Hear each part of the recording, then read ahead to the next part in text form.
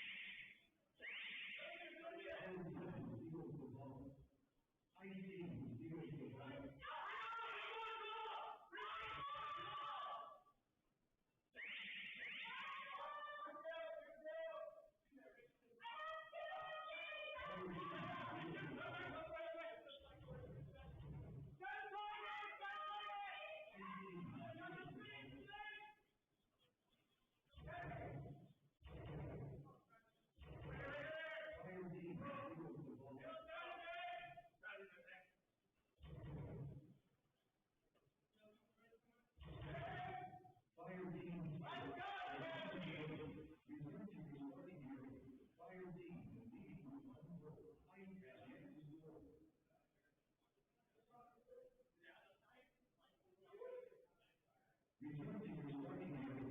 Play will resume shortly.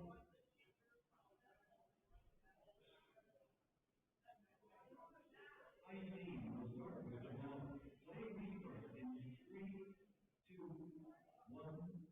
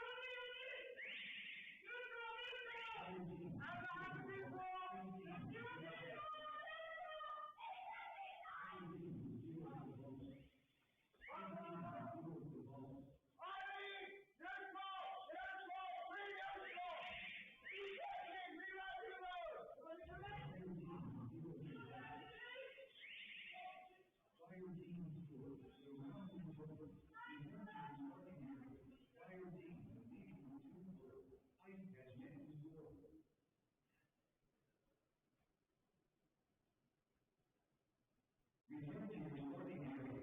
Play will resume shortly.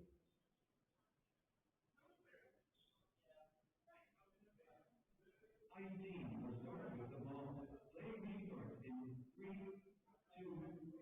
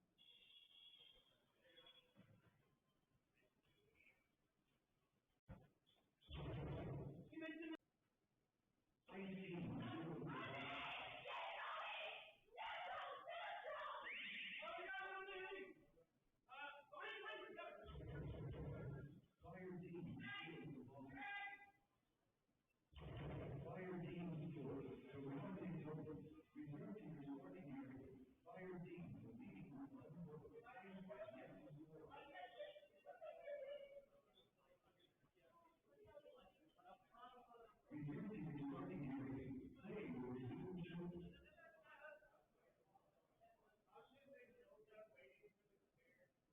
Either team will start with the ball. Play restarts in three, two, one.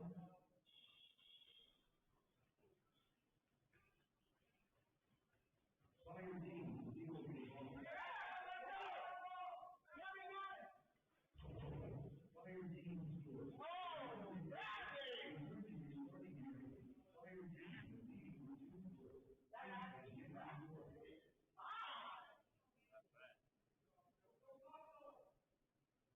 Return to your starting area. Play will resume shortly.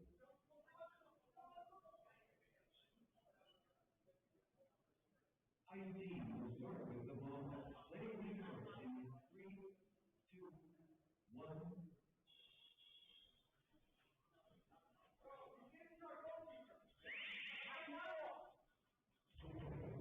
Fire team. Steals the ball. Fire team steals the ball. Fire team steals the ball.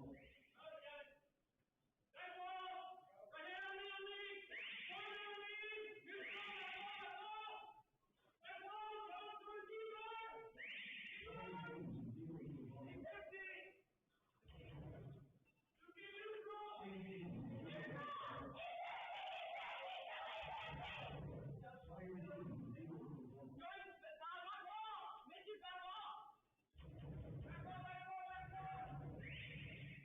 Fire team scores. The round is over. Return to your starting area. Fire team is leading with 3 scores. Ice has yet to score.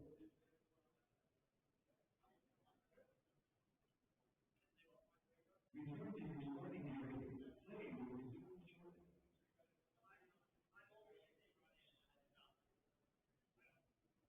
Ice team will start with the ball. Play restarts in three, two, one.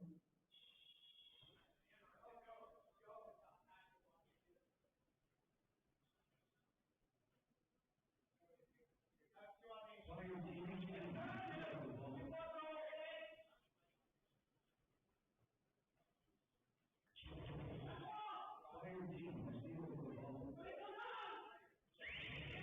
Fire team steals the ball. Fire team steals the ball. Fire team steals the ball. Fire team steals the ball. Fire team steals the ball. Fire team.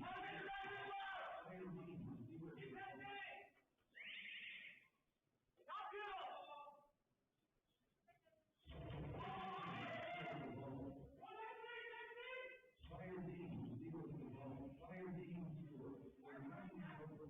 Return to your starting area. Fire team is leading with 4 scores. Ice has yet to score.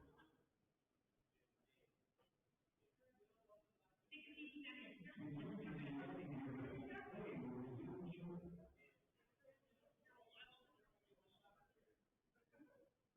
Ice team will start with the ball. Play restarts in three, two, one.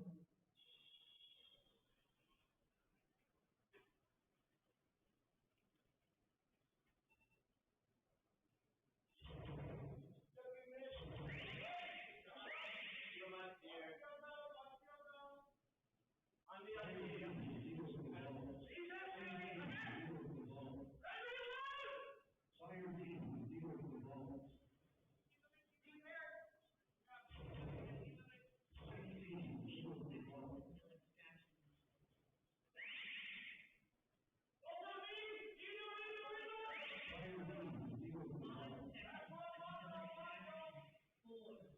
Fire team steals the ball. The final standing. Fire team came first in 4 scores. Ice failed to score.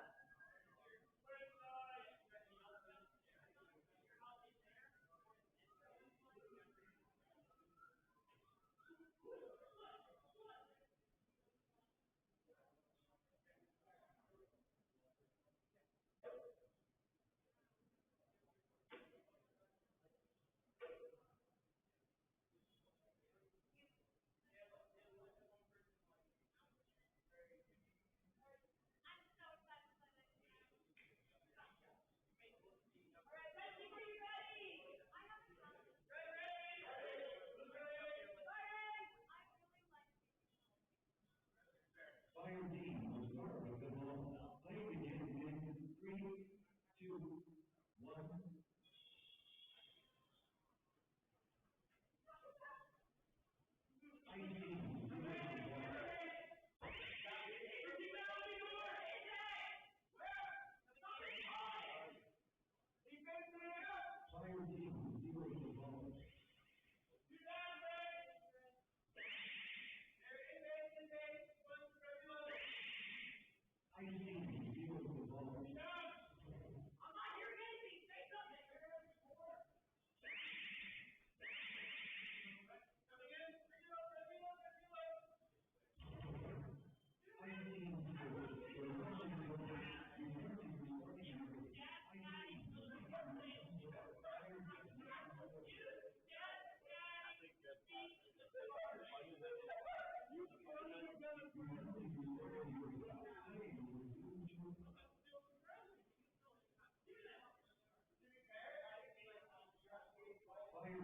will start with the ball. Play restart in 3, 2, 1.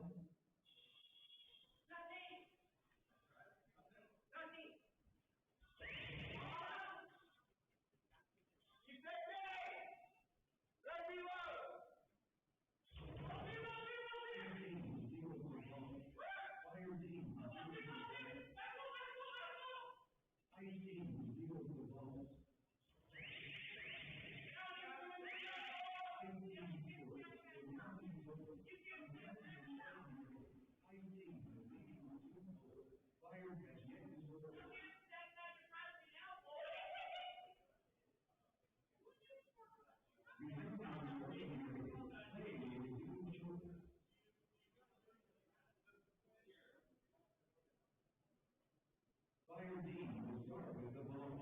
Play restart in 3, 2, 1.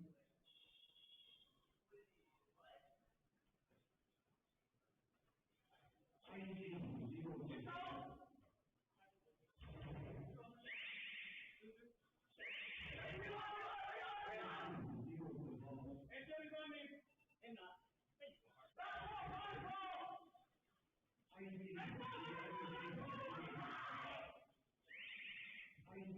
0 to 1.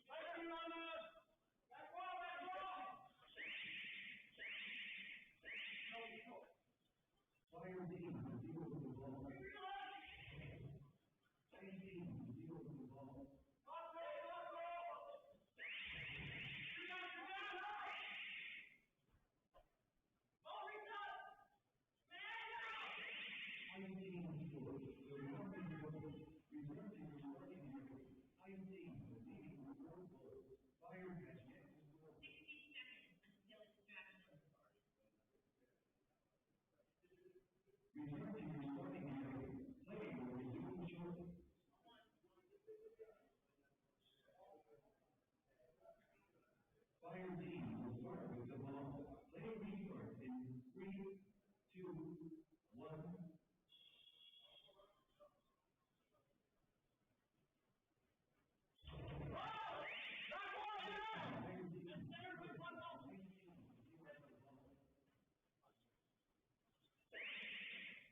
Fire team,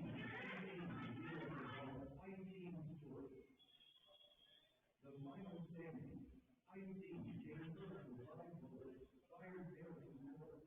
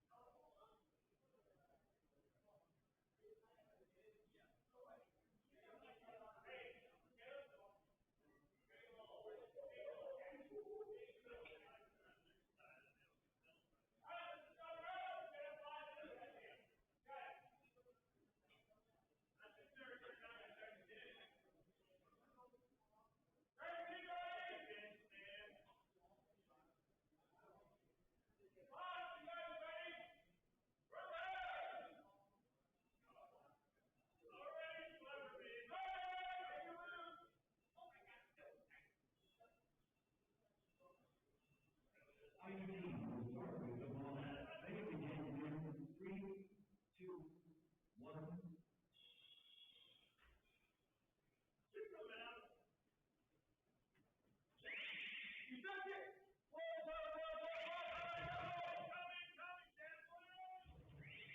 Fire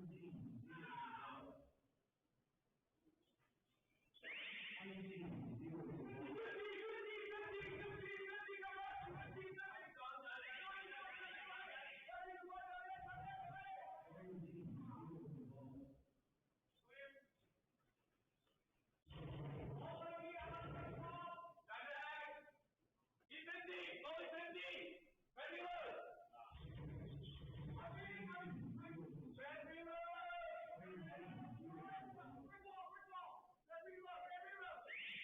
Fire team zero to ball.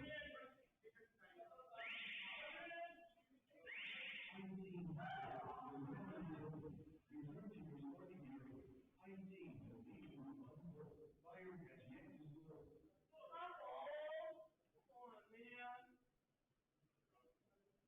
Return to your starting area. Play will resume shortly.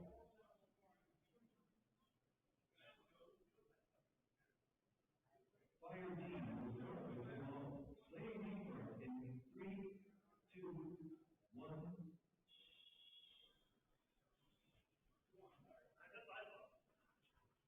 Fire team has the ball.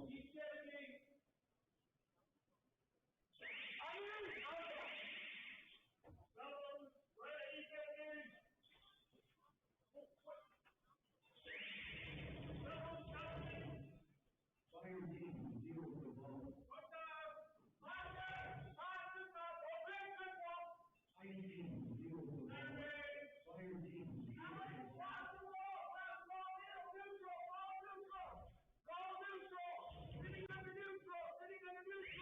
team zero the ball.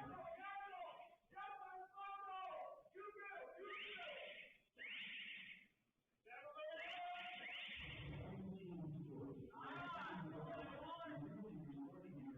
Fire team leading 2-0. Fire has yet to score.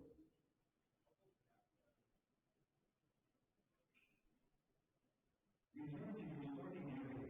Play will resume shortly.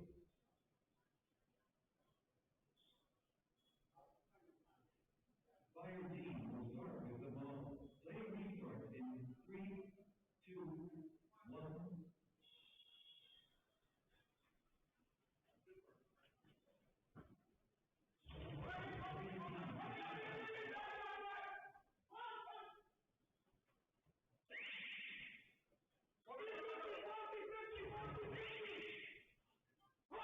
Fire team zero the ball.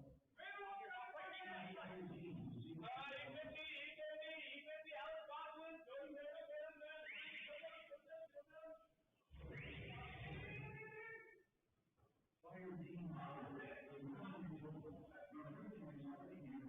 Fire team leading 2-0. Fire has won.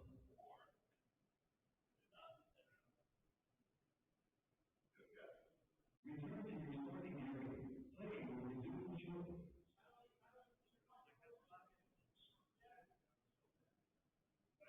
Fire team will start with the ball. Play restart in 3, 2, 1.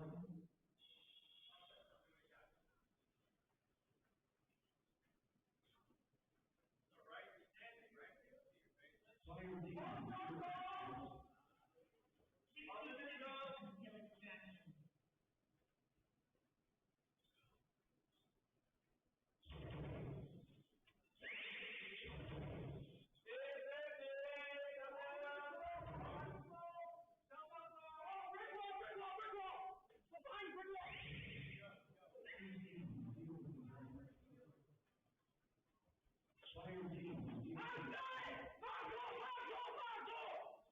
Fire team. Fire team zero the ball.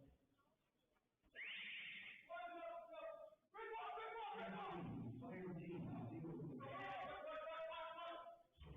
Fire team zero the ball. 15 seconds until extraction. Fire team zero the ball. 3, 2, 1. The final stand. ID came first with 3 hits, fired 2 or 1.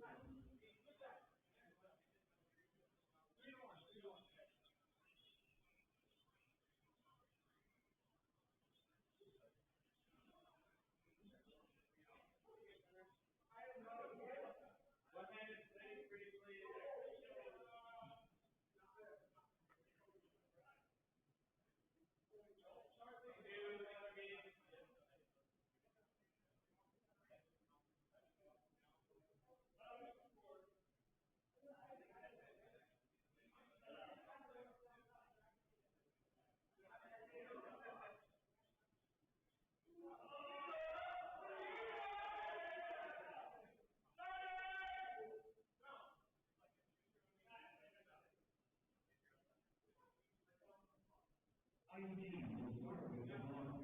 Play begins in 3, 2, 1.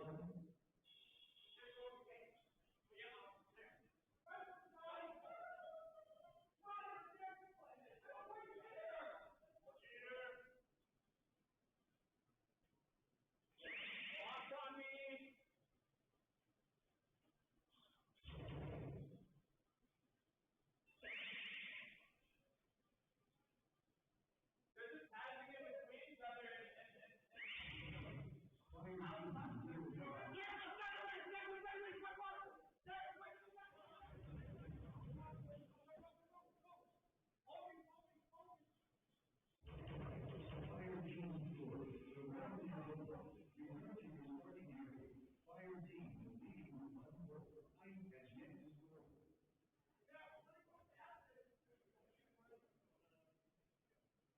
Return to your starting area. Play will resume shortly.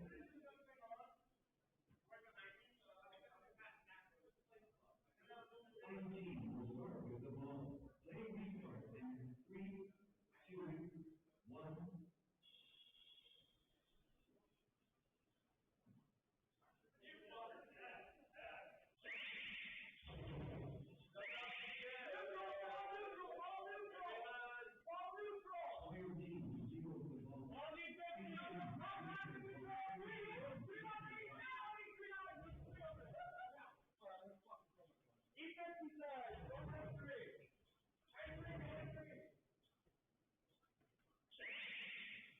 Fire team zeros the ball. ID zeros the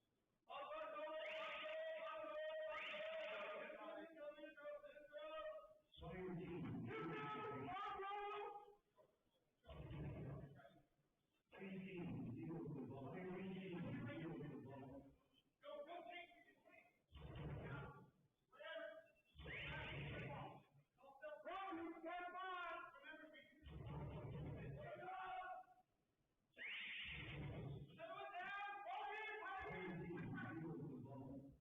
scores. Return to your starting area. Fire team is leading with 2 votes. ID has yet to score. Return to your starting area. Play will resume shortly.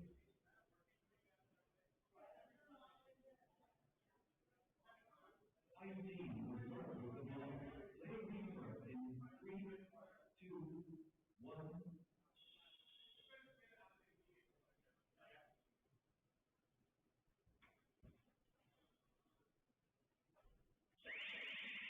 Fire team zeros the ball. Fire team zeros the ball.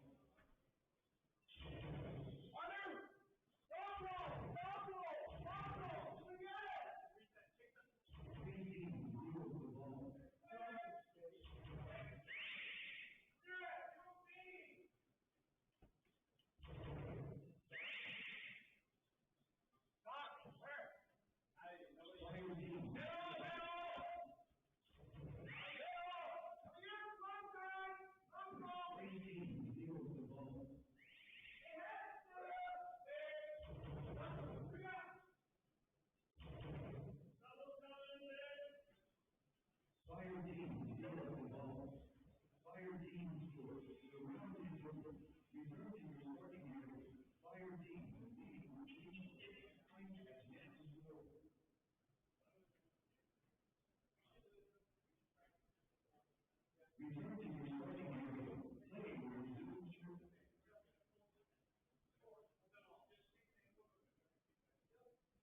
Fighting team will start with the ball. Play restarts in 3, 2, 1.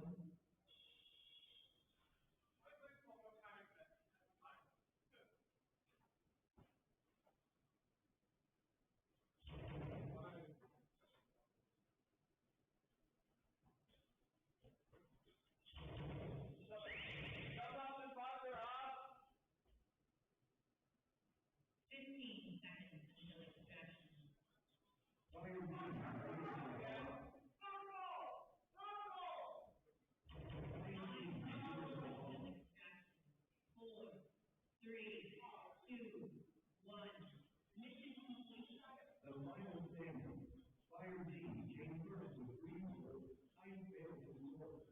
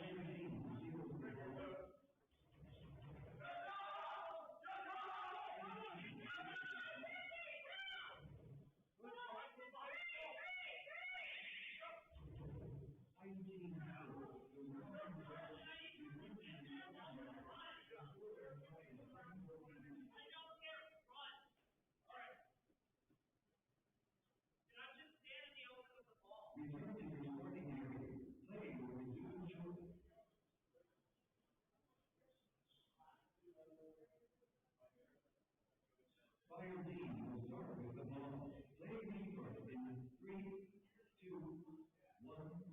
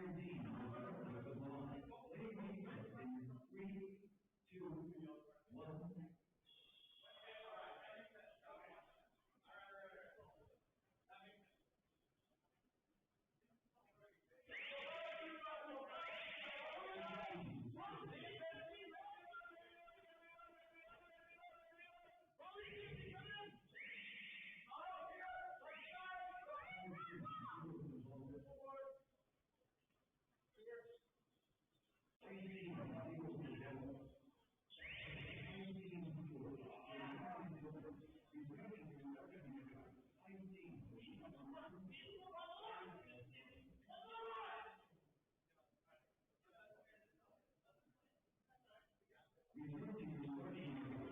Heading will begin shortly.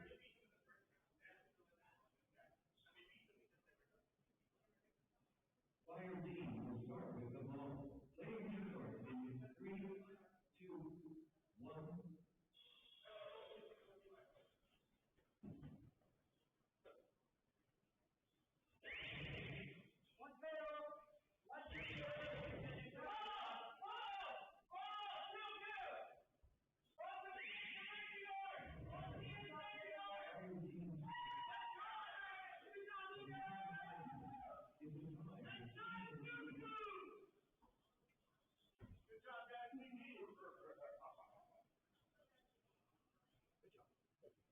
GG's, guys.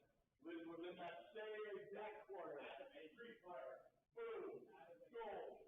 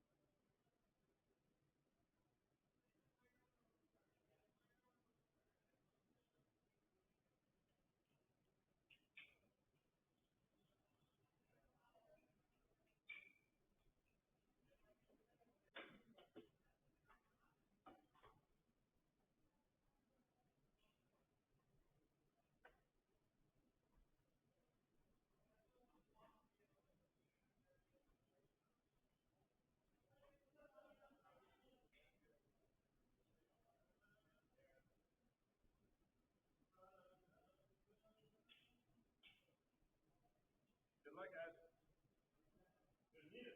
That's true. There you go. That's the mindset.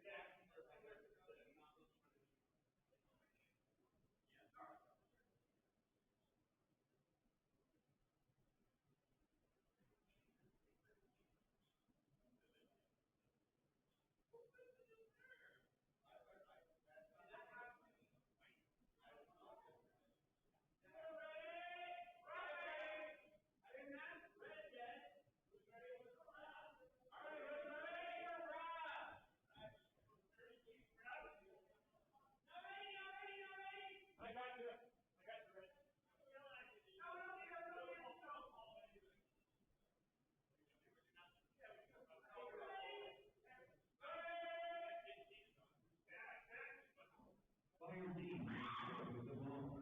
Play begins in 3, 2, 1.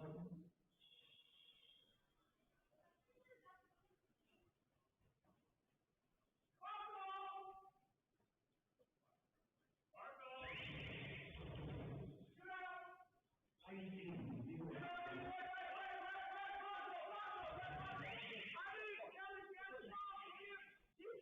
Fire team 0. Ice team 0.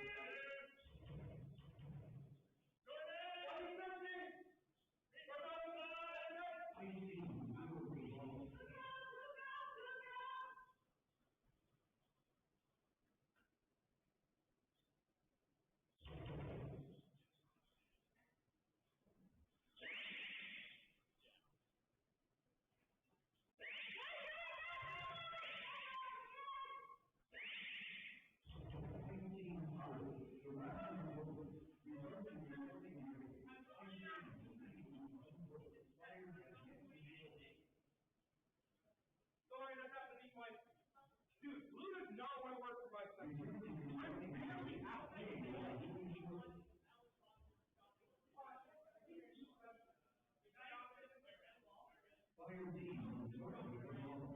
Play restart in 3, 2, 1.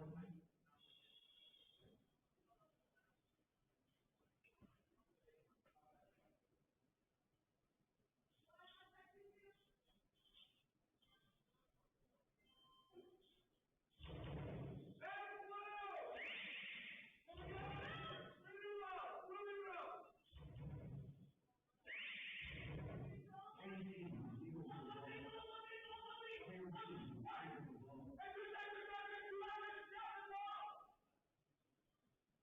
Fire team, zero for the ball. Fire team, zero for the ball.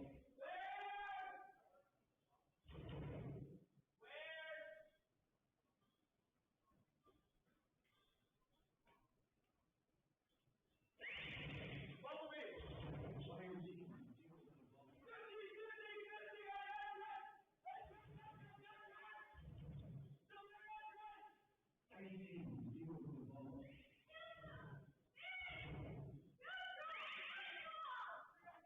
Fire team, zero for the ball.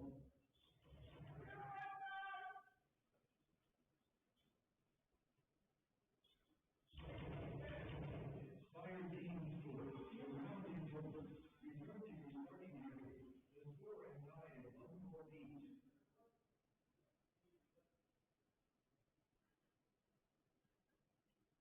Return to your starting area. Play will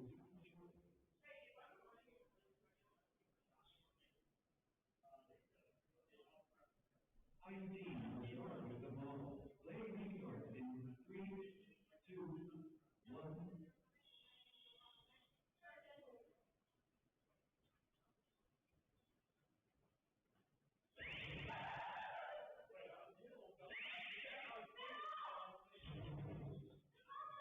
Fire team, zero for the ball.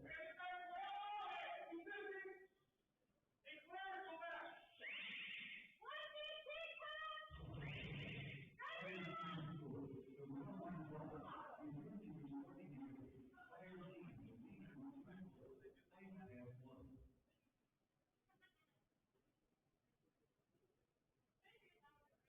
Return to your starting area. Play will resume shortly.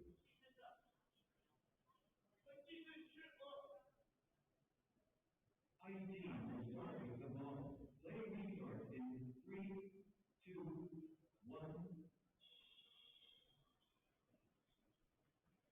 60 seconds until extraction.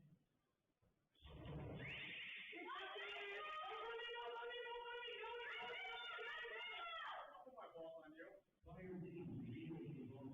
Ice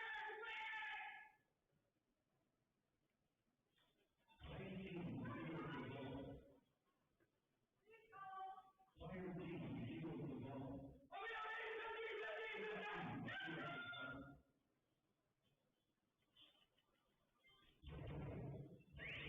Fire team, zero for the ball.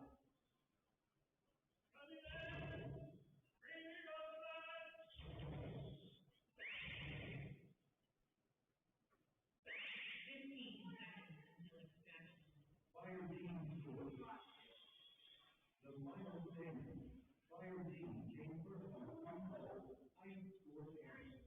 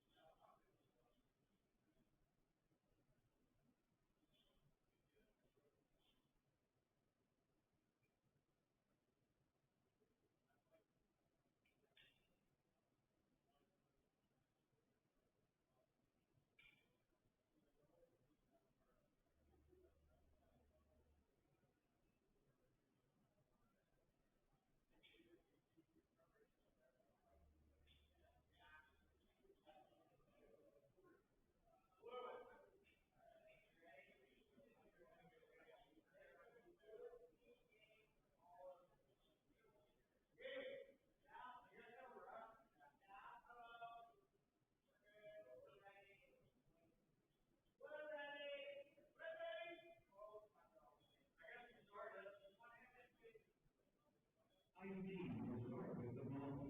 Play begins in 3, 2, 1.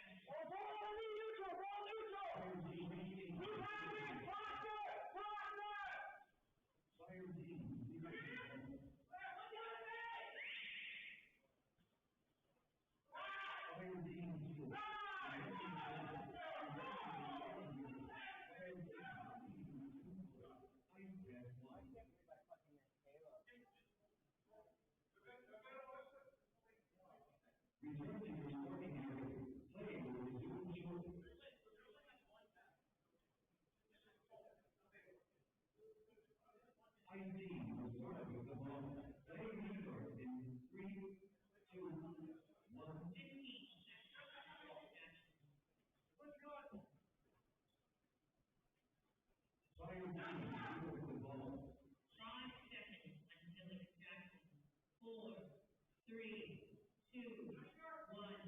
Mission complete. The final score, Fire D came first with 2 votes, tying score 1.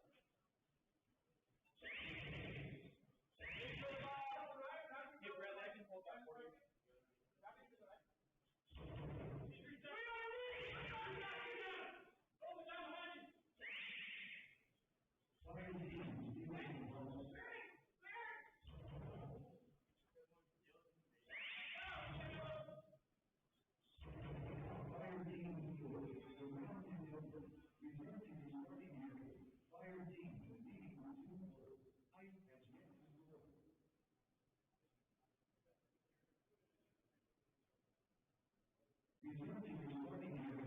Play will resume shortly.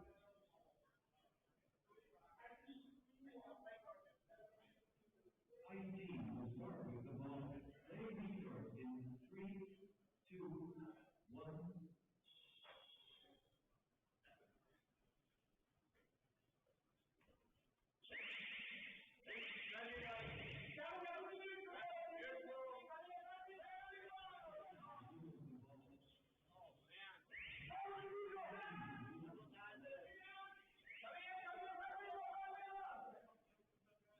Fire team, ice team, return to your starting area. Fire team, leading with 2 goals. Ice has 1.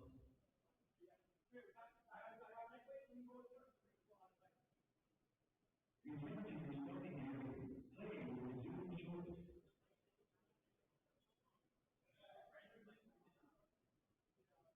Fire team will start with the ball. Play restart in 3, 2, 1.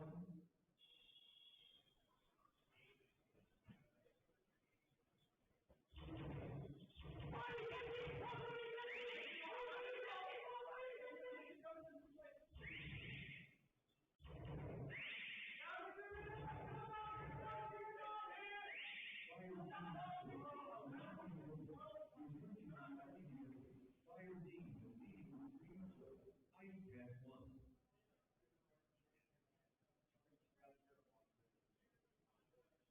Return to your starting area. Play will resume shortly.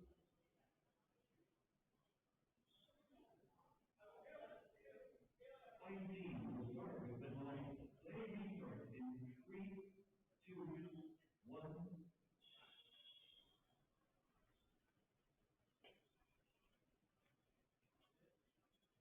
Fire team, ice team,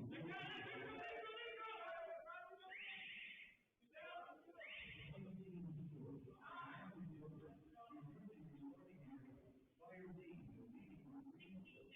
Ice has 2.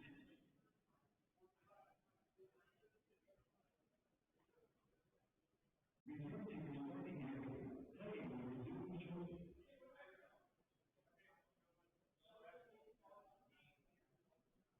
Fire team will start with the ball. Play restart in 3, 2, 1.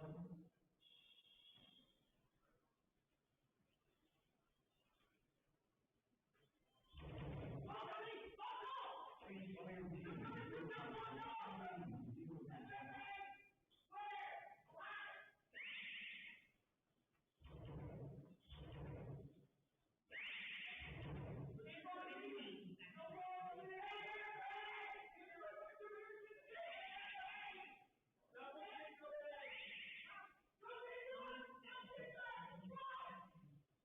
Fire team 0.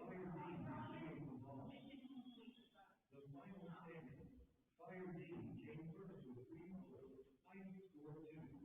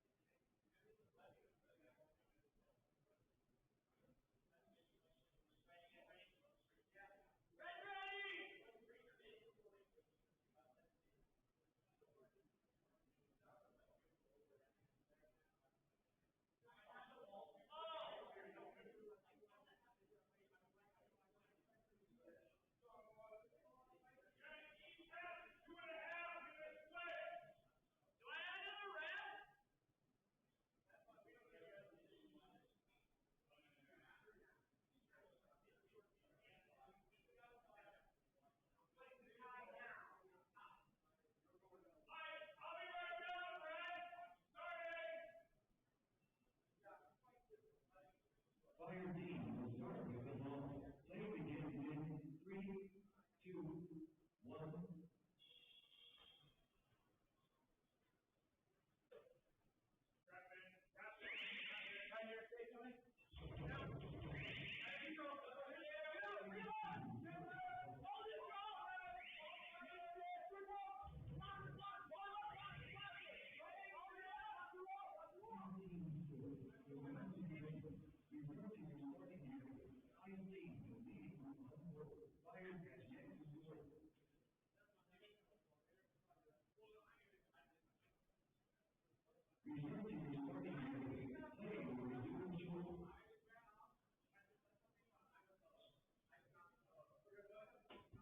Fire team will start with the ball. Play restart in 3, 2, 1.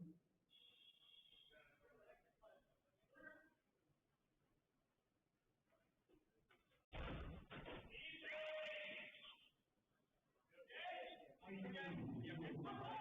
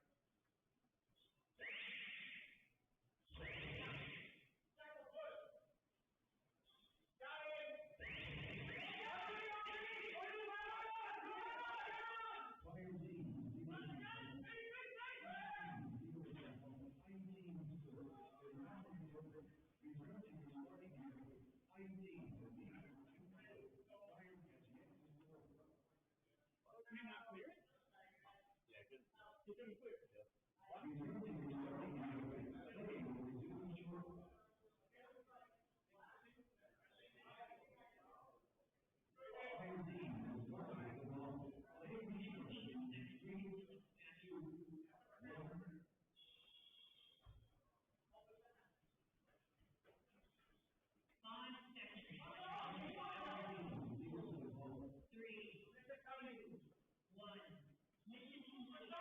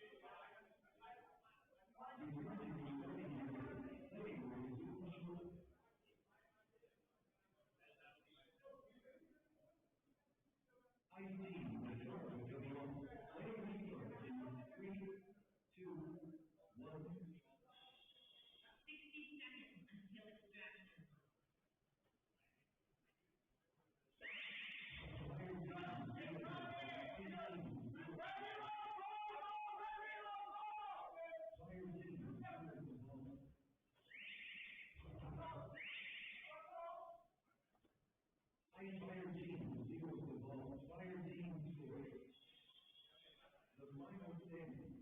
Fire team came first with 2 votes. I failed to score. Begin.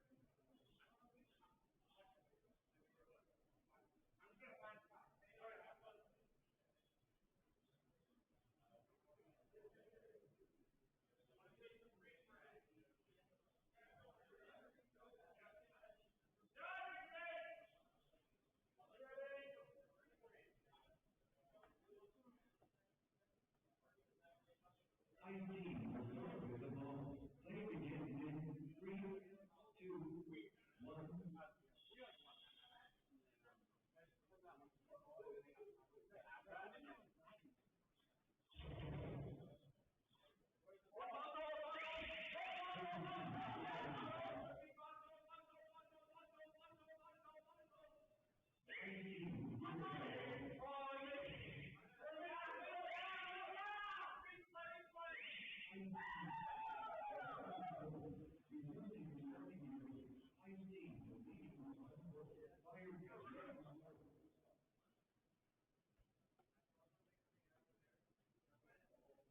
Return to your starting area. Play will resume shortly.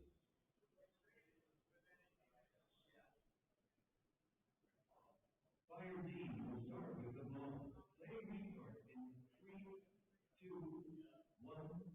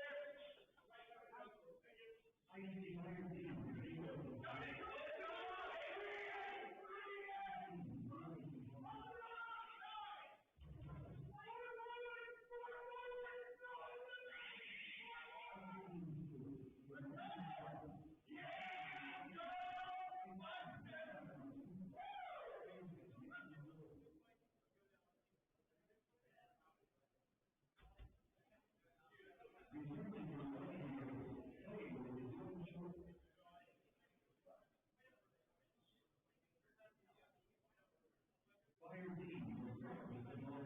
Play restart in 3,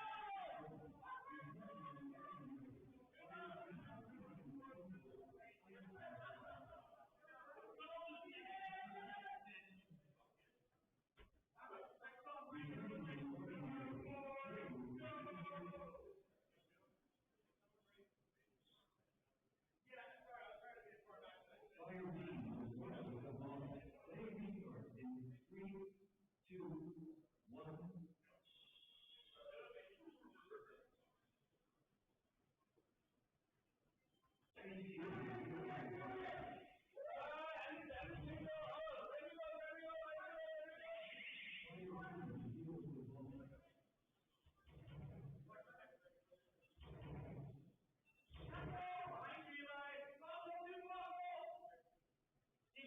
seconds until it's out. 5 seconds until it's out.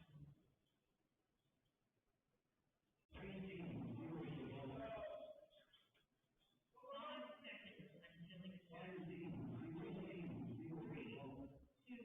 Fire team, zero. The final standing. Fire team came first with 2 bullets. Ice score 1. Good job, guys. GG.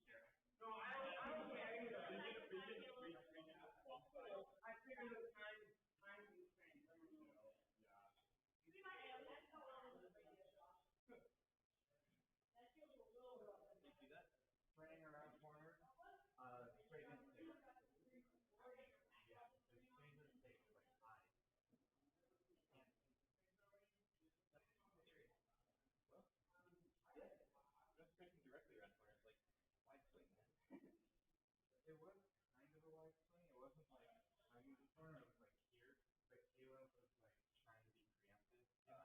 Like he always Right. yeah, Right into it. right in. Like literally went flying.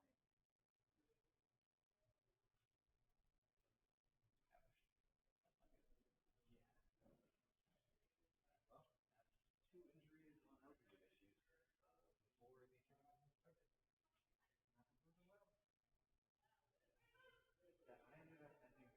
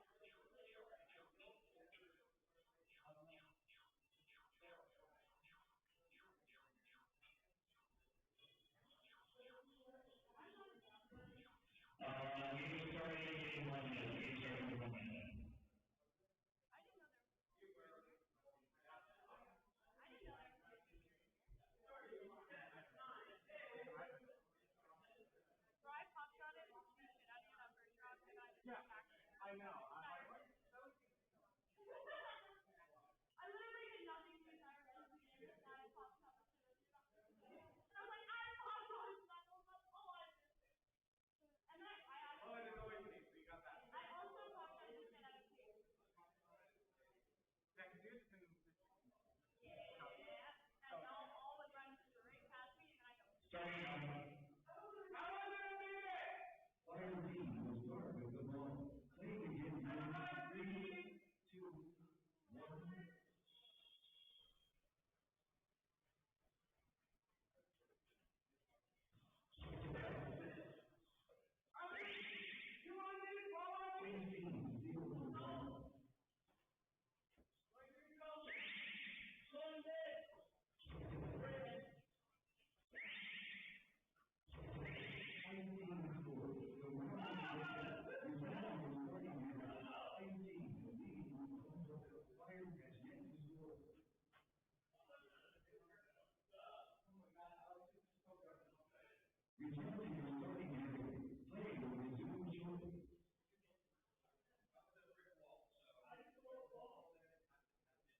Fire team will start with the ball.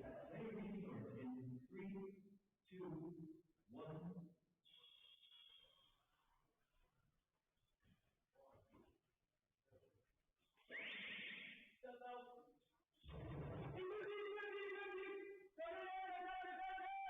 Ice team steals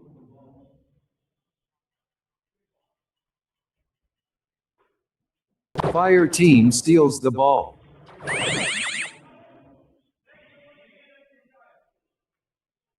Ice team steals the ball.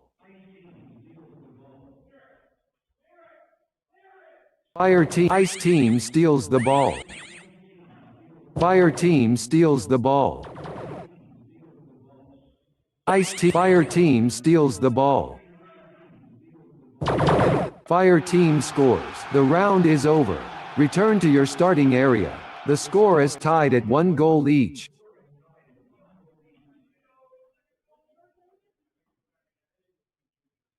Return to your starting area. Play will resume shortly.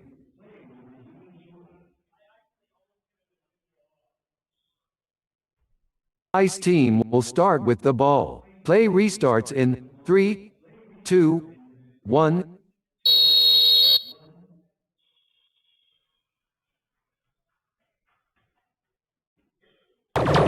Fire team steals the ball. Ice team steals the ball. Fire team steals the ball.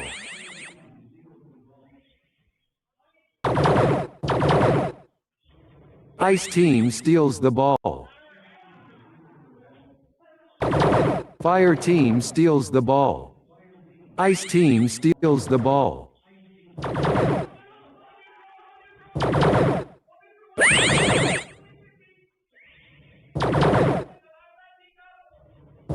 Fire team steals the ball.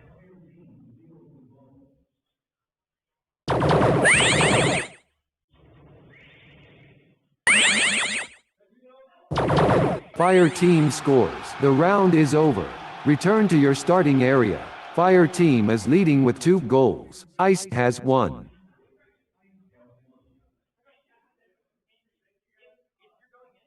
Return to your starting area. Play will resume shortly.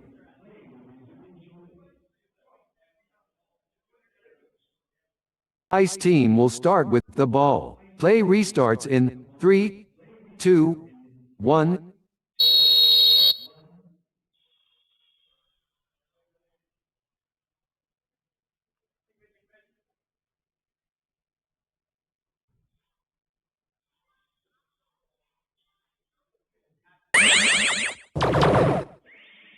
Fire team steals the ball.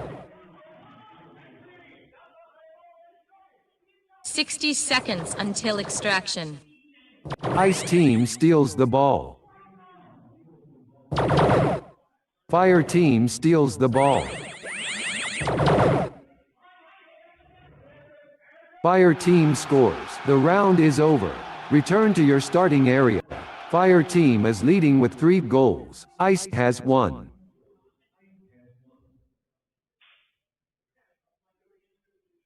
Return to your starting area. Play will resume shortly.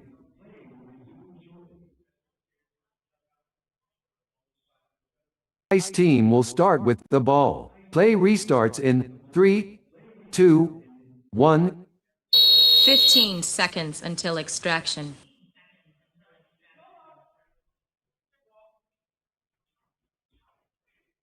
Five Fire seconds team until steals the ball. extraction. 4, 3, 2, 1. Mission complete. The final standings. Fire team came first with 3 goals. Ice scored 1.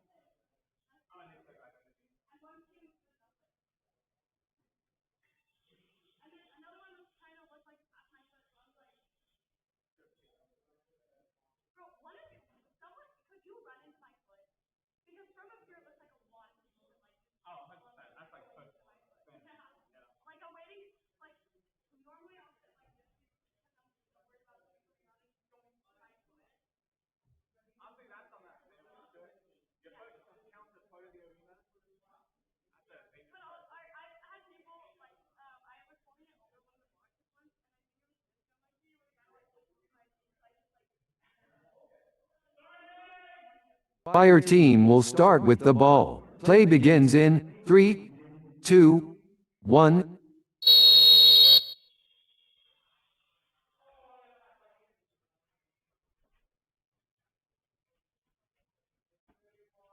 Ice team steals the ball.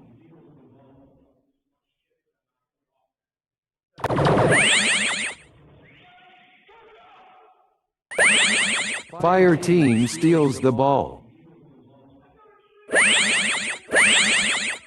Ice team steals the ball. Ice team scores. The round is over. Return to your starting area. Ice team is leading with 1 goal. Fire has yet to score.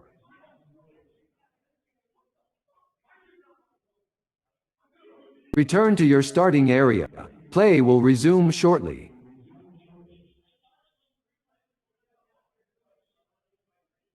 Fire team will start with the ball. Play restarts in 3, 2, 1.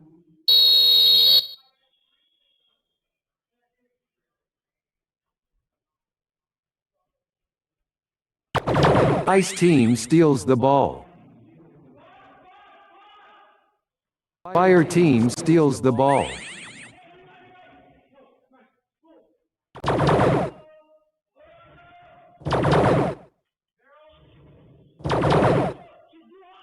Ice team steals the ball.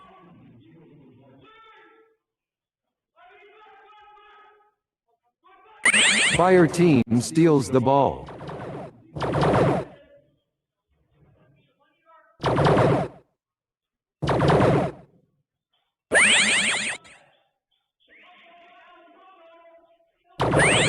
Ice team steals the ball.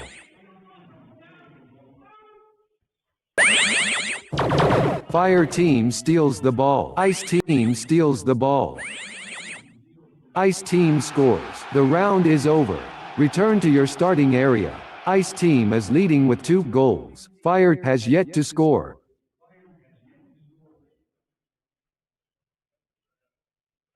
Return to your starting area. Play will resume shortly.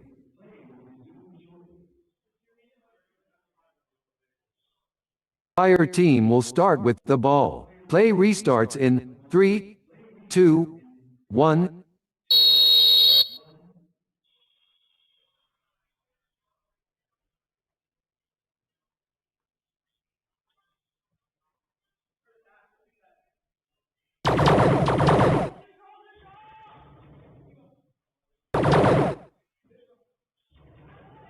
Ice team steals the ball.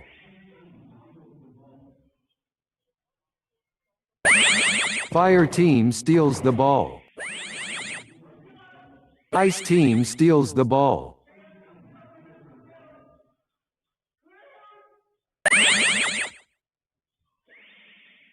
Fire team steals the ball.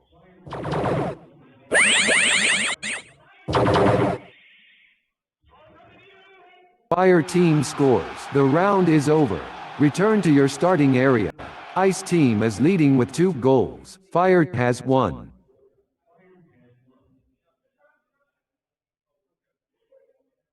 Return to your starting area. Play will resume shortly.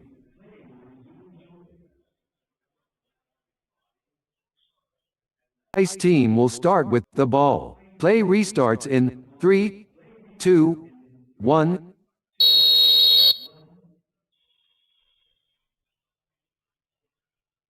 60 seconds until extraction.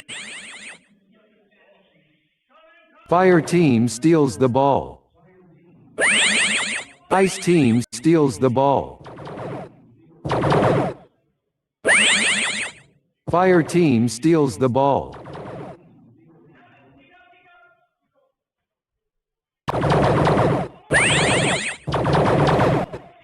Fire team scores. The final standings. It's a tie with 2 goals each.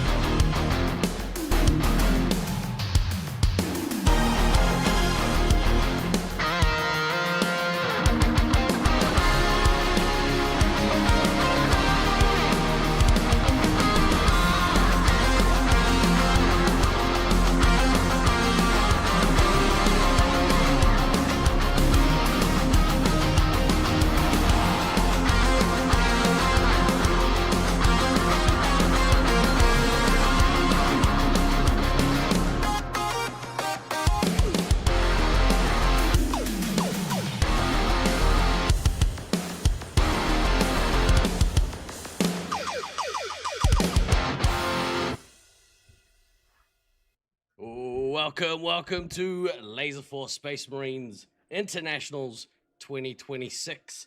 My name is Guy Next Door. I will be your host for the week. Hopefully everything is running smoothly. Hopefully this is not like things are on the resupply channel. Please let me know if there's anything that pops up. And if there's any tech issues, bring it to my attention. We'll try and nip that in the bud. But thank you guys so much for joining us for this year's tournament. I'm very excited to be here. I hope you are as well. I hope we put on a show that makes it so that everyone is FOMO'd into attending next year's tournament with us. We have a massive lineup of all things Laserforce and Space Marines today. We had as par for the course, we had a bit of tech issues in the lead up, but hopefully it's smooth sailing from here. Now, if that intro video wasn't hyping up, I thought we'd do something special to kick off this year's tournament. So I asked one of the pillars, one of the longtime servants of our community, the grandfather of Laserforce, to make a little something happen for us. So let's watch that. We'll cut back and then we'll get back into the gameplay. Check it out. One chance a year for some. This moment has been building for 12 long months. For others, a lifetime. Every sprint, every bruise, every early morning training run, every late night planning session, every impossible comeback, every crushing defeat, every heroic survival, all of it has led here, across cities, across countries, across oceans.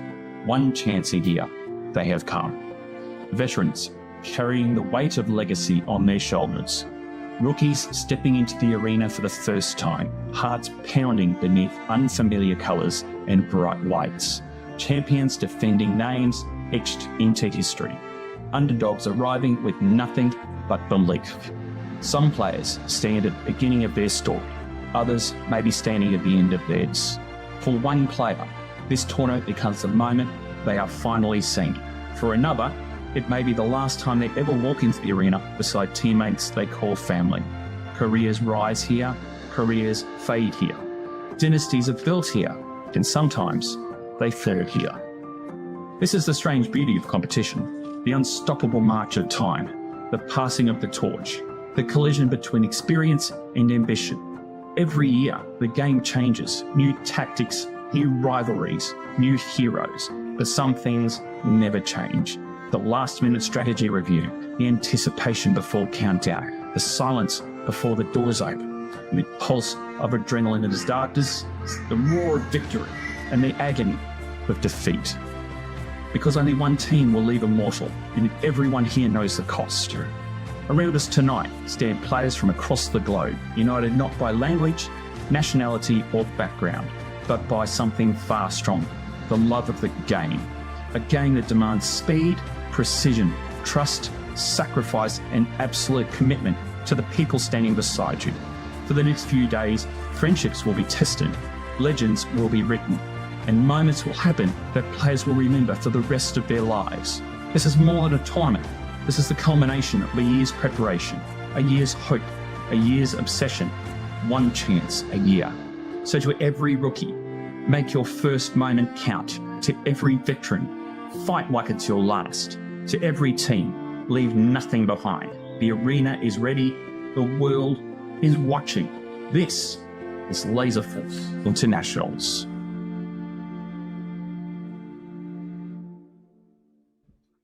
Oh, if you weren't already hyped and ready to go for this tournament, right here, Traj, thank you so much for those words. Actually nailed the brief. Speaking of nailing the brief, ladies and gentlemen, please welcome to the stream. We'll have guest commentators throughout the week, but our very first one, and kind of fitting, is the host of the legendary podcast, probably the best laser tag podcast out there, Force Pro Sports. Please welcome Mr. Mischief. Hey, man. Thanks for having me on, Oh, dude. I'm so stoked. I feel like yours is the more legendary one. We're just the old one. That's the key. Be old and loud. Oh. And then people are like, well, I guess he's kind of cool. I guess he kind of knows what he's talking about. Okay, I'll take those words of wisdom. Be old, be cool. Be old, be loud. Yeah. Equals do cool. that. So we'll have guest commentators throughout the week. So you don't have to only deal with listening to me. We've got chat up on the side so we could obviously see you guys talking and giving us feedback. Honestly, Maniac, your reaction is perfect. That's the exact response that we wanted from it. So he nailed it. It was beautiful. Thank you so much, Traj. And actually, so you were after Traj sent us the video, I sent it to you yesterday, day before. Yep. And was like, do you think you could touch it up? And you're like, oh, I don't know. I'm like packing my bag to get on the flight. Yeah. But I watched it and I'm like, how can I not? Like, that was amazing tragedy. Yeah. Like, we got to put this on there. I think it kind of encapsulates how we feel about the sport. Like I was thinking about this on the train from New York, and I get the same feeling going into Nance that I did like waiting for Christmas. That's that excitement, the anticipation, the tingling sensation. Totally feel it, dude. Yeah. Even just like looking at the first practice games from Friday or Saturday, I'm like, oh my gosh, finally we get to see something out of these 10 teams that have been planning to come here for like 6 months, 12 months, some of them. One chance a year, as we all know, you get one chance a year. G&D asking for last minute help on the stream configuration. Name a more iconic duo. I literally had just messaged Maniac about 20 minutes ago being like, hey, can you do a thing for me? And then I realized like it's too late for more things. It looks like we're a little quiet potentially. Are we quiet? Anyone else want to comment on that? We a little quiet? Oh, yeah, we can bump the levels up. We tried to do some testing yesterday and keep stuff out there. Hang on. Testing. 1, 2, 3. 1, 2, 3. That level might be quite good. You are not quiet? Okay, sweet. Hey, Sneaky. Wish you were here, dude. I'm gonna stop fucking around. Yeah. Again, sorry that you couldn't be here with us, Sneaky. It's a bloody shame. Thank you, El Diablo. We've had a few people, obviously, who were supposed to play the tournament and can't. Shout out the Brit. Has unfortunately had to pull out of the tournament due to health reasons. Is being replaced with by his lovely partner in crime. So I mean, Princess. Yeah, bittersweet. But yeah, sending all our love, dude. Hopefully it's okay. Seriously, yeah. One thing I do want to touch on real quick, we are partnered by many wonderful organizations throughout the week. We got a fancy banner. We will play, commercials, I guess, technically, from those organizations throughout the week. But one that we wanted to shout out especially is the Alzheimer's Association. This week, Tivia Chick. For those of you in the community, I'm pretty sure everyone here will know Tivia Chick. Tivia Chick loves laser tag. Is doing an event here throughout the week, a Highlander tournament, which is wild, raising funds for the Alzheimer's Association. So there is a QR code that will pop up during those things. Those media bites, is that what they're called? Video clips? I don't know. Commercial breaks? Oh, yeah, sure. Ad breaks, whatever. Yeah, whatever. Yeah, we're official. This is so official. We have ad breaks. We're a organization that puts on advertisements. That's right. We are. And you should donate to that cause. We are locked in. When you see a QR code, just scan it. Give them money. It's fine. See how official we look? We look good. Yeah, we look great. It's all the banner, though. Yeah. If you put a banner behind yourself, and if you're old and loud, right. Yeah, you're double cool. I'm learning from you. Yeah, that's right. Yeah. Any Basil bots? Click. You already know. I have a feeling that's a rallying cry. But yeah. So to finish that off, please give generously to the cause. if you want to participate in the Tag for a Cause event, you can. There are medals available. If you know someone at Nats who live locally that can send you one and you want one, please donate. You can get one and they'll bring it back to you. Unfortunately, you can't send them out this time around, but that's okay. We'll try and do our best to get them in the hands.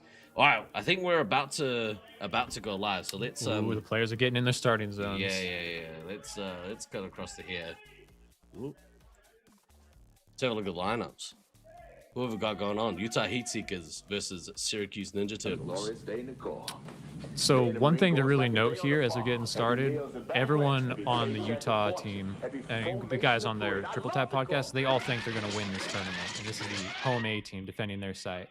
So right off the bat, what a fantastic way to kick off the tournament. Huge game. This is going to set the tone like all week for I think some of these guys, because they're not going to play each other again until like the pods. So it's wow. This is they got to make a statement here. Yeah. Who do you get the edge to?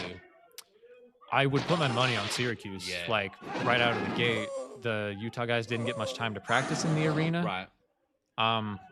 And like just the power on that Syracuse team. I have a feeling they might even just walk in and out tag, not even needing too much strategy. Yeah.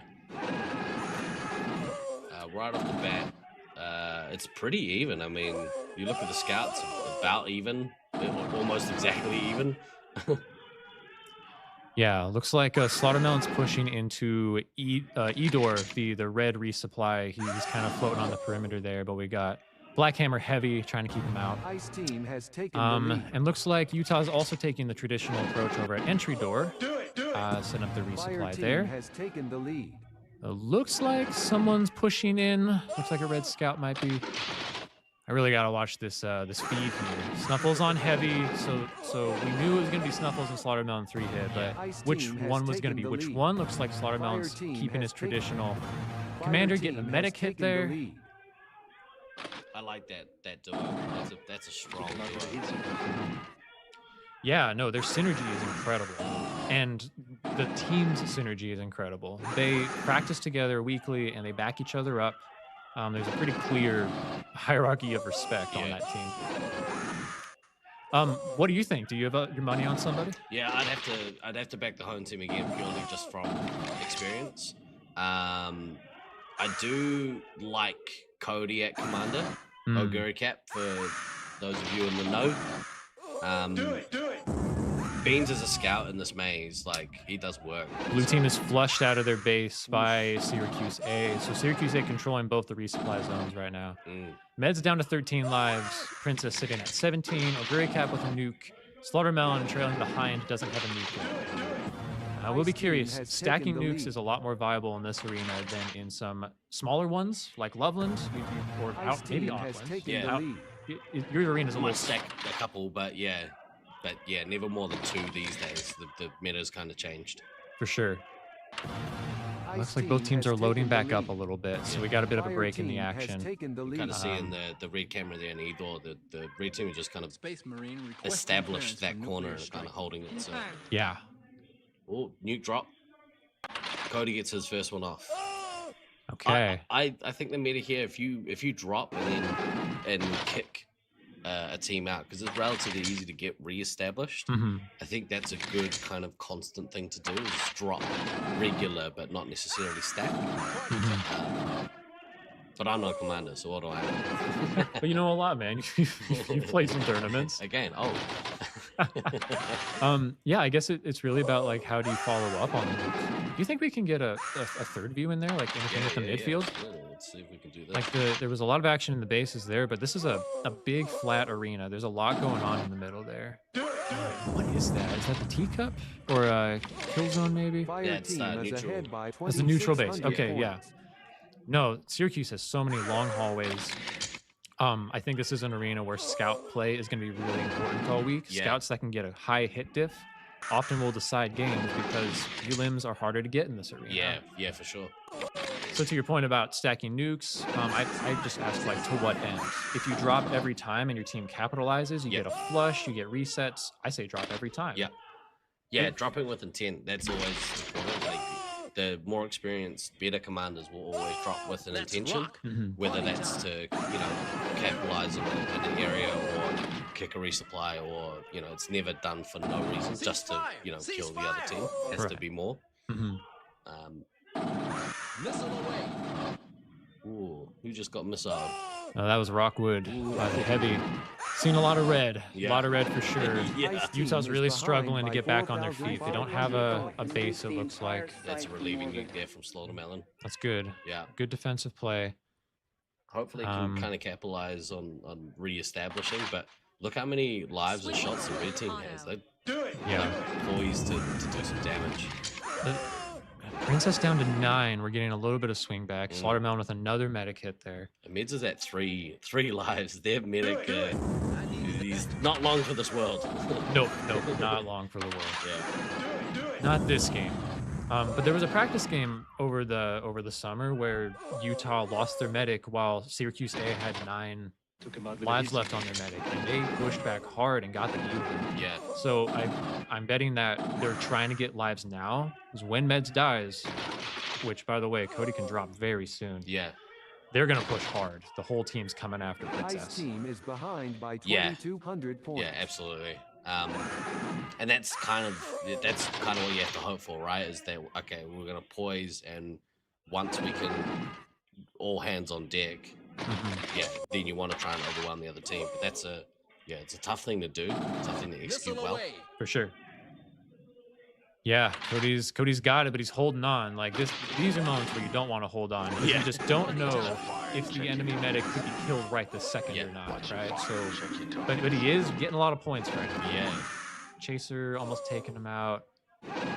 That being said, once Mids does go, if somebody sees Mids get killed out of the game, the call needs to immediately go up to drop that nuke. Again, what's the point of holding on to it, right? Exactly. Just feeding them points. Like Mens is getting snuffles now. Boom, there he goes. We're 8.5 minutes. I would not think Utah's surviving this game. I wouldn't imagine so. No. If they do, it would be the most legendary Spartan defense you've ever seen. Don't get us wrong. Kind of want to see it. Yeah. Oh, it would be epic. I love epic things. Yeah. I say we take off and nuke the entire site. I've got buttons, folks. This is terrible. Never give guy next door buttons to push. I'm wondering where Princess is hiding right now. I'm not quite sure. It looks like maybe Edor might be where she's at. Yeah, right. It's a little hard to tell though from the blue. Yeah, I think I don't think it's the house lights that are on, but it does look a little lighter than it is in there, you know? Just good color quality cameras. Yeah. No, and it's hard in the dark.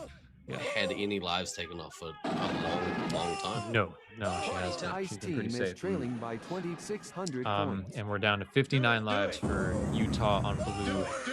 At this point, getting your bases and trying to not have such a huge deficit to overcome next game would be the goal. Yeah.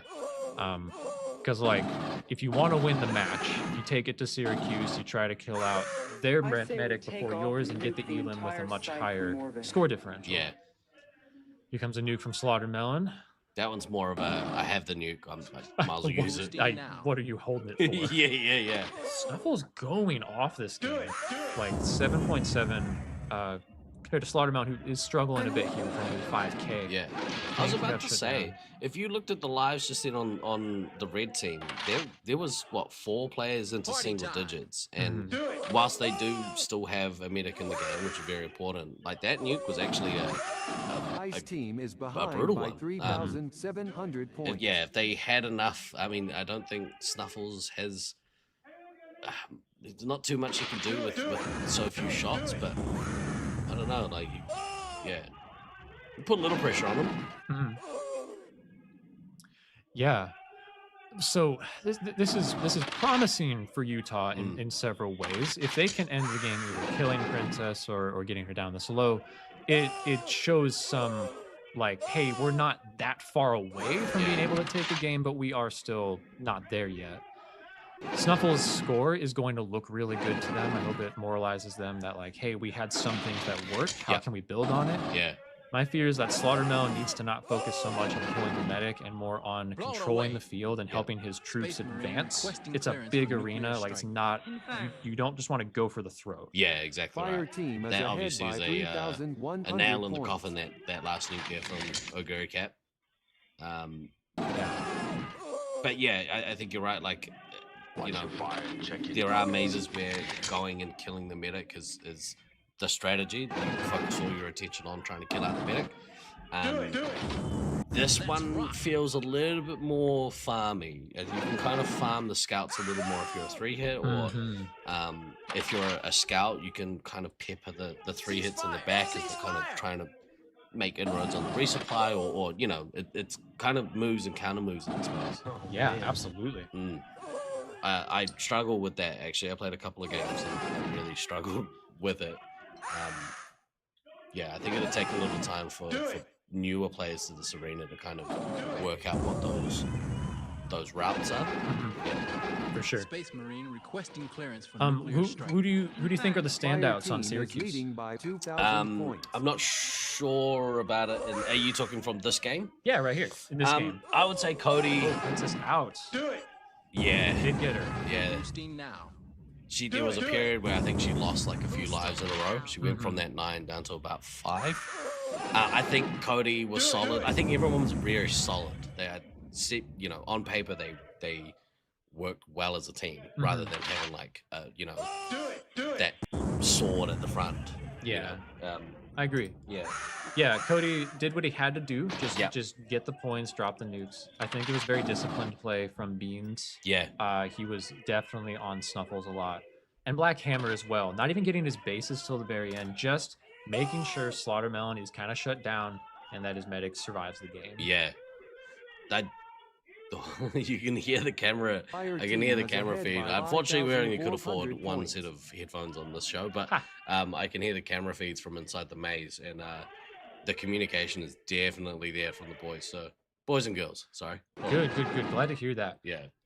Syracuse, one of the big doubts coming in from anybody who did doubt, which not many did. Yeah. I was more the doubter.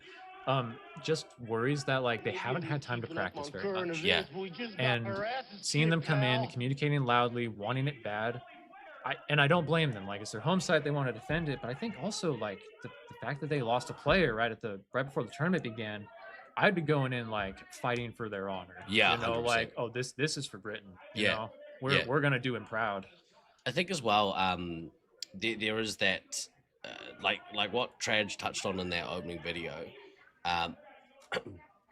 There is that. There's a lot of older players on this team, and I think like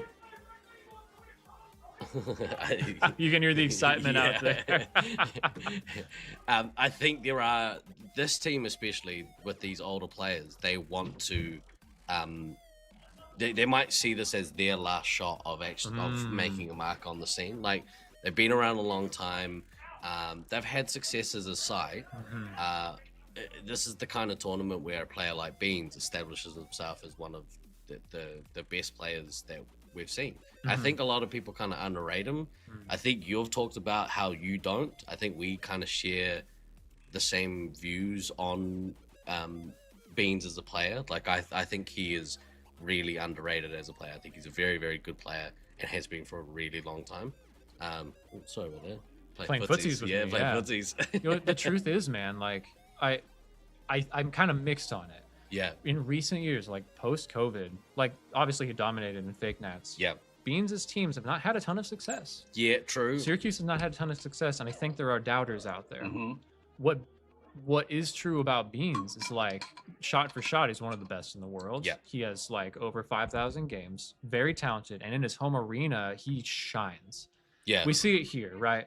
But I think it's been like getting the team coordination in away arenas is very difficult. The competitions every year has a story. US East, like you had your Michael Jordan game and knocked us into fourth, right? Yeah. The flu game. The flu game. Dude. And like and then suddenly Beans is on a 4th place team.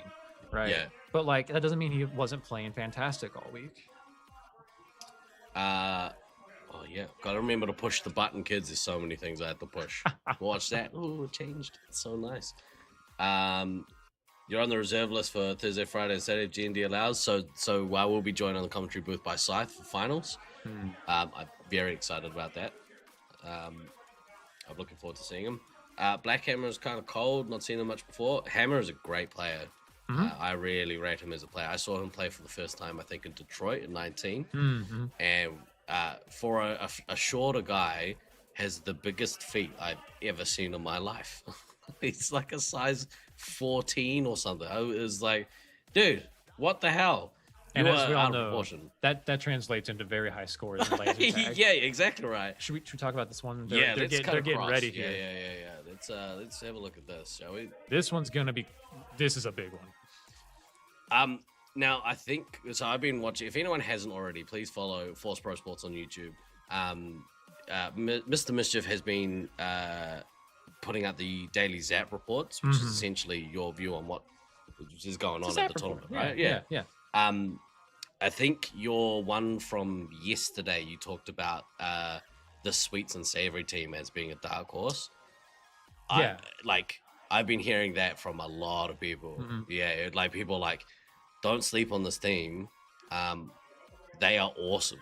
Yeah. They pushed, you know, in the training yesterday. I think they beat Callier. I missed it. I missed the one that they did it somehow, but they beat Callier yesterday. So I talked to them today, and they've been practicing in San Marcos at Invasion Laser Tag for 6 months every week, playing against really good equal players that are beating them all the time. Yeah. And they do team meetings every week. They do video recordings, and they all comment on the videos. Like, their dedication to this tournament, like, no one knew what they were doing to prepare. Yeah. But they might be the most prepared team at this tournament. I'm real excited to see how they go for the week. I don't want to pick favorites because, you know, no good commentator should. They might be my favorite. Like, my favorite team of the tournament. Well, one of them for sure. I love seeing hard work rewarded. Yeah, absolutely. You know? Yeah. And they've put in the work. Yeah. Now, who do you got for this game? Syracuse B. My heart tells me Sweets and Savory. The only the advantage that No Lies from Jackal team has is that it is their home site. The disadvantage is they haven't had the prep that this Cali B team has had. Yep. Cali B, like you said, you speak to like their chemistry. Chemistry is so important in the team. Oh, yes. And if you can spend months or even, you know, a year or 2 years building chemistry in a squad, like I've been a part of a squad that's done that. And as a result, we won a title. So yeah, it's huge. It's huge to build that chemistry. I can hear that they're about to start the game. Maniac says Sweets has something to prove here. I think that's kind of fair. Like, Sweets has said he wants a commander tournament. Yeah. And he's really blossomed in the last few years. Yeah. I'll put my money on Syracuse B just off the bat. I think we've seen tremendous success from Sweets and Savory, and I'm not rooting against them by any means, but I'm taking the under. We finally got all the players here, and I'm just such a Zerg fan. Yeah, right. You know who I really... Oh, Zerg isn't here. They're subbing the Babe in for Zerg. Oh, yeah, actually, that changes things. Yeah. It does change things, all due respect to the Babe, I wouldn't put him at Zerg's level in his home arena. Yeah, and especially in that heavy role, that's real interesting. Well, all right, I gotta back my player. All right, sticking with Syracuse. I watched Spooky play a few games. She's awesome. Yeah. Yeah. Oh my goodness. So awesome. And like that whole team have a lot of talent, but like Anchovy hit me with a spin move. And I had to stop playing. I was like, that was cool, man. So cool. Anyway, is behind by strong start here from the blue team. Yeah. It's interesting to see the lineup like finally come out because they were trying a bunch of different things for Sweets and Savory. You got Sweets Commander, but Spooky coming in as like the total rookie heavy, having never played in this arena before. She's really showing out. Yeah, for sure. I mean, that difference in the commanders so far, Sweets is way on top of Jackal. It's true. Oh my goodness. It's not even close. Yeah, but nobody's breaking into the medics yet, so can we see the midfield? Feeling out. What was that? Can we see the midfield? Yeah, absolutely. I didn't set up my buttons. I'm sorry. I'm So demanding. Just seeing a little bit. Run neutral there. We see some fighting. Looks like where is that? Looks like blues in neutral. Yeah. You got yeah. I can't tell. I think that was Sweets actually coming Fire across, team is behind kind of by hunting that mid ground through 1,700 the neutral generator. It's like we got Sweets breaking into Edor. He's dancing around the Y there. Is that Babe he's fighting with? Looks like the Babe and Sweets are fighting around the Y. Duel. Epic duel. Epic duel. So for anyone who hasn't played here, the E-door location in the red camera is pretty much where the red resupply usually go at the start of the game. Yeah. Starting door, it's the same thing for blue. We'll have a look at the map after this game. We'll give you a little bit of context. This is yeah, well, blue is just taking over the map. We see tons of blue firing onto Jackal, on Fenrir. But again, both medics are on full lives. This is wild. Now, Jackal's pretty full. Both teams are really full. Sweets is running low on shots compared to Jackal. Fox is completely full. Yeah. I think the scouts. I think Fox needs to go use those. Go do something. Yeah. He needs to hold the blue team back a little bit. Yeah. Spooky still works well. This is awesome lineup. I mean, Sweets is still ahead, but has both bases, so looks to maybe be trying to build up to a second and then maybe drop 2. Yeah. We'll see. Yeah, we'll see that immediate kind of contrast of strategies in back-to-back games, I guess. We need Jackal needs to make up some time here. You gotta make up some lost ground. Yeah. Maybe drop a nuke and farm the resets. Kind of the way to go. A little more back and forth here. Jackal getting Sweets down. Ice team is leading by a whole bunch of shots. Ender 3-tapping Jackal there. Evil Mike 2-tapping Jackal. He needs a little help. He needs Fox to come in and do a cross angle with him.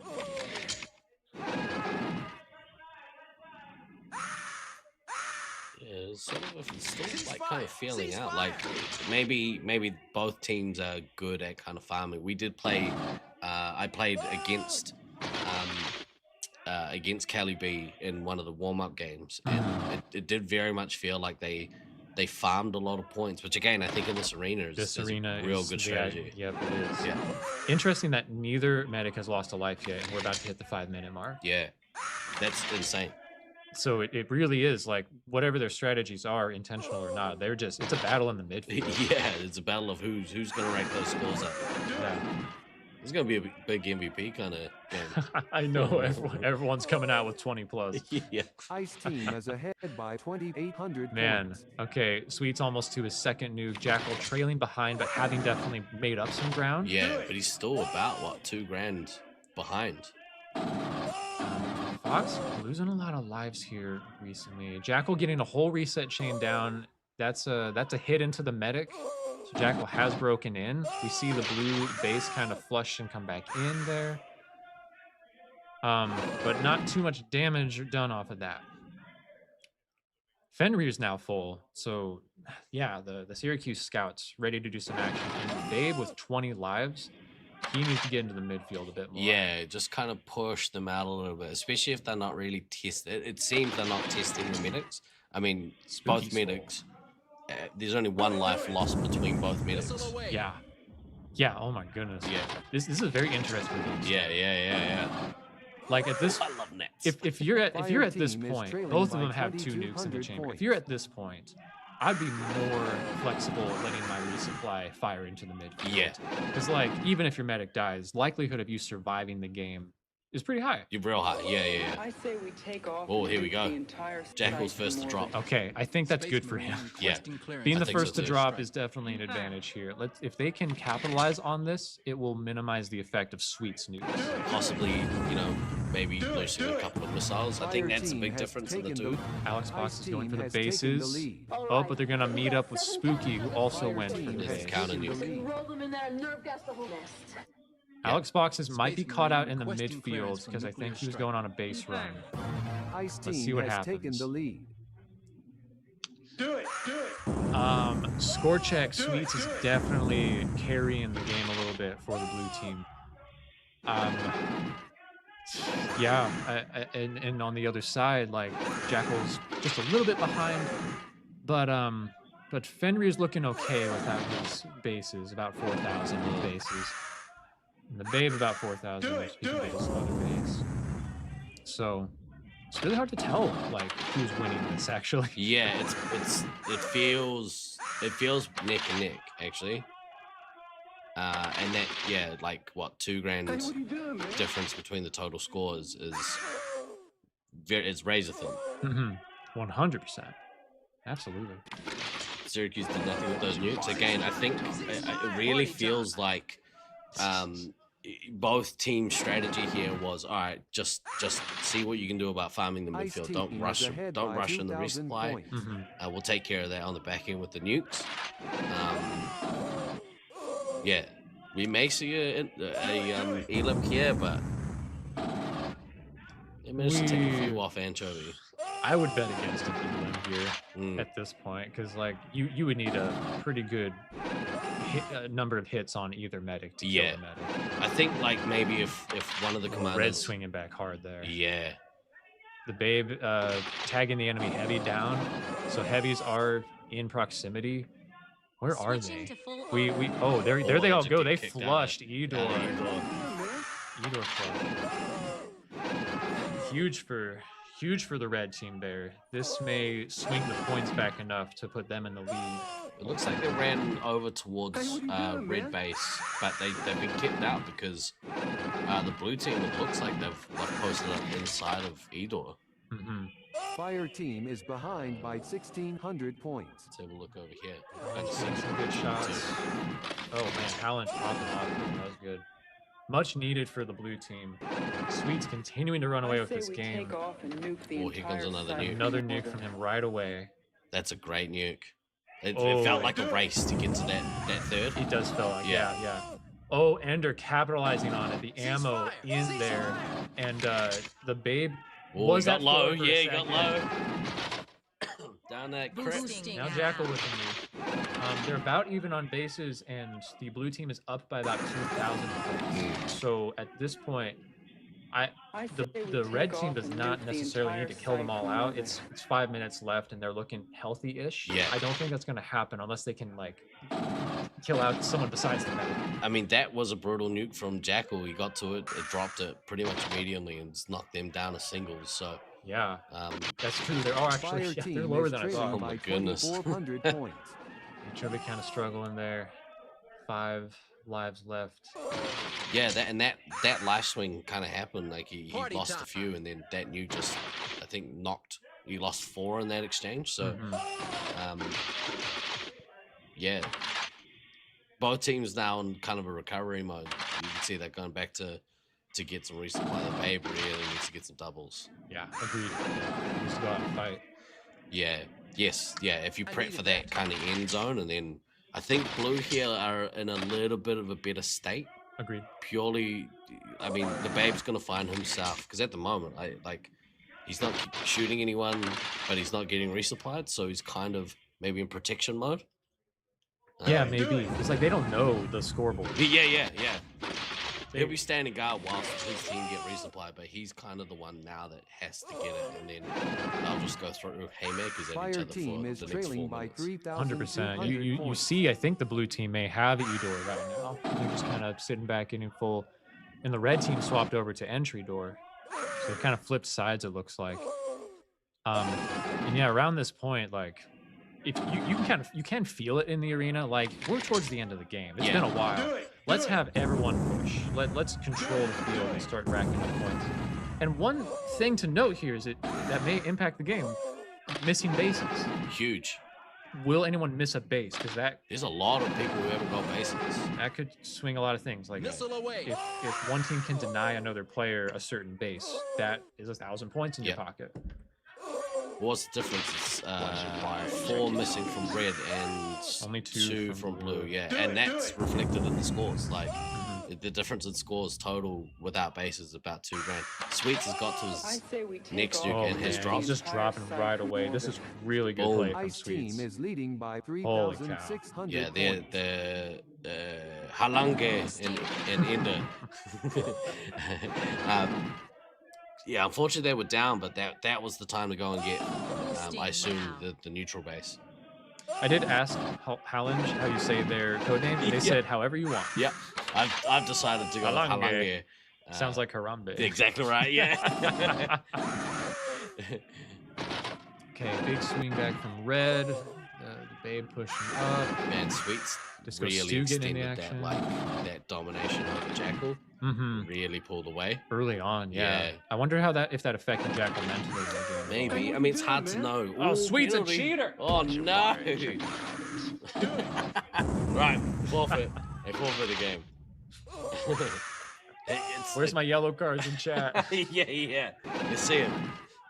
Watch your fire and check. Yeah, no, Sweets is running away with the game compared to Fire Jackal, Team is which trailing by it's a team 3,500 game, points. but I'm pretty big, especially in this arena. Like if you're gonna have a player who's scoring lots of points, the commander's the only one who gets nukes off the bat. So you want your commander scoring points. 100%. But Jackal's gonna get another one here soon. Looks like the Babe and Fenrir and Fox are all making up for it a bit on the back end as the one hit scores. Considering how much of a veteran Fox is pretty late in the game to not have any bases. Yeah.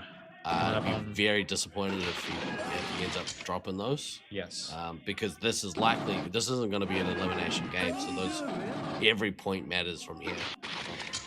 Man, Agreed. $12,000. That's pretty good. It's amazing. He could reach higher.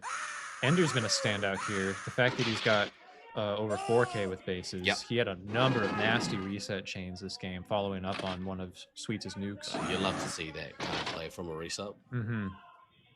A lot of blue now. Swing back from blue. Yeah. Fox is a base tease, always has been. Yeah. Base tease always has. I love that. 60 seconds until Alex Boxes may go out. Not that it really matters. He's got both his bases. He can pretty much just go fight and wish them see luck. what happens. Yeah. Hold a good angle. Jackal needs to drop that last nuke to deny Halange and Ender their bases. That's gonna annoy a lot of people, I think. Do it. Yeah. Oh, I love it. Halange's got their. Nice. Well done. And Ender needs a base. Is that nuke? Fox got his second base. Here's the nuke. Good drop. Can Ender be denied the base just to make up the score a little bit? I think this is pretty safely a Cali B game. Yeah. I was wrong. You're right. I'll take the L on that one. Oh, old and loud. But I did think Zerg was going to be playing. Yeah. Asterisk. Put an asterisk. Oh, huge swing from red there. Missile Look at from that Jackal. Wow. Could they make it up? 5 5 seconds. They until won't make it up. extraction. Oh, 4, Ender, that base miss is 3, gonna. 2, That's. Oh, I 1. got it! Oh my Mission god! complete. Oh, yes! Game Let's over, go. man. That's Ender. awesome. Incredible game from Sweets and Savory. Wow. Yeah, Dark Horse team, man. They I like them. I like them. You gotta like them. Yeah. They're so eager to learn. They were asking all about laser ball earlier. Like as soon as they were losing games, immediately they were like, "Hey, how do you do better?" Yeah. And they're asking for advice. Like they're teachable. Yeah, oh man, if you can find teachable young players, your site is in really good health. Yes. I think so.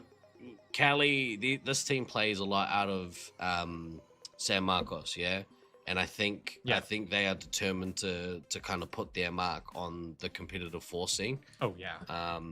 Yeah. So you should be very proud of your crew. That was a great win. The highlight of the tournament so far. I think easily the biggest standout has been this team. Yeah, I think that there's probably a top 10 game so far. Yeah, out of the 2 we've played. I guess I'm counting all the practice days too. Fair enough. To me, the tournament's been going kind of. We're just now into the official stuff. Yeah.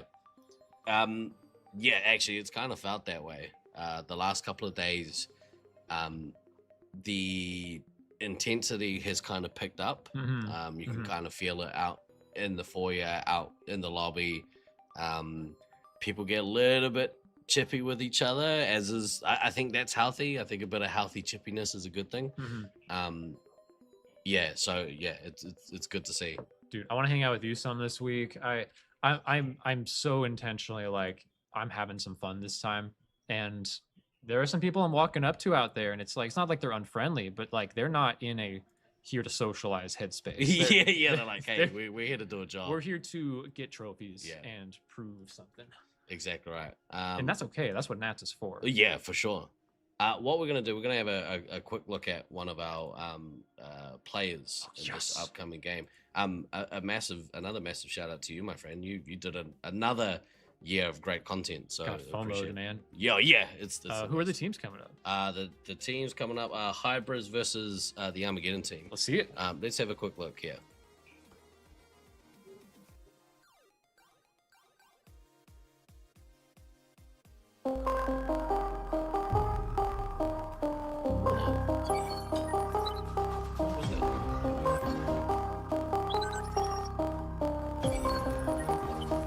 We improvised.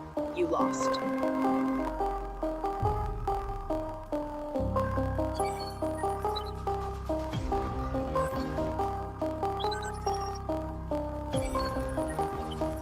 We improvised.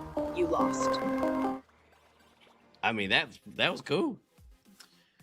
I think anyone willing to do the player spotlights, like, it's really cool just to kind of have a little stamp of history. You were here at this year at this tournament, putting your mark on this team. So Hybrids versus Armageddon, the Armageddon team. How are you feeling about this matchup? I'm excited for this one too. So obviously I've got a place in my heart for this Hybrids team. I had a little bit of FOMO from a playing perspective and was like, maybe I could technically join the Hybrids team and play a couple games, but no, we're committed to the booth. But I am looking forward to seeing how they connect. They've got a lot of talent. Certainly. Yeah. Except that prawn boy guy sucked. No, just jokes. He don't say that. The bots will come after you. Yeah, exactly. Oh, I forgot about them. Oh no, I'm sure they'll make themselves known in a minute. But don't sleep on the Armageddon team either. Like, they have a lot of tag experience.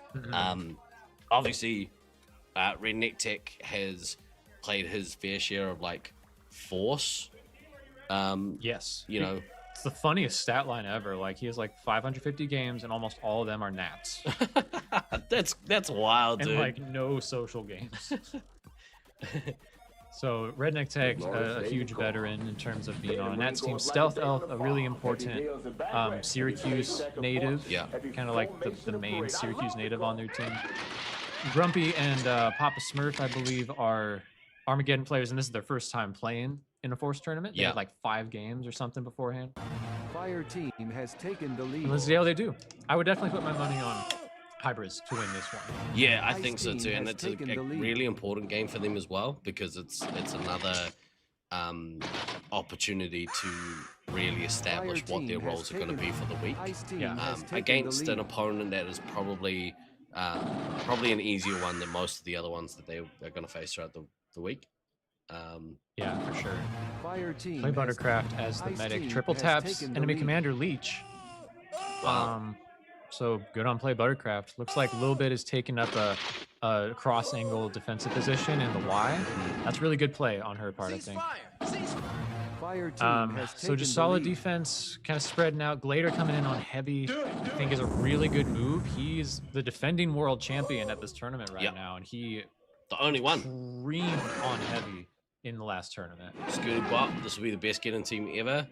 First of all, nice to see you, bro. Hope you're all good. And yeah, I think you might be. I think that's a accurate call. Yeah, I mean, I did an interview with Skills, and he's also very teachable. I think this is a team that's eager to learn and get better throughout the week. But having not gotten much practice and bringing both these teams are bringing all kinds of play styles together. Yeah, across systems and sites. So a big thing here is the blue team play Buttercraft has lost those 4 lives as their medic, whereas Fire Sword's still going strong at 20. So Red team are doing a really good job of tucking their resupply away in the corner And I think we have a push in heavy. Later missiles the enemy. Redneck Tech heavy there, and he's down to 5 lives. This is the time now that I think it's important for Leech to really, as quickly as possible, get resupplied and head back out. Like, keep that pressure on. Yeah, a bit of lots of momentum there, honestly, going back to resupply before being able to drop a nuke. Look at that push. Red team just got kicked out of Edor by who is that? Stealth Elf. That You're was right. awesome. Stealth Elf just broke in there. Which he's going to be like probably the biggest win condition for Armageddon in this particular game. Just having the experience. Yeah. Can we break in and do some real damage? I haven't met most of this team yet, so I need to go say howdy at some point. Almost got him again. See you, Comp Geek. Appreciate you, bro. Massive shout out to Comp Geek for all the work you put into the stream, bro. Yeah, thank you. Thank you. Yeah, no, definitely. Stealth Elf was breaking into the Y a few times there. We now not seeing much activity down at entry door. I think blue team got kicked out. And Redneck Tech desperately needs some resupplies here. It's like, oh, there they are. Oh, they're pushed over into the blue base and kill zone. Yeah. Good finding them there. We have like 8 cameras that we can choose from. Yeah. So we gotta track players around. Really need a second monitor. Leech detonating the nuke. Double missile. Double missile off of that. And Redneck Tech's out early. Oh, Redneck Tech. This is it's over. Yeah. It's over for Armageddon. Did they get double missile? Yeah, both of them got Buttercraft. So one into the medic and one into the heavy for a kill. Like, that's a pretty sick combo move. Yeah. From Leech and Blader. Yeah. This is, I know they're, their strengths, especially Leech's, is really as that attacking player. So he's been relishing the opportunity to go out and put some missiles into people. Absolutely. Switching to full Yeah. auto. Yeah, I'd seen the Flight Commander and Scout at the 23 Nats and him on heavy last year. Yeah. How did he like that? Was it natural for him? So he's a very good heavy, and I think Brisbane really benefits from having attacking heavy. But we had poor chemistry in our team last year. We just couldn't gel, and yeah. I think it's humble to recognize that. Yeah, think about how you can mix players around and improve that. And Leech, he's so hard to get off your back when he's a scout. Oh yeah, he's laser focused, right? Like, we stick to you. Yeah, for sure. The bubble is behind by 2,200 points. Man. So honestly, I don't know. What would you advise Armageddon to do after a game like this? I think if they've got they need to have set expectations going into this tournament. They understand. I think they understand where they kind of rank in the tournament. But much like our advice for the Olympus team from last year, have small goals. Set yourself those small goals, and they become your focus for the win. Hey, can we survive some of these games? Cool. Well, we've done that. Check. Can we push some of the players in these games? Oh yeah, we can. Cool. Check. Do it. I think it's. I've talked about it before. I think it's a really important skill to know how to lose properly, and because doing that will mean that when it happens, it doesn't destroy your whole world. Yes. So. If they can achieve some of their small goals, that's awesome. But just remember, it's not the end of the world to lose a game. It is what it is. For sure. I would definitely recognize the level of competition you're facing. Yeah. I feel like every year, just the bar gets a little higher and it's harder for newer teams to enter. There's those double nukes, and so Stealth Alpha is a Syracuse native. Yeah. I would imagine that's come from kind of playing in members nights to hold those 2 nukes. Yeah, maybe. Especially off the back of getting a counter nuke from Leech almost immediately. I think maybe change that meta a little bit. Maybe drop with the intent of helping your team kind of reestablish some. Because you saw, when they got kicked, they didn't really reestablish. I mean, it's hard when your heavy dies out, but these things happen. Yeah, absolutely. I think a big piece of Ice team is trailing by 6,300 points. If you can't win the game necessarily. Like you can always win the game. Yeah. But if you're punching up and your team is just trying to figure out how to play the game, survive as long as possible. That's the first kind of like benchmark, I would say. And for that, Stealth Elf, I would advise just drop as you get them because your team kind of needs the pressure relief. Yeah, 100%. As they figure out how to play the roles. Yeah. But good encouraging start for Hybrids for sure. Yeah. I kind of imagined this would be their lineup. Kind of put the veterans with the personality fit on the 3 hits. Yep. Prawn Boy played a great scout. Vulcan is an offensive-minded player. Yep. Fire Sword, the emotional glue, a little bit, the arena knowledge. I think they have the pieces to be a great team. Yeah, for sure. That leadership there from, the 3 Australasians, like really, it's going to be important. Like, Ice team is trailing by I'm rooming with them for the week, and I think they sort of laughed off a little bit. Like, there were comments made, and made on our show as well, but about how well will they gel after being in the house. Like the house has a really good vibe. Good. Everyone's really gelling. So if they can continue that when things get tough, I think they'll do really well. Yes. Really thoroughly enjoyed hanging out with Prawn Boy as well. We did a bit of time in New York City, so it was really cool. Oh yeah, how was that? Yeah, it was. It was. Okay, New York has a lot of rats. I don't know if you know this about New York. I've not been to New York. Yeah. New York. It was a little bit terrifying. Okay. Yeah. Let's quickly, whilst we have some time, we're gonna quickly cut across to a word from one of our what do we call them? One of our sponsors. Supporters. We're not allowed to use sponsor. Oh, I'm so sorry. Bleep it. Yeah, bleep it. We're gonna. Well, sorry, we'll remove it in post. Turn back time. Let's have a quick chat here. From if I can find it, where is it? I don't even know where it is. Well, we can just ramble and ramble. Yeah, we'll ramble until I figure out. Until you figure it out. Yeah. Analysis. Cool. Good job from Hybrids. Maybe I didn't put it in the right place. You know what? We'll figure that out later. We're gonna cut across to this, and seeing as you're here, let's have a look at this one. Hi, Logie Bear here with Force Pro Sports. Ordinary podcasts take 45 minutes to get over their disc golf. Force Pro Sports gets down into the nitty gritty, so that way you can enjoy all the laser tag experience that you love.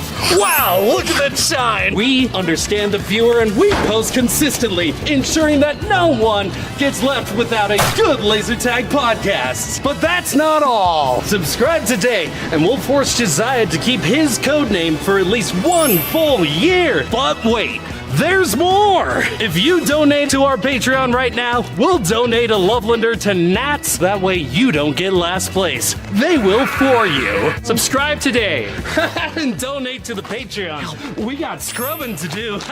Product may contain profanity. Product may not come out consistently based on Luke's availability. Lovelander is not guaranteed to take last place, but probability is decent. Laser tag is a highly addictive substance. Used with caution. Always remember to backtrack.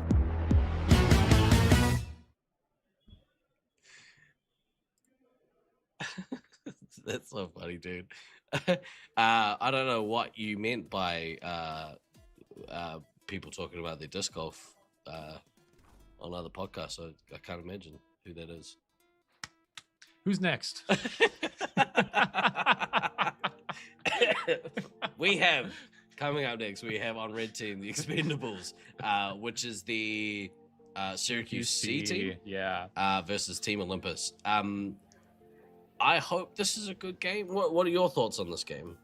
Unfortunately, every tournament like this, you're gonna have some games where it's like, we're just gonna kind of get through this and see what happens. Like, I think a good game for Syracuse C here would be they can survive past the 10-minute mark. If I'm honest, that may sound really like harsh, but like we basically have a team that's contending for winning the tournament versus a team that's contending for not placing in last. Yeah.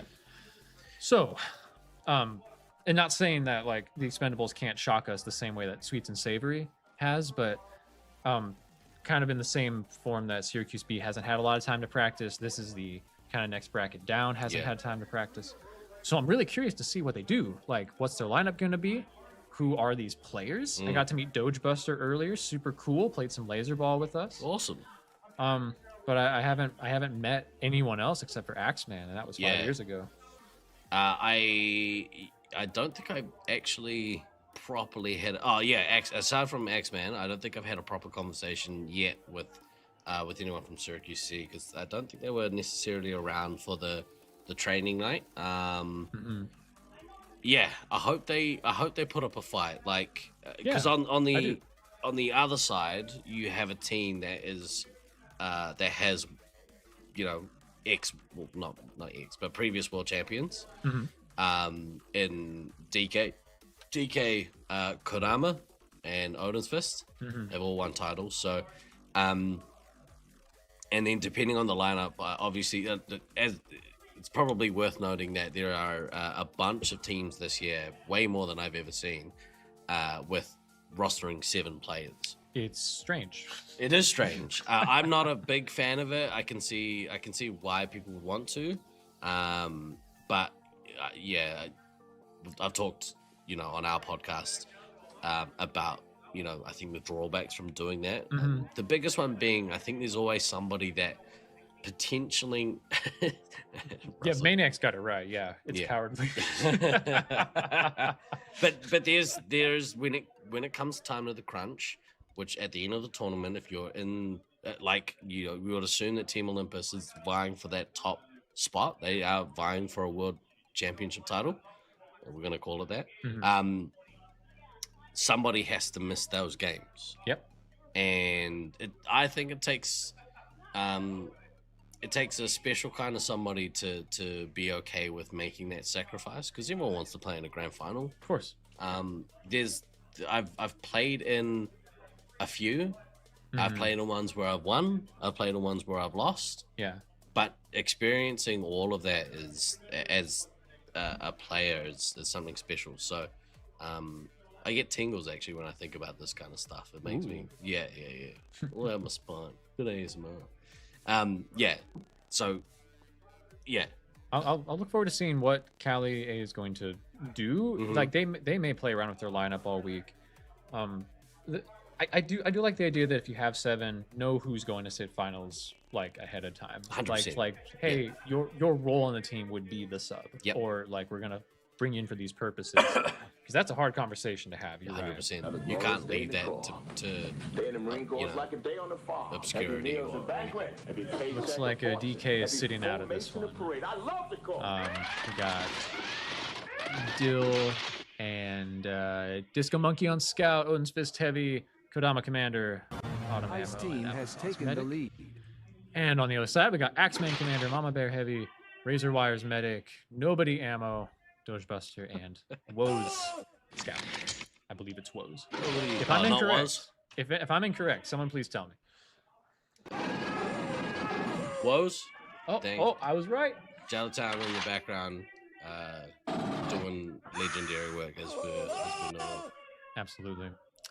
There's a wall of blue. Mama Bear hopping off there, getting down Odin's Fist and Disco Monkey. All right. Yes. Some pushback. Syracuse C. Nobody deactivating. It's gonna be. This is gonna drag all mess week. you up all week. Yeah. So starting out, the support beams are there. They're not breaking under the pressure totally yet, but here comes a wall. Fire team has Axeman missile by Kodama. This is a really, I was just about to say, this is a really important game for Dill especially, but I think for this California team as a whole, because they haven't had a lot of practice time so far over the weekend. Yeah. So again, much like Team Hybris, this kind of hit out for them is going to be really helpful for their campaign. Yeah, 100%. Kodama almost to a first nuke, no base. Axeman trailing at 12 special points. Only 1 medikit so far, though. Applesauce actually has less lives. I'm still not too worried about Olympus, but... Yeah, that is interesting, though. That kind of tells you, again, that the mindset for a lot of teams coming in is to farm that midsection. Yeah. And I'll be especially curious, big theme this week is like, how will teams utilize the resupply in terms of like getting them on the field? Because I saw Applesauce there just like floating around the Y, not hiding in the back for a while there. Why not? Like, take up some space. Mama Bear down to 3 lives. Kodama could nuke her out right this moment. All right, look away for like 1 second from the life count, and that's dangerous. Kodama probably has no idea he could kill her out right now, or maybe he's just choosing. Honestly, there may be some merit to just getting more time in the arena on this one. That feels bad. Yeah. But that's the risk you run. Like, it's so hard, and I think that's a key thing. Like, for newer teams to try and figure out, especially the heavy, to try and figure out when's that opportune moment to take a resupply, because you have to take a resupply. Yeah. Too often people kind of like, no, wait, just wait. It's like, nah, you really need to take it. Like, yeah. Especially if you just hit the 3 hit, take a double and leave that scout potentially to your ammo. 100%. Is that new drop? Yep, there's a drop. Axeman holding on to 1. So I'd probably give all the same advice to Syracuse C here that I just gave to again. Like, you're playing a lot of these games to survive as long as possible. Build up experience in the arena playing your roles, and hopefully by Friday or Saturday, you're in a spot where you can start swinging for upsets. Yep. And then at that point, because this is their home site, you would hope that it can affect the player in 2 ways. You can either get down and off the back of a learning tournament, let's say, and kind of it kills your enthusiasm to come back and play, or it has the exact opposite effect, and you come back, you're like, that was brutal, and I loved it. Let's go. I'm good to go. And then members nights don't seem as hard as they used to after playing in that, Yeah. Party time. Yeah. Oh my gosh, it's so different when you get to it, Nats. Yeah. It's a shock. Yeah, it is. It really is. We're in cleanup mode here. California A doing the necessaries to clean up the red team. But yeah, you're right. I think their focus now becomes those small goals. Yeah. I can't wait until they play the Armageddon team. Yes, that game's going to be fantastic. It's going to be so good. When is it? Ice Team is ahead by 1,400 points. I don't have enough monitors. I can't have the schedule, which is a real shame. No Spotify. I don't want to talk to you. Do it. Let's go clean up here from Kodama. Very, very solid win. They're still chatting. Who was that? That sounds like Applesauce or possibly Autumn. I needed that. In fact, I think that's Applesauce. You can kind of hear Applesauce from across the arena. Tuesday night. Tuesday night? No, sorry. No. Yeah, Tuesday evening will be Armageddon versus the Expendables. Let's go. That's going to be... Mark that one in your calendar, folks. That's going to be a great game. No, sorry. It'll be in the afternoon. Like, probably around 3:30 on Tuesday. GND forgot to push the next game button. I don't think I did. This is Expendables versus Olympus. Fire Team is trailing by 6,600 You're correct. Points. Expendables versus Team Olympus. Yeah, sharp, Russell. You don't know. What do you even do, man? I know, man. What do you even do all day, man? Building websites for the community to make it better. Maniac has been an absolute legend, actually. Oh yes, that's sarcasm. Oh yeah, Maniac built the LF stat. Stop being so mean, Luke. And he upgraded it too. Yeah, it looks pretty legit. Pretty nice looking. I keep throwing out little bits of feedback, of course, but that's not. None of that is to say it looks bad or is not good. I'm just trying to like improve it, right? you'd be flaming them out in the streets. Yeah. Can Axeman get a missile? He got one onto Autumn. I missed it. Oh, Axeman got a missile onto Autumn with no shots left. Yes. Oh, the legend.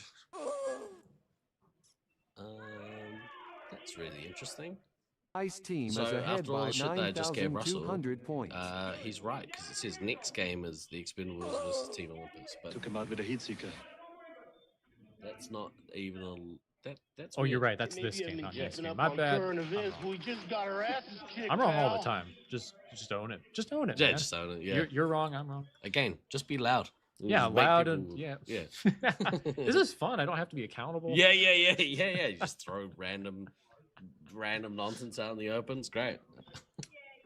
All right. Well, strong performance from Axeman and some signs of life from Dogebuster. Expendables are not out of this tournament, you know? Like, it's game one, really tough matchup. You're looking for what are our win conditions? How can we build on that? Survive longer next time. Yeah. What are your observations about, like, Cali A out of that?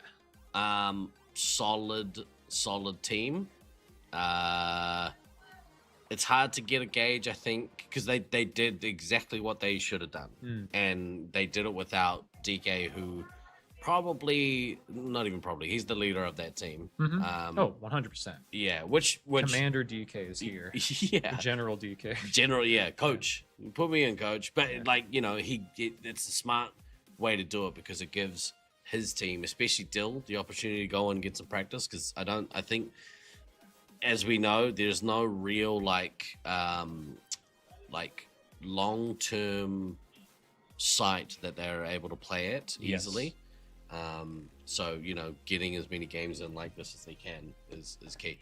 Right. Did I give you a hat? No. I have a hat for you. Would you like one? Yeah, I'd also like a jersey. Did you get it? Did you get your jersey? No, not yet. Did you buy one? Yeah. Well, it's in the box. Well, It's in the box. I said I'd pay. I'll get it later. I have a hat for you as a gift. Dude, I'll take a hat. Do you want a curved or flat peak? It's like flat. You flat? I think a little flat. I think I'll take flat. Yeah. That's Oh, awesome. Maybe all the flat ones. Oh, are you can all orange. see my hat hair. Oh, no, one left. Anyone ever play Super Mario 64? Of course. And then, like, when Mario loses his hat, that's what my head looks like right now. Just like a flat. We're just leaning into it. Thank you. This is epic, dude. Thank you for all your work. Thank I you gave for it to your the work. crew, so Oh, yeah, this is sick. yeah, it's real nice. Look at that. Gotta show it off. Get that hat. I only made a few of them. Only a couple, so It's a G&D exclusive. G&D exclusive. All right, this next game. Yes, we're back. Yeah, this is round one, match 4. Oh, it should be game 2. So we're gonna This is a yeah. Well, we always gotta fix a couple of things off the bat. Send you your package. As soon as I get home sneaky, your stuff's in the mail, dude. I got your shirt here too. So Syracuse, St. George, game 2. Yeah. I don't know why the footer is not synced up down the bottom. That's annoying. That's okay. These things happen. We'll work the kinks We're out. figuring it out. Tomorrow will be even better. Utah Heatseekers are about to go in against Syracuse Ninja Turtles. It was an elim win for the Ninja Turtles, but Princess did die out. If there's a strong elim from Utah Heatseekers, they could win the match. I'm gonna bet it's gonna be another slightly less easy win for Syracuse this time. Although Red is the stronger side in Syracuse. Is it really? I believe so. They made a couple changes to try to even it out a little more. Right. But still fundamentally, like the Y, Edor is like considered the best place to be. Yeah, okay. 10 seconds. So let's see what happens. 16,000 point advantage to Syracuse. That's huge. Mark. Boom, look at them scatter. They all Ice flee team from has their taken the bases like lead. cowards, just leaving them unguarded. What a bunch of wussies. Immediate action. We see back and forth, Oguri Cap and Snuffles. Everyone keeping their same roles, it looks like. I think we're gonna need 3 cameras for this one. I'd love that, yeah. We need a big screen with the output. That would make things even just perfect, yeah? Yeah, don't have it. We'll make them do. No, for sure. I'm leaning in close, trying to look. Slaughtermelon missiles Cody. Evil firing back. Caleb friendly firing Snuffles. Is this their strongest lineup? Is this Syracuse A's strongest lineup, you reckon? I believe this is what they're planning to do for the tournament. Okay. this is all speculation, right? But I also believe that if it's not working, we may see some lineup changes. Yeah, which is every good team should be able to do that. Especially every good home team. Yeah, for sure. If I were an away Fire team, I don't team is know if that's behind by what would 2,000 necessarily be points. best. But Syracuse players, they can alter their whole team structure. Yeah. And still have synergy. A lot more back and forth off the bat this time. I'm not seeing a strong push in one direction. I think Slaughtermelon may have the edge so far over Oguri Coming up on that first nuke. Yeah. Cody is struggling to get there. Yeah. I think part of that is that base, obviously. The difference in the base, but there is still like a good 700-point difference-ish. Yeah. So. Okay. Slaughtermelon, a little cut in momentum back for resupply before that first nuke. Only has one base.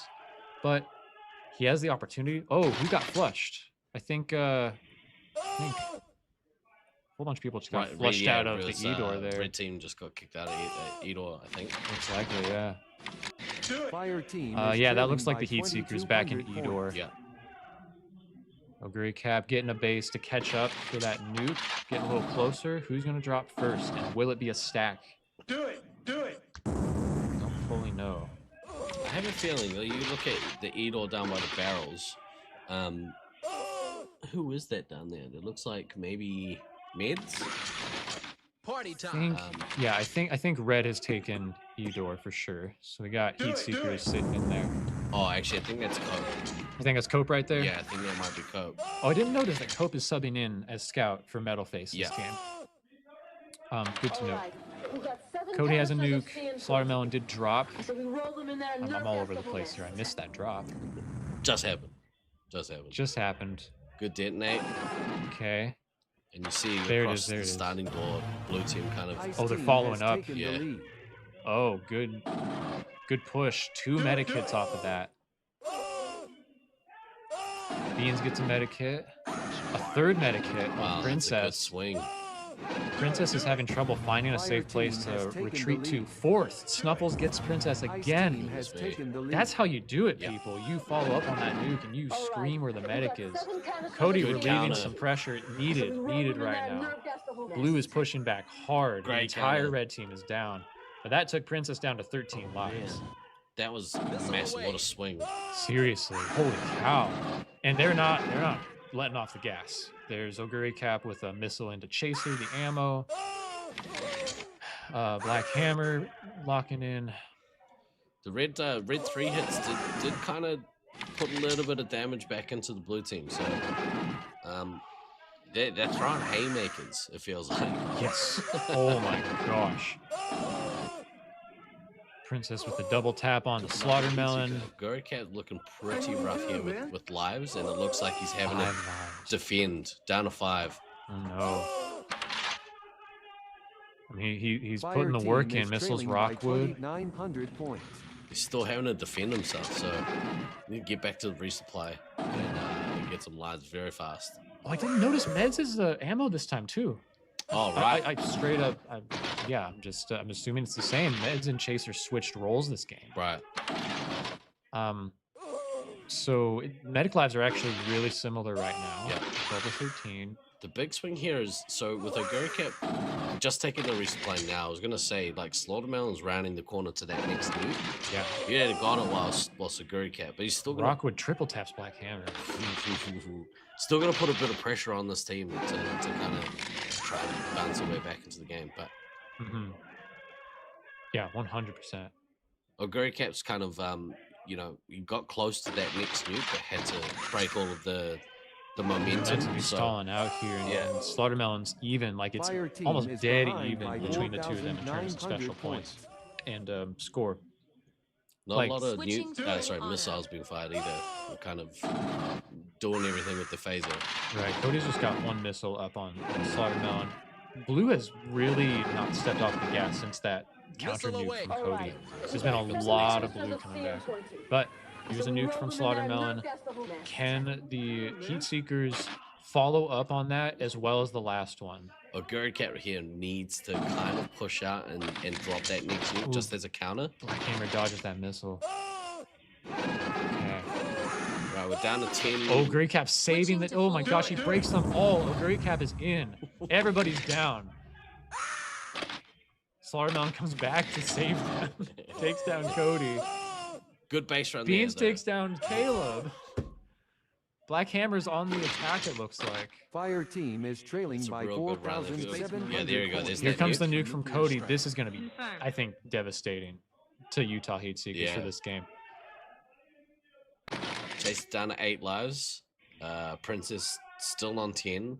Yeah. So they're still pretty even. They got no medikits off that last nuke. From Yeah. Caleb. That felt From like Slaughtermelon. a reestablish. Yes. Yeah. I agree. Snuffle's not having the game he had last time. Yeah. That could be a big difference too, because it felt like in that kind of that push near the start, red team had ascendancy. Mm-hmm. Yeah, I'm seeing the Ninja Turtles good across the board this game. Slaughtermelon's having a good game, but his team is struggling to find momentum here. We've seen a lot of evil and Beans just like putting shots into players that are passing by them. And they adapted so well. Yeah, they got run out by that nuke and that flush, but then once Cody counter nuked, like they knew how to keep Utah back on the back foot. Just pounced. It's just so back and forth. This is crazy. Looks like a lot of action in the Y. We got is that Ogre Cap trying to push in there. I think so. Hey, what are you doing, man? Yeah, blue is on the doorstep. And they're flushed. There goes Utah running away. Well, who's that coming? It looked like maybe Slaughtermelon. Yeah, Slaughtermelon coming across there. He moves in such a distinct way. Love watching him play. Good missile there. That got him to the nuke. Good. Okay. And then he nukes right in his face. Amazing. That is disrespect. Missiles That's a Cody swing, drops man. the nuke right away. Ogre Cap's again back under pressure, back down to 6 lives, and it forces him to have to stop that attacker run. If you look at the lives, Yeah. Oh my goodness. red team look really healthy here. Like Chase Way is only on healthy. 6, but Yes. they could capitalize here. They could really flip this game. You're totally right. Although Utah flushed again, I wouldn't go back there. Syracuse keeps breaking into that. Yeah. But Ogre Cap needs lives bad. Yeah. Like if he can get another nuke and then go get lives, fine. I like the swag from Slaughtermelon to missile and drop in his Drop in face. his face. Like that shows I'm not afraid. Yeah, exactly right. And it may tilt. Like that is a psychological warfare thing. There's nothing you can do about it. Down to 4. Down to Chaser 4 lives. Princess at 7. Ice Way team is close. ahead by Is he 5,400 separate points. from the resupply? Maybe Cody's down got a to nuke. 3. Cody's gonna drop this nuke to save his life. I mean, maybe, but he's oh, there we go. He's Now taking lives. the reset. What are they back at the entry door? Looks like it. Looks like entry door is safe right now. Did Utah just retake? They went back to E door, to Y. Okay, yeah, they're back in their traditional bases. Slaughtermelon doing work with those missiles. But if Syracuse pushes in and breaks them again, I think it's over for Utah. There's still 5 minutes left in this game. I think it seemingly keeps flip-flopping, and I think Syracuse are in a better spot now than they were. But I don't think that was always the case. Like 2 minutes ago, red team were doing work. They looked like they were gonna flip it, but Completely agree. yeah, they just Ice couldn't team take is those ahead by needed lives 1,000 off points. Princess before she could, resupply Gary Cap. Yeah, I hear it yelling in the arena. This is going back and forth. Yeah. Princess drops a boost. Base run for a bunch of Syracuse players. Good Syracuse nuke. is very much up on points right now. Here goes the medic. Chaser's out. Chaser's out. Yeah. Yeah, that might they're just be the thing that the hump that gets them over the hump. The hump that gets them over the hump. You know yes, what I mean? yes, absolutely right. Like here comes that swing. You know Utah's gonna push hard the moment their medic dies. Yeah.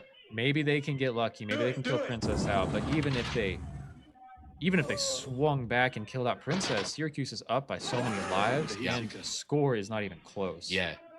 Beans and Evil just knowing where to stand to get the high hit dips. Yeah. It's one thing to kill out Syracuse. It's Fire another thing to team is outshoot trailing by Evil and Beans. 5,100 points. That was huge. I think, yeah, if they could have just taken a few more lives off Princess during that kind of that last bit of ascendancy, this game could have easily gone the other way. I mean, it's obviously not over, and they're still in the fight. But I think really Utah needed to get the Elam here to be a spot to pull this match off of Syracuse. Switching to full auto. Turning Evol's back. He's looking good. He's doing work. Yeah, absolutely. Took him out with a heat seeker. Oh, who was that? Black Hammer. Black Hammer onto Rockwood. Party time. Talking to Syracuse, they all seem really sharp. Party time. Like, think so? Yeah. I think they're on for this tournament. I think they're here to like we talked about at the top. Like, I say we they're take here off and to nuke the make a entire statement. site So from orbit. Fire team they is all look like trailing they by want it. 6,800 Absolutely. points. Talk to Black Hammer. He actually seemed pretty peaceful. Yeah. Like serene. Yeah. I'm here to do my job. We're gonna kick some butt. Yep. It was kind of just a point sneak that one from Slaughtermelon, but I mean he seemingly has outplayed Oguricap in this game. Oguricap, I think, has done enough to obviously swing it, but the big difference here is in the scouts. Like, you look at the difference in the scouts. Yeah. It's just It's wild. Beans and Evil both approaching 8K. Meanwhile, Rockwood and Cope not able to break the 4,000. That matters in this arena. Huge. It's like Utah's strategy seems really centered around killing out the team. Yeah. Ice team is And obviously leading by flushing enemy team leads to 6,600 resets, leads to points. Yeah. Obviously, but it's definitely not going to win you this match. Exactly right. Black Hammer seems a bit shaky in this game. I think what it is, Sneaky, is not so much shaky, but all the pressure is off him because the scouts are doing such a good job that he doesn't have to be kind of the breadwinner of the family, if you know what I mean.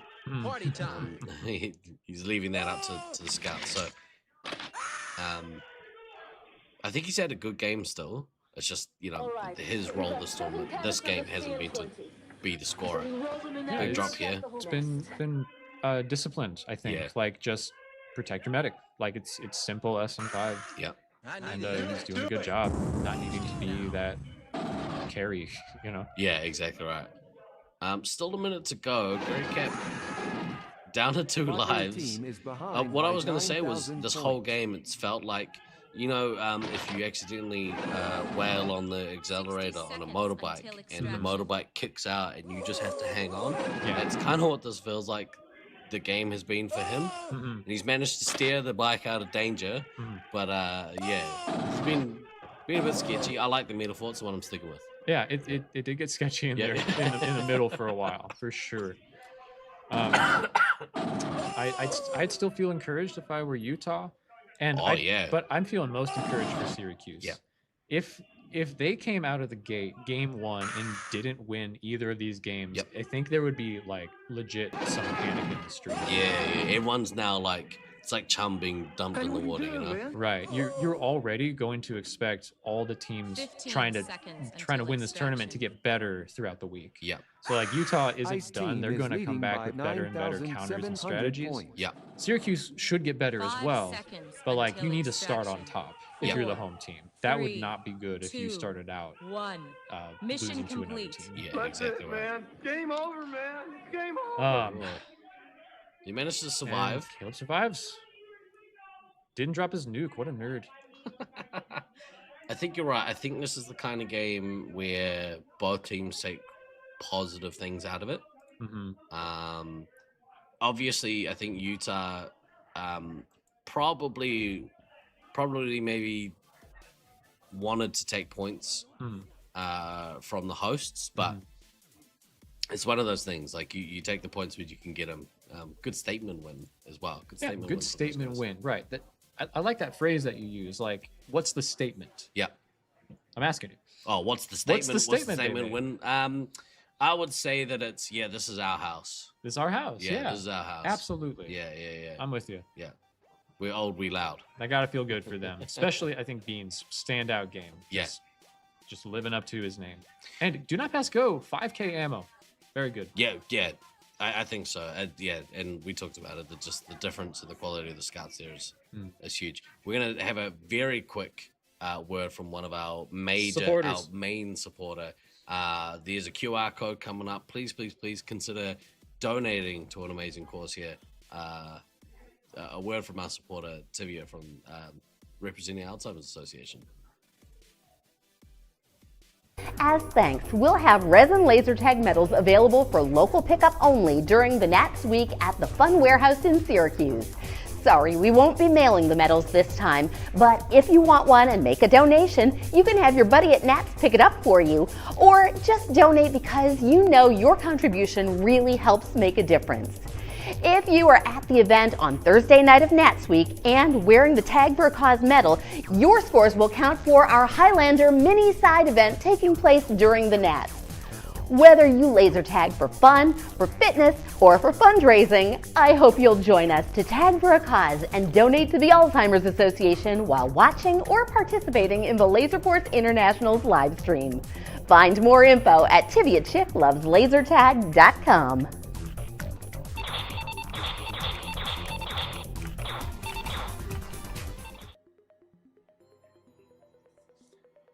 You're right, Sneaky. Tivia is the GOAT. She's doing an amazing job with this organization, trying to raise some funds for just some legends.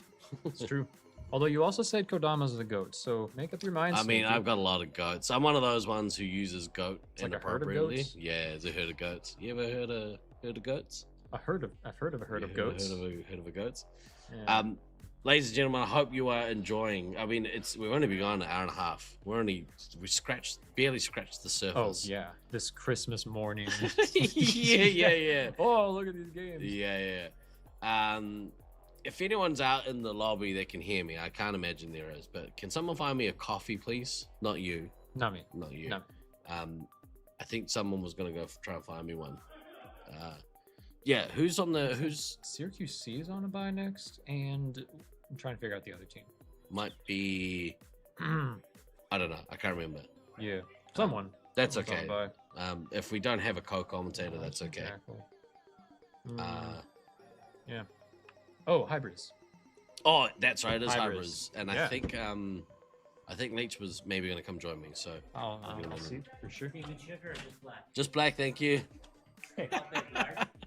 Yeah. You got the. I think there's a coffee shop in this plaza. We'll get you. Thanks, bro. What a legend. Yeah. See? Got the power. That's so funny. That was Sanch. Yeah. This is way better than doing it at my house. Oh yeah, you got servants. Yeah, exactly right. How are you feeling? Like we haven't really talked about how you're feeling. How am I feeling? Yeah, about going into your games. Oh yeah. I think sitting the first block of the tournament is just the absolute worst. You're all ready to go, and then you just get the bug. Yeah, 100%. Okay, but we have another game. This was really close last time, so let's see. The Babe is still subbing in for Zerg. Where is Zerg? I like Zerg. I want to see. Has taken the lead. And a couple thousand points victory from Sweets and Savory last time, and now they're on potentially the stronger side. I'd probably give this to Sweets and Savory. I'm a believer. He flip-flops more than the beach. Yep, I do. That kind of makes sense. Has taken the lead. Who's that there? They're doing battle at Edor at the moment. Yeah, did both teams go over there? I think so. Like, it looked like... Huge push from Syracuse B there. It looked like the blue team kind of, like, did force them out. Let's see. Someone's getting pushed out of the entry door too, though. The Babe kicks Sweets out. Fenrir is attacking the medic. Anchovy down to 17 lives. So is Alex Boxes. So both medics down right away in the first 1 minute and some change. Goodness me. The Babe needing to take some resupply desperately. There's a lot of single-digit people, lives-wise, that I don't know. Like it's tough in this arena because there's always pressure, but yeah, you have to pick your moments really well. Definitely. Heavy's a hard position. Like you can get killed out early. Oh, I think you would know that better than anyone. Was But- this no. No, I've died out so many times. Sucks, eh? But the game, sorry, the Babe has I think he struggled with that last couple of games, like just getting low in some of the practice games. It's a hard balance because like your team needs you. Oh, 100%. Let's see what Sweets does here. He's hit that Oh my gosh, 20 special points so quickly too. Yeah, but isn't that's kind of tricky spot where he's like now low on lives and shots, but so is the rest of his team. So the only person that's in good shape here at the moment is Fenrir. Like he's poised to go and actually make things annoying enough to disrupt the resupply for Sweets a little bit. But I think Spooky needs to go and put a little pressure on and let Sweets take a little bit of resup here. Yeah, completely agree. On the counter side to that, if you look at blue team, Jackal is in the same kind of boat as Sweets. The difference is the Babe doesn't have nearly as many lives as Spooky does in Heavy, which means Jackal won't have the benefit of having the Babe be able to go out and put that pressure on. He's going to slowly push everyone into that corner to then potentially get flushed out by, Sweets is new. But look at Sweets is way low. Ooh, Sweets on a chase there in the Y, or at least the ref thought it was. I couldn't quite tell. But looks like blue is set up. They took the Y off the bat to B-door, and now Sweets is mounting a counterattack. Meanwhile, Fenrir doing damage. 3 into Spooky. Get a medic hit. Fenrir just flushed them by himself, it looks like. Jackal's helping, but jeez, Fenrir is the stand-up for Syracuse right now. Yeah, for sure. Sorry, Russ.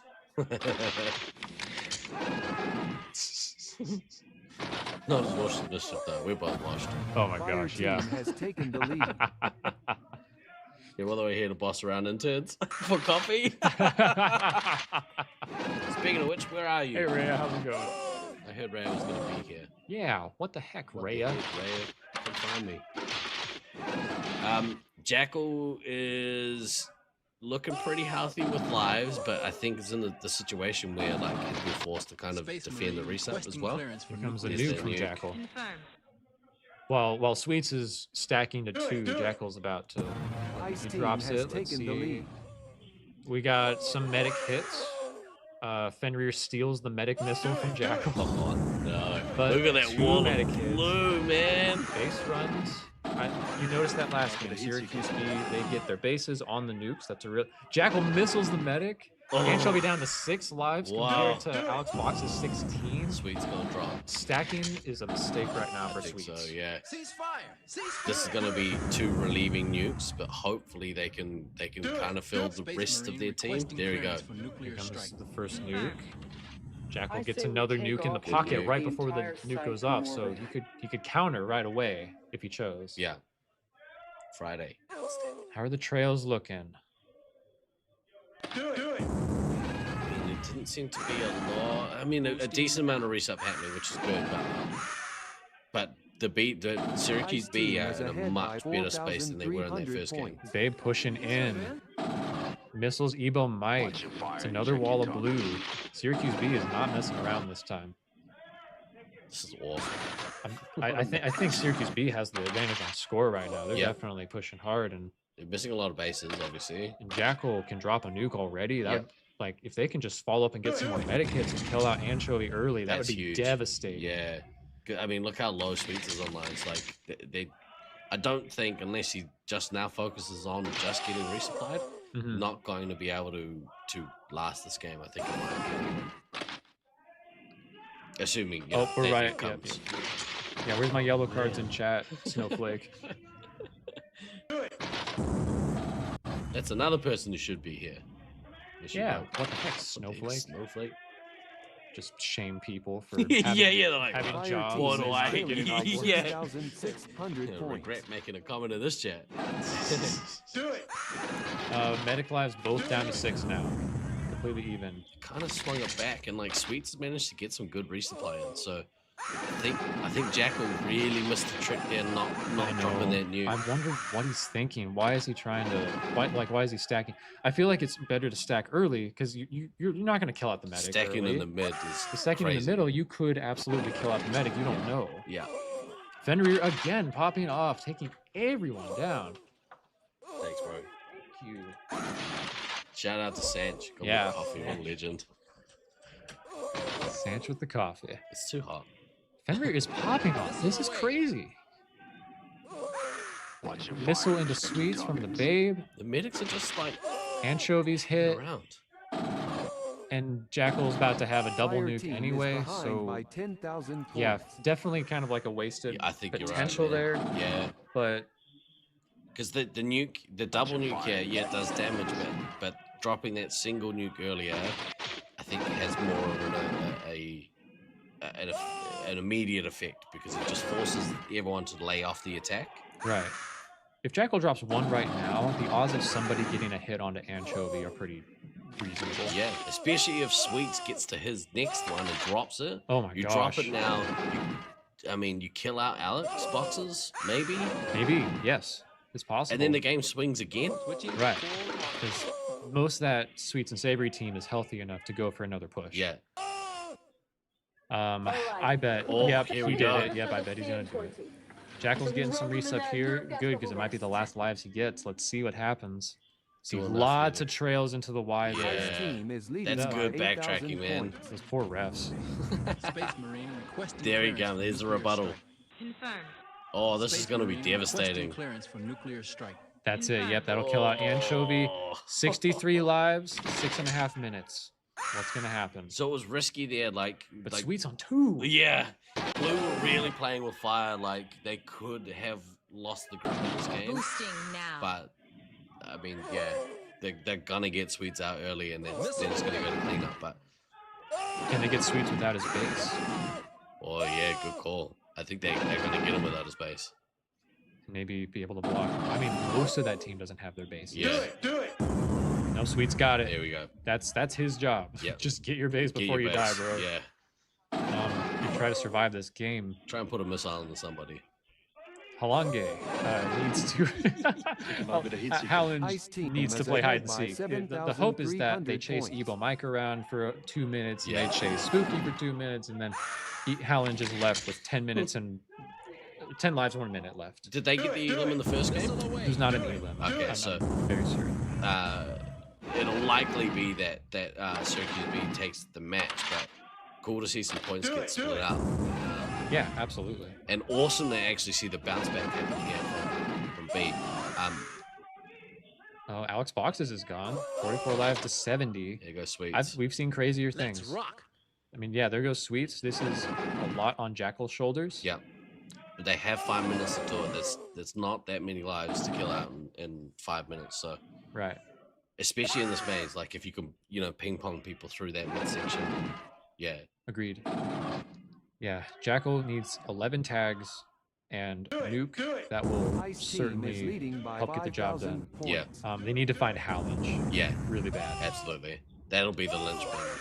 If they can't manage to kill her out, then or do some damage now, then yeah, it's likely Halange will last out the game. Yeah. Syracuse is probably going to win the match anyway, so maybe the Yeah. Elim doesn't matter that much. True. I mean, but for them maybe just for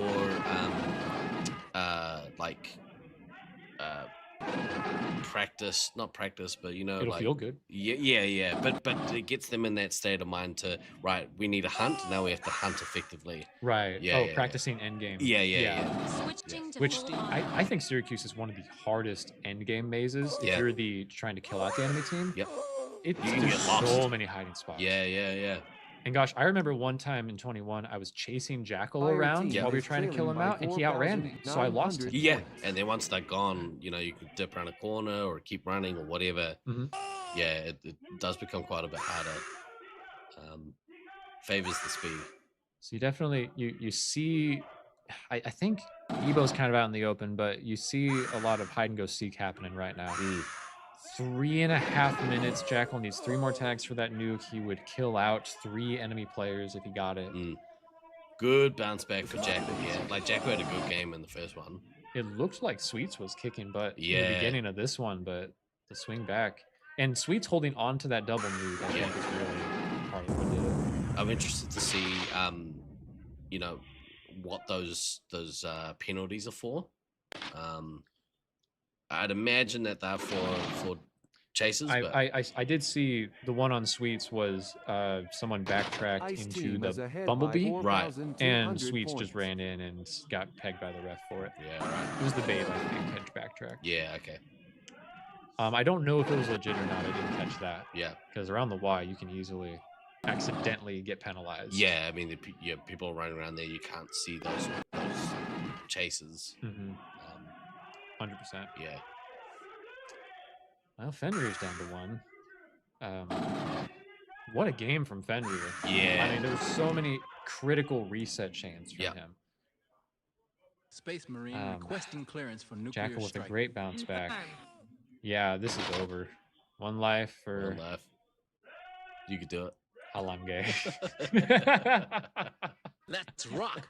1 more for Halange. Pour one out for Halange. Yep. There we go. That's it. Valiant effort. Well done, Ice Team is Syracuse leading B by for bouncing back. 4,300 points. Yep. You know, when you lose a game like that to a team that, I don't know, but like they probably felt, hey, we should beat this team. Yeah. And to drop one in the first, like that's when, you know, finger pointing can start happening. It's where team chemistry can break down. So it's cool to see that bounce back happen, and especially from a reasonably inexperienced team. They have some long-term players on that team, but yeah. I wonder what the story is with Zerg. Yeah. Well, I'm gonna head off. Thank you for joining. I'll be back if G&D will have me on later. Anytime you want to come back in, you have an open pass. I'll let you know. Oh, thank you. Yeah, I'll see if I can grab anyone. Maybe. Yeah, we talked about a couple people. Yeah, sweet. Maybe Leech. Yeah. If you see him. I'll see what Thank you, sir. Appreciate you. Ladies and gentlemen, let's have a quick word now from another one of our sponsors. Let's hear from these guys. What's your favorite part about hosting the Triple Tap podcast? Probably what'll happen if a potential employer finds it. Or my mother. Hi, Mom. Oh, definitely the fame. I can't fly across the country without fans asking for a pic or giving me stuff. That I can be myself. Hi, Rockwood's mom. Dude, can you cut that? You little...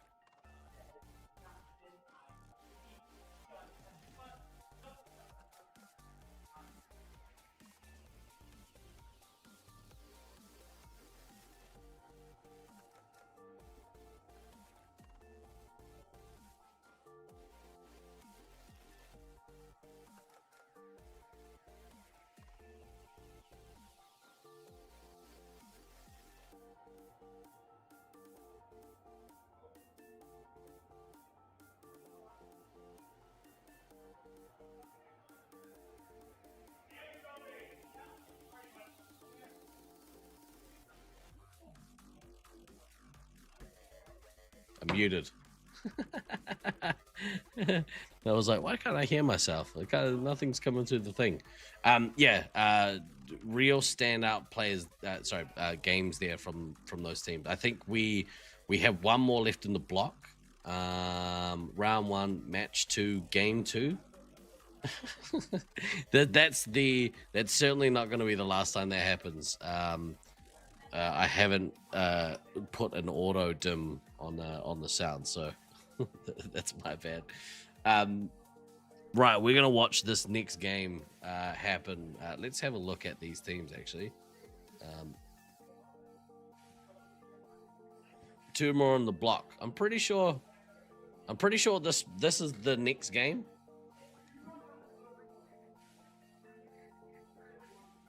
I panicked and I pushed a button, and now I'm no longer sure that this is the correct game.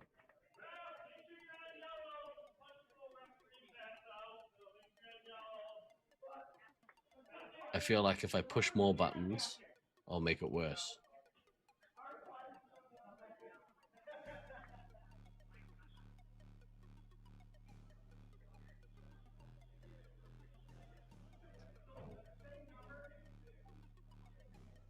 Can anyone tell who these people are? Ugh, I can't wait. I can't wait till the coffee kicks in properly.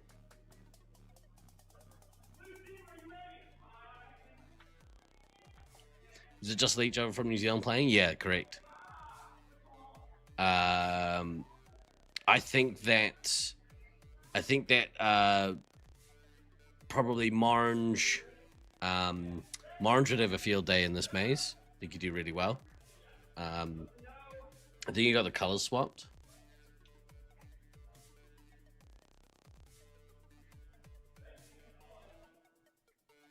Oh my goodness. I'm making it worse.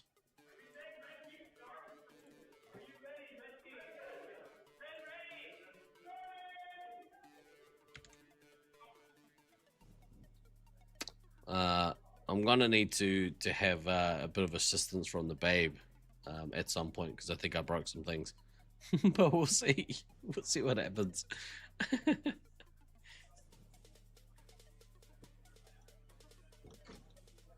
You know what? I think Luke left, and things have gone a little awry. Who was this? This is Armageddon versus Hybrids. Let's have a quick look here.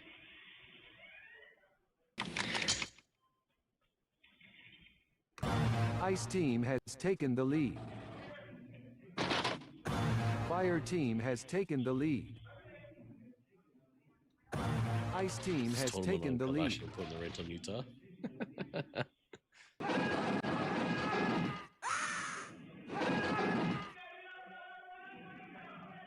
All right.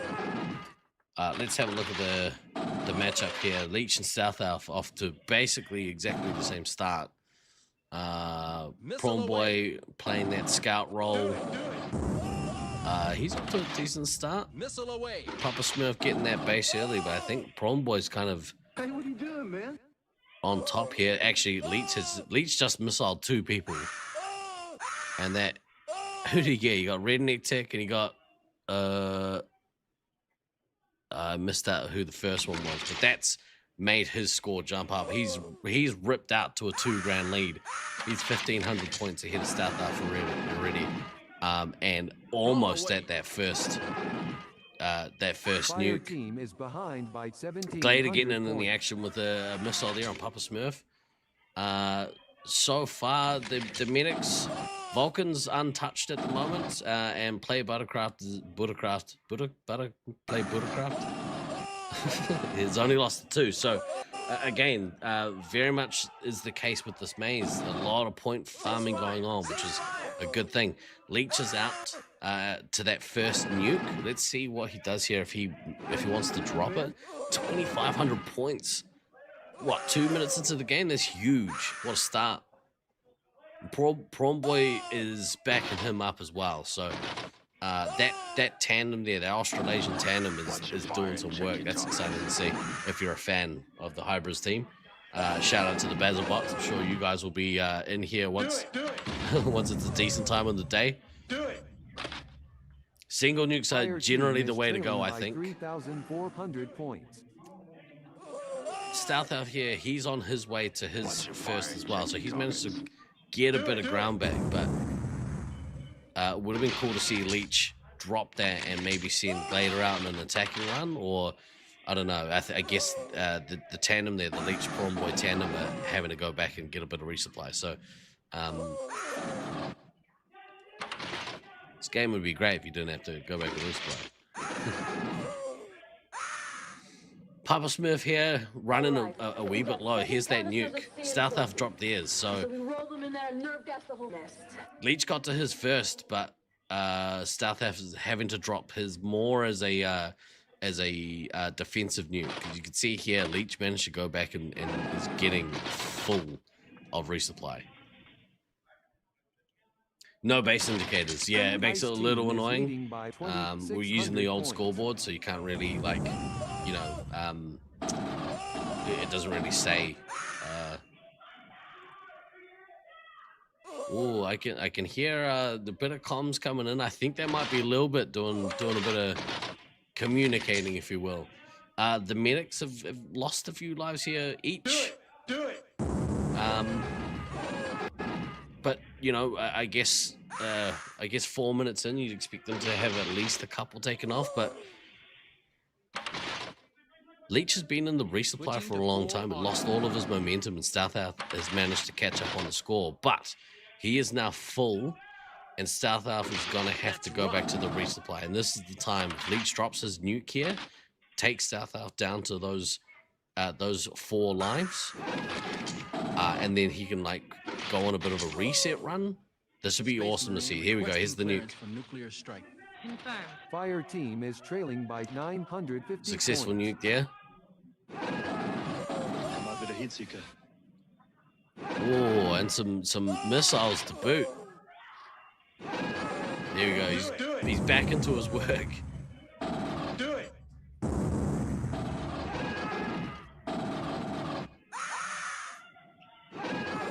Stealth Elf down to 6 lives. If they can kind of capitalize, Leech has done this almost to perfection. He obviously the point gap closed up between him and the opposing commander, but he was able to use that time to get full of everything, and now he's gone back out to smash.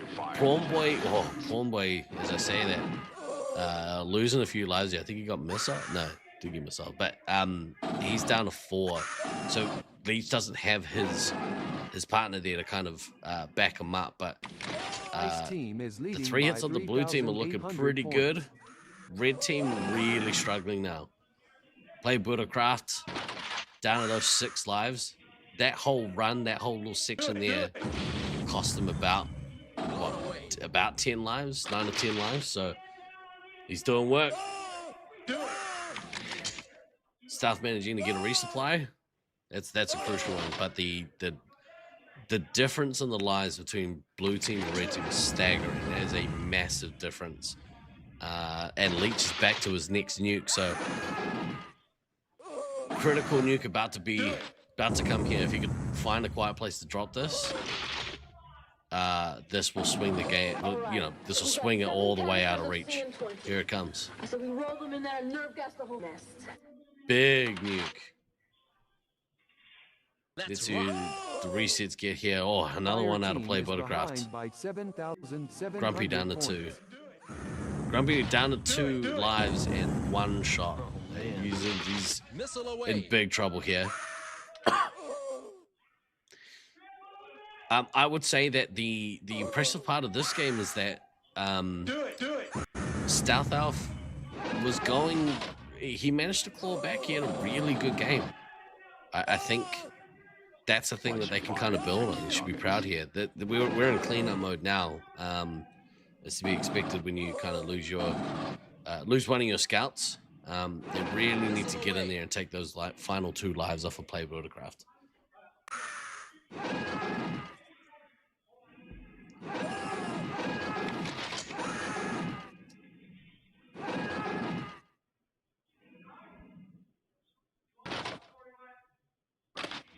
Ice team is leading by 9,300 points.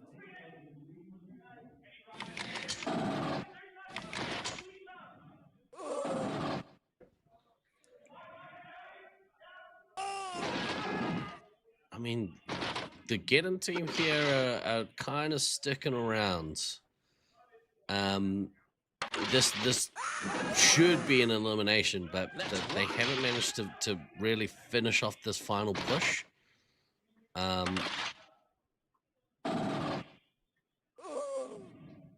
Fire Sword coming out and doing a bit of damage. You get to play in that scout role.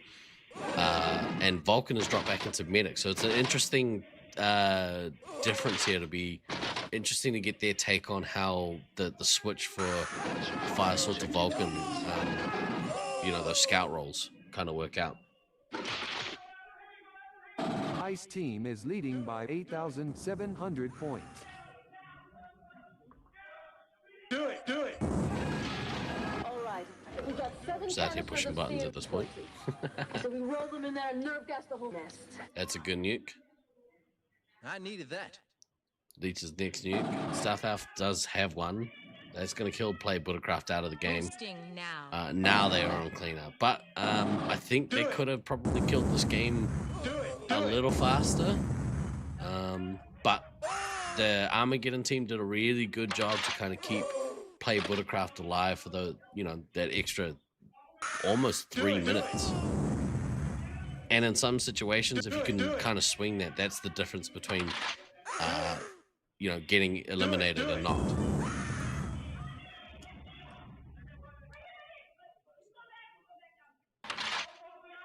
Fire Team is behind by 9,900 points. Stealth Elf managed to go and get a lot of lives. It manages to drop a consolation nuke there. And he is on his way to his, I think that was his 3rd. He was on the way to his 4th, so not too far away. Leeches managed to use a bunch of missiles. It was on track to racking up a massive score. So pretty awesome to see him doing work and his preferred role in that commander role.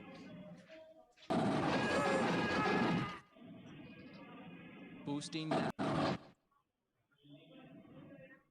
Seems to be a bit of a lull in the game. I think they're on a holding period. I think potentially the Hybris team are just take their foot off the gas a little bit. 200 points.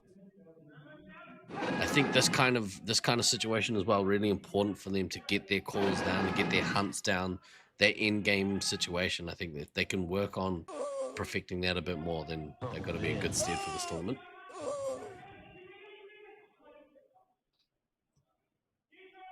Do it. Yeah, I think you're right, Sneaky. And like we said before, I think Armageddon, if they can set those goals, set where they kind of what they want to achieve here, and not get too down on themselves about this game, and really lead up to that big matchup between them and Syracuse C. Oh, that was a diffused. Stealth Elf got his nuke diffused. That's a real shame. Team is leading by 9,300 Great work there by Glader. points. Good job, dude.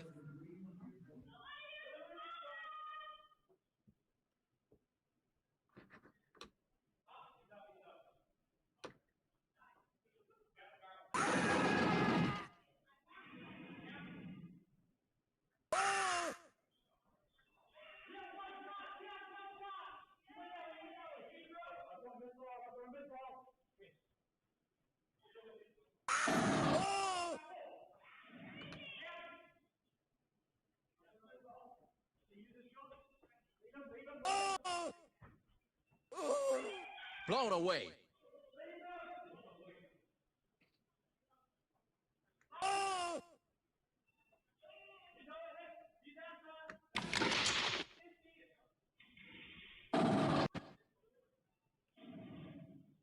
Fire Team is behind by 11,000 points. Blown away. Oh, big missile there. Glader doing work. They're on cleanup. Got just under 3 minutes to get the job done, and I think they'll be able to clean up the other team nicely. Seems that it looked like Vulcan a little bit, having a bit of a team meeting there in the blue base, red base.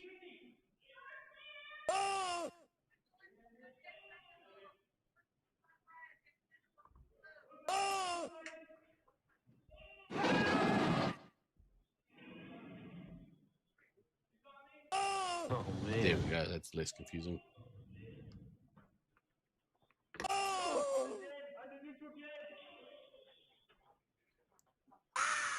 Ice Team is leading by 13,000 points. Do you know why the seemingly extremely one-sided beef with Sneaky exists? Unfortunately, Luke had to go back and prepare for his match, but I thoroughly enjoyed having him on the microphone. I think he did a great job. He was really good.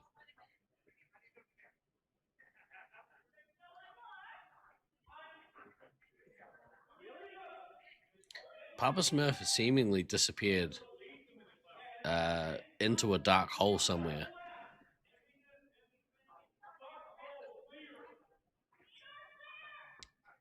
You can hear the teams doing the call-outs.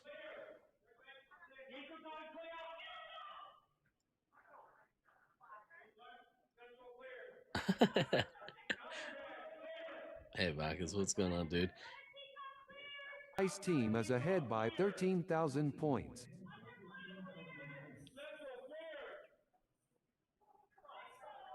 $60 seconds until extraction. 60 to go. I don't think they're going to get the Elam here. Papa Smurf is hiding out in the car park, it seems like. Oh, they found him. Here we go. Where was he? Gone through the red base just then.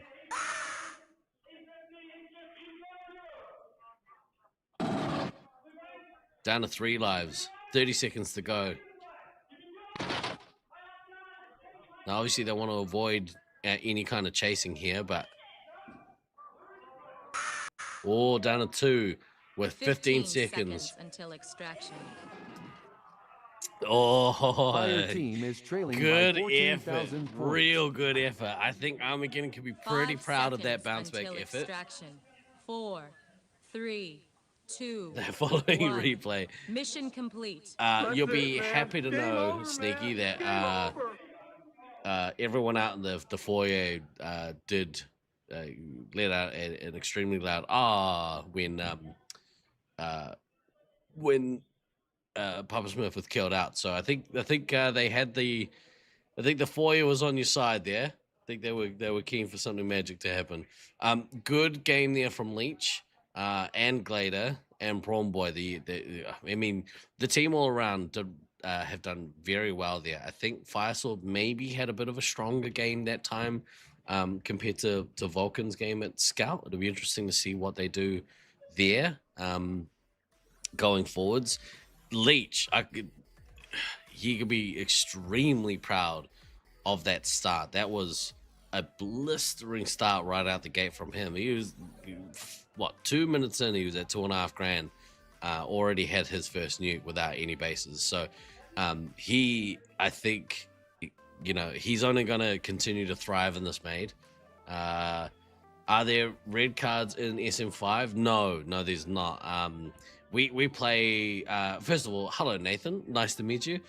We play a 0-point penalty system here. So our penalties aren't worth any points until you start having too many infractions, and then they start counting. So it's I guess a good thing, I guess.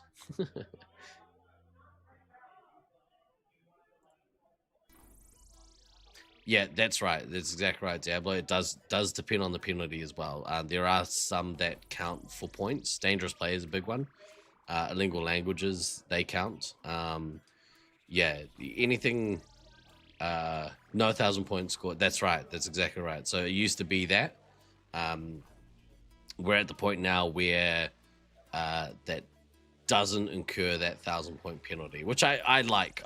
The way I think of it now is penalties are now considered fouls in basketball, versus like yellow card offenses, I guess. Sneaky, super proud of the team there. They showed a bit of heart there, so they should be proud of how they went in that second game. That was a great bounce back effort from them.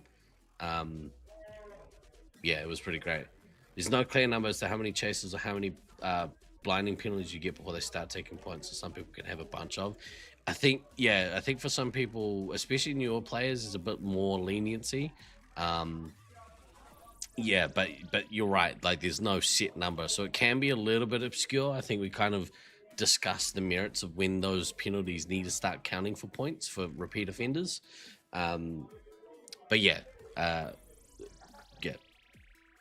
someone gets a penalty, the other team gets a free missile on the medic.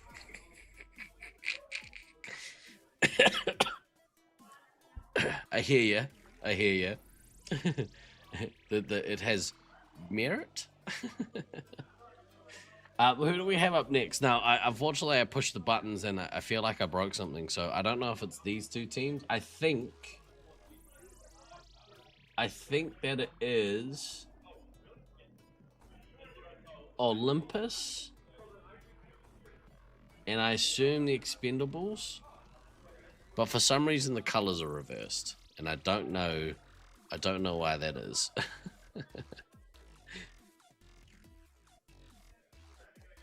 Mostly because I didn't touch anything, so I wonder if I push that button.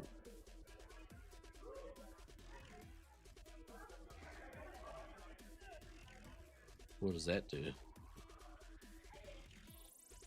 Shouldn't have pushed the button. Shouldn't have pushed the button.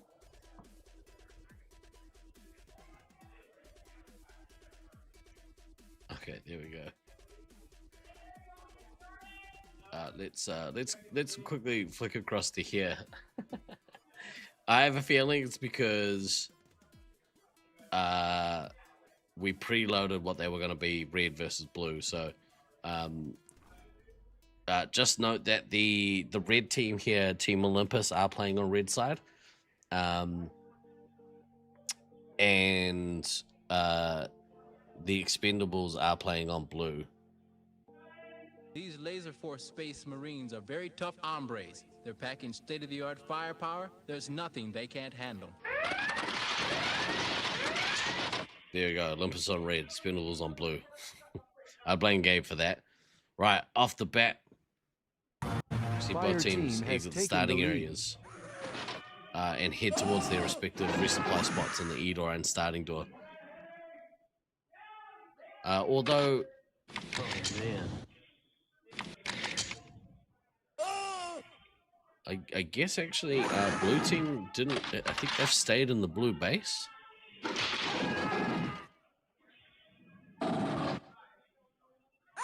Red team have set up camp. Now, obviously, it was a pretty good win here by Team Olympus in the first round. They are kind of expected to beat this Syracuse C team, but Fire team has taken the lead. Kodama playing commander this round, doing a bit of work, already at 12,000 points within the first just over 60 seconds. So doing work. Ice team has taken the lead.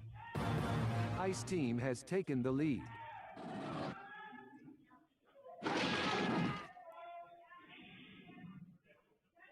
About double X-Men score here.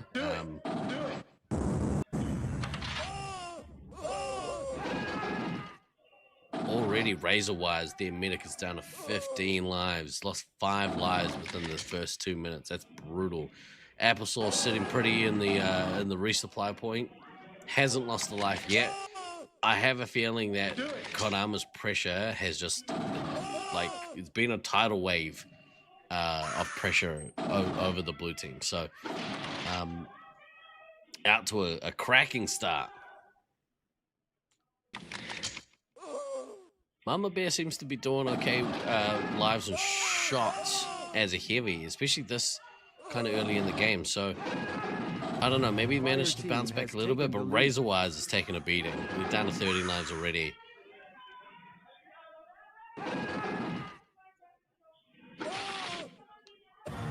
If they get a red card, do they get kicked out of the facility? Yeah, I think that's probably about right.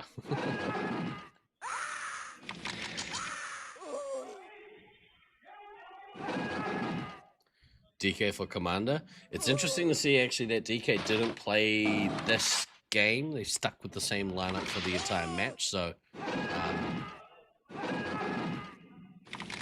Switching to full auto.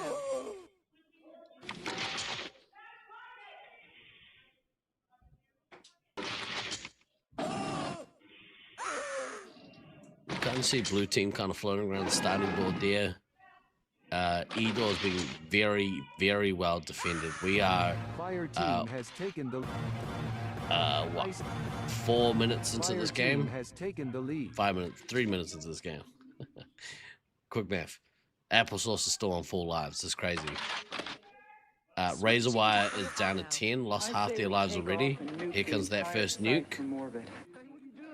Down to 7 lives. This is gonna be a comprehensive win here from this team Olympus. Their whole team is basically full on lives. And yeah, just punishing Syracuse C here. I hope this is the kind of loss that can be a little bit devastating. I hope that they can stay pretty positive. Mama Bear with that that penalty. I wonder what that was for. Do it.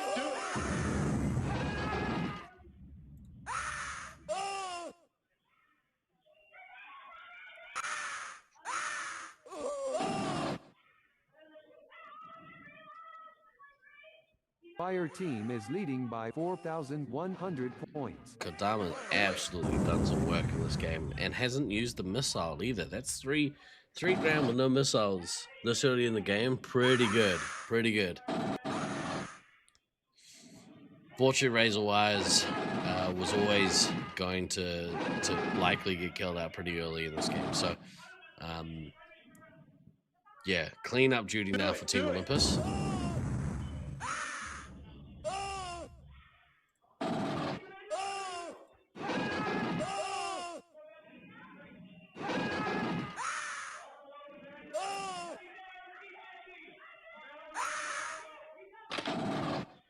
Space Marine requesting clearance for nuclear strike.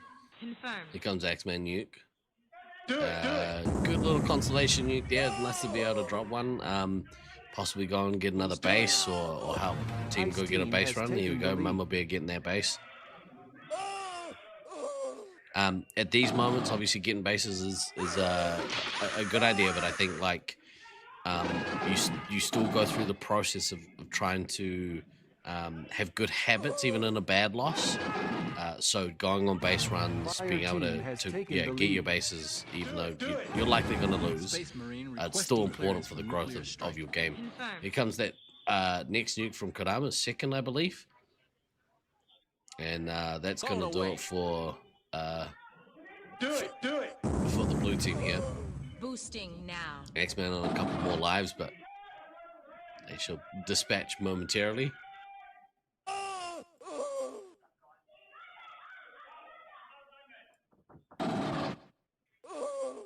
Do it.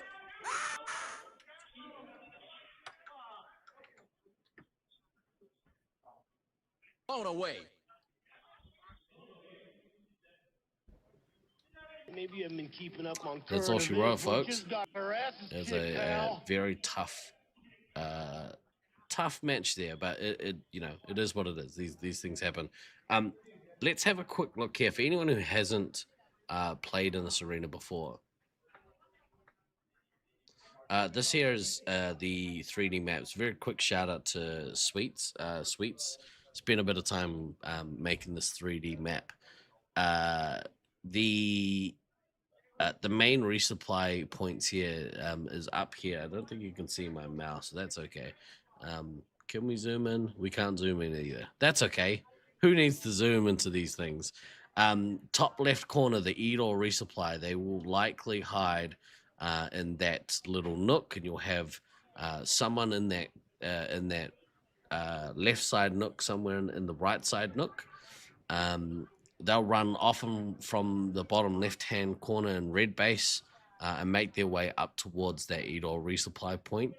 It's almost the exact opposite on the other side of the arena. If you go over to the blue base is where blue team will start and run their way into the entry door / blue resupply area. And then you'll have various scouts and commanders make their way up these corridors on the left and right sides, respectively, port and starboard sides of the arena, making their way through, trying to cut through various channels and head people off at the pass. So it gives a little more context to what we're looking at here. When we look at the camera feed, the blue base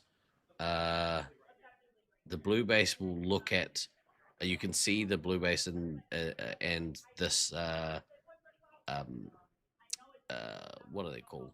Barrel, I guess. This barrel, this highlighted green barrel you can see in the camera feed, and then entry door essentially looks at the corner like this. So you can kind of see, and we'll cut back to the cameras in a minute, but you can kind of see in that now top left corner, that's where the blue resupply kind of spend their time. So to get a bit of context, and let me quickly I'll hard cut across to the cameras here. Hang on 2 seconds. We're gonna do this smoothly as we can. Here we go.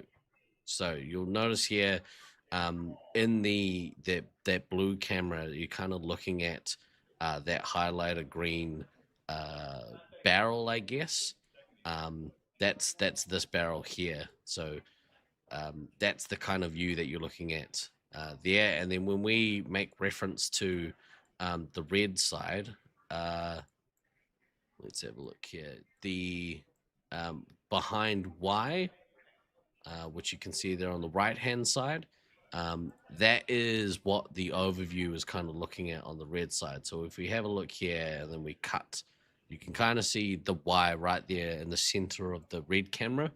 And that will give context to when people run in and make their way into those top parts of the section. They'll either cut left or they'll cut right into the little nooks, and that's often where you'll see the resupply running into to make their stands. Is this map red or blue sided? So you can see at the top left hand there that red structure is red base, and down the bottom here, almost the exact opposite side, that is blue base. So it's kind of a mirrored, not even kind of, it is a mirrored maze. So there's equal opportunity to kind of hold in each of the E door and starting door or entry door are the two resupply points. I've been hearing that red is a better side to hold. I haven't got enough experience in this maze to really understand the nuances of it, which is a shame. I would have loved to have played more games here. I've just never really had the opportunity to do so. Mostly of my own fault. This kind of gives a good kind of understanding of what's happening in the maze. So I hope that kind of makes the camera views a little more relevant, a little more like easy to understand, and kind of we'll cut back to them periodically and kind of talk about, like, what just happened or key things that we kind of saw. So we'll keep those kind of updates rolling as we go through, and it helps me as well because I can learn a bit more about the arena, especially when I get co-commentators coming in and kind of giving me their takes on the maze as they kind of learn it more, or have locals come in and talk to me about their tactics and stuff. So let's see your comments. What do you got? Is Than showing up at all? No, unfortunately not. I miss my friend. I wish he was here. Unfortunately, he can't be here with us this week. So having him here, I try to convince him to come and hang out with me in the commentary booth all week. But I think if he was here, it would have been good. It would have been good if he was. Would be nice for Geddon for sure. Oh, the map, yeah. Shout out to Sweets for putting that map together. I think it's kind of the goal for a lot of the tournament scene to have these maps, because we oftentimes will have a 2D top-down floor map of an arena. Having a 3D map that you can rotate and kind of work out what the lines are, and it's exponentially better. They're amazing. So there's not many that have 3D maps. We have one in Auckland. There was one for Loveland. That one is excellent because you can kind of zoom in and out. You can highlight parts of the map. It's beautiful. And this one as well is really, really good. So hey Tham, what's up? You were back in a bit, screening interview to deal with. Yeah, hence why he's not here. Is Rusty the fake goat showing up for finals? Unfortunately not. That would have been cool to have him here too. Is there a Michael Jordan of SM5 all-time legend? Yes, his name is Rusty. I don't care what anyone else says. Rusty is the greatest player to ever play Space Marines 5. But a close second, and we talked about this on the Resupply podcast, a close second, or 1 and 1A in terms of legends, is Rusty and Tragedy out of Brisbane Laserforce. Excellent players. Excellent players. But I would say that Rusty is the Michael Jordan of Space Marines 5. Whilst we set up for this game, let me quickly let's have a quick word here from one of our supporters.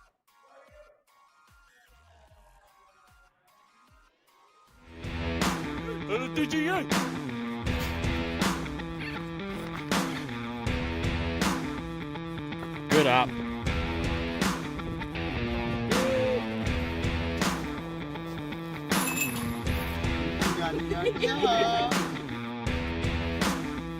LFDGA. Get your discs out.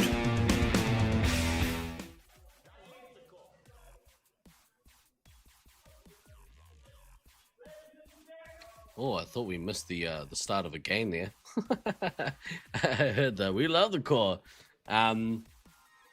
Looks like the stream host is way more attractive than last year's. I don't think so. That guy was a dreamboat.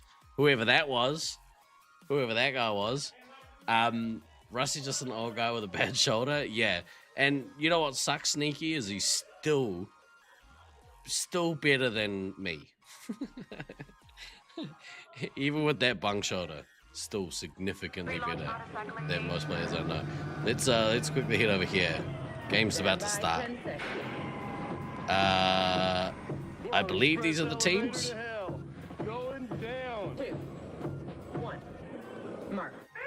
Maybe not, actually. No, this is the first game of the next block. Ice team has we have Loveland Reloaded versus Altitude Issues. I haven't hit the button yet.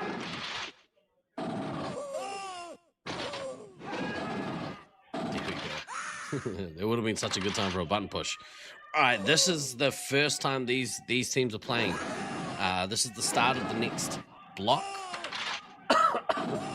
And so this is the first time these teams had the bye of the first up, and this is an awesome matchup because this is the two teams out of Loveland, Colorado going head to head. A lot of young players ready to prove they should have been on an A team. Sparks is off to a cracking start here with one base. Very quickly on their way to the first nuke. Get them within the first 60 seconds. Not quite, but pretty close. The Babe. Big missile there on Carson. Team is trailing by 3,000 points. We saw the Babe playing a couple of other games run really low on lives, but has managed to stay pretty topped up here. Sabo, Blackout, Carson, Lizzie, Fair Turkey, Sally B. That's interesting. So no mischief for this game. Could have stayed on the mic.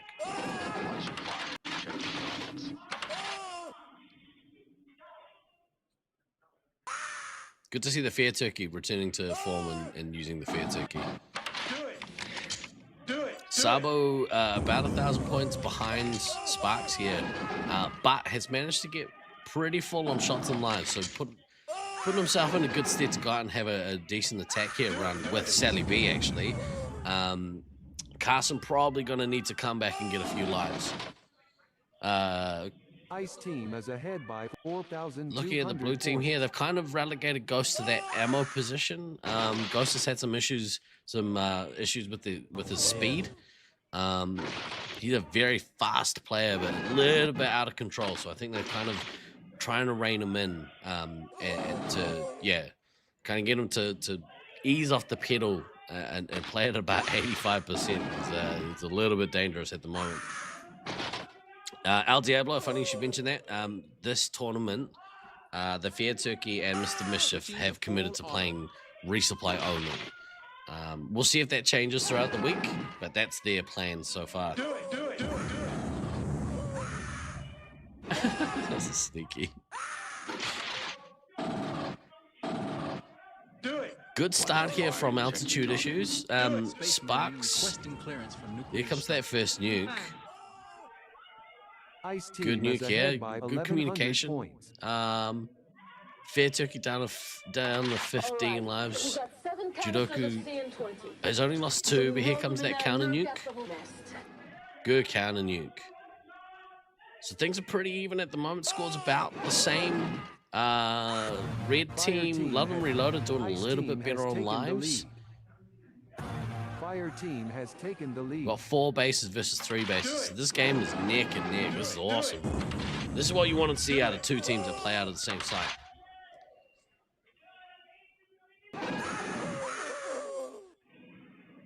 It's interesting. They haven't really.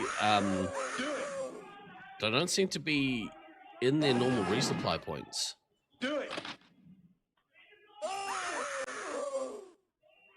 Carson doing some work there on the Babe.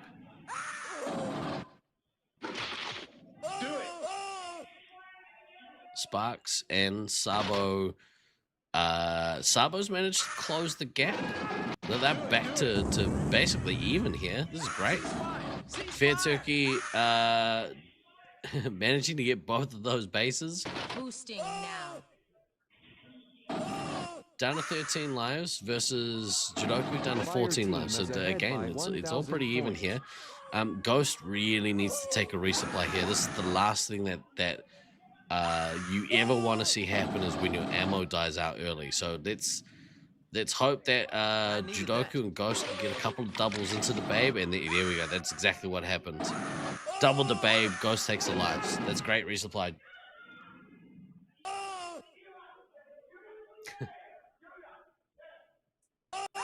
Do it.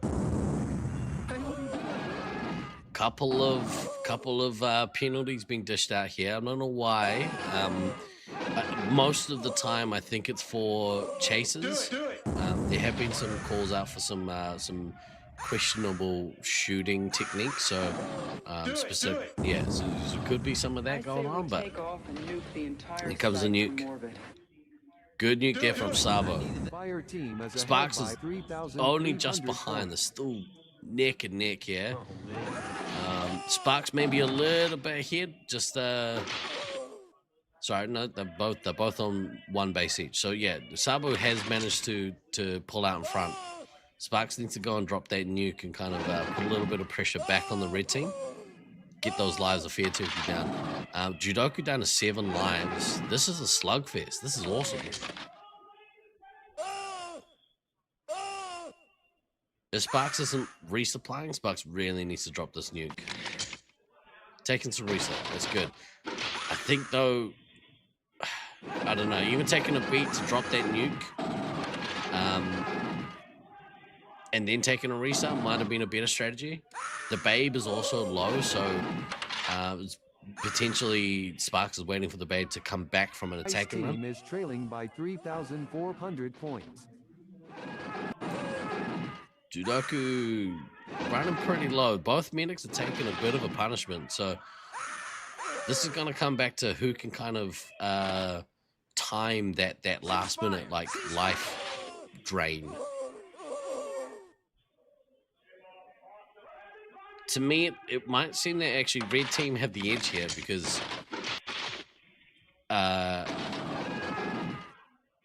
yeah, I would say that red team have the edge just on the back of how many lives they have. I mean, they've got 30 more lives than blue. So to me, I give the edge to red at the moment, but that can switch pretty quickly, especially because the Fair Turkey did lose a few more lives. Jiroku's been sitting on low for a while, but hasn't. Well, as I say, it loses a life there. So Sparks has held onto this nuke. I think that's a big mistake. It really needs to go and drop this nuke.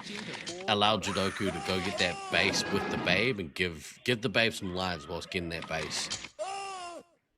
I did find I played a couple of games with some of these players yesterday. They didn't put a lot of priority into going to making sure that their resupply players went and got the bases. Maybe that was just a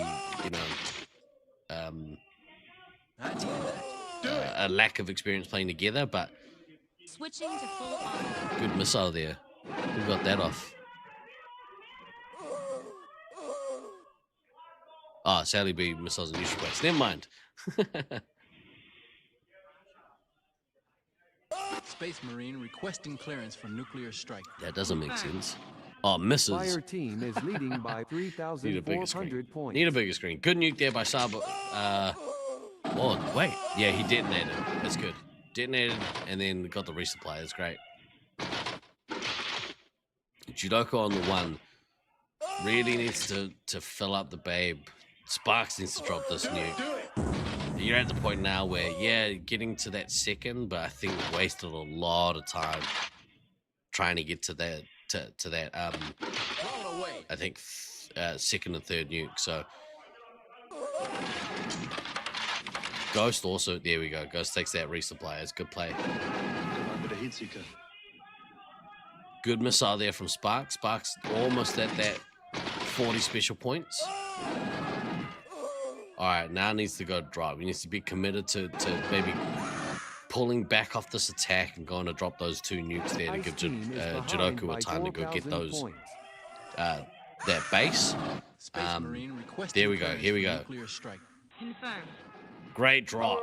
Real good drop. Fair Turkey might be in real trouble here. Gonna go down to one life. This is huge. What a swing. Off the back of it, Lockett and missiling Carson. So, unfortunately, Jidoku didn't capitalize on it. You gotta go and get that base off those two nukes. Maybe that's a lack of experience of communication, but it's possible that, you know, they put more emphasis on resupplying the team. So maybe that's where they found their value. Fair Turkey has been killed out of the game. And the swing here is massive off the back of those two nukes. They managed to really hang on. And Jidoku's been sitting on one life for like a million years.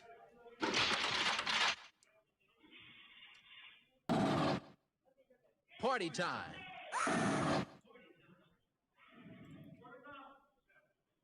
Blown away. Good missile there again from Sparks. Sparks has missile casting a lot. He used all of the missiles, so they're on their way to that fourth nuke. Yeah, that fourth nuke. Dropped 2 and 3 in a row. Got to one real quick. Dropped 2 and 3 like much later, and both commanders now on their way to their respective fourth nukes, I think. Actually, Sabo was about to drop their third, I believe. Team is leading by 2,000 points. Sabo can drop this nuke now and just kill Jidoku out and put a little bit of pressure back on that team. I say we take off and nuke Sparks the drops entire theirs. site from Jidoku orbit. needs that base. Go get the base. Do it. Ice team has taken the lead. Boosting. All right, we got 7 There's that canisters of nuke. Jidoku's not going to get to it. So we roll them in there and nerve gas the whole nest. Fire team has taken the lead. Oof. Huge miss base. There's 3 minutes left. I think the pendulum swung back the other way. I think blue team might have this. If they really ratchet up the pressure, I think that they'll be able to take this, get this elim, but they're gonna have to do some work.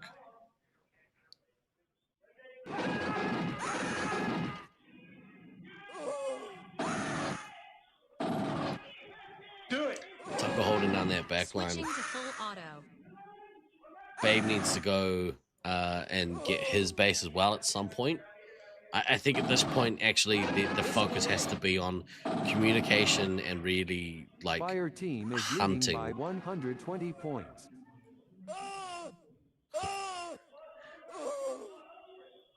What's an interesting thing here is that both of these Loveland teams are not used to playing full 15-minute games, so it'll be interesting to see how the end game strategy goes here, how they go at hunting. There's only 2 minutes left, and they haven't done a good enough job to really hunt out these red team players. In fact, Saba was kind of has kind of come back here, is doing some work, so on their way to getting to that 5th nuke. And if Sabo can get to the 5th nuke Fire team is shortly, ahead by I think 3,400 points. they're going to win this game. So, I mean, this game is flipped on its head a bunch of times. Either that or, you know, I don't know what I'm talking about. maybe a bit of both. Oh my goodness, look how even their scores are. Big thing here, though, is the special points. Sparks has used a lot more missiles, but I guess it's been shot a lot more. So, I don't know. The discrepancy there is massive. Sabo now is at their next nuke. They go and drop this nuke, and... oh my god, gonna kill out the babe. 7 canisters of CN20. So we roll them in there and nerve gas the whole 60 mess. seconds until extraction. Detonates the Fire nuke. team There is goes the ahead by babe. 4,100 points. This is awesome. These commanders are doing some work. Any other Loveland believers in chat? Let us hear, Loveland believers.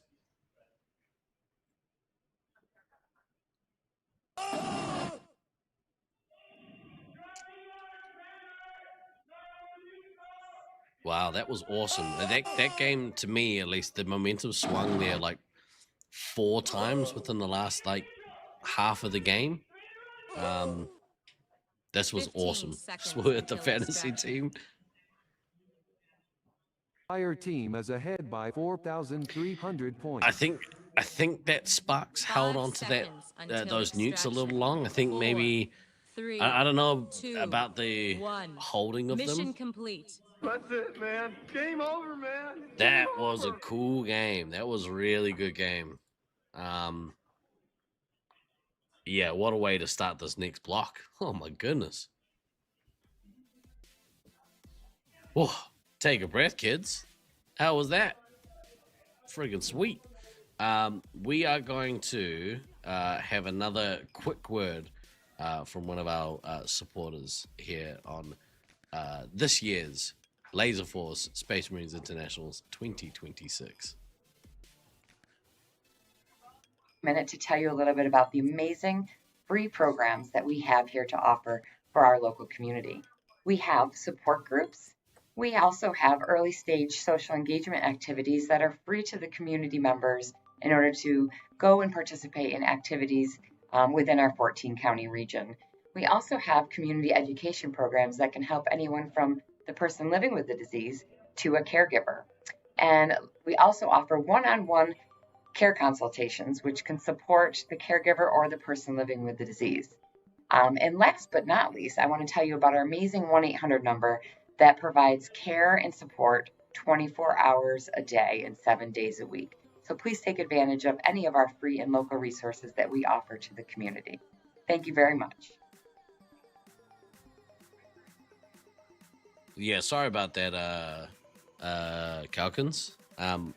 So I have somehow, I thought I'd set it up properly, but that the music is supposed to dim during those interviews and stuff. So we'll figure the kinks out.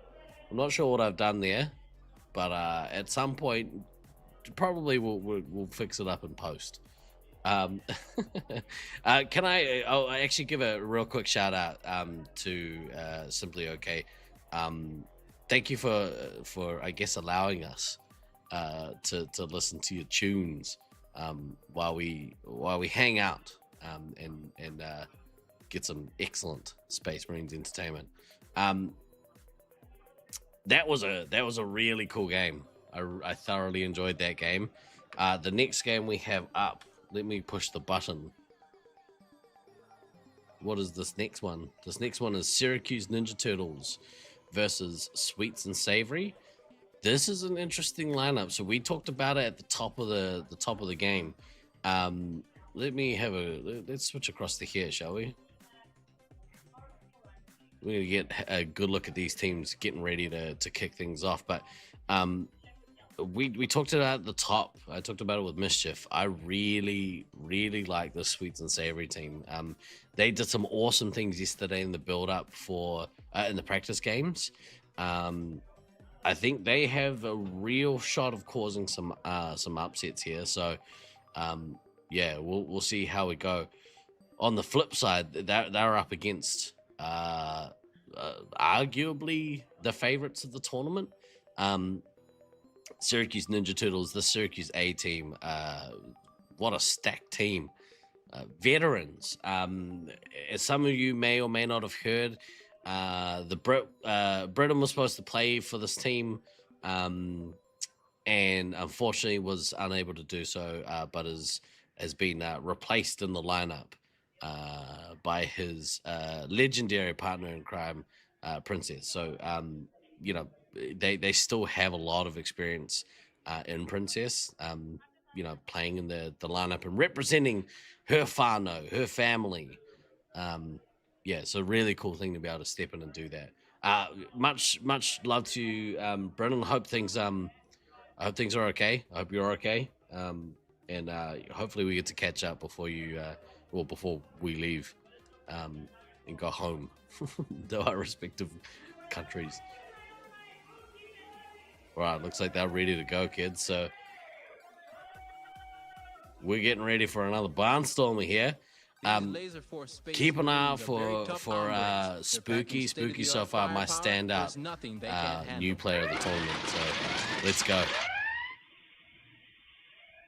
When does the dog play? Dog's always within us. Ice Team has taken the lead.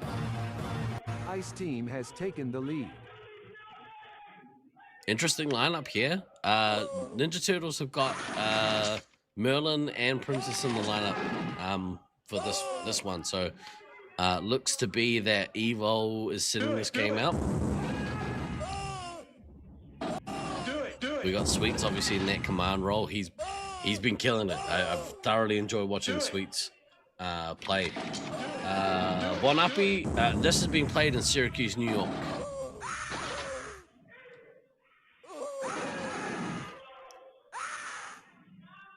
It's interesting to see off the start of the game, Beans and Oguri kept running and immediately getting that generator, and I think they run immediately and get the neutral gen.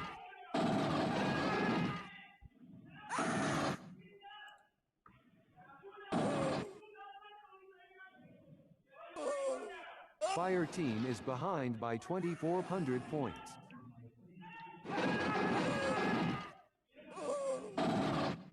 Snuffles, you play next one? When does the dog play?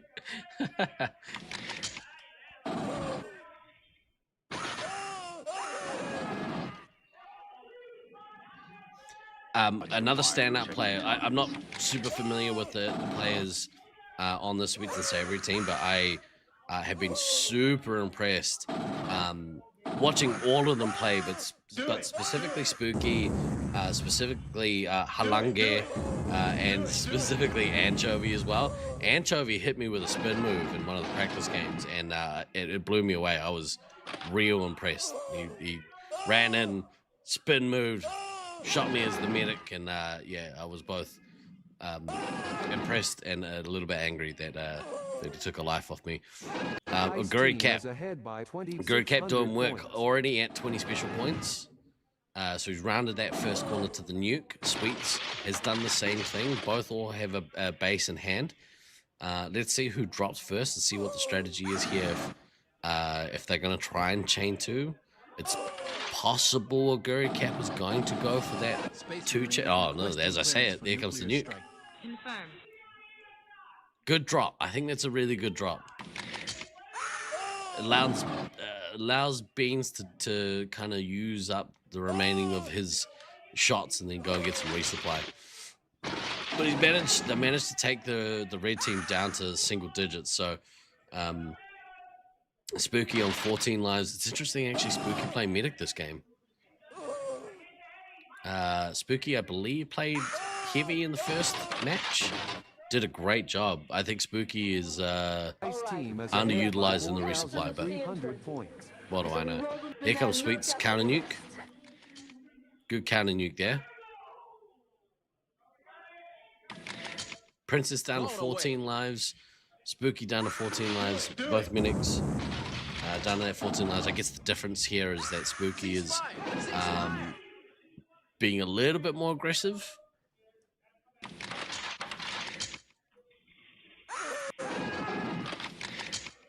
Joey was a fishy play.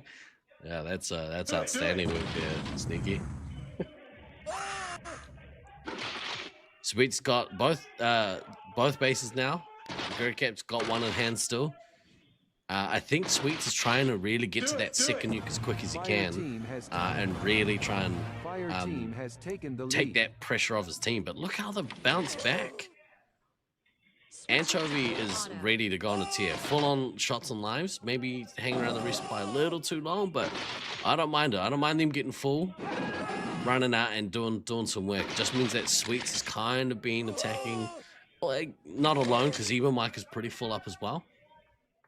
That tells me that maybe one or both of them stay back a little bit too long. You got to have a good kind of cohesive rotation of your scouts, I think. But they put them in good stead to now have three players on the attack, and maybe this gives Sweets an opportunity to come back and get a bit of resupply. Halange needs to get a little, maybe one more lives if they can. That'll put her in good stead to kind of last the rest, the next little period of play when Guri Cap drops this next nuke, which is I imagine is just around the corner. Black Hammer is the heavy, is full on everything, so about to do some work.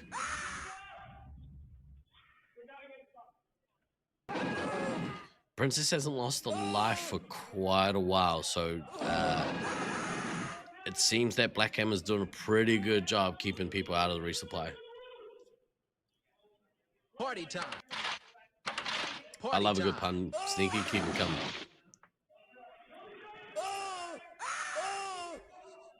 Bit of a tentative period here. People they're just trying to get their ascendancy. It looks like blue team are rushing into that E-door resupply area and managed to kick out the red resupply. Who was that? That was Guri Cap, I think. Good drop there from Sweets, but I think Guri Cap might counter here with another nuke of his own.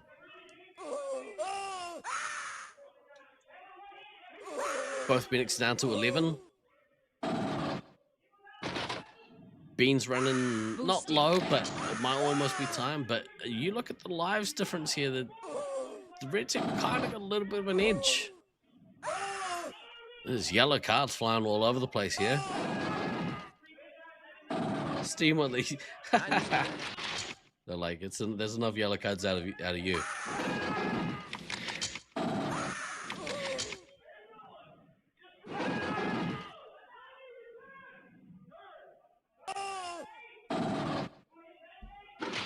I say we take All off right. and nuke the This entire game's site from orbit. This game's a real interesting one. I've got on the mic with me Leech from Auckland/Hybrids. We'll do a proper intro after, but so far, have you been watching this game? I've been paying a little bit. Yeah. Yeah, I think there was a timely nuke there. Whose nuke was that? Was that Sweets? I missed it. A lot of penalties there as well. Yeah, there's been a few cards piling up.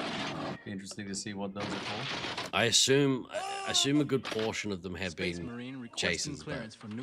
Here comes that next nuke from a Guricap. Maybe a chaotic Switching to full auto. sequence like this. Yeah. Good luck riffing that. Do it.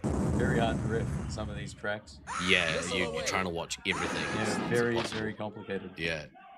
But Guricap still has that base in hand, and round in the corner of 8.5 grand, just got another missile off. Managing to wrestle some of that ascendancy back from Sweets and Savory. Halange really needs to go out and get her nukes, her bases. As the Spooky needs to go get hers too, and I think Spooky on 4. Yeah, getting very low. Yeah, very and low. I think that they're at the point where Spooky's better off resupplying her team, and maybe sacrificing that 2 grand, because in the grand scheme of things, yeah, really need to get Sweets up. Yeah, up there. Yeah. Don't know how easy that is with all the pressure. Yeah, that he's almost at that next nuke Cody as well. going in. That's Cody going in. And kicking them all out. them all out. Wow, that was a great flush. And he's going to almost get to that next nuke as well, which is just going to add to the pressure. Evo Mike. Space Marine there we go. requesting clearance for nuclear strike. Medic out. Good nuke. Got it. Do it. That was awesome. And you see that? Yeah, he dropped it. He dropped it in the resupply. That was killer. Space Marine Basically requesting kicked clearance and for dropped. nuclear strike. Sweets is going to return a nuke, but at this point, it's more of a consolation. I think Blue have done a really good job wrestling this back, but power to Sweets and Savory. I mean, they're playing the highest ranked team, and a lot of people had this team finishing around 7. Definitely my dark horse team. So good. Definitely my dark horse team. I've been very impressed by the synergy. Yeah, 100%. They seem like they work really well. And I was speaking to Sweets' girlfriend, and they've been practicing and meetings and everything. Luke was telling us earlier, they're taking this very seriously. Yeah, well, they record their games, they watch them back, they analyze everything. I saw Evo Mike's taking pictures of every scorecard. Yeah, perfect. I love it. So very into the analyst side of it. Do it. Anchovy's going to be doing some running. Yeah. Unfortunately, that is the case. If you go back and you get full, but your team is getting wrecked, you're in for a run. But, he's young. He's got legs. He's got legs. Yeah. It's only day 1. Well, Guricap really took over this game. Like, it was pretty even, seemingly on paper there for a little bit, but, once that kind of nuke sequence that happened really just wrestled the control away from Sweets and Savory. And now they're in cleanup mode. And this is probably the one team that has the best grasp on how to hunt effectively. I haven't played them yet, but I can only assume you're just going to get pinged. Yeah, they'll cut you off from one corner to the next corner to the next corner, and they know exactly where you're going. Yeah. So you're going to have to do a lot of backtracking, a lot of zigging and zagging. And that's the benefits of being the home side, right? Yep. Those are the home advantages. Yep. Those hundreds of games add up to just being here, done it. Yeah. Do it again. I think that this is another game where Sweets and Savory can be really proud of how they performed. I thought they did really well against. They've had to play Syracuse B and A. I think they played. I'm pretty sure it was B. No, they play. Yeah, Syracuse. Yeah, Syracuse B. In the first. So they come out and have to play like. They went. They won the first game and then eliminated in the second game. Yeah. So, well, they're taking points, which is really important. And I don't know whether they changed something or maybe they've got one side that's stronger than the other. Yeah. But it's still round 1, sorting those things out. Yeah. You know, it's all practice. Yeah, and I think it's really important that teams don't get down on themselves this early. Like if you get a bad beat, it's only the first day. Exactly. You've got heaps of time. Heaps of time to sort things out. 100%. You know, you might be playing players you haven't played before. They do stuff that you're not used to seeing. That's just the nature of an internationals. Yeah. And playing people from different sides. So everyone's got their different way of playing. It's the best thing about Nats. One to go.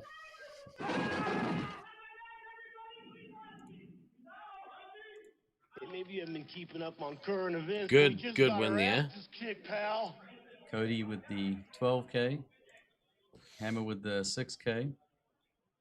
Yeah, I think Sweets was keeping up with Cody until he wasn't. Until that kind of midpoint where it swung. But he had a great start to the game. We'll come back and we'll do some analysis on this game. But before we do that, let's have a very quick word from one of our supporters.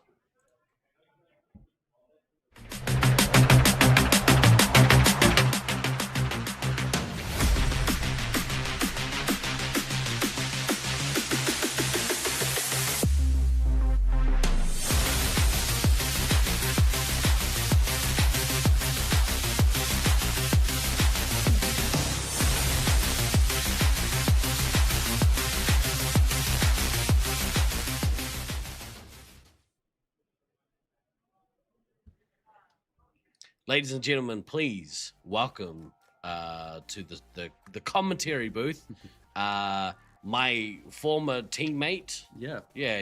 Multiple tournaments. Ladies and gentlemen, this is my good friend Leech. Hey, man. Hey. How are you? Good. Glad to do another international tournament. Try a new arena. Thank you, sir. Beautiful. Yeah, how do you what are your initial thoughts on this arena? I love it. Yeah. I love the maziness of it. Yeah. You know, I said my favorite part is obviously the backtracks, the zigging, the zagging, going a different way. Yeah. You know, the mind games, the mental mind games around the arena. So definitely enjoying it. I enjoy it more than Brisbane. Yeah. I think the community knows how I feel about Brisbane. Yeah. It used to be so much better when you had all that additional floor room. But, Yeah. You know, I'd say after Auckland, I said this is number 2 for me, and that's Auckland's just it's the spiritual home for me. Yeah. You're obviously living in Sydney these days. And yeah, now I live in Sydney. I've played quite a few different places now.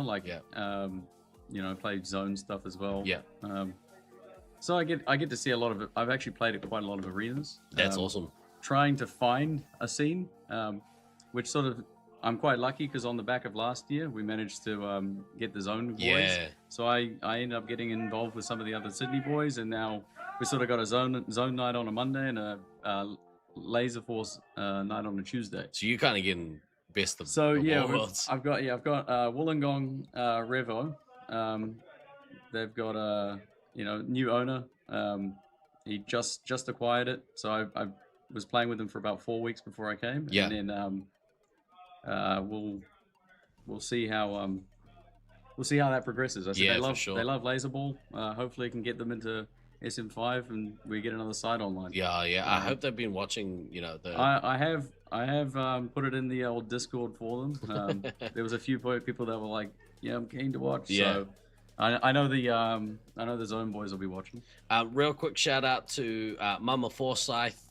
Thank you again for your contribution to our Laserforce competitive scene. The Forsyth name is a strong and important name in our tournament. So thank you for the support, and thank you for obviously your family's contribution to our scene. Obviously the boys are waving there in the cameras. So Mama Forsyth is behind you. She is watching you. Sending out all of the love and aroha to her Utah Heat Seekers up first against the Armageddon. Speaking of those other forms of laser tag, the Armageddon team. How have you watched them play much yet? Well, we played them in that last. Oh, yeah. Yeah, we played them in that. How last was it? thing. I felt like it's sort of the typical thing from when I see players that have come from different systems. It's just learning the backtracks, learning the resets. Obviously Redneck Tech's got quite a bit of experience. Yeah. So Stealth Elf seemed to do pretty good. Stealth Elf is surprisingly quite good. Yep. I sort of wasn't expecting it. Yep. He seemed to be doing quite well on attack. It got me a few times when I was sort of being a bit lazy in the resupply. Yeah, it did seem like he was kind of keeping up with you. Oh, there was times where I was like, Good news is, I don't know, I pulled the foot off the gas. Yeah. I got to save my legs a little bit. I'm 35. Yeah. True heroes are forged. One place where all men truly share the same. We all want to do well. Yeah, of course. But I also want to be walking. Some of us just have to commentate. Yeah, walking at the end of it. Good resupply there off the start. Still stick around. I'm going to see them run into the Utah team running and setting some tracks. I think we can expect to see a quite aggressive game from the Utah Heat Seekers. Yeah, I think so. I think they want to come out. They want to, after the loss. Yeah. They'll probably be wanting to avenge. Great first up assert their match. dominance.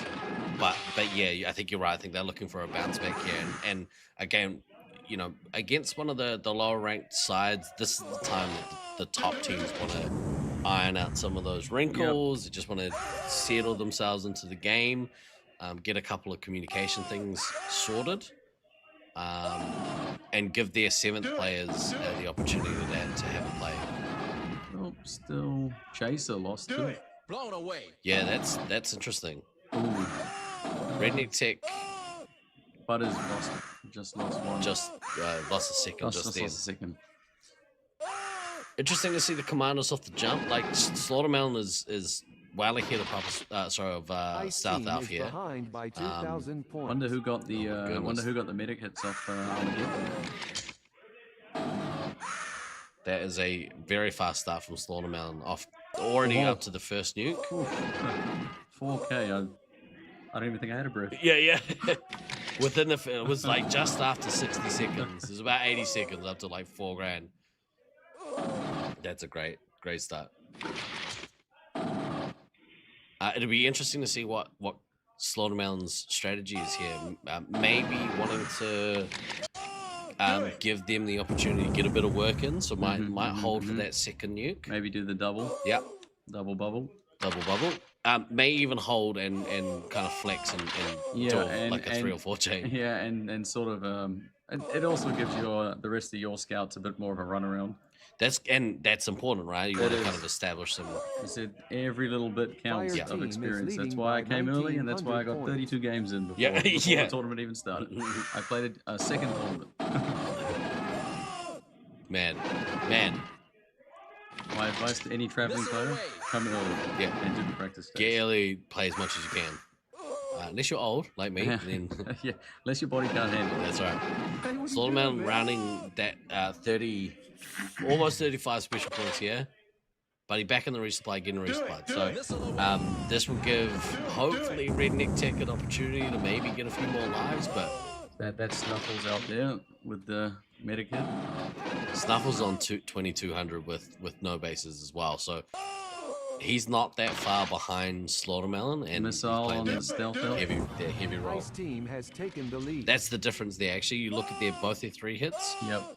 Only have 5 missiles left between the 2 of them, so huge. They are finding those homes for them missiles. Yeah. There is a massive discrepancy in lives here. And probably the most important thing, Play Buttercraft has lost half of their lives. Meds are still on 18. So, yeah, Utah really come out. After that initial 2 lives, nothing. Yeah. Hasn't been touched. Yeah. Slaughtermelon at 2 nukes Everyone very low at the moment as well. If Slaughtermelon dropped the nukes, it would be devastating for their team right now. Absolutely, 4 players gone. Skills, has a nuke, but I think... Redneck on 1. Yeah. Desperately needs something. Hopefully he's in a cubby somewhere with... Boosting. Oh! He gets one. There we go. He gets it. He goes from lives ultra critical to slightly less critical. yeah. Has taken the lead. Sort of stop the bleeding, but not really. Can he get another one? Can he get above the 6th threshold?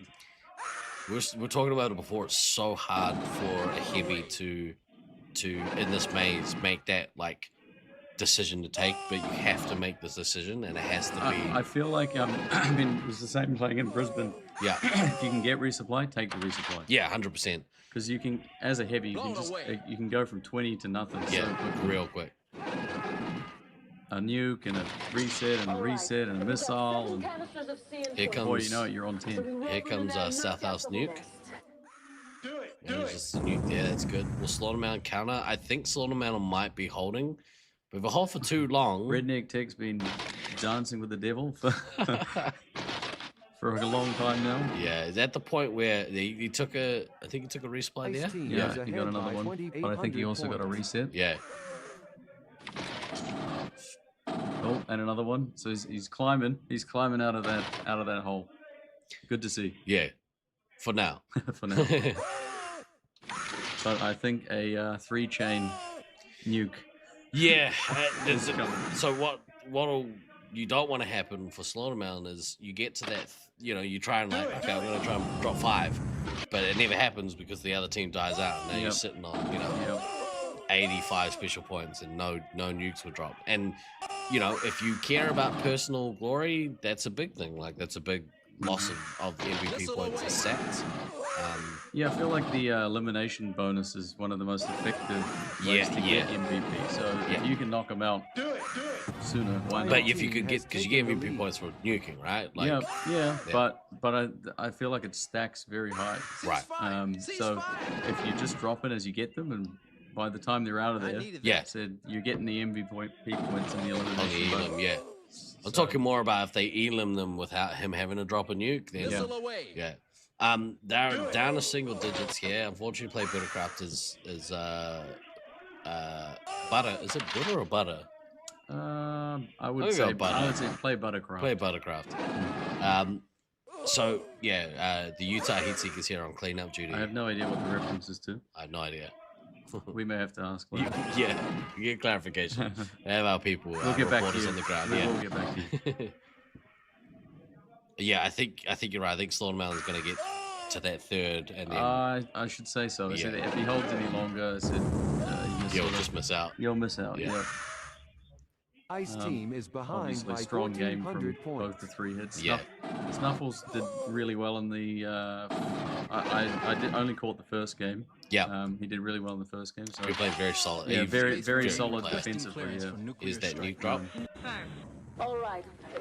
So yeah, I saw him in 23 as the scout, and he was sort of the attacking player to Slaughter Melon there. Yeah. I did attend 24, and then obviously they didn't attend last year. Yeah. So first time I'm seeing the combo. Yeah. I did watch a bit of 24, but not. I gotta work. Do it. Yeah. You gotta be. I have a job. Yeah. Unfortunately. What happened in the last match? The last match was Syracuse A versus Sweets and Savory. Syracuse A got the decisive win. It was a very good win.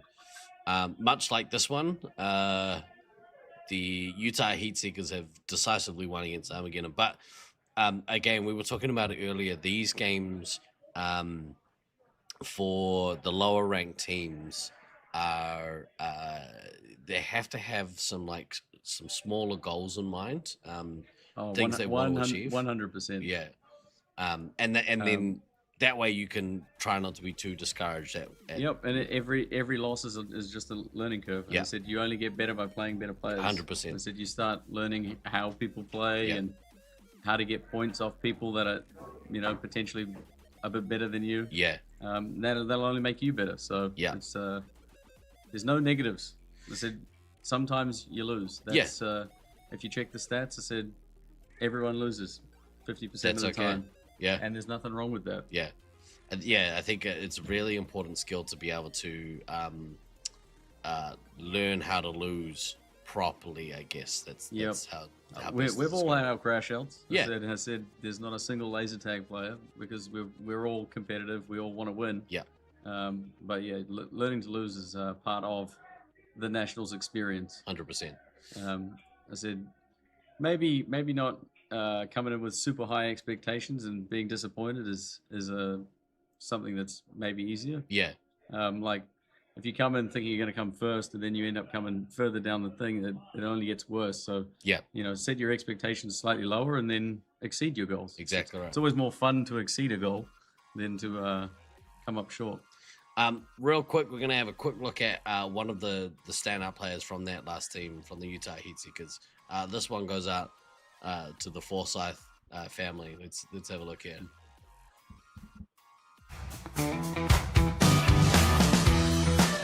Dallin Forsyth, codename Snuffles, playing for the Utah Heatseekers. First place, 100%. Anything less, and I'll probably be very depressed until next Nats come around. And then I lose that, and I'll be depressed again. So, it's a vicious cycle. Definitely upsetty spaghetti that the Brisbane team dropped out. Makes it easier for us, obviously, but would be more satisfying to beat them. But obviously, they're too scared to play us, so we're not playing. RIP Sunbeams, miss those guys. RIP BDRL, gone but not forgotten. And Syracuse so easy.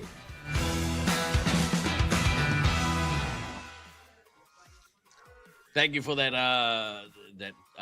player profile. Thank you to everyone who submitted a player spotlight video, and thank you to Mr. Mischief for cutting all that together, because it's really cool to be able to learn about people before you meet them. Yeah, It's so quite good. funny. You end up feeling like people that you've never met. You feel like you know them. Yeah, you're you like, get oh to the hey, I tournament. recognize you. Yeah.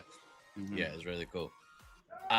Right, this next game I believe is No Lies from Jackal, Syracuse B versus Team Olympus, which is California A. I think we shouldn't even call them Kelly A and B. Yeah, it's more at this point Just because they were the placeholders, but I Exactly feel right. like it's more of a Chula Vista side. Or Chula San Vista, Marcos. San Marcos. Yeah. So I think you're right. Maybe we just call them SoCal and North Cal. I think that's kind of how they refer to themselves, even. Mm, Or they all pick their own team names, so maybe we'll keep using their team names. Maybe A and B means nothing. Let's have a look at these lineups. So we have this No Lives from Jackal. They had a great bounce back game in that last round versus Sweets and Savory, the other California team. So they're going up against two California teams to start the tournament off with. Team Olympus, real good solid team. A team of players who have been around the scene for a long time. Lots of experience. Yeah. Across the board. Lots of internationals. Yeah. Lots of game experience. Especially for, these players now, they don't have a regular home site. It's wild to think that, And they're still attending and they're still turning It's up and crazy, they're still right? performing. Yeah. They have to travel to play. I've always really thought highly of Kodama. He's one of those guys like Rusty that just doesn't miss. Always been annoying to play against, and that's generally how I rate it. Yeah. Play it. I said, oh damn, I don't want to be playing against him. It was interesting actually because I played against Kodama in Chula Vista in 2010. Oh, and random against him. Yeah. They're packing state-of-the-art And firepower. he's just There's nothing they leaps can't and handle. bounds better than back then. Obviously, it was a long time ago. So this is going to be a great matchup. These matches will be awesome. 2018, he was. Oh yeah, he had already bounded. Yeah. I said he played on the Brisbane fourth team. And Yeah. They with Screever. I Yeah. said, Screever Kodama on a team, you'd say Brutal. No thanks. Yeah. All right, Zerg is in for this one. Zerg obviously sat out that first round. I'm not entirely sure why. I believe he couldn't get off work, so he's turning up late every day. That's a real shame. I believe that's what I was told. So I think they'll have to fill in. Maybe it might tee up with a break or something. Yeah. The one team that really needed 7 and don't have 7. And he needs some lives right now, that's for sure. Yeah. And Disco needs some lives. Running pretty low. That's always so risky when when the heavy and the ammo don't get those initial lives. Yeah, not good. Check your targets. I don't know. Last year I was not a heavy. It happens to the best of us, and it sucks. Alex Boxes, the red medic, has already lost 4 lives. Managed to get it 1 in there. So slightly less dangerous. Yeah. Applesauce lost 1.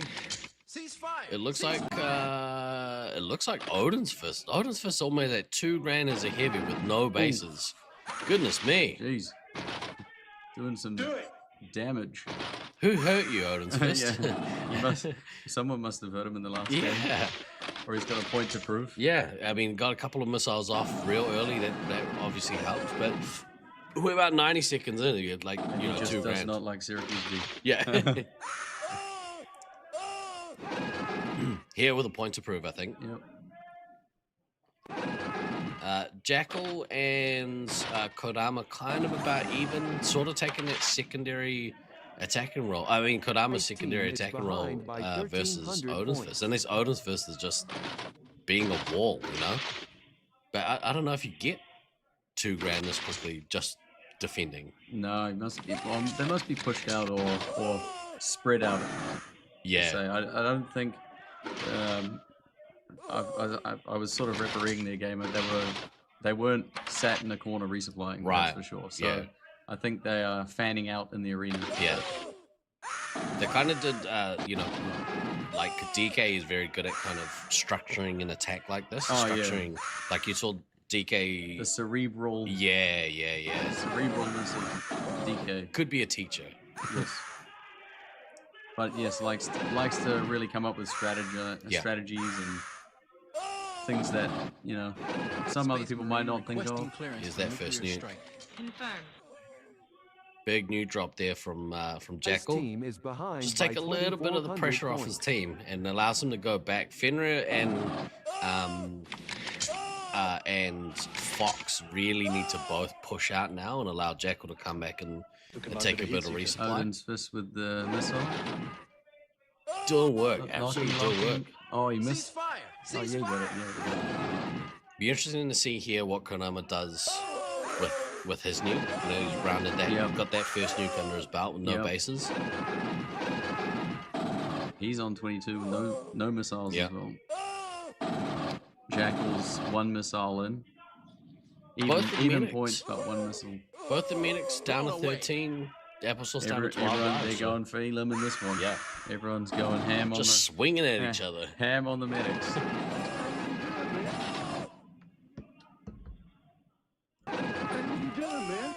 Watch your fire and check your target. Ice Team is trailing by 1600 Dill, I think, points. went back at the start, so he got full. So he's out putting some pressure on. It's not fair when someone's that tall. He's so tall. Yeah. He's a giant. I mean, it's almost insane that he can stand over the barrels. Yeah. Imagine him next to Twin. Yeah. Or him like in our upstairs arena in Auckland. Oh man, yeah, he wouldn't be able to play. Yeah. Alex Box is down to 9 lives. Applesauce down to 9 lives. These medics are taking a beating. Maybe they were like, all right, Heavy, just go out and attack. It's starting to get to the point where it could be who hangs on the most lives. Yeah, I mean, you look at the heavies. They're both kind of, you know, down around that 9 or 10 lives. Here comes that nuke drop. Maybe you want that communication to the rest of your team to say back, go fill up before we lose our medic. That's interesting there. Kodama dropped the nuke, didn't drop a second. Posting now. Yeah, and he's got it hanging there. Why? I don't understand that. That's interesting. Well, I feel like in this maze as well, you can drop offensive nukes. Oh, 100%. But when you can drop it relatively close to their resupply without them having any idea that you're there. Yeah, right. So it's not like in Brisbane where, you know, you're right. If you're dropping out, you're quite out in the open. Yeah. Like, there's lots of cubbies, there's lots of little spots you can hide. So maybe he wants to use it to potentially get some additional resets on that medic. It just seems weird that if you've got 2 in the bag, to drop one and not drop the other kind of almost immediately after. I mean, here it comes now. He took a few resupply, which was good. Alex Box is down to 2 lives, but I mean, you know, he could have killed. Alex could have been out by now. You know? Like, not that Kurama would know that, but no, it's always the hindsight. Yeah, that's why I go back and rewatch every game immediately after playing it. Yeah. Jackal has got his second nuke, which would take Applesauce down to kind of match Alex Box's, which has kind of been what's happened throughout this whole game. So, who do you think has the ascendancy at the moment? I mean, it's sort of, you need to kind of float on decent amount of lives. Oh, there we go. There goes the medic. So how quickly can they get Applesauce out of there, or is the pressure gonna be enough? If I'm Jackal, I hear my suit say that my medic is dead, I go and do this. I go and drop that nuke immediately now. Yep. Can they get the 3, or are they gonna be able to defend? Fire team has taken the lead. I mean, I would say that second reset. You know, obviously Team Olympus has high hopes for this tournament. They are going for a tournament win. Syracuse B has pushed them in this game. Yep. It's been a highly competitive game. Yeah. Ice team you know, has taken the lead. Few things go one way or the other way. Boosting now. Completely. Highly competitive matchup. Definitely not a one-way traffic. Applesauce on one, Fire probably team hiding has taken the lead. in the smallest little cubby somewhere.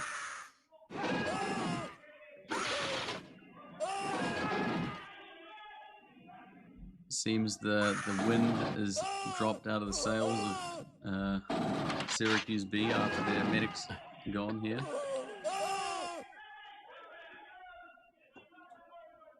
I think that's just good game sense from Olympus though. They always, I assume they would have notified the rest of their team, don't float around on low lives. Yeah. And that's why they were all very healthy. Yeah. I think a massive key here is that No Last from Jackal haven't been able to kill Applesauce out of the game. That's been a massive swing. And it was like even there for the entire game between the medics. They might be a little bit gutted coming out with the one life left. Yeah. Just that little extra push, that little extra one reset, that little extra. Yeah. Like, and again, like, you know, you drop a nuke and maybe get a reset. And you know, the end of this game is completely different now. You know, they're not fighting for survival, they're fighting to try and eliminate the other team. Yeah.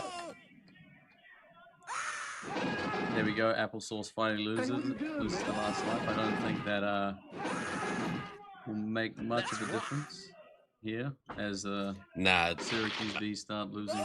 I mean, and you know, start dropping out. Just under 6 minutes left in the game.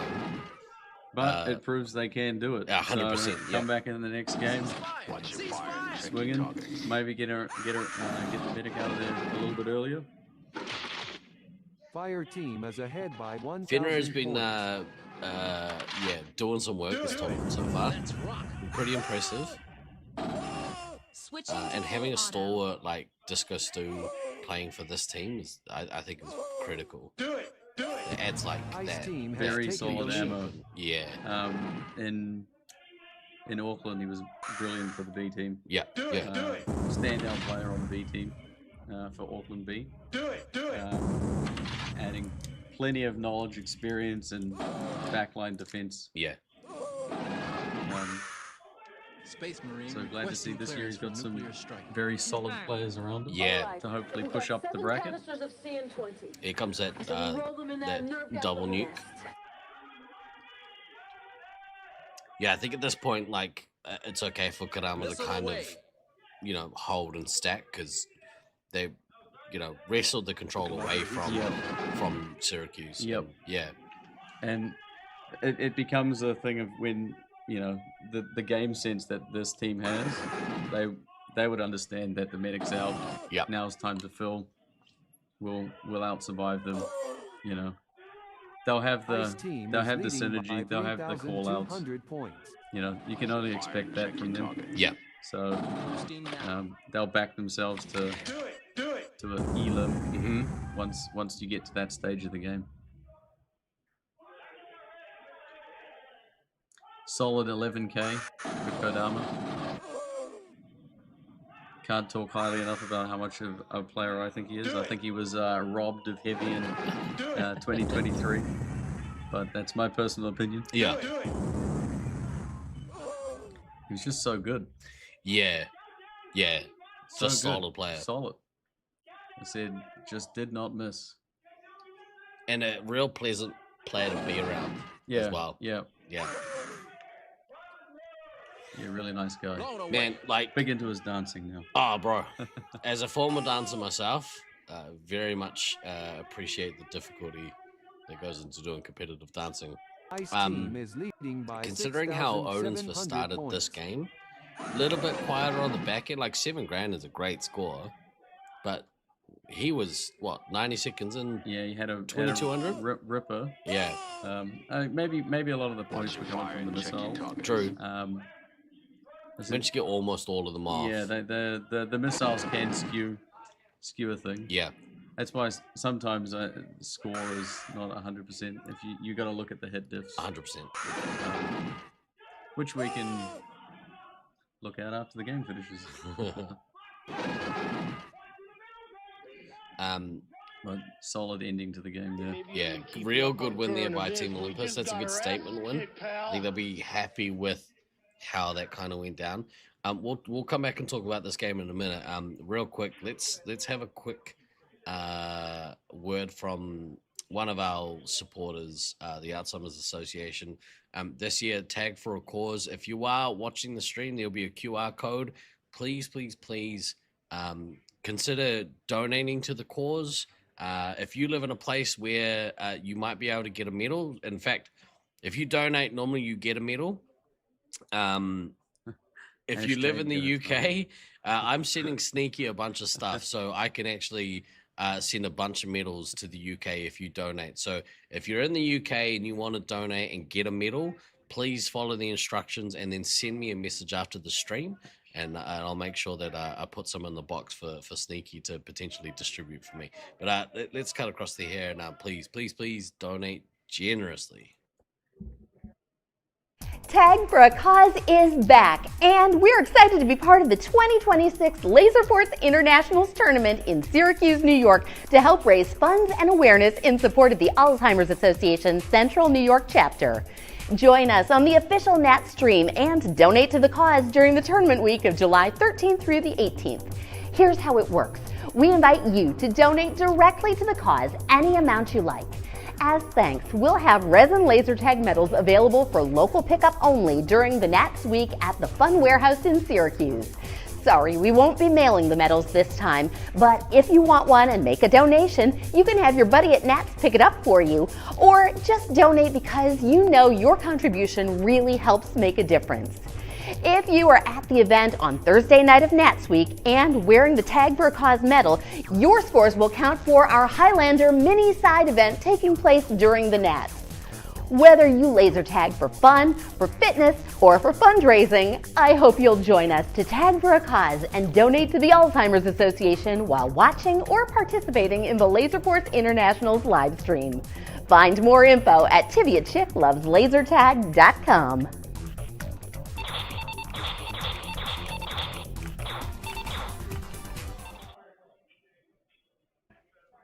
Huge shout out there to Tivia Chick Loves Laser Tag. For those of you who don't know Tivia is like the go-to for anything laser tag. The laser tag lady. Yeah, the laser tag lady. That last game, yeah, solid win there. I think Kodama hashtag Gotama did everything right. Like, that's a great score, good nuke drops, solid performance across the board there, actually. Interesting to see DK back in their ammo role. I like that. I like DK's ammo.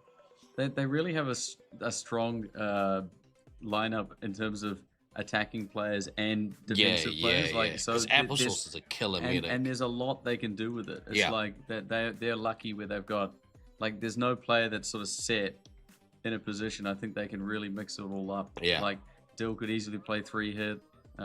You know, DK can play a scout. It's a very flexible lineup. They're quite lucky. Yeah, and, for and sure. they've got the 7. Yeah. And I don't know. I don't think because of the synergy that they've all got, I don't think the 7th hurts them that much. Yeah, I agree. Sometimes it does. I think it's better to sort of play with a solid 6. But if you've got such synergy and you've played together forever, you can slot right in. Yeah, and their leadership is such. Look at Loveland Reloaded here, man. They're getting into this game. Go. These two are wanting to prove something. Yeah. That first game of this match was awesome. We have Loveland Reloaded versus Altitude, both from Loveland, Colorado. Really looking forward to this one. Going to be super competitive, I think. Yeah. Let's see who can come out on top. Everyone getting the resupplies off the start. It's interesting. It didn't seem that that Reloaded ran straight into the resupply point there. No. I don't think they ran right in. Mr. Mischief, I think, getting his first taste of competition. No, I found playing in the practice games, Loveland is they didn't go so offensive, but sort of controlled areas. Right. So maybe they sort of preferred to float an area and control half of the maze before getting the resupply in there.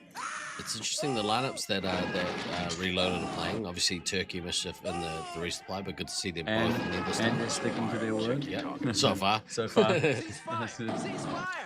But Sabo in that commander role, Sally B dropping back to Scut. I believe she played heavy in that first game. Lizzie taking over that heavy role. So Sally was the heavy. Yeah. In the last game. Yeah. Pretty sure. I think Sabo came out and said that's the best game of laser tag I've ever played in my life. That's awesome. Do it. Azra having a commander game, that's huge. Sparks dropping into that scout role, so maybe they're mixing things up, keeping it fresh. I think the Babe has maybe established himself as the heavy. Oh, he told me he really enjoys playing heavy in this arena, so I think that might be their solid. That's their lineup, pick for him. He was doing a really good job, to be honest. Yeah. So do it. Definitely can see the choice is a good choice. Yeah. Could someone explain how Luke Josiah team is the B team? That it's neither A nor B. It's just is what it is. It's A and B. Loveland 1 and Loveland 2. Yeah. You can pick whatever you want to replace it with. It's certainly not A whatever or B. abbreviation you would like. I think obviously the altitude issue teams are filled with a lot of really young talent. Lizzie taking a beating here. Yeah, she is taking a beating. Hadn't really been able to get a foothold in this game. But yeah. I mean, Fair Turkey's losing some lives here. Judoku this time has managed to stay at 18. Whose nuke was that? That was Sabos? Yeah. Yep. He went and got them early bases and dropped. I like that. That puts the pressure back on them, and look how many lives they have. And they just turn that around. Yeah. That's and huge. Look at the Sparks on 9, Sergeant Tucker on 5, the Babe on 8. Yeah. Loveland Reload looking very healthy. Yeah. Ooh, good little 64 lives and 113 shots, plays 128 and 186 shots. That's huge amount of pressure, man. Oh, and it feels like they are feeling it. Yeah. And Azra's she's not too far away from that next, her first nuke, but really needs some pressure relieving. Yeah, she might want to go nip off and get a base quick and try and relieve some pressure so that they can get some resupplies in here. Lettuce, I believe it was Blackout that subbed in for Luke. Mischief with a 3-tap on the Babe. He must be out and about. Needs to come back and maybe take a little bit of big wall of blue. It's interesting to see Ghost being put into that ammo role for this team. Yeah, maybe. I think in this maze, because this maze plays so fast and Ghost is so fast, he's out of control. He's not able to control himself the way that you need to be able to. And as a result, they put him back in that resupply role to keep the reins on him a little bit. Maybe he just needs to slow down half a step. Yeah. I mean, yes. His problem is that he can't, apparently. Oh, he just likes to go fast. That's right. I like to go fast. Traj, what's up, dude? Thank you so much for your video at the top of the show. It was excellent. Hello, Laserforce Dad. We will replay it again at the start of the second session, so people who missed it will get a chance to see it. Space Marine. As we're dropping her first, I believe. Sabo just got to number 2. Yeah, good drop there from Ezra. It took a little bit of pressure off the team. Hopefully the Babe can. Unfortunately, got taken down. But the Babe can take a little bit of resupply here, but both of the red 3 hits are pretty low on supplies. So Fair Turkey here comes the pressure. Fair Turkey on 10, Judoku on 10. That nuke the drop there from Sabo. Watch this wall of blue come through. Lot going on. Lizzie's there. Blue. Yeah, big wall of blue. Ezra missiling Mr. Mischief. That's gotta feel good. Wonder if that makes the Zap report tomorrow. Yeah. The Babe down to 1 life. He needs to take a resupply. Do it. He's in. Oh no! This game might be over. Ceasefire! That is not I needed that. what you want. No. Judoku on 1. This Love and Reloaded team had just really piled on the pressure from the get-go. Yep. And just haven't let off the gas. Yep. Ice Team is leading by 12,000 I think they've obviously worked out what their roles are quite well. Reloaded. Yeah. Well, I mean, but they kind of changed them up, So yeah, you've got such a solid backline there. I said you can sort of. I guess they've worked out. You do this. You do this. You do this. Yeah. And Sabo as commander, solid player. Yeah, for sure. Really solid player. Space Marine getting better every year. For nuclear strike. I find that the Babe is just Sabo with a mustache. Sabo light. Yeah, he's got a disguise. Disguise with a mustache. You're changing the name from Lover B to Mexican. Lover. Mexican Sabo. Do it. Yeah, Sabor.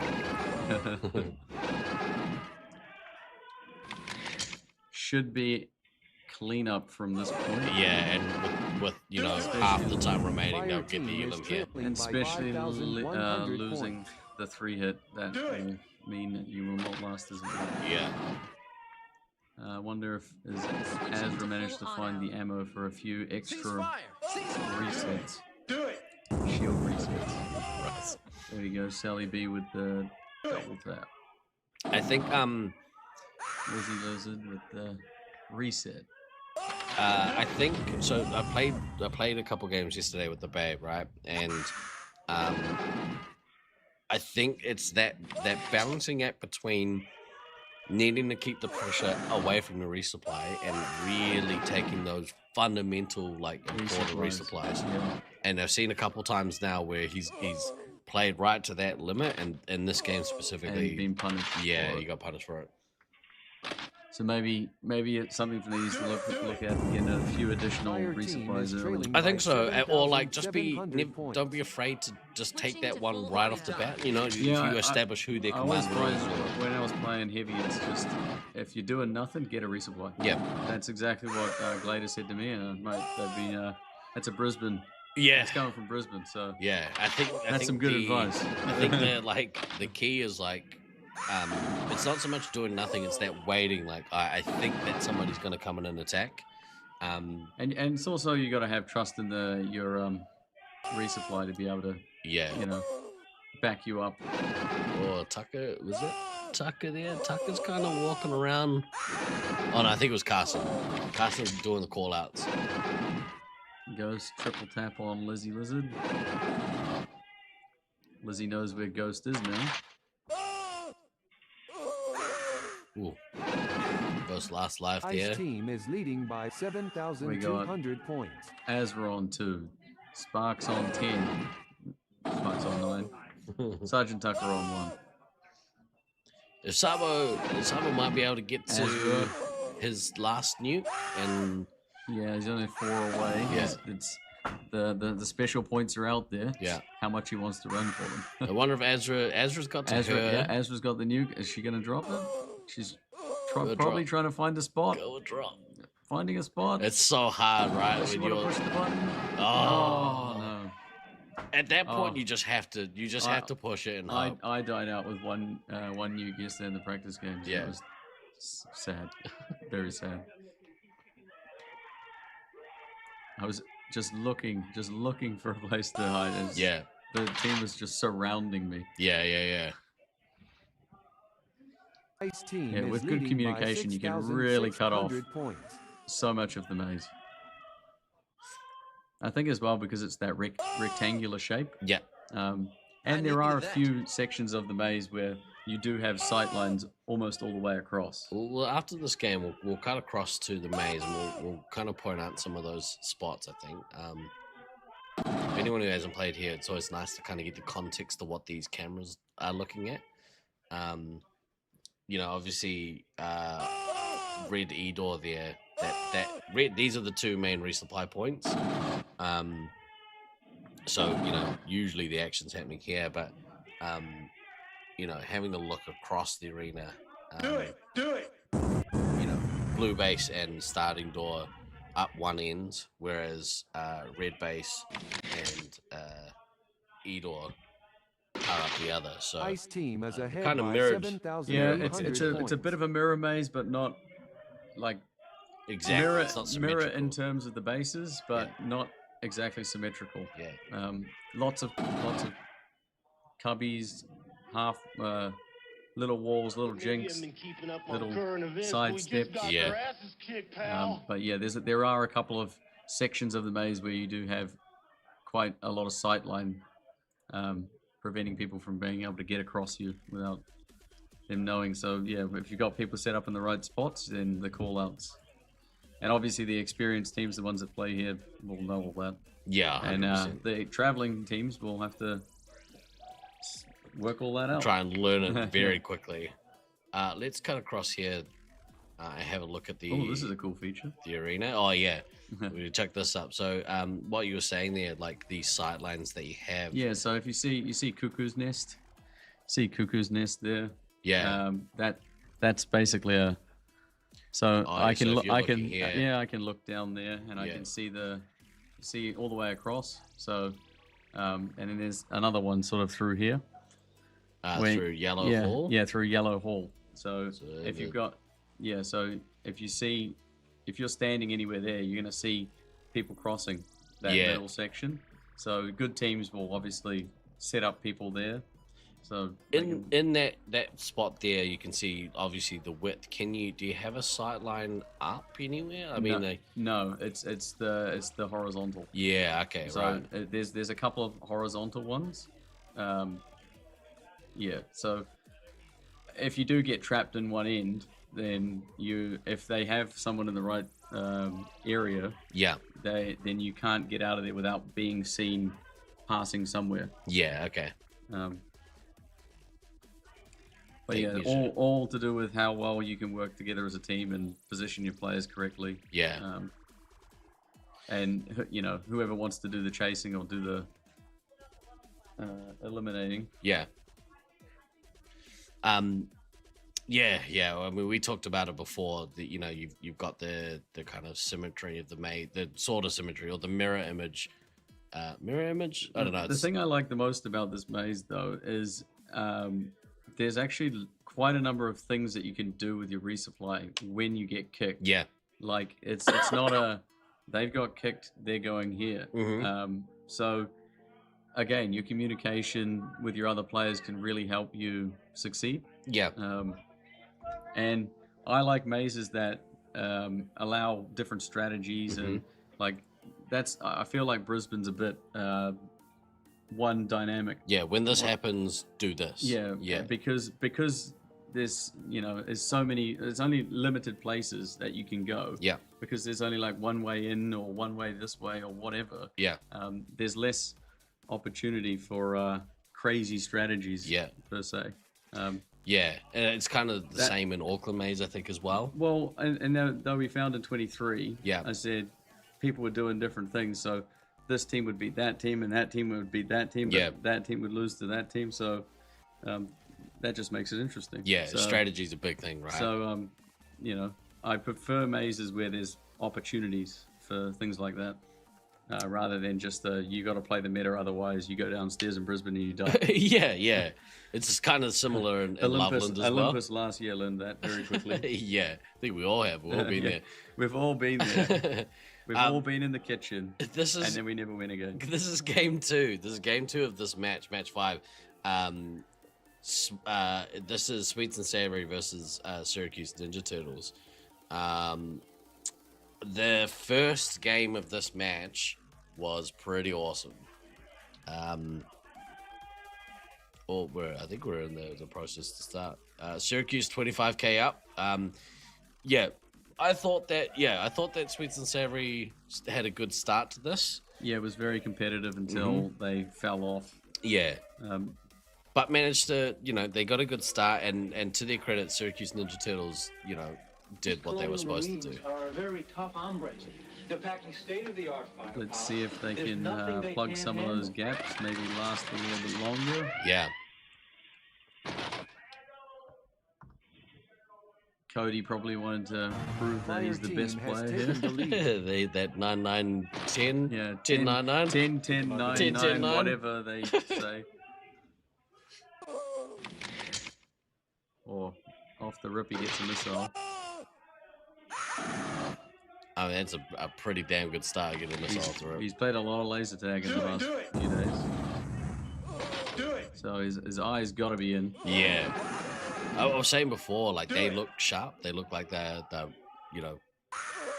like hungry for it. Not a good start here for Sweets and Savory, all in the negatives. They must have just got absolutely reset off the jump. Anchovy's only lost 1 life as the medic though, and you know, so they're limiting the damage. Yeah. So they use the other players as human shields.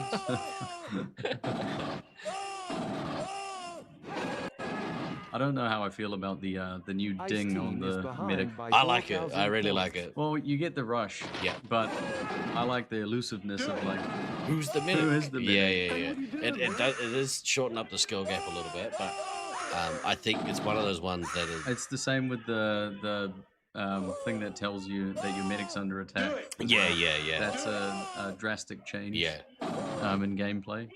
Gary Cap here getting the penalty. Is at 2100 points with the first nuke without bases. Halange and still in negative. It's wild. Spooky has managed to get like heaps of lives, but enough to kind of, but if a Guru Cat like wants to be aggressive and drops this nuke now. Oh, penalty, what was that? Yeah, I must have missed that one. Yeah. Yeah. He's clearly being extremely aggressive. 3-2-8-0. Trailing by 5,600. Yeah, and I guess basically out of shots. Yeah, I think he could go rip the 2 bases and double drop here. Kind of at that very point where like you missed the timing though, and like you miles around the corner and go for that second, right? Get full, go get both bases, drop you 2, and then as I say that, there comes the nuke. Yep. I wonder if he's gonna go get a base or no. I think is he in? No. Nah, taking that resupply immediately. Yep. I think that's a good play. That's a like if you know your other players are gonna capitalize on it. Yeah, exactly right. It doesn't have to be the commander there doing the mopping. I mean, Hammer's full, and I imagine is hungry to go and lay a smackdown. So. I wonder if Sweets and Savory are finding their blue sides their weaker side. Oh my goodness! I looked. I haven't checked in with Anchovy for a little while. Their medic is down to 7 lives. That happened very quickly. And nobody has hit Evo. Evo hasn't lost a single life. Completely untouched. This is again another statement game from the tournament hosts. They're probably only, I mean, you know, they've had limited practice as well, so they're probably using this as practice. Yeah, I think so. Hashtag easy mode on the schedule. Humble brag. Sweet's up to his first nuke. Well, I guess that's the benefit of being the A team and the home side. Yeah. Is just the arena knowledge, and we don't need to practice. We've played enough games. Yeah, we're fine. We're fine.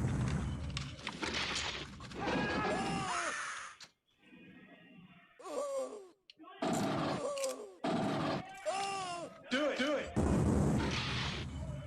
Ender still struggling on negative 200. Must be Ice trying to Team is resupply trailing and by just getting 6,300 hit points. non-stop. Sweet's got the nuke in the bank as well. We'll see if see what he wants to do with that one. Could go get the other base. Probably looking to maybe drop 2.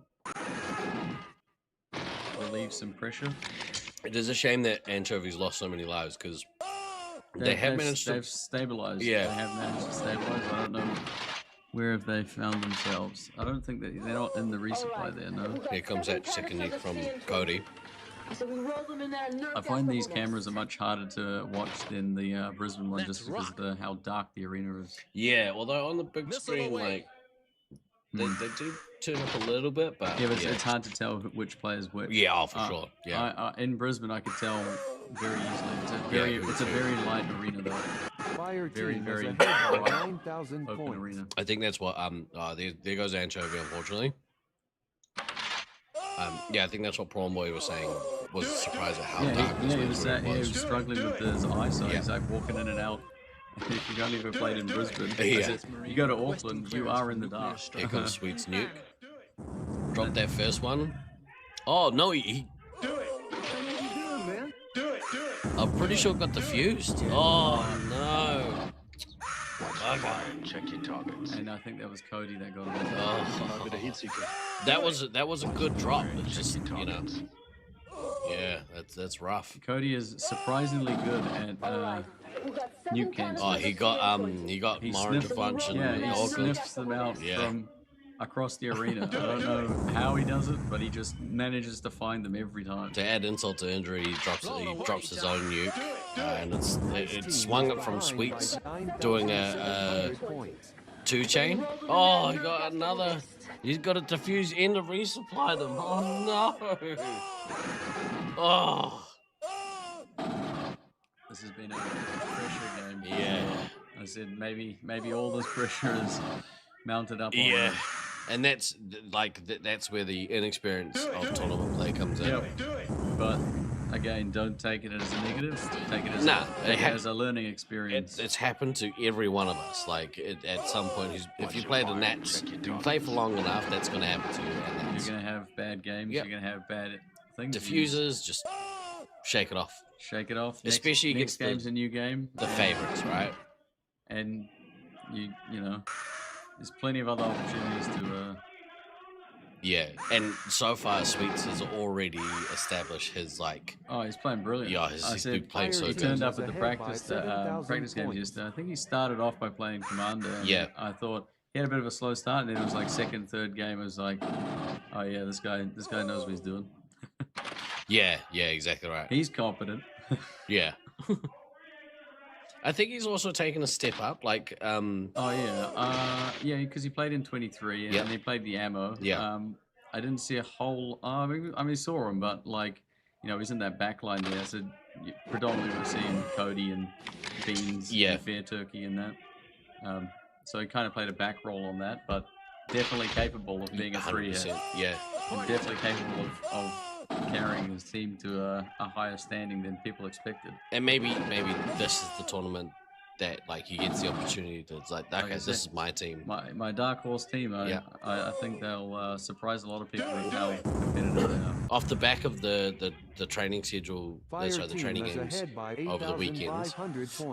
I think like for people that are here, we all saw like, oh, this team's for real. Yeah, this team is a real team. Speaking of real teams, this Ninja Turtles team putting in work so far. Have been pretty impressive. Even in that first match against the Utah Heatseekers. Yeah, they put in a bit of work to so far be pretty dominant. So yep, now in just mop up mode, trying to finish this game out.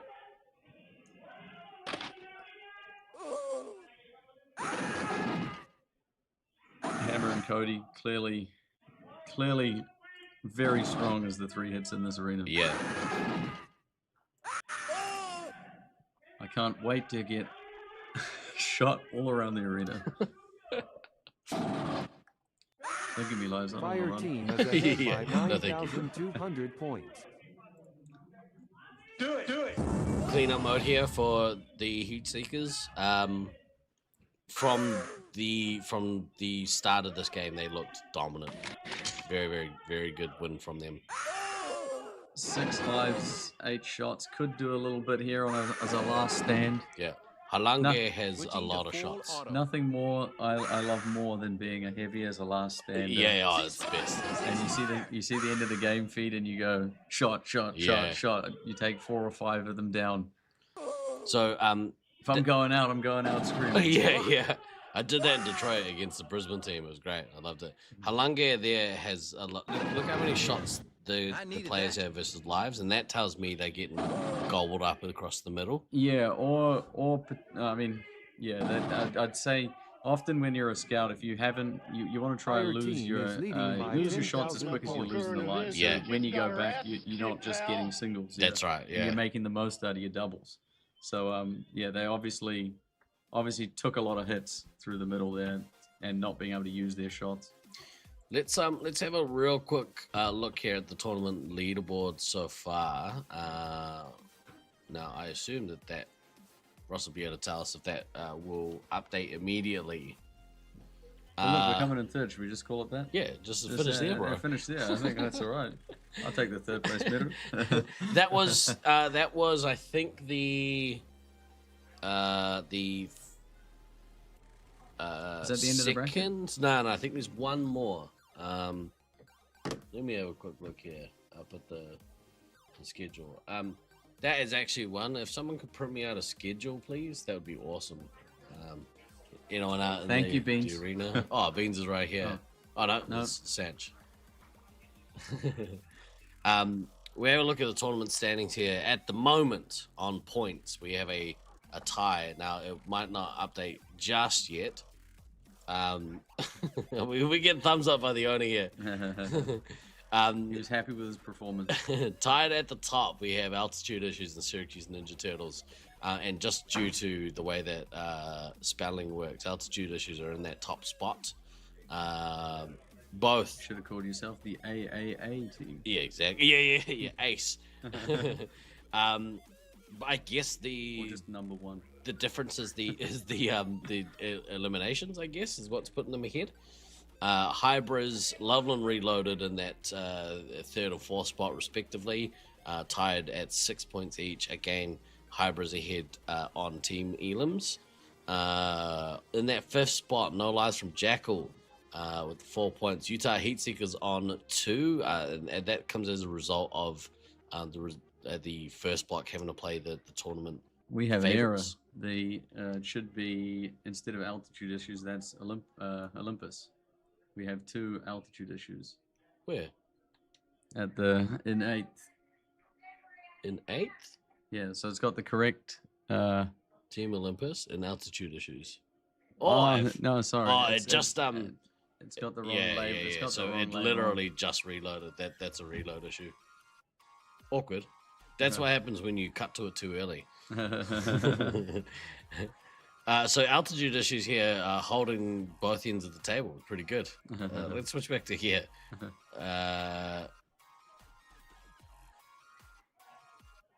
We're moving through these games pretty quickly. Utah Heatseekers versus Armageddon. Yeah. So I could assume Utah probably going to want to do a similar strategy to last time. Yeah. Maybe let some of their guys have a bit of a run. Maybe Caleb's going to hold his nukes. Syracuse is 12. Low, what have you done? Olympus is not altitude issues. How do you have altitude issues? Twice. Who QA'd this? Nailing it, bro. Nailing it. You need to have Babe check VMix altitude issues overriding the top spot. Okay, sweet. I don't know. I just work here. Yeah, I just did the stream. Yeah. I don't know about the back end stuff. That's above my pay grade. I was hired for my voice. Yeah, not my knowledge. My voice and my silky locks. Not my expertise. No, thank you. Yeah, there's a couple of quirky things, Love you, babe. Gabe, but we'll Thanks, touch babe. on those. We'll touch on those later, dude, when you have time. Right. What has happened here? The team's changed. Oh, I think he's in the back end playing with stuff. That's phrasing. That's poor phrasing. It is poor. My data is correct. That's the point. There we go. We're ready to kick this game off. Thank you, Maniac, for all the stats stuff. Yeah, bro. And I tell you what, I asked him. I said, are you gonna do laser ball and stuff? He's like, replied instantly, yeah, I'm working on it. I asked him for a feature. Instant. Yeah. I replied, I like this tech support. It's brilliant. Yeah. I doubt that it's a real person. I send him a request, and it's done. Fire team has taken the That doesn't lead. usually happen.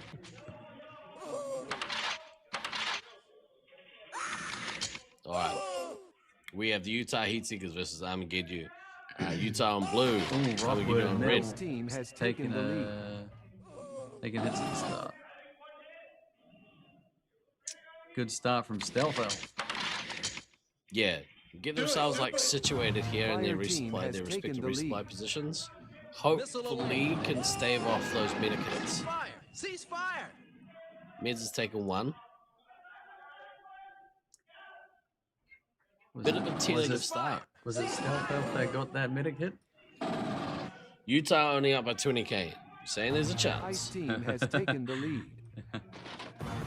Ice To team eliminate has them taken twice. the lead. Get the 20k bonus. Fire team has taken the lead. Ice team has taken Eliminate the lead. them, log them back in, and then eliminate them again. Also, Gabe, if you can hear me at some point, I'd like to hear you on the microphone. If you're able to, when you have a buy. We'll talk about it later. Let's concentrate on this game. Slaughtermelon doing some work at 1,200 points already. One missile. 12 special points. Snuffle's getting the missile off as well. 880 Ice with the team one has missile. taken the lead. And that's like, you know, you look at that versus Stealth Elf at 340 points. So Slaughtermelon is significantly on top here. When you end up with Fire those team points has games, it's taken very the lead. important to get your missiles. Oh, 100%. Very important. You know, 5 tags. That's a lot of running to get those 5 tags. I think we saw in your last game. I think we've seen it a couple times now. Your speed at which you're getting your missiles off. It's awesome. I will. Ice team I has will not taken the lead. compromise. Yeah. If I can get him, I'll get him. Slaughtermelon has got to his first nuke already. Again, I can't remember if he held. Missiles grumpy. I think he held for 3. Yeah. He's probably going to do the same, I would say. And I think that is more about giving his scouts time to get settled into a game. Because they played Armageddon, but they didn't. I think they had a few of the thing, but not as many as some of the other teams. Yeah. So the more experience they get, it's probably the more benefit. Yeah, 100%. Oh, skills, ammo dies out. Oh, this one is well and truly over. This is my. Here comes that nuke. This is nasty. This is my least favorite thing to happen in a game. By a mile. Yeah, by a mile. Ice team is ahead by 1,500 points. Although they do have quite a lot of shots. 40. Fire team has taken the Like lead. Grumpy should have enough shots. Papa Smurf will probably have enough shots. Yeah, but Redneck. even then, at that point, losing the ammo, like I'm like, please don't resupply me with lives. No more lives. You're on your own. Yeah. I do not want to spend minutes running around getting reset. Hey, what are you doing, man? Cease fire! Utah not messing around at this one at all. Yeah. I think so. In that first game, I don't know if I don't think, again, it wasn't a matter of like going easy, but I think they held off from nuking to get their scouts in the game. And they just spent the first round playing Syracuse A, so yeah. Might be a bit of a morale booster for their scouts as exactly well. Right. Ice team is behind after by potentially getting 2,900 pinged points. around by Syracuse A. Good nuke there from South Alf. I'm not a big fan. Again, look, you've got Papa Smurf now on no shot and a lot of lives. And maybe this is just, it's a Armageddon thing. Maybe not used to the hey, once you lose your ammo, maybe don't give lives out. It'd be interesting, unless you ask for it. Like South Alf might be like, "No, just give me lives. I'm gonna try and get some missiles off." Yeah, Redneck Tech with 20. You just want to try and use what you got. Yep. So, and you want to try time it. So you've got enough lives. You're gonna use your ammo, but sucks to run out of ammo and have a ton of lives left. Because then you're running. yeah. There goes the minute. You're gonna have to worry about it now. Yeah. One on Stealth Elf. I think Redneck Tech is going to be the last stand here. Confirmed. Yeah. Let's see if he can have a glorious. He's the fastest land-based pirate you'll ever see. Yeah.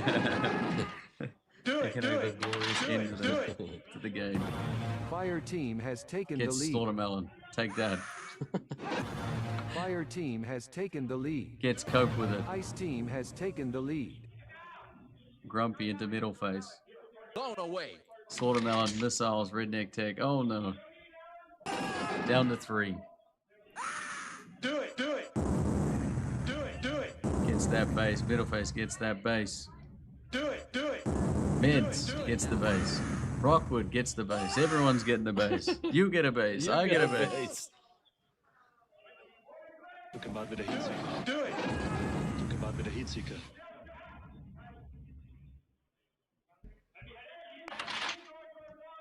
Rockwood resupplies Snuffles. 3 and 1. Redneck Tech, final life. Tags middle face. Cope with it. Last hit point, and he's Fire gone. team is Papa behind Smurf. by 8,600 Very good at points. hiding. I can attest to that. They found him. Snuffles. Reset. Slaughtermelon. One last. No shots. Cope with it. And finished. So dominant performance there by Utah.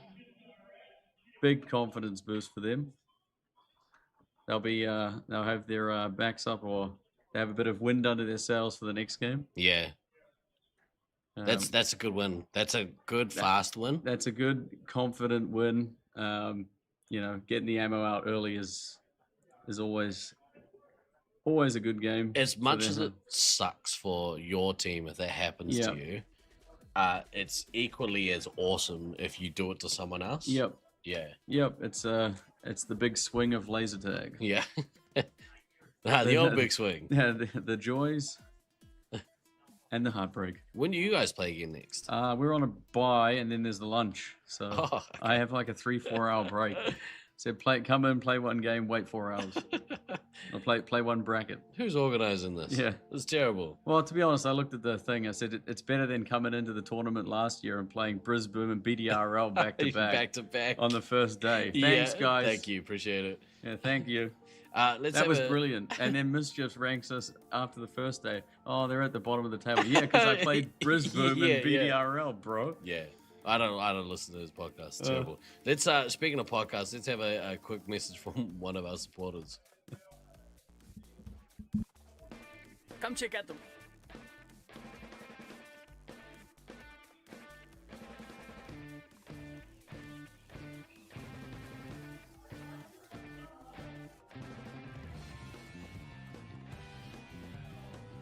Wow, that was a good read, Steve. Nice job.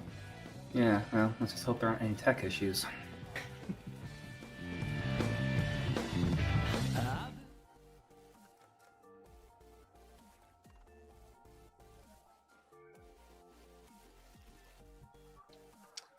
Speaking of tech issues. No, just teething problems. What a fun little bit we did. What is up next? We have No Lies from Jackal versus Team Olympus. I think Team Olympus are kind of like getting into their groove a bit. Yeah. Again, no sight, so they're coming in. They'll only get better. Yeah. Because as their eyes get in, as a person that's only played tournaments, having not, I think it's 100% a thing that you need to get your eye in. I said, and throughout the week you just get better and better. Yeah. And by the finals, you said you usually got your eye. You're in a groove. You're in a groove. Yeah. So, but only those people that don't play regularly can attest to that. Yeah. You still got the. You still got the knowledge, you still got all the bits and pieces. It's just doing it repetitively recently. Yeah. Makes a massive difference. That's why if you do have a sight and you can practice, you should practice. 100%. Anyone who has a sight and doesn't go and play, naughty. It perplexed me, hearing that this B team didn't take the opportunity to practice as much. Space Marines are very tough hombres. They're packing Maybe they were just confident There's coming nothing in. they can't handle. We'll see if it hurts them.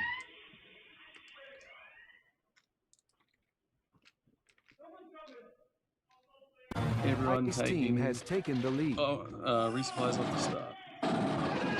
Standard procedure.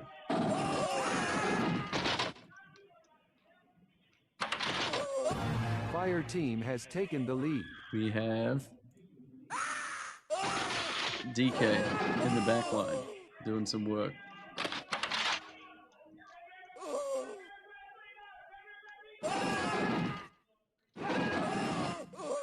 Seems that they're, Fenrir trying to get in on Odin.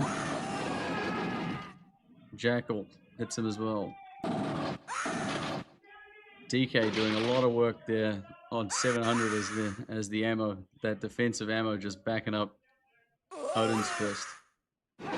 Old trusty DK.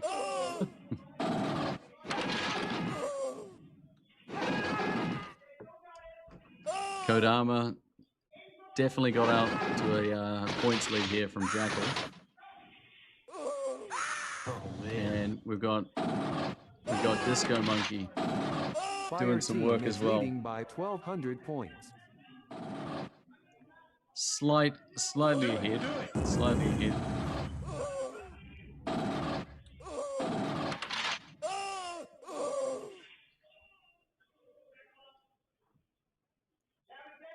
Do it. Down to Missile away. Zerg down to 8 here. Looking low. We've got 17 lives plays 19, so not a whole lot of damage. I mean, definitely seems like Olympus has the edge here. Especially with Kodama, Yep. already at that first At nuke. that first nuke, Yeah. yep. All right, we've got 7 canisters of Here we go. Definitely still competitive. It's not over. It's not over Fire team is leading by 2,200 points. in any stretch of the words. Disco Stu on 7. Zerg on 7. Clearly taking a lot of hits in the resupply there. Can they stabilize? Maybe Jackal needs to go get that base and drop something defensive so he can Let's rock. get a bit of breathing room. Looking like California is starting to exert their dominance in this one. You're just starting to see their scores slowly tick up. Certainly probably getting better with the hit diff in this one. Oh, Zerg's only getting... Oh, no, he got a double. Looked like he was only getting, still shots. on 8. Yeah. Not the best position for the heavy, especially when you're looking at how healthy Fire the team is ahead Olympus by team are. 890 Again, points. Yeah. you know, some of the best resupply players in the world on that team. You know they're gonna keep those lives up.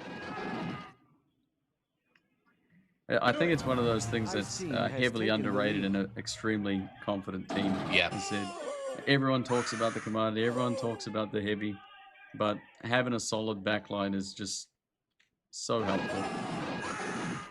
You just know, you're going to get your doubles. You know you're going to get, you know your team's not going to die out.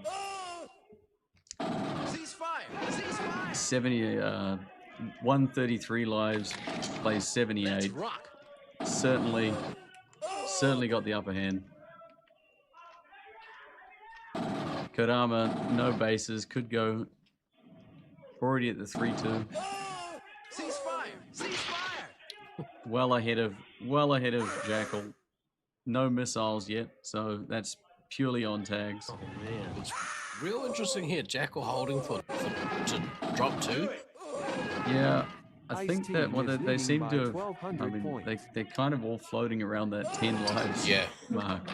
They haven't been able to get to the same healthiness that Olympus have throughout the whole game here. And they can't break through Odin's Fist. Like Applesauce is still on 19 lives. Yep. Alex Box is at 10. Do it. That's a massive discrepancy. Odin's Fist clearly holding down his side of the arena. I found this the red side here. They were floating the whole thing because it's quite an open area. They have very good communication with resupplies, where players are coming in, players are going out. Yeah, very solid team with the resupplies they've got on that side. Yeah, and again, that's through to the strength of having the resupply pair that they can put out. The synergy, connectitude. Yeah, Alex Box is down to 10. Applesauce still not touched. I believe she's floating around. Yep, I think that's huge. That was Kodama's nuke. Kodama beat Jackal to the second. So Jackal needs to. There we go. Here comes his nukes. I say we take off. And he's going to chain the 2. That's great. So that's going to take a fair few lives out of the team. So they might want to go back and fill up again, or at least send a couple back. Maybe it's Dill's turn to go back. Lots of shots, not many lives. Your team on a base right there, floating around the blue base. Mm-hmm.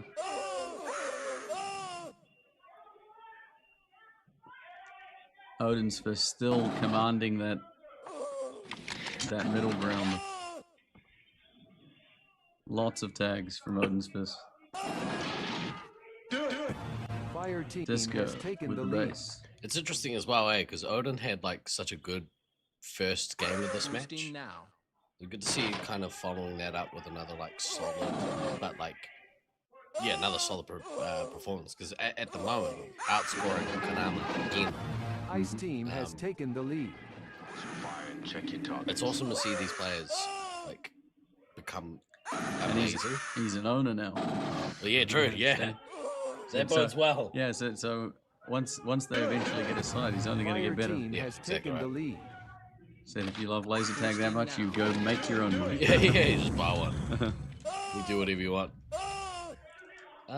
They've managed to kind of put a little bit of pressure here. There's a lot of red here, though. Look. Yeah. There's a lot of red. Applesauce is down to 7 lives. How did that happen? Hey, what are you doing, man? 7 play 4. I think there was a bit there where I saw them floating around. So maybe the nukes went off at the perfect time. And I think Applesauce lost a lot off that as well. The resets that happened because. For what, 5 minutes of this game? Untouched. 5. Down to 5. Yeah. Boxes down to 2. Do it. Scout. 1 scout floating on 5. Can he get back to his resupply? Ice team is behind by 1,300 Now it looks to me like the lives and shots have stabilized from both teams. There's a bit of pressure. Who can get that medic out first? Can Kodama or Jackal get there first? Fox managing to get some lives. This is huge. What a swing. Yeah, it was looking like it was all under control. So let's see, Jackal, can he get there before Kodama and drop and get that medic out there first? I really hope. Who's going to get there first? Yeah, that's the big thing. Yeah, three specials. One special for Kodama. Right, he's there. He's there. Is he going to drop it or is he... Surely he's going to drop it straight away. Do it. This will... Switching to full on. This is going to have huge repercussions. Yeah, this could affect massively. Jackal locking applesauce. Come on, Jackal. Applesauce gone. Boosting now. That's huge. But there's a penalty there. I wonder if that was on the medic. Yeah, it might have been. I say We won't know until after there the goes game. the nuke. There goes the nuke. Let's see. Boom. Right. Take a couple of resupplies here for the circuit. This is certainly now the pressure's back on. I think you'll see a Kodama nuke. Yep, there it is. Is that Kana? That 2-chain, the momentum that they gave. Yeah, they managed to get a lot of medic resets. How's the ammo looking? The ammo needs this to goes now 60-45. Yeah. So blue healthier, but where's the lives? So we got 4 on the heavy. That's not good. Yeah. But Odin's Fist on 4. 18 plays 13. So more lives on blue. 3 hits. I think the key here now is Stu needs to distribute like a bunch of shots. Fenrir, seemingly, he's got heaps of shots, not that many lives. Zerg, find your ammo. Get topped up. Zerg needs maybe 2 to 3. Zerg, get your base too. Oh, that's going to be huge. Ice team is In fact, now on that 1 life, I think his focus just go get the base. Yep. They went from quite substantially ahead in lives to almost even. Yeah. Kodama rounding the corner to his next nuke. That might be the difference. That's gonna flip it the other way. He's 10 specials away. Jackal is quite far away from that nuke. Yeah, he's gonna do some Kodama, work. is he gonna? There goes. He just gets it. Is he gonna drop it immediately? There goes Zerg. It's gonna knock Stu out. That's gonna be key. Stu really had to give some more shots out, especially to Jackal. Jackal's gonna find himself running out of shots in this. Yep. And that's gonna be the key. Yep. Is the nuke. And that's Stu out. That's Fenrir out. Now we final 2. That was a Massive. knife edge Yeah. moment that could have gone either way there. Very interesting. The swings in these games have been awesome to watch. Yep. Because you look at a team, you're like, okay, it looks like that they're probably going to get there, and then all of a sudden, out of nowhere, the whole game just flipped. But that's I think that's sort of this arena though. I said like you can have sort of one really good attack, and you can really do some damage with it. Yeah. And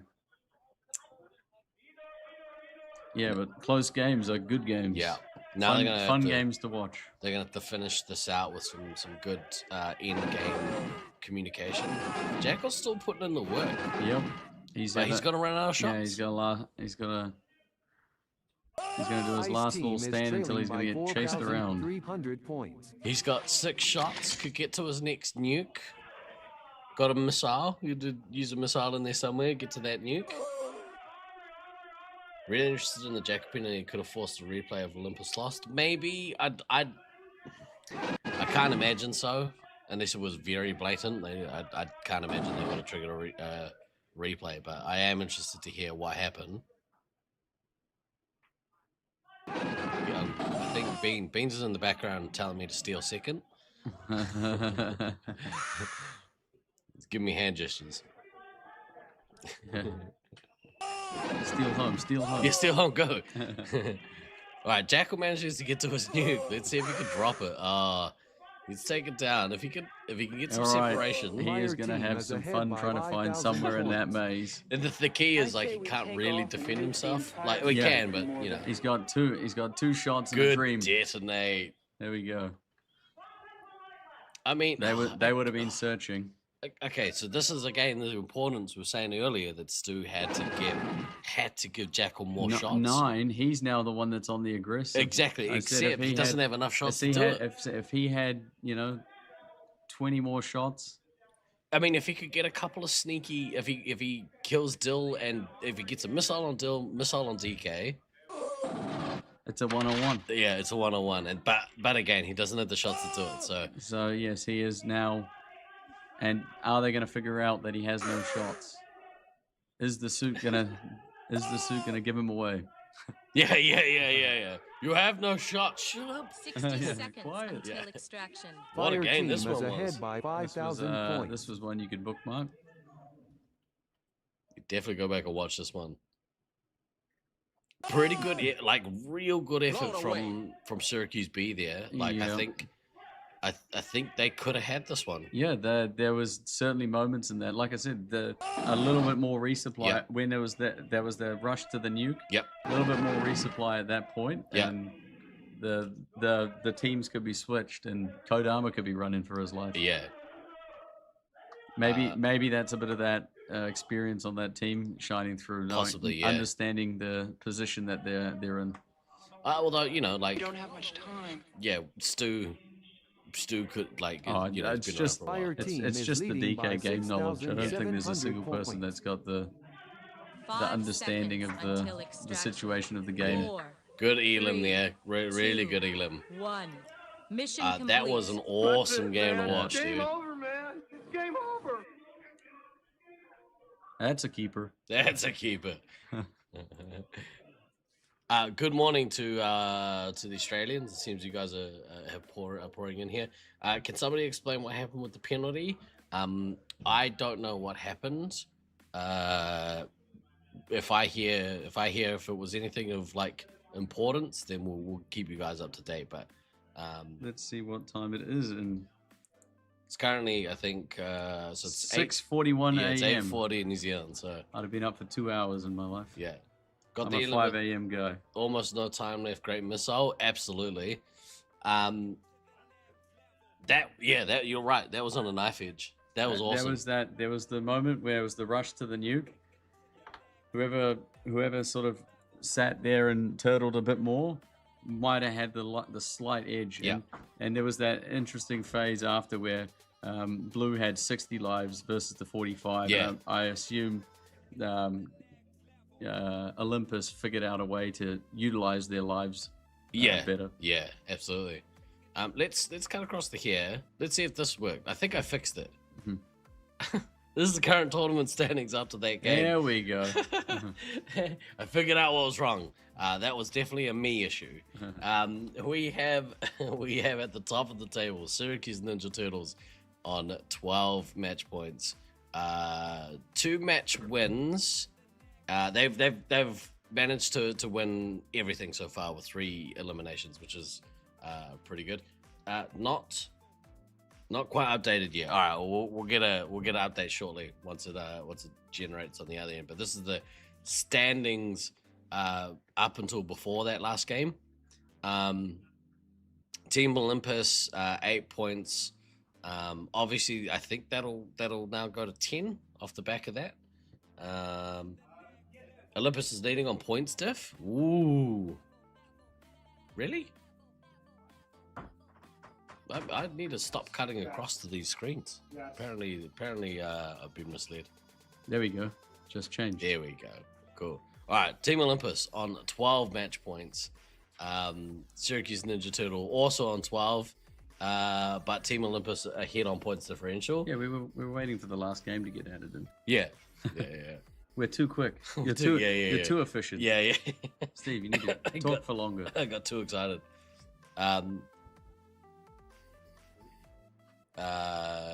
Yeah, but I think we're having a break after. Yeah, no? I just didn't know if you had anything. I can wait till the break. I will need some food during the break, but yeah. I know Ruth's ordering Wingstop for me, her. Okay. Want me to wait a little bit? You guys do you, and I'll figure me out. Thanks, bro. Appreciate it. you click it as fast as you can over here. Me too. change. I'm also putting in food order, so you know. Oh, apparently we are on the break now. Yes. Well, this is a good time to quickly have a look at the scoreboard properly. Hybrids and Loveland Reloaded and Utah Heatseekers all tied for that third spot. So the tiebreaker is usually the points differential. So the Hybrids sitting in the third spot. Armageddon. We played Armageddon. Yeah, true. But still, Yeah, we sitting in third. We had pretty. we had a good start. Yeah. So let's not get too crazy. yeah. It's match. It's one match in. Yeah. No lies from Jackal. 4 points. Sweets and Savory on 2 points. But have played better than that. You know what I mean? Yep. Could definitely have been on a higher points. Yeah. And have played some very strong teams. Yeah. Highly competitive games. Yeah. Really good to watch them play. Altitude issues, again, another one. They're on 0 points at the moment, but they've only played the one match. They played against the other Loveland team, and it was awesome. That was a really awesome match. Armageddon and Expendables rounding out the bottom of the table there. We are going to a break. Whilst we're away, I think we're going to leave the stream on. Next game at 6 o'clock, which is in 1 hour and 15 minutes. So what I might do, we'll leave the stream going. We have a live feed to the foyer, so we'll keep that on so you can see blurry images of people eating food. Let's have a look here. We're on break and restart. What time are we restarting? 1 hour 20 minutes. Yeah. 1 hour 20 minutes. Yeah, 1 hour and 15 minutes from now. So what time does that make that? 6 p.m. Restart 1800. That'll work, eh? Yep. Cool. And hopefully that updates. We're kind of at this point kind of limping. No, not limping through. I think we've had a couple of scrapes and bruises. Speaking of which, how's your nose? Oh, good. Yeah. What happened to you? Oh, I took a phaser to the face. Yeah. It happens. It happens. I said I've broken 2 teeth. I've taken a few phases to the face. I got tripped up by JFK. Yeah. It's part of playing laser tag, and I'm a fast player, so inevitably you'll end up colliding with someone. Yeah, because shit happens. Yep, and you get up, you dust yourself off, and you keep moving. Yeah.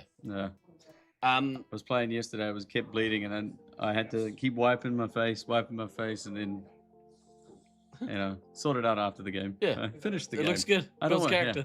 Yeah, I don't want to ruin everyone else's experience. Well, look, we're gonna go on break for an hour and 20. We'll leave the stream on whilst we go on break. So chat, feel free to be in chat. Please be obviously respectful and whatnot.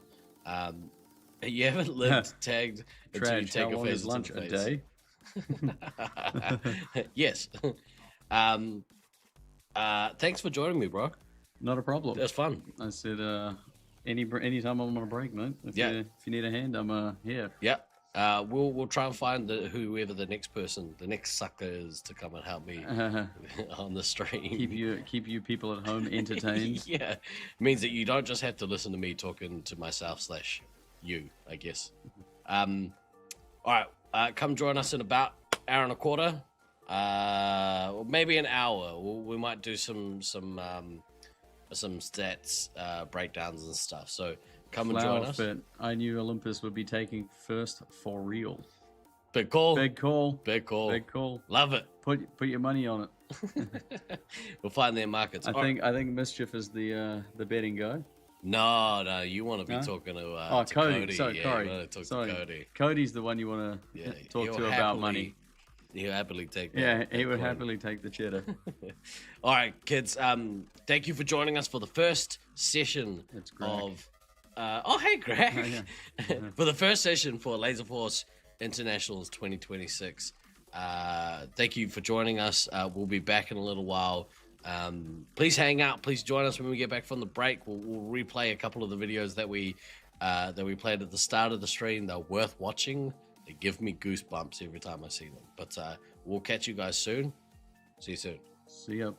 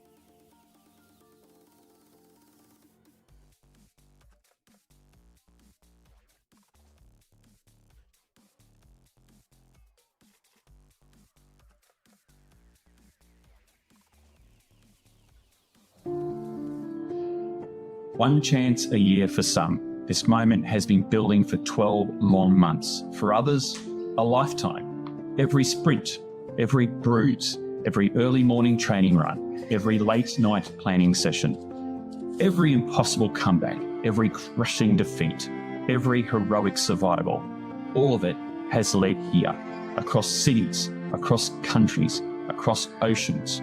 One chance a year, they have come. Veterans, carrying the weight of legacy on their shoulders. Rookies stepping into the arena for the first time, hearts pounding beneath unfamiliar colours and bright lights. Champions defending names etched into history. Underdogs arriving with nothing but belief. Some players stand at the beginning of their story. Others may be standing at the end of theirs.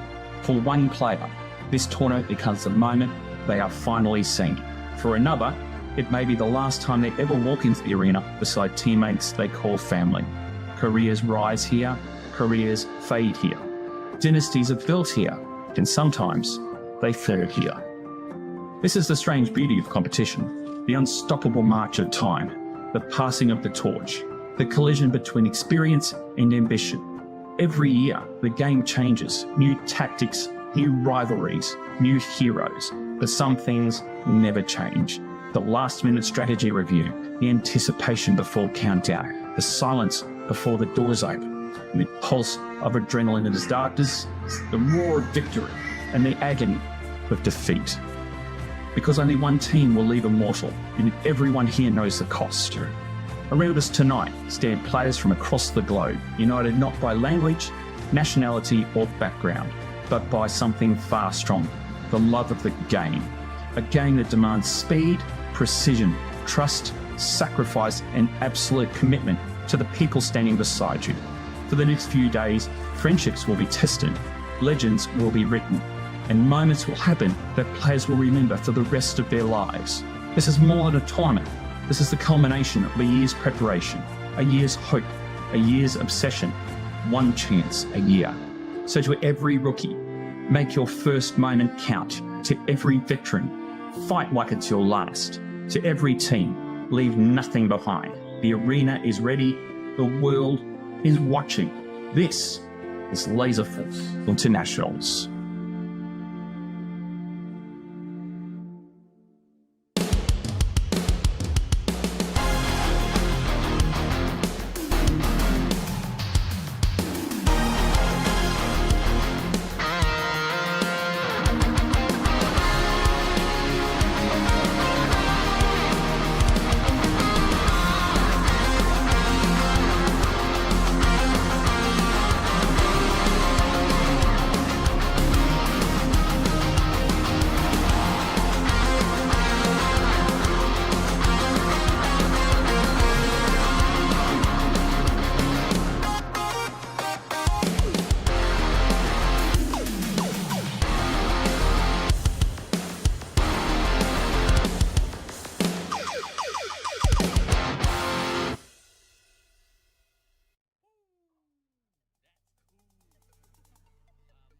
Back, ladies and gentlemen, to the second session. Sorry, my mic just dipped down. There we go. We're good to go.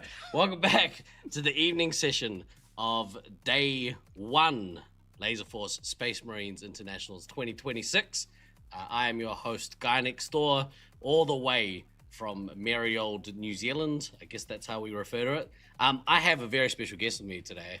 For any of you who know, and many of you do, I would say the most seasoned or the most accomplished laser tag connoisseur that there is on the planet. Please welcome to the stream, Tivia Chick Loves Laser Tag. How are you? It is so great to be here. I am so excited about everything this week, and this stream has been awesome. I've been listening all day. Nailed it. Yeah. Also, very apologies. So we got a comment in chat from Tu. She was driving her car, and then the sound of that last video kicked in out of nowhere, and she almost crashed. So apologies. Please don't crash. Please don't crash. Tivia, you've obviously been around laser tag for a long, long time. How do you describe your love of tag? Like, I call it my awesome addiction. Yeah. It's a passion. Yeah. You know, once you get a taste for laser tag, people always ask me, how did I get involved? I played. I played once, and I got bitten by the bug, and I just kept coming back and over again. I wanted to have more experiences, and that's how it starts. And, what was your first system? My very first system was Zone. Yeah, right on. And then my first arena was the Zone Arena in the Syracuse area, which very shortly after my second became the Fun Warehouse. Oh, so this is your local, right? This is my local arena. Right Yeah. So we're in your town. So I've been here probably more than anywhere else. Right. That's awesome. Okay, so so you've been around for a long, long time. You traveled. This is taking you around the world, right? Well, it's taken me around the country twice completely, and I'm on my third pass playing laser tag in all 50 states. Oosh, that's awesome. Yeah. So what events do you travel to? Is it just like competitions or? Oh my gosh, no. Anything that has to do with laser tag, I'm all about it. A lot of my journey has just been exploring, finding different arenas, just sampling it like it's a buffet. Yeah, right. I will go around for tournaments or events or things that happen. I've been invited to anniversary celebrations of laser tags. I've gone to, the Phocon event celebrating the very first laser tag Photon. Some of the events that I've gone to have been fundraisers. Yeah. And I think, whenever you use laser tag to help a good cause, that's a great thing. So not only things that I've been involved with organizing, but definitely things other people have done. Sure. So if there's a tag tournament for a great cause, I'm going to be there. That's awesome. And so just anything that has to do with laser tag, You're I love about it, and I want to be a part of it. Yeah. Where's like the ideal location for you next? Like, are you like, all right, done the States, I clocked that? Well, I do want to get to Australia, so it is on my bucket list. It's but the Mecca. I got to get to New Zealand too, though. I mean, so in terms of tag, like we have a decent scene as a whole, but certainly I think across Australia's kind of it's more vast, right? There's more options. Sure, and it's the home of a lot of things. Of Laserforce, especially, right? Yeah. So you want to go to the home base. So to speak. I remember my first time traveling abroad for Laserforce. It was 2003. I think I was a 16-year-old. Oh my goodness! Going to my first tournament in Melbourne, and since then, I haven't looked back. It's it's one of those things. You meet people from all cultures, different countries, and you fall into this weird we get it.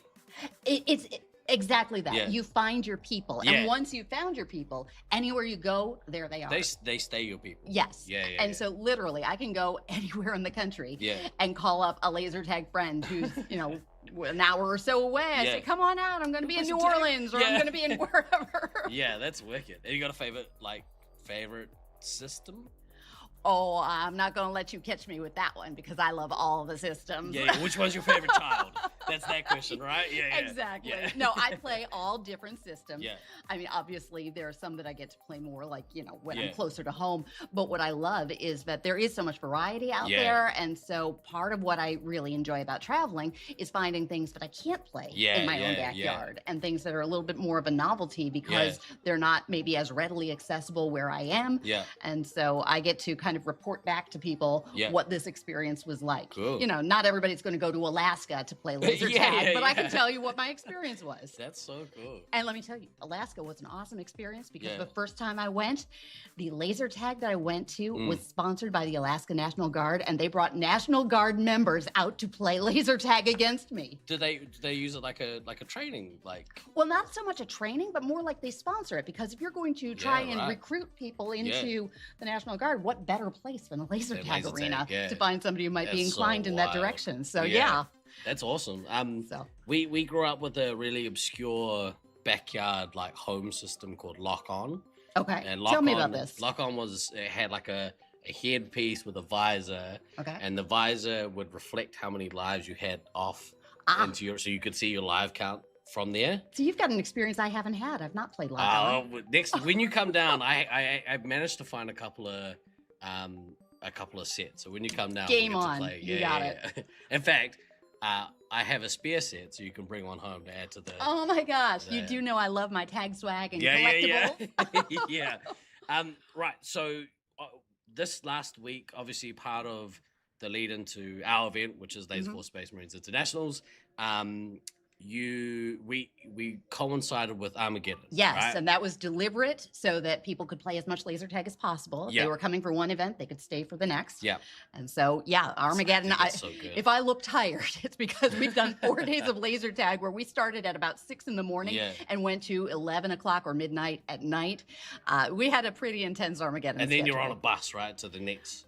Well, most people ride the bus. I do something a little bit different. And this is a tradition that started 4 years ago. Yeah. And I decided we had a little bit of a journey between one site to the next. Right. This time around, we went from Rochester to Philadelphia. Right. So I started doing something that got kind of casually dubbed Tivageddon.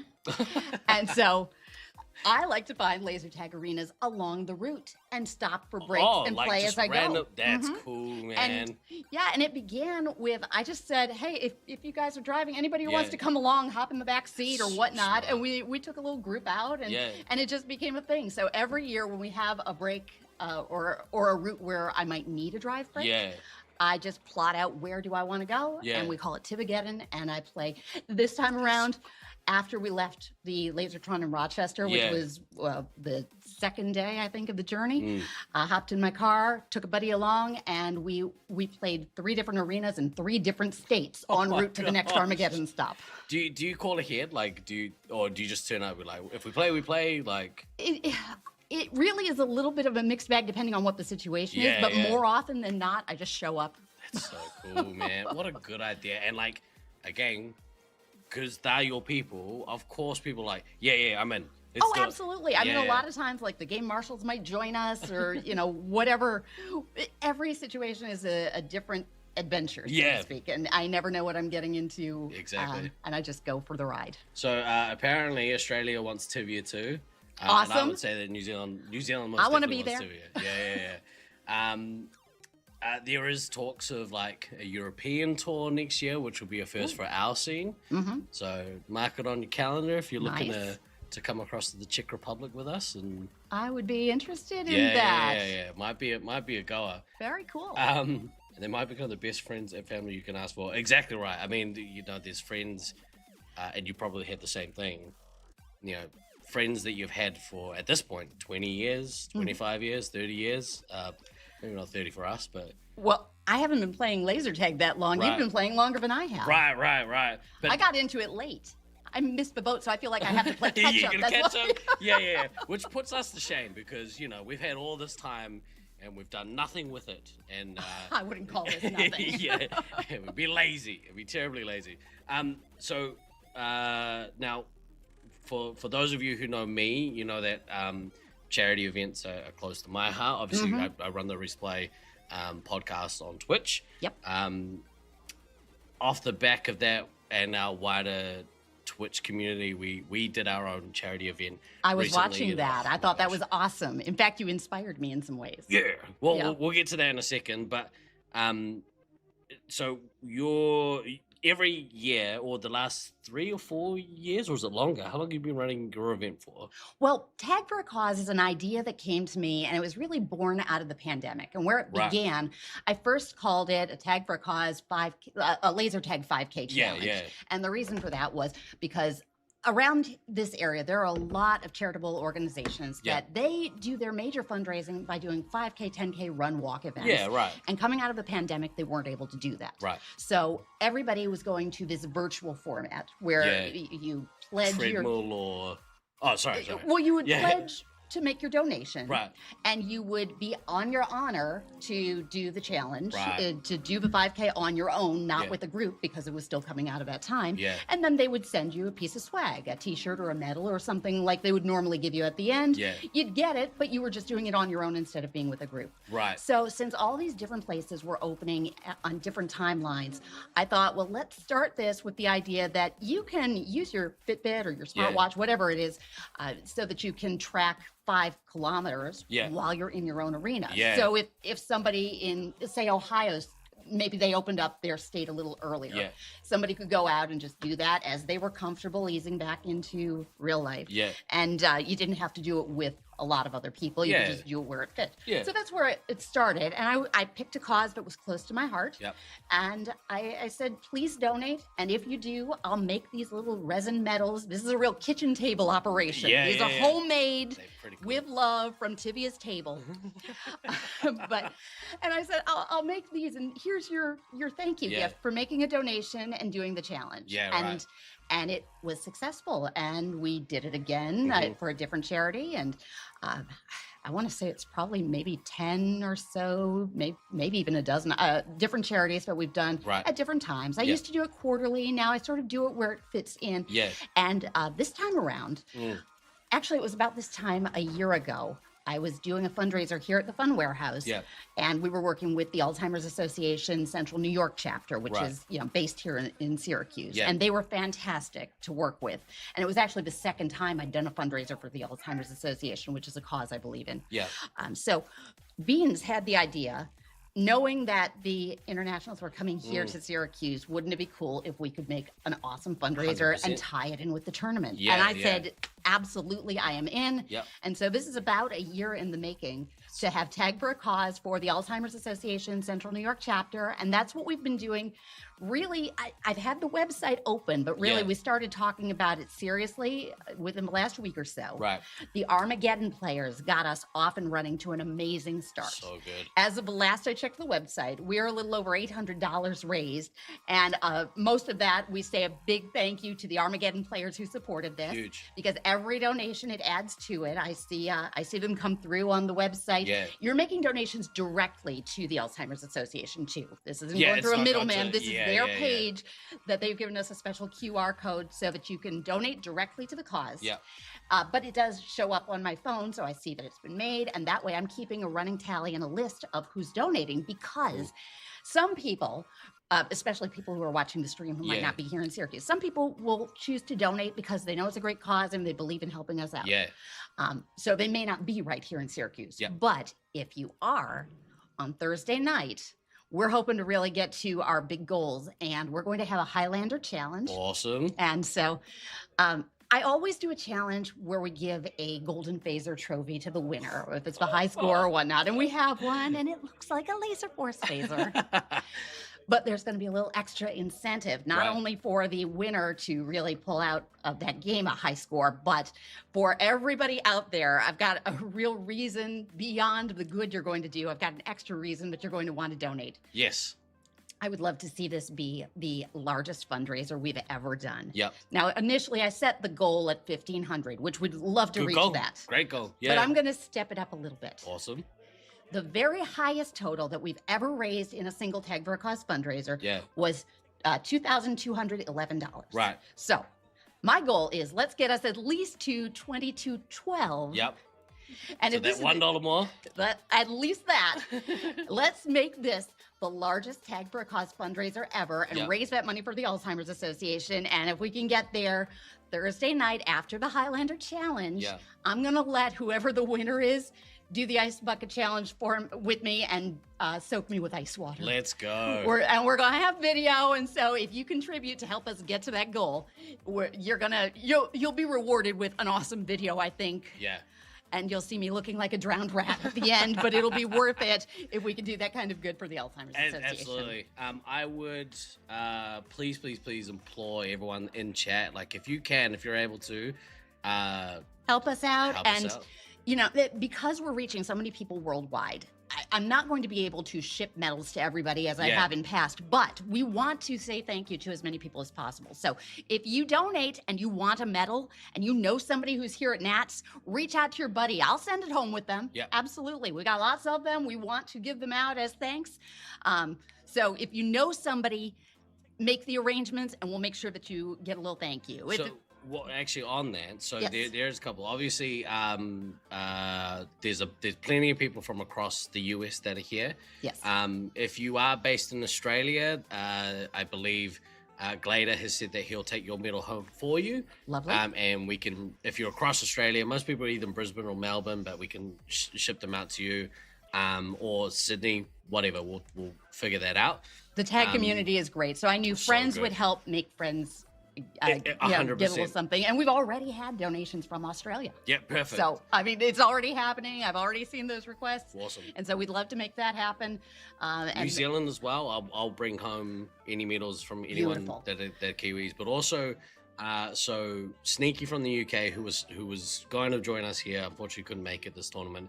I have a box of stuff going to the UK. So if you're based in the UK, then I can put that in as well. So we've got those covered. If you want a medal, so we're going to do our best to make that happen. And you know what? And if you don't, if you just want to support a great cause, we appreciate that. And your reward will be seeing all this happen at the end and knowing that you made it happen with us. Yeah. I'm super excited. And I want to say, this is where you inspired me, because it never crossed my mind to do the Ice Bucket Challenge until I saw you do it with your fundraiser. It sucks. Yeah, it really sucks. But like in a good way, you know what I mean? If you're gonna do something terrible, do it to raise money for somebody else.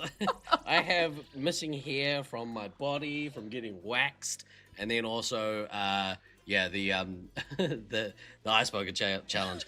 Word of advice: prepare the ice in advance so you don't get smashed in the head with big rocks. Oh, yeah, because that's the useful worst part. tips I did not know about. All I thought was, let's get a wading pool, and we found a lovely Care Bears themed wading pool to do this. Cool. Bean says he wants to do it in the building. I think we're going to run some. Oh dear. Yeah. I was like, you can't do it in here, can he? No, I don't think so. I don't know.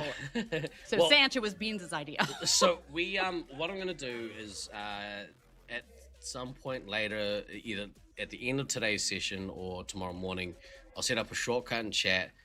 Do you have a page that people can go to?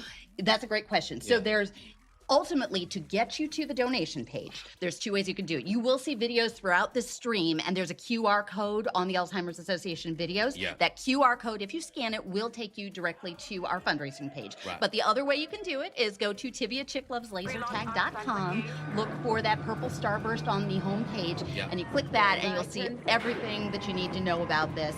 And there are links all over that'll take you to that. So always defer to, you can go to TiviaChickLovesLaserTag.com if you've got any questions about anything. And of course, I'm not hard to find, so hit me up if you've got any questions. 100%. Look, we're back. We started a new game. Yes. If you want to hang out with me, I definitely want to watch this. Oh yeah. Okay. Let's see who we got here. So we have Hybrids, which obviously they have a special place in my heart, versus Altitude Issues, which is the Syracuse B team, technically. Wait, Altitude Issues, that's Colorado. Colorado, yeah. Or would that be Utah? No, Colorado. Okay. Love Colorado. There's a lot of altitude in that part of it. Yeah. Having played in that maze, I'll tell you, playing at altitude sucks. I got a friend her name is Alta, and her band is Alta in the Tunes. That's so good. That's so and she's in Utah, so that's why I think amazing. We will also, at the end of this game, we'll do a quick view of one of the Alzheimer's Association videos. There'll be a QR code in there.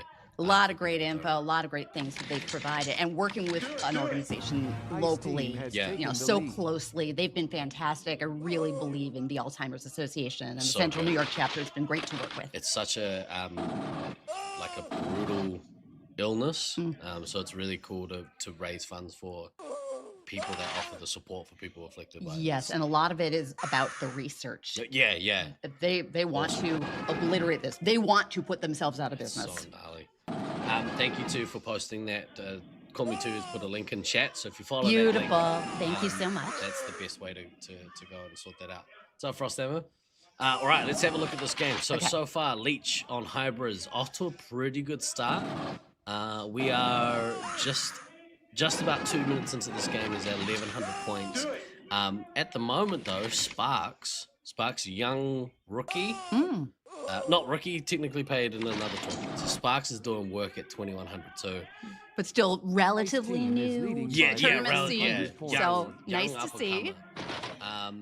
25 special points, so currently has their first nuke. Very so good. We will see what happens if they're going to hold or drop immediately. I think the meta for Space Marines in this maze has been drop your nukes as soon as you kind of get them or as soon as you can.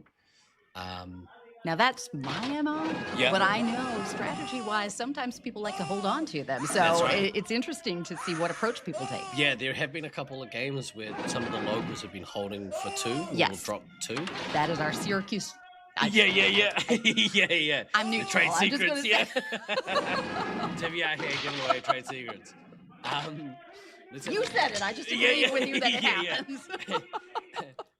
Tucker, the minute for the blue team, hasn't lost a life yet. So, but neither is Fire Sword. So that tells me that so far the teams are kind of trading in the middle section, just kind of trading back and forth. This Colorado team is very good at farming those I points. say we take off and Oh, nuke there goes the entire first nuke site from in orbit. Sparks. Good nuke. I love seeing this in live time. Yeah. This is cool. For anybody who's not here, this whole thing production stuff? is amazing. Well, yes, the production stuff. But I mean, it's always cool to be watching and like cheering it on from the sidelines. Yeah, Sparks is out to a really good start, but I would say that Leech and actually Leech and Prawn Boy there and Glader to back them up. That 3 is currently doing some work, but Sparks really is, quite a bit ahead. Leech is now at his 20 specials, so we'll see what he does. If he Fire team is behind looks like by he's 1,300 resupplying, he'll get points. full and then drop that nuke and go on the attack. His scouts really need to come back and get some lives, though. Well, my homegirl Little Bit is joining this team, and yeah. she'll make sure that they are stocked with the ammo. You can hear her yelling from in here. Oh my goodness, you can hear her from Utica. Yeah. Love you, Little Bit. Do it. I've been impressed with the Babe. The Babe is playing really solidly at heavy. All right. And so far is doing his bit to kind of keep Tucker safe. So Now, I've got to say, I have a soft spot in this this game because I want to see the players I just came out of Armageddon with do really well. Right, yeah. Because Azra was one of the Armageddon girls. awesome. We had more women in that tournament than ever before. That's And so Azra was new to our Armageddon scene, so. how'd she go? Did she go all right? Oh, she was Fire fantastic. team is trailing by She 3,300 is, points. She's good people, Azra is. Leech hasn't dropped. That's surprising. Sparks is up to his second nuke. Here comes Leech's first nuke. Nice drop. It's kind of leveled. I mean, that's the first lives that Tucker's lost. This is interesting. Yeah, both medics are not really getting hit. Still pretty tentative across the middle, I think. Here comes Sparks' second nuke. Good drop. Good response. Experience matters and teamwork matters, and it looks like they are definitely working together and gelling. Yeah. And it's good to see, especially a young team like Altitude Issues. Tucker's their leader on that team, and he's not that old himself, but he's really kind of become the Papa Bear of their team. Ceasefire! Which is on his way to his second. I think it's pretty close between the two if you take into consideration the bases. Oh, actually, no, I think Sparks is about 1,000 points ahead, so he's doing his job. Prawn Boy, though. Prawn Boy... I needed that. They can still catch this up. Yeah, without bases, Prawn Boy, if you added the bases in, he's at about 4,600 points. So that he's doing work as a scout. And Glader's kind of that really solid wall. He is a brick wall that you have to try and get through in order to get to the resupply. So I love a heavy who can really do that job. yeah. And it's a hard job to do. Oh gosh, it is. Yeah. That was There's kinda- pressure. Oh, if you don't do that job It's right, terrifying. it goes south pretty fast. You have to have a lot of trust in your resupply too. So I used to, heavy was my main role, and the difference between having a resupply you could trust and one you couldn't, that you kind of had to essentially puppet, massive difference to the way that you can kind of freely play during the game. So yeah, it takes a lot off your plate. You don't have to worry about them. Leech is at that nuke. I think that's his second nuke. So he is behind Sparks, but he's got, I think, better scout support. Interesting to see here as well. Judoku played in the resupply in their last game, in their last match. So okay, so they're moving things around a bit, which is not always a bad idea because you could take people a little off guard if they expect you to be doing one thing. 100%. I just had a conversation with Judo as well, and like, yeah, so I can't really see much of the resupply. So it's good to see him out, getting some work. Fire team has taken the lead. I think we're back. We're back. We are back. All right. Do it.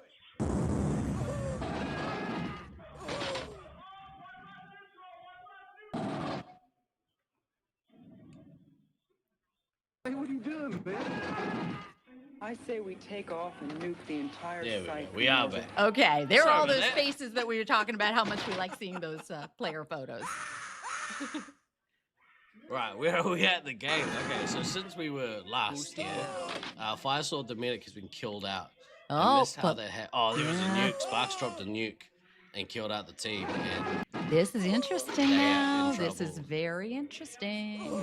they got caught out with really low lives for everyone on the team. Blown away. And as a result, like this game pretty much All right. We got it's alright, so we've got 3 minutes left. Leech is throwing his nuke. Fire team is leading by That'll stave off 3,100 points. a little bit of trouble, but we'll see. Never count anything or anybody out. Yeah, well, true. Anything true, can come fair back, enough. so. Especially because Leech actually has quite a few lives and shots. So they might be able to stave off the elimination, which would mean if they could do that, then they're still in with a chance of salvaging the match. But I think they'll be pretty happy if they can stave off the elimination. Can you replay the game because the stream died? That had to be somebody who plays Armageddon. No, that's Troy. He's the big boss man. Hey, Troy. What's up, Troy? Troy, I got a medal coming your way. Do it. Closing in on the 2 minutes remaining. Switching to full auto. Sparks. Oh, wow. Sparks has done really well, but They're still holding it together, yeah, though. I don't know if he'll get another nuke, which will be kind of a blessing for Hybris.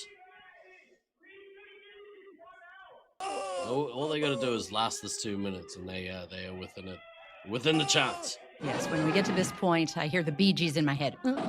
Staying alive, staying alive. That's all we care about is staying alive. She's had a pretty good game, a solid game. Azra is doing work as the ammo. I'm telling you, she's a sharp cookie there.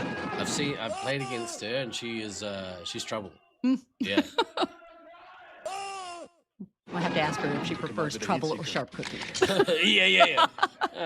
Either way, cookie. doing well. Yeah. Do it. Leech is on his way to his next nuke. There we go. If you can find a spare moment, you can drop that, and that should mean that they'll last out this game, I think. Blown away. Oh, Sparks with the missile Prawn Boy out. 60 seconds until extraction.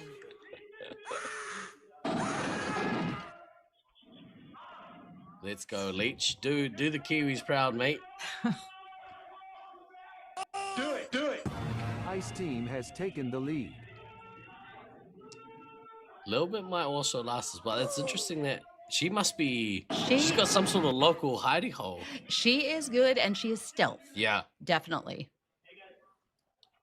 Come Played on, many Leech. games with her, and she's all over the Space place, Marine but you never requesting see her clearance coming. for nuclear You know, we call her a little bit because she's little. You don't Fire always Team see her. has Oh, taken God. the lead.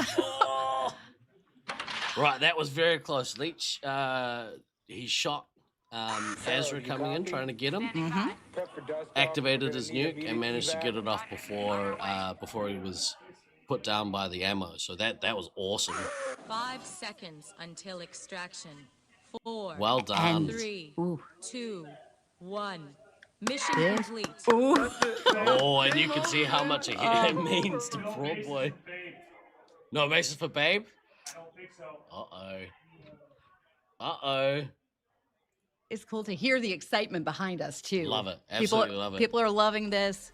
Very exciting. Yeah. I love to see close games. Yeah, and these been They're some nail biters. real good ones so far this tournament. Sorry for the internet issues, kids. Yeah. We seem to be back down. Hopefully there'll be no more throughout the rest.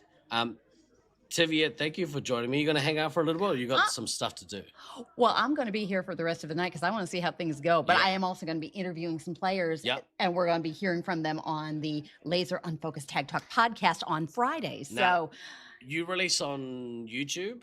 Do you release anywhere else? my podcast can be Yeah. heard on the first and third Friday on YouTube, Spotify, and Apple Podcasts. See, And so- that's a professional right there.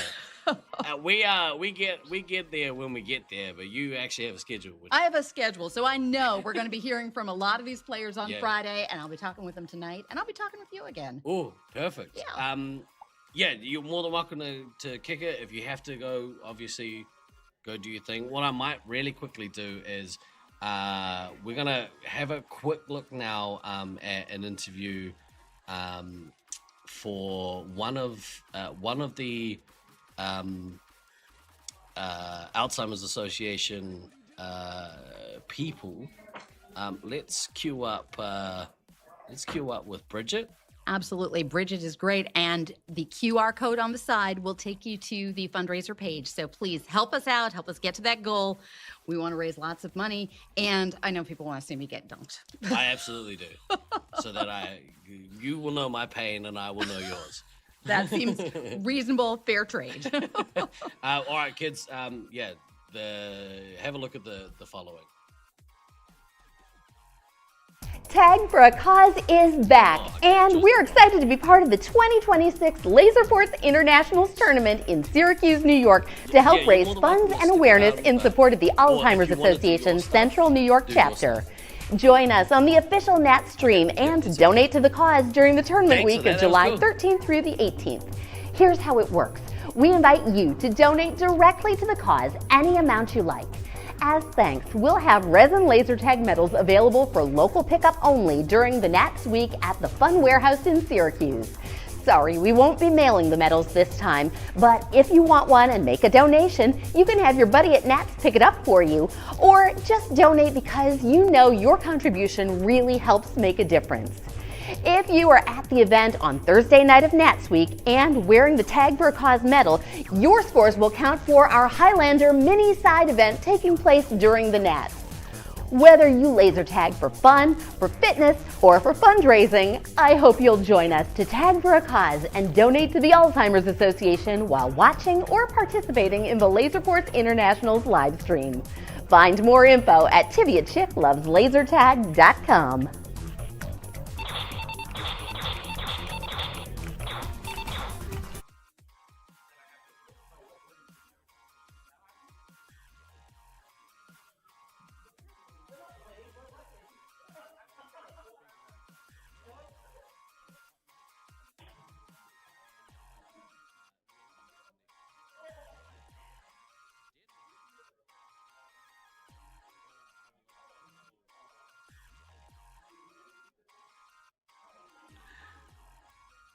You'd think I'd be doing this long enough to kind of understand how these things work, but no, that's okay. We'll get there. Amateur hour.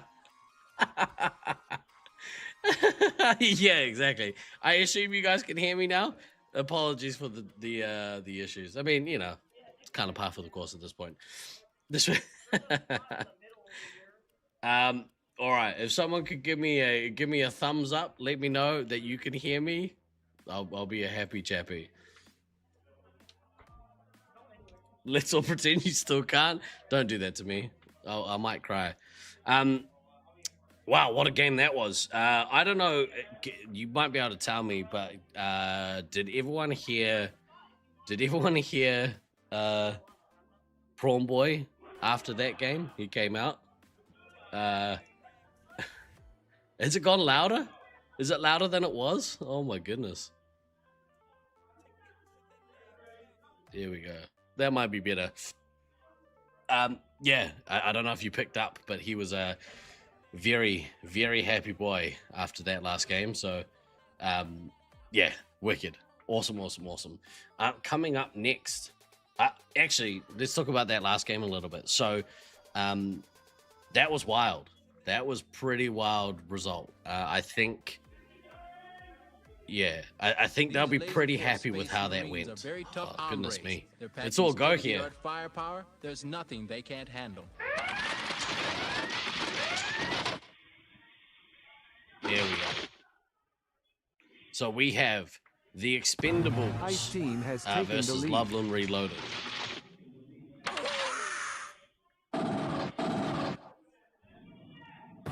Fire Team has taken the lead. Fire Team has taken the lead. Talk about with the heat seeker.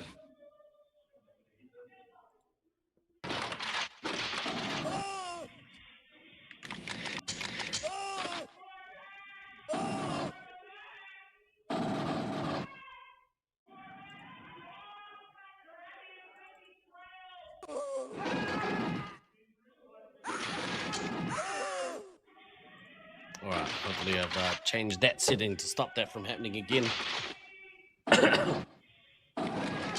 Still wasting nobody is resupply instead of 3 hit.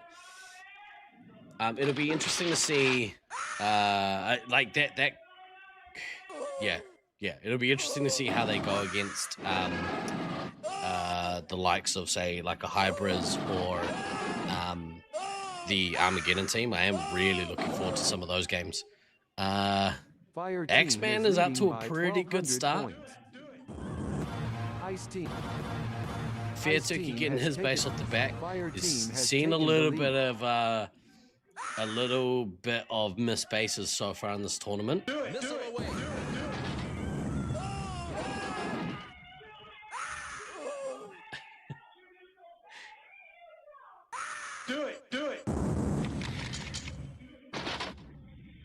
Mama Bear putting in work. Ice Team has taken the lead. But nobody really needs to be taking some resupply here. You're getting dangerously low. Same with Carson, actually. We've seen it a few times where people are really pushing the boundaries of how low they want to get on their lives. So, Fire Team has taken the lead.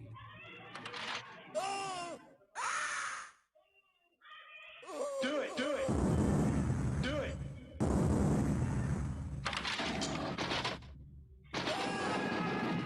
Blackout doing some work. X-Man looking to push through to get to that 40 special points to chain those nukes. Which will be a welcome relief of pressure for Mama Bear and also Nobody. Nobody hasn't taken lives for enough lives. Really needs to get some. Oh my goodness, you really don't want your ammo to die out this early in the game. We saw it happen in a previous match. There we go. Mama Bear needs to be the next one to take. X-Man, if you could get that, use your last shot and then go and drop your 2 nukes. Fire Team has taken the lead. Ice There we Team go. has taken the lead. Go drop those 2 nukes. Allow Mama Bear to take some resupply and then go back and get some yourself. That's what's needed here. But Blackout has also got to their nuke, so this is going to be really interesting to see who drops first.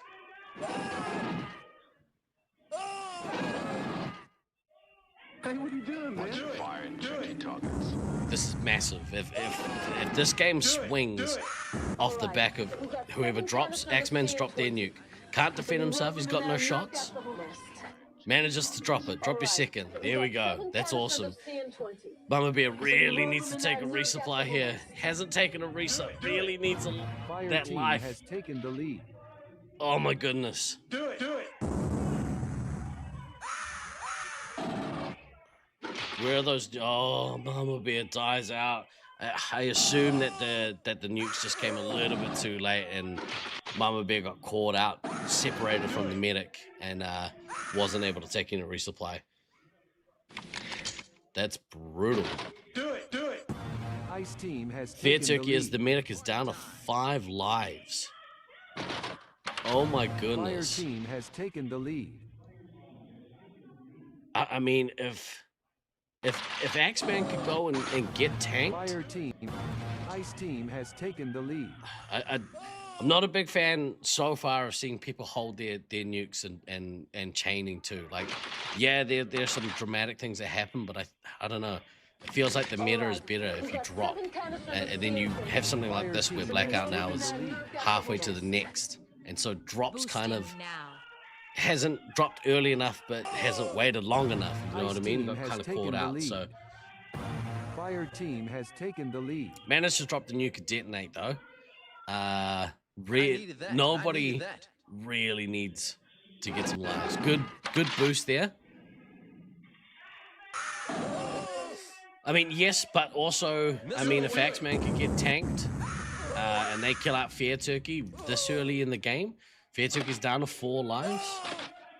Could have a massive swing. I mean, you can last the game without a heavy. Switching to full If the other team loses their medic this early. So red team need to really push here to get some ascendancy. Otherwise, this is going to swing back the other way.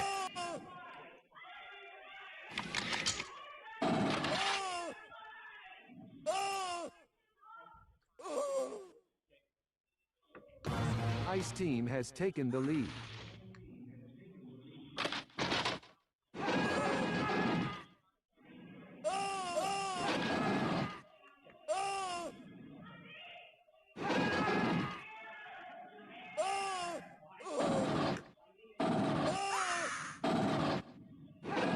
Fair Turkey down to 3 has managed to hold on after getting down to 5. Managed to hold on to those precious lives, and this might be the cause of the difference.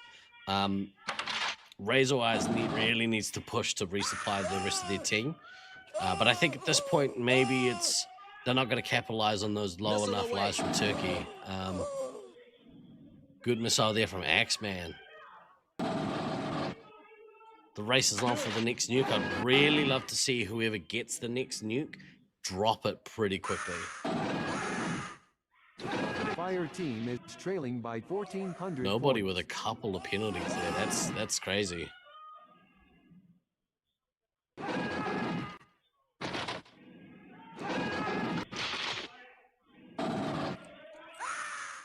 It's good to see both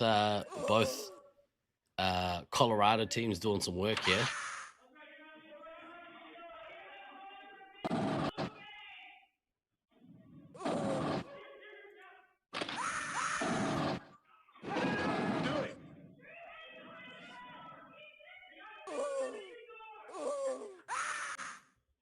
Fair Turkey's still holding on. Still holding on to those 2 lives. This is massive. Blown away. Lost what? Do it. 10 lives in 5 minutes? Great nuke. Great nuke there from Blackout. Ice team is leading by 5,400 Knocked out points. knocked out Razorwise, and has basically left Axeman on the verge. If he can manage to get at least one tap of shots, it'll let him drop that nuke. But I think this game is done and dusted. Real good effort there from Loveland to stave off Fair Turkey getting eliminated, you know, well, 6 or 7 minutes into this game. So great work to kind of bounce back from that. Axeman gets knocked out, one short of his next nuke, which is a real shame.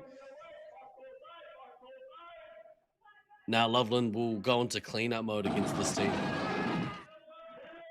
Fire team is behind by 7,600 Common points. turkeys are fearful. Uncommon turkeys are fearless. You damn right.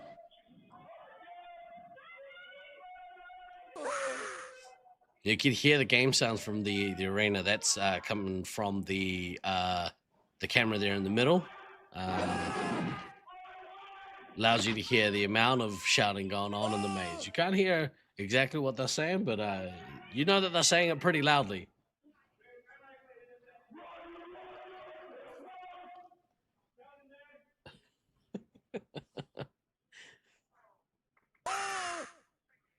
Massive, just quick massive shout out to Viachik. I think it's such an awesome idea to utilize her platform to raise a bit of money for an awesome cause. So thank you so much, Tivia, for joining me and having a chat about what she's been up to. We just got our asses kicked, pal. Great win there from Loveland Reloaded. They should be proud that they held on, that they managed to. I think that it could have gone either way. I do think that they were ahead, but I think that the Expendables were really close to actually flipping that game. So they managed to stave that off, which is great. Let's have a quick look here. Let's where are we? Let's go here. Not that one. What we're going to do is we're going to have a look at some stats. Let's go across to here. Top 5 commanders so far at the tournament. You were looking at Kodama. Kodama's played 4 games. There's a game qualifier, so it's not just putting randos in there, but we'll expand that as the week goes on. Kodama taking that top spot. Oguri Cap in 2nd. Leech in 3rd. Slaughtermelon in 4th. And Sparks in 5th at the moment overall. Good averages there, especially from Oguri Cap. Good average, 10 grand score. Goodness me. Kodama doing work, averaging that 27, over 27 MVP average. Look at that hit there from Kodama. 1.5. Goodness me. Doing work, dude. Well done. We have some pretty good accuracy there too. Kodama's leading a bunch of the stats. So, but look how many missiles Leech is getting off in his games. Let's have a quick look over here. We'll have a look at the heavies. Odin's Fist doing work. That tracks. Odin's Fist has had some awesome games so far.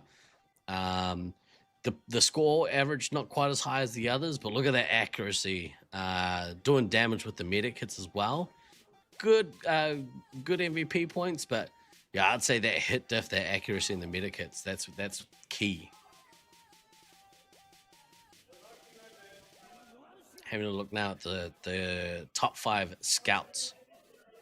Prawn Boy, my man, doing some work. A hit diff of 1.74, dude, that is awesome.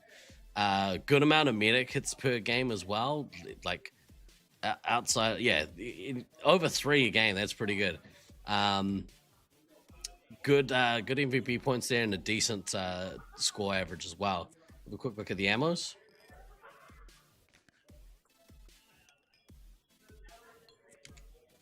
Do Not Pass Go, doing work. Autumn, Death Knight, Chaser, a little bit. Do Not Pass Go. Sorry, here we go. There we go. It's updated. Mr. Mischief. Oh, okay. Off the back of that last game, stats have now updated. And that's knocked everyone down a peg. Take that, everyone. 1.73 hit diff there from Mischief. That's awesome. Let's have a look at the medics as well. Because, you know, Russell's here.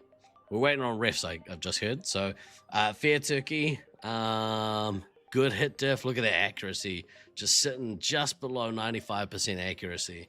That's the way to do it, kids. Don't miss your shots. If you don't miss your shots, you're doing pretty well. Applesauce, absolute legend at medic. Has both of them have medic hits? Why have I got medic hits in there? That's not right. Maybe it is right. Princess in that third spot, meds, and then Alex boxes. The hit diff is the one to watch there, kids. Princess with the 1.54. That's awesome. That's a good hit diff.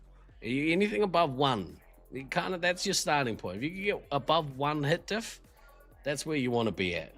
I think, at least. I think that's where you want to be.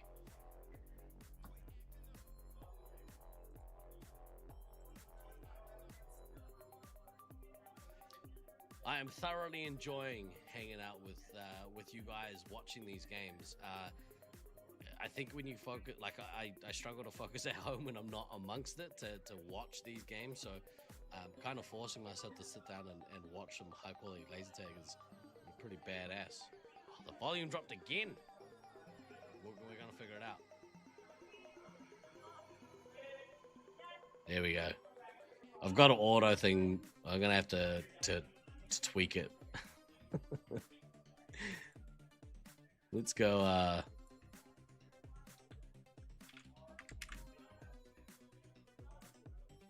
Yeah.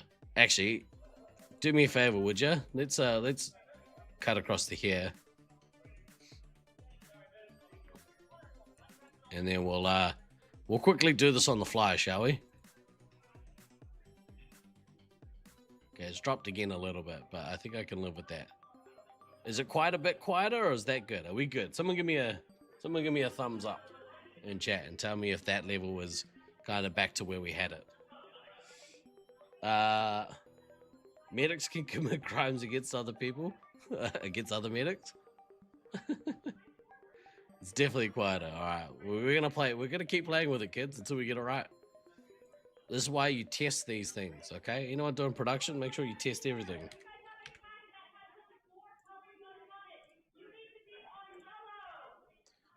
I think they're still looking for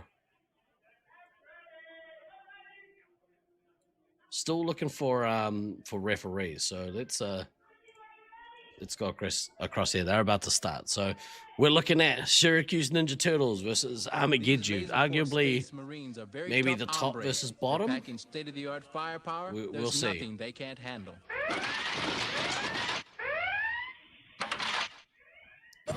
Fire team. Let's see. They're still playing their lineup. With Gurikap still in that commander spot. Black Hammer now playing in that heavy spot. So it looks like they're still taking this as a serious game, which they should. I'm glad. Is it still down a little bit too? All right. Blown away.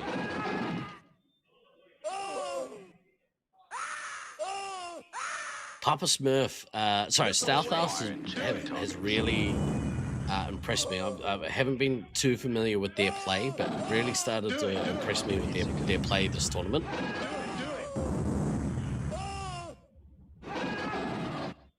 Took him out with a heat seeker. Trying me out a little. Missile away. Do it. Ice team is trailing by 3,700 points. Do it. Space Marine requesting clearance for nuclear strike. Confirmed. Good nuke there from Gurikap. He got to that one pretty quick. I mean, we are less than 2 minutes in, and he's already almost at 4,000 points without bases. He's used almost all of his missiles.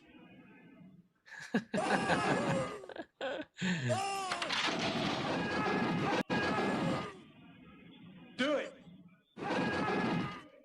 Do it. Do it. Do it. Do it.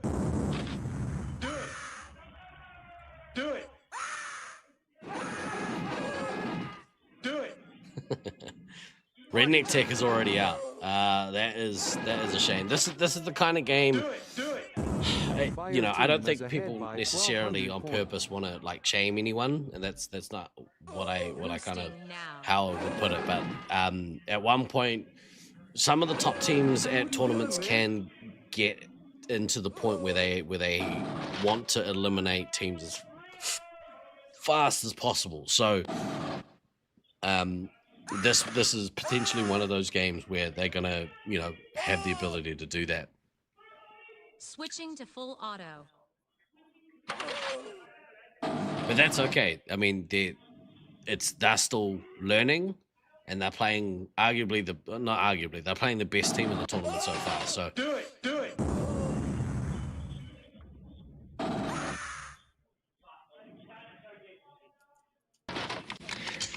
Medicap this early really does suck. I would say though, it's actually almost worse if you lose your ammo before you lose your medic. So we roll them in there and nerve Both are terrible, but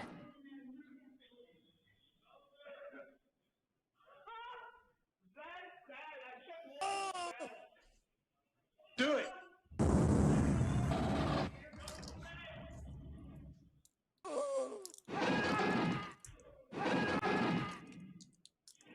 Do it. Boosting now. Let's rock.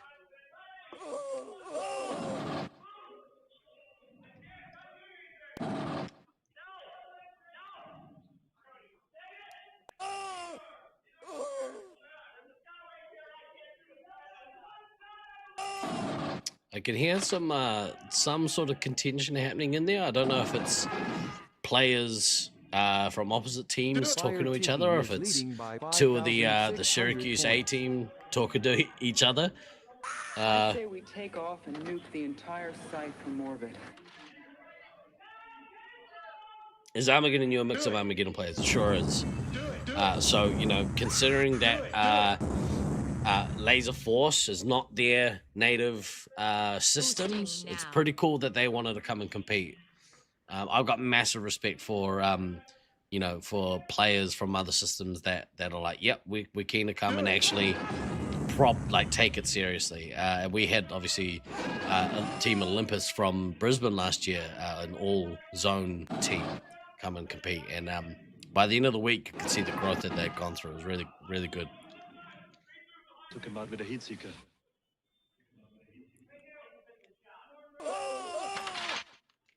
Yeah, exactly right, Healan. Good timing.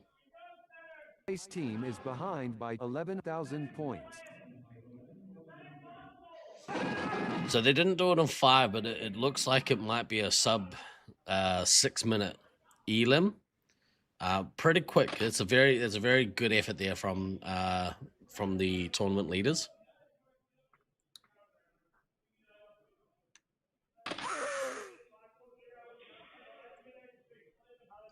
Grumpy is certainly going to be grumpy. Maybe. I don't know.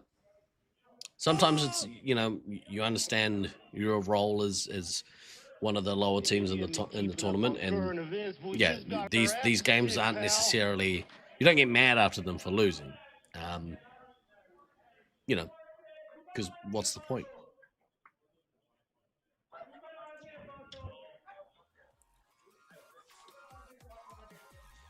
MVP point's going to be huge. Yeah, I mean, that Elam bonus is definitely going to lump them in. Lena Bambina, greetings from Germany. Community is growing here, and we just got back from a laser ball tournament. Lena, that sounds awesome. How did you get on? How was your tournament? Welcome into the North American / Australasian tournament scene. It's very nice to have you here with us. This is a Space Marines tournament. They are running as part of it alongside of the Space Marines tournament. They are doing a laser ball tournament. We had their session this morning. There'll be another session tomorrow morning.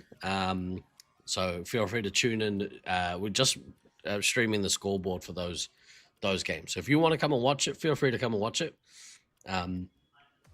Next year we'll make more of an effort to have commentary and better graphics.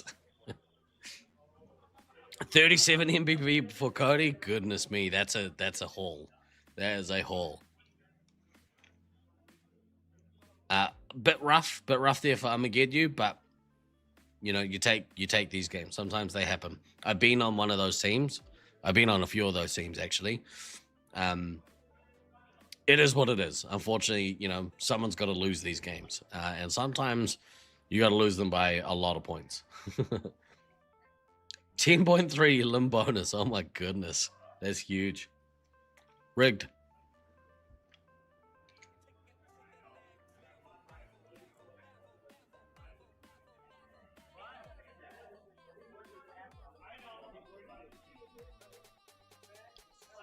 All right, whilst they get ready for this next game, let's have a look at who we have in this next lineup. We have Sweets and Savory versus Team Olympus. Now, this is going to be a great matchup. The two teams from California, we've been referring to them as California A versus California B.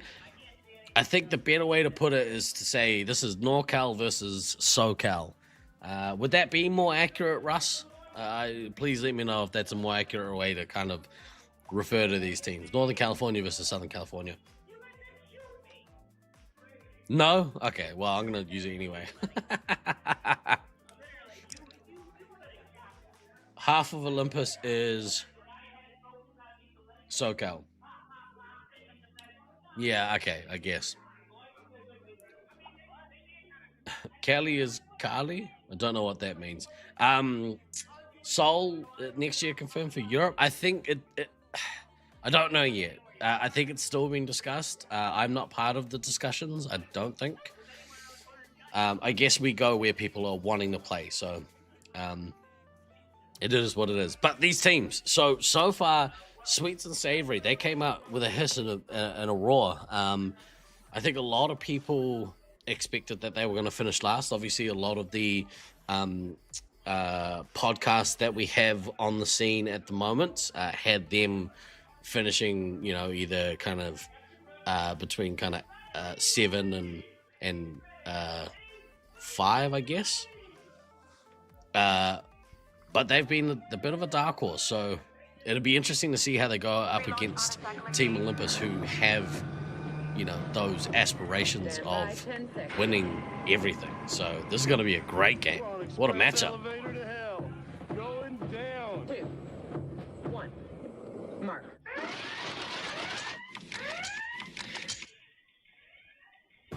Fire team has Here we taken go. the lead. Spooky at heavy, Sweets at commander. I like that combination. Halange at scout, Evil Mike at scout, Ender at ammo, Anchovy at medic. Interesting. I've seen Anchovy play scout. I like Anchovy at scout, but this is a good lineup. Right off the bat, Fire team has taken Kodama is out to do some work. That combination of Kodama and Dill, brutal. Absolutely brutal. And Dill excels in this arena because he's so tall. It's not fair. No, it's not fair.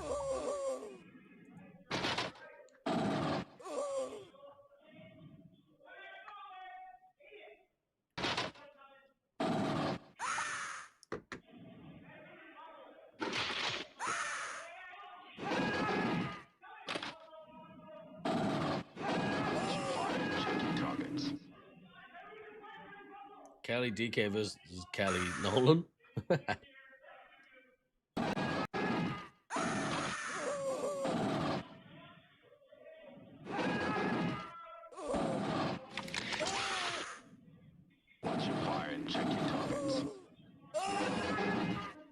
Ice team is trailing by 400 points. All right, and this sort of starting portion of the games, both medics are still holding up pretty well. Anchovy's only lost 4 now, so it's starting to pile up. Autumn with the single life missing.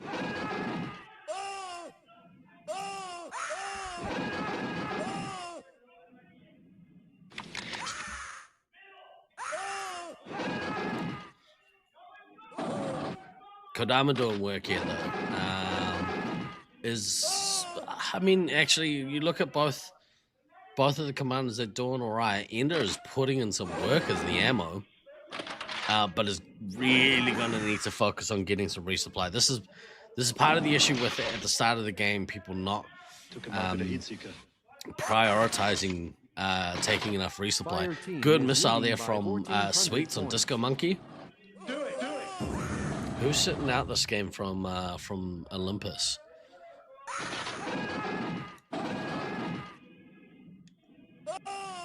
Looks to be applesauce. Ceasefire! Ceasefire! Spooky in trouble. Yeah, I guess. I mean, yeah, we'll probably look to take some resupply, but I mean, overall, red team really need to concentrate on getting some resup. And the issue here is Sweets is going to need to desperately take some resupply, and Konama, I would imagine, is about to drop their nuke. So, yeah, Sweets really needs to take some resupply, but Spooky's now, I think, full enough that they could go. She could go and take over for Sweets for a little bit, kind of push out and put a little bit of that pressure back onto the blue team. Here comes that nuke. Good nuke. Anchovy down at 8 lives. This is really swung. Autumn has only lost 2 lives. This is where the real swing is. Was on 7 lives for a minute. I wasn't paying attention. Or at least I was watching something else. Exactly right. Exactly right, Esme. Ceasefire! Ceasefire! Also, shout out for your camera work earlier. Appreciate you.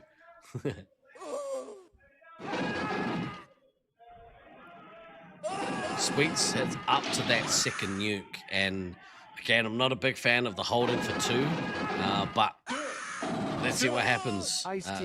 Desperately low on shots and lives, so I don't know. I think holding for 2 is a mistake. Let's rock. Especially because now both Spooky and Sweets both need resupply, so.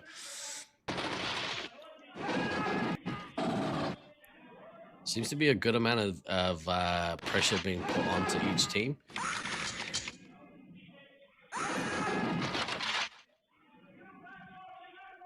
By the looks of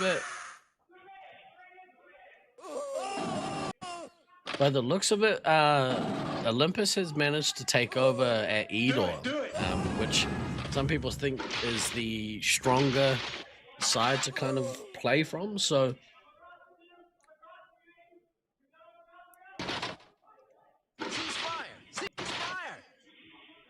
Sweets is still holding on to those nukes. I think he's made a mistake holding on for this long. Kind of has no point, like no choice at the moment because really needs to get resupplied. So, but it just means that there's so much pressure going on at Anchovy and none being put onto Autumn. Autumn's still at 18 lives.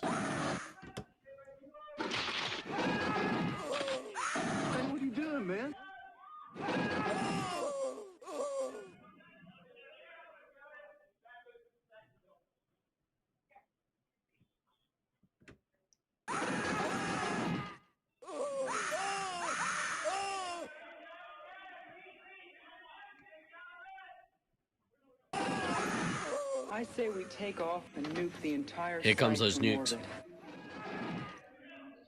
And, I mean, they might be able to catch Disco Monkey out here. So we roll them in there and nerve gas the whole nest. Ice Team is behind by 4,000. Maybe. I mean, Sweets looks to be... They look to be pushing out. Look at that wall of red on the ticker. And Anchovies managed to stay in the game. So if they manage to kill Disco Monkey out here, catch him unawares, I imagine he's getting back. Disco manages to get that live. So, but they have pushed them back into their resupply. So, big moment here. Ebo, Mike, and Sweets are able to go out and do a bit of work. Spooky, a lot of shots. But really need. There we go. Takes another live. Sweets took in a resupply. That's interesting. Kind of let up a little bit. A lot of people need to start maybe. Have it in the back of their minds and maybe go get some bases. Boosting now. Switching to This is full also the auto. problem with holding your nukes for too long. So unfortunately, I mean, they haven't been attacking Autumn nearly enough, haven't been effective enough at taking lives from her, and it's just meant that those they almost managed to catch a couple of people, but not quite. And now they're back getting resupplied, so no harm, no foul. Kodama's nuke drops and kills, as a result, kills Anchovy out of the game. Oh, Anchovy got missiled as well. Oh, nuked and missiled. Brutal. Boosting now. Boosting now. Do it. Do it. Do it. Do it. That is unfortunate. I mean, we're still only halfway through this game. There's still 7 minutes left in this game. So, I have a feeling a big push will be coming here from the blue team to really kind of assert their dominance. Ice team is interesting game, though. It's been an interesting one. Points.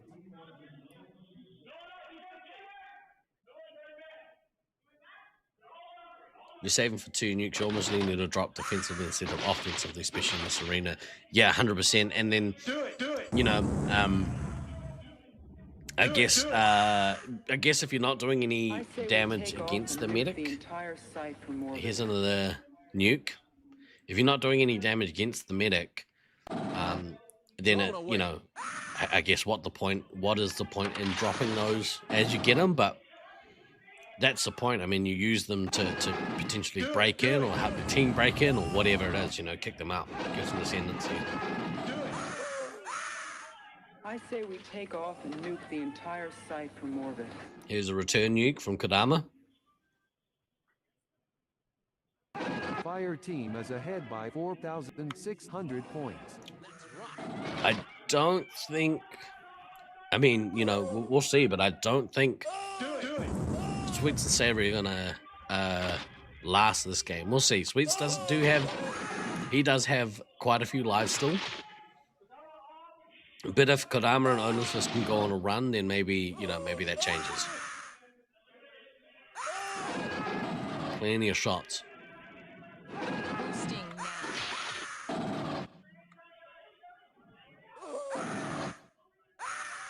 Do it.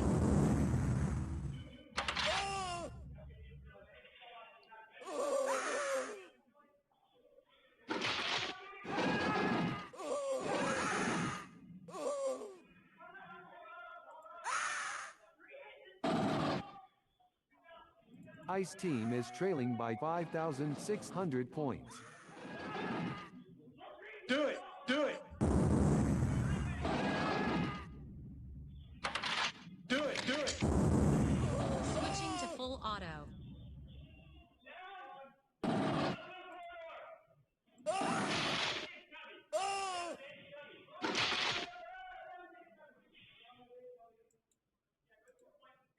Switching to full auto. Missile away.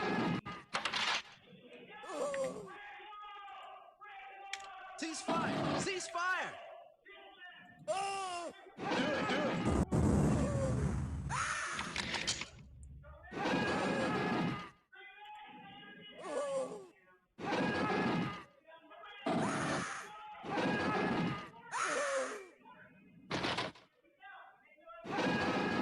Fire team is Formalities at this point. 600 points. Blue team are going through, mopping up Sweets and Savory. They are ahead on points, but I don't think they're going to last the remainder of this game. Especially Konama's rounding into their next nuke. It's because Dylan is carrying. I mean, Dill's a beast. It's like trying to play laser tag again. Oh no. Did we lose the internet again? No, we didn't. All right, we've got 7 canisters of CN20. That was a close one.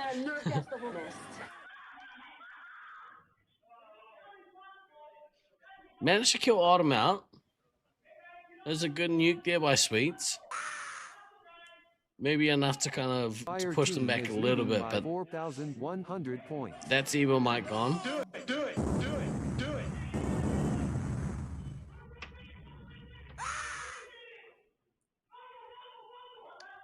Sweet's putting up some good scores and like really proving why he should be playing commander at this level for this team. We've got 7 canisters of CN20. Kanama activating another So nuke. we roll them in there and nerve gas the whole nest. 2 more to go. I think this is a real good dominant win here from Olympus. And kind of needed as well, I think.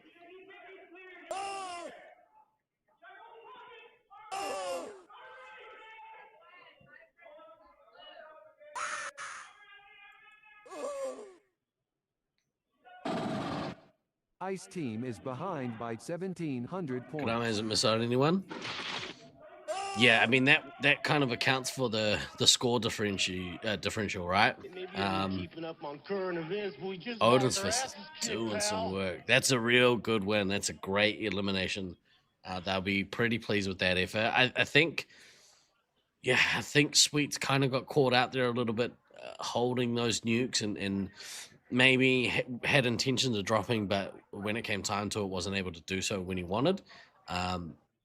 Maybe a change of tactic. Who knows? We'll have a look. Quick word from one of our supporters. Tag for a Cause is back, and we're excited to be part of the 2026 Laserforce Internationals tournament in Syracuse, New York, to help raise funds and awareness in support of the Alzheimer's Association's Central New York chapter.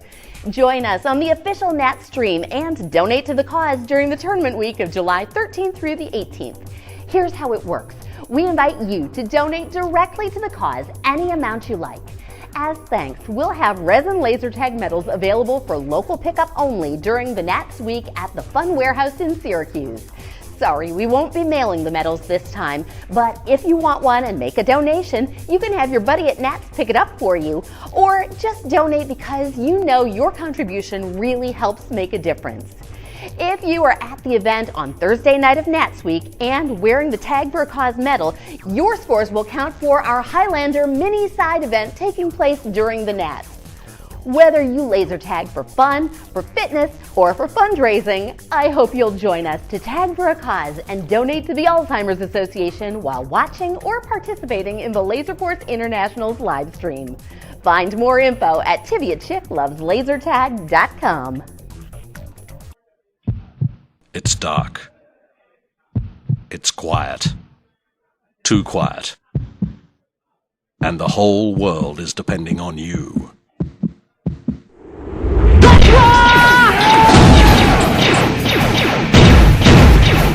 Target destroyed.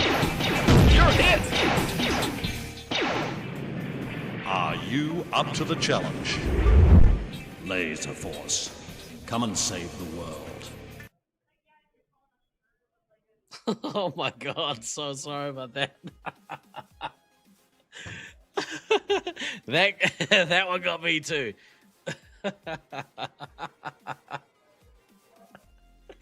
I jumped so far off my chair just then. Apologies for anyone who might be driving. Yeah. Definitely unintended. All right.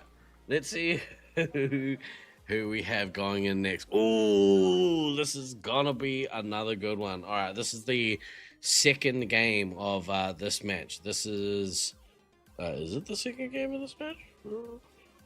Maybe? I think it is. This will be, actually, let me just change across to here. We'll have a look, shall we?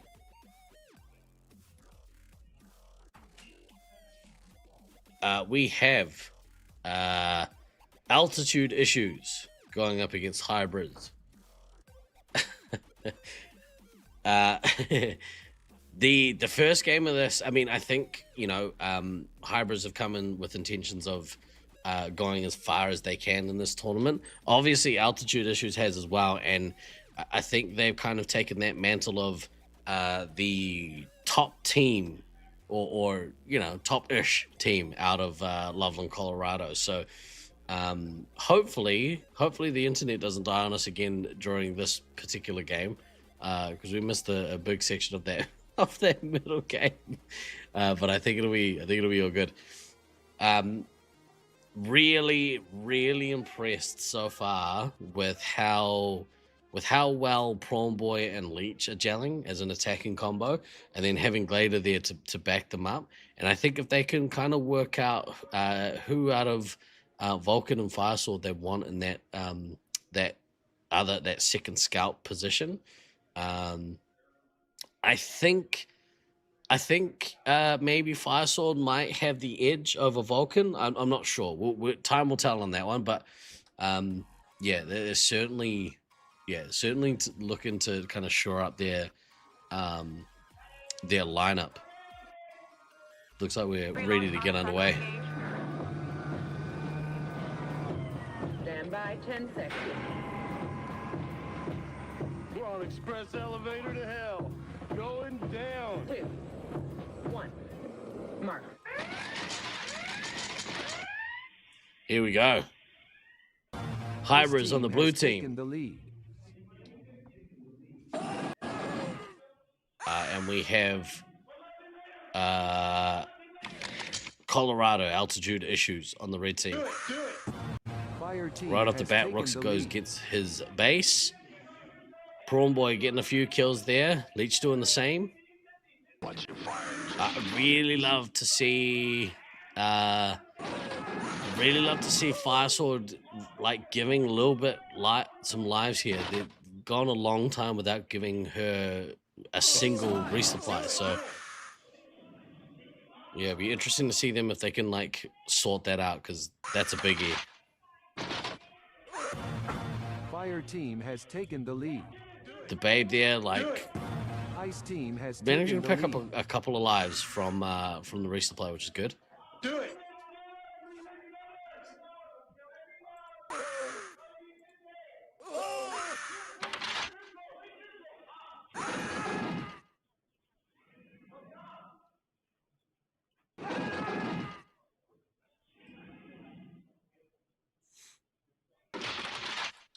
Vulcan putting in some work.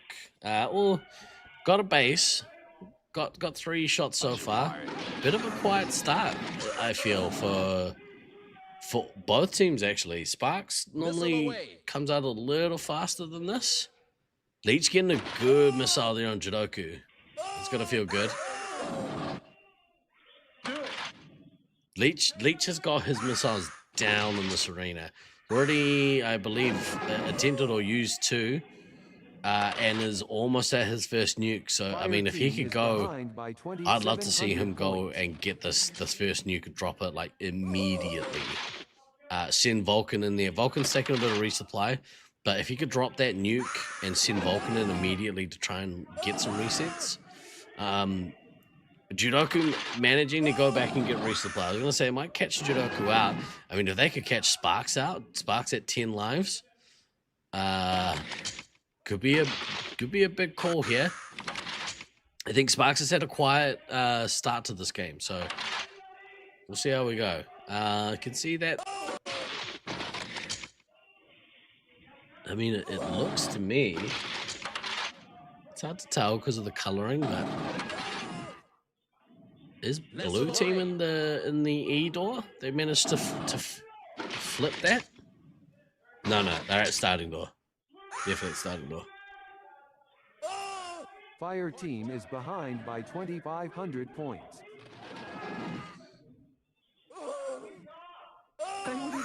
Rooks is having a pretty good start to this game. Leech has had a great start to this game. Like to see him go do something with this nuke though.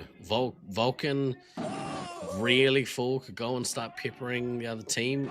Prawn Boy, a lot of shots, but maybe needs a couple of lives.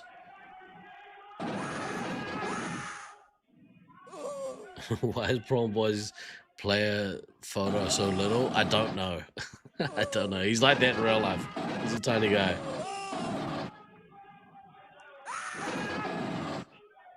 Leech have been sitting on that nuke for a long time, and it's kind of, I mean, Sparks hasn't really closed the gap, I guess. But if Sparks can manage to get to or drop his first nuke first, it might kind of change Fire team is behind by the outlook of this game. There we go. There's Leech's nuke. Good drop. Is there anyone there to follow up? Glader is out on the attack.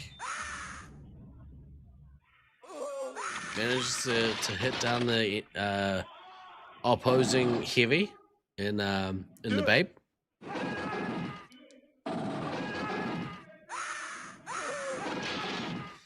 Leech managing to get a few resupplies, which is good. If he can get a few more, as soon as Glader needs to come back, I would say Glader should come back in about 2 more lives, maybe at that 10 live mark.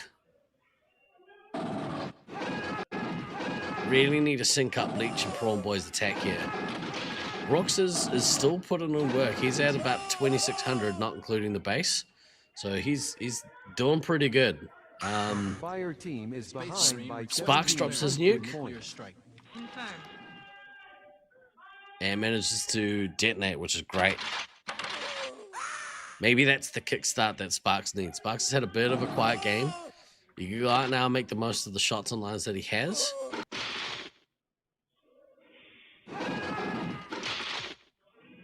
Do it.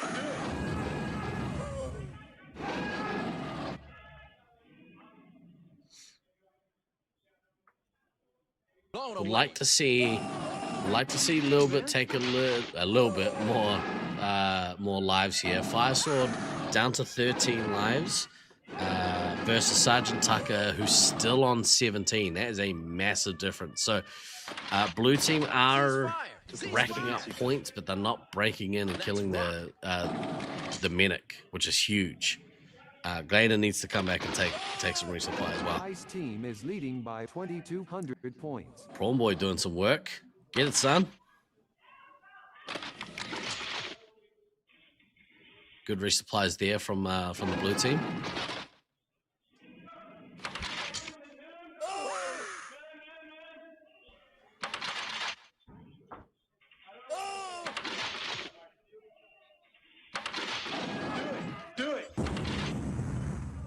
Babe's managed to get himself some points there. On 3,100 points with no bases. This is pretty good effort compared to everyone else. Leech is very, very close to getting to that next nuke, and I think that's going to be a keystone nuke, that one. But again, the inefficiency, the inability to get in and kill the Medic, they're gonna have to try and do this on points. I'm not sure they're taking enough lives off of Sergeant Tucker to maybe push for the Elin.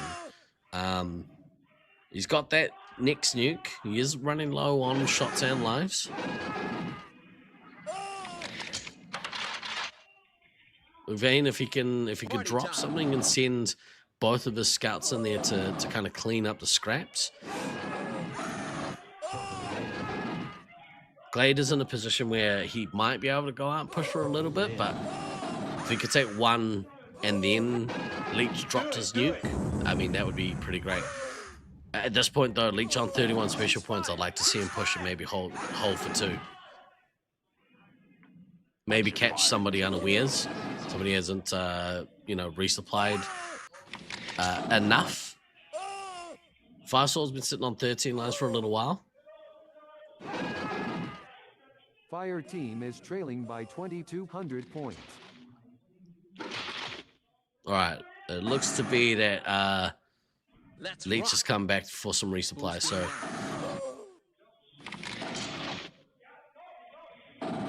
this is an opportune time for the Babe to maybe push out a little bit. He's on pretty good shots and obviously almost full on live. So that would be a great opportunity for the Babe to kind of back up Sparks. And I mean, look at Rook on a run there. Oh, got in and just dominated. Let's go, Rook. Watch your fire and check your target. Cease fire! Look at that run. Red team has taken the lead. Red team have just gone on a massive run there. That is huge. And the crowd outside love it. I could hear them. Fire Sword down to has 11 taken the lives. lead. Sergeant Tucker's still on 15 lives. And we've got 6 minutes remaining in this game. So I don't know if I see an elimination Ice team happen. has taken the lead. Sparks has got enough of their next nuke. So Fire team. Ice team if has Sparks taken drops the now, lead. it's really going to put Fire some... team has taken the lead. Oh, Fire Sword is just leaking lives here. Just got doubled. Oh my goodness me.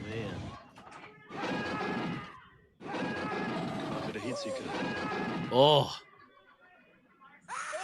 The Babe got Fire Sword down to 4 lives. Okay, at this point, Leech, unfortunately, it's cost his team that he's held on to his nukes here.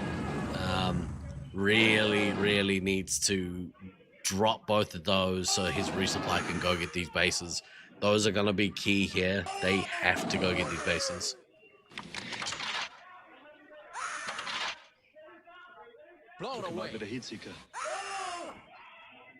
Goodness me, great new missile there from Leech. Oh, Judoku. 3 hits into him. Fire team is leading by There we go. 100 points. Dropped the nuke. Detonated the nuke. Great nuke there from Leech. But unfortunately, unfortunately, little bit's down. I mean, they have... Oh, that was the opportunity. They had to go and get their bases on that run. Sparks is rounding the corner, as you say, Than. Sparks around the corner to his next nuke. Now would be an opportune time to drop those. Fire Sword's not going to get his bases. Maybe get one, maybe, but really needs to go get them. Unfortunately, his team is desperate for lives here. So do you sacrifice and go get the bases, or do you just give up on those? There we go. So we roll them in there and nerve gas the whole nest. Great drop. It's going to kill our Fire Sword. For nuclear strike. Confirm. Fire team is leading by 3,000 points. That was awesome. Do it, do it.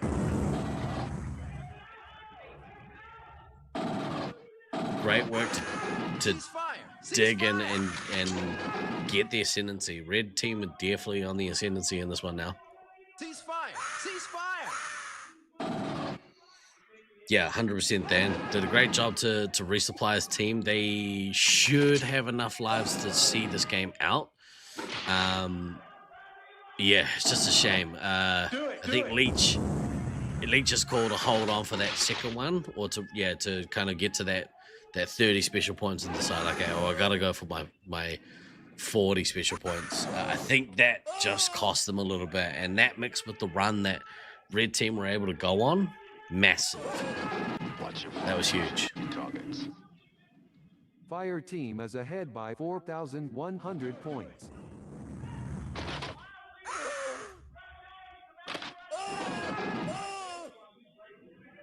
Do it.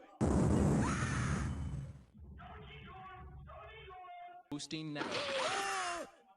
Do it. Do it.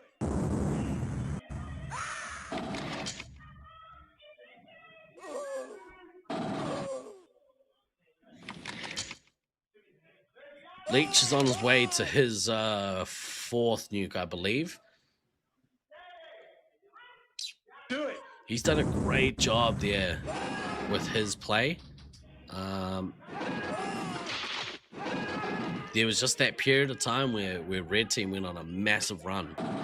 Sergeant Tucker's still on 7 lives. Do it. Do it.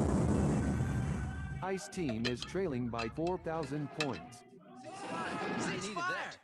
Yeah, later. Alright, Leech just got to that that next nuke. Go drop this nuke. They're not going to get the elim, but they are going to take the map. They are going to 6-point hybrids, I believe. I mean, barring some sort of miracle. But all things considered, I think hybrids can be pretty proud of how things have gone in this game. Good drop there from Leech. Managed to get that off. Sparks only 7 away from his 4th. Rooks did work in this game. Absolutely smoked them. Briz won game 1. Did they? I thought they missed that one. Ice team is trailing Oh, by snap. 2,500 points. All right, well, they're going to split. That's good. Switching to full auto. 60 seconds until extraction. Yeah, I mean, that's where those bases from Fire Sword are super, super important. Oh, right on. Yeah, that's right. I forgot that he missed the bases. You know, at the moment, the Babe and Judoku both still missing a base each, I guess. So, I say we take off and nuke oh, the there you entire go. site. Remedy that. Good new drop there from Sparks. 25 seconds to go. If they push, little bit on 5, should be able to outlast. She has been able to disappear into this maze somehow. We're coming around on final approach now. Be ready Leech to has got pick up plenty of within shots. Does get taken Ice down. team is behind by 6,800 Sparks missiling Vulcan. points. That's brutal. 5 seconds until extraction. 4, 3, 2, 1. Real Mission good complete. win there. Really good win there by Loveland Altitude Issues. What an absolute ripper of a game from Rook and from the Babe. Excellent effort from both of those. I'd say also a monster effort from Leech. Like he was doing work. I think he just got his timing wrong a little bit there, but oh, that was great game. Great game.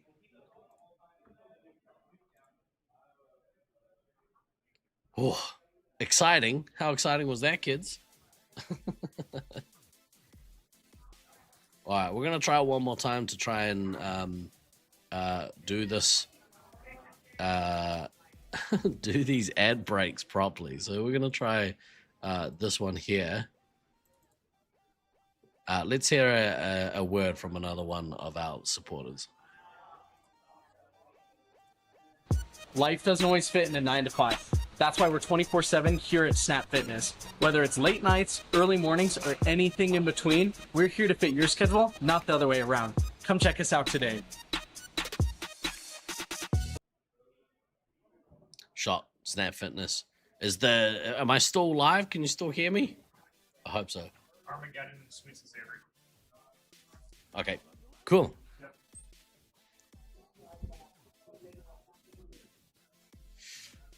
I mean, 7K diff tightest match so far. That's awesome. I mean, that felt close, and that particular game felt like it could have gone either way. That was an awesome game, and it's good to see kind of those young Loveland players really kind of dug deep. Like, you saw that run that Rook went on. I mean, Rook was having a good game from the start, but that run that red team went on just filled the ticker up with with red. That was really good, really good.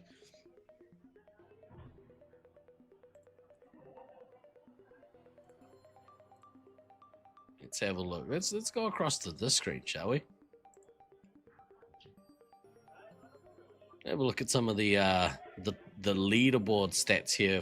Sorry, the leaderboards in stats so far in the tournament. As you can see,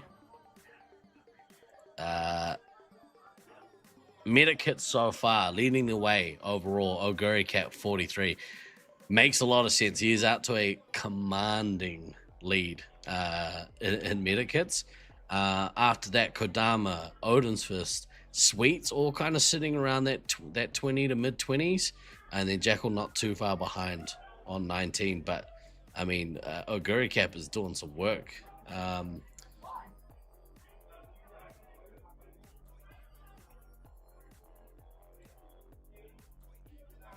I think if we switch across to here,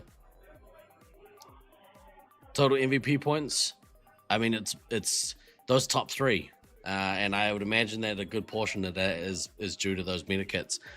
Do Not Pass Go and Beans also entering those that top 5 as well for the tournament so far. Missiles fired for the tournament. Top 5 Oguri Cap on 20. Leech not far behind on 17.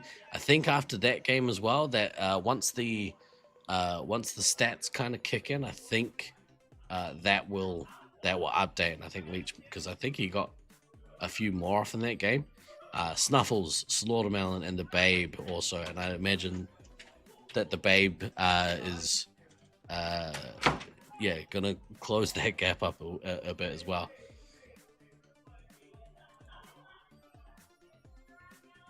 Let's have a look at the top 5 in accuracy. Play Buttercraft. Let's go. I'ma get you. That's what happened, kids. You good at laser tag? That right there tells a story. Play Buttercraft. That over 90% accuracy. We got Odin's Fist and Anchovy at that 89 mark. Spooky as well. Kadama coming in that 5th spot at 88.5%. That's some pretty good accuracy. I'm really stoked to see an Armageddon player leading the way in accuracy. That's awesome.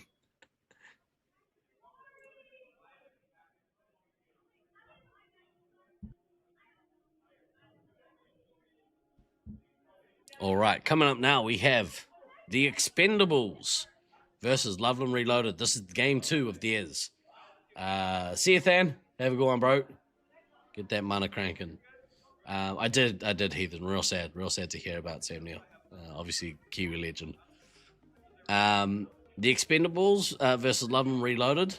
I think from memory, first game, Loveland Reloaded took care of business here. The Expendables, the Syracuse C team, kind of doing the game kind of went as expected, but from memory, X-Men did a bit of work as well, so that's really cool. There's nothing they can't handle.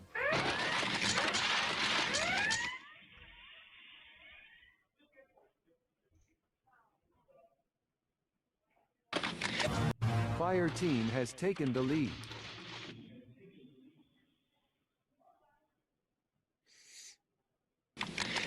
Bit of a quiet start to this game. Oh, goodness me. Somebody shoot someone. Hey, what are you doing, man?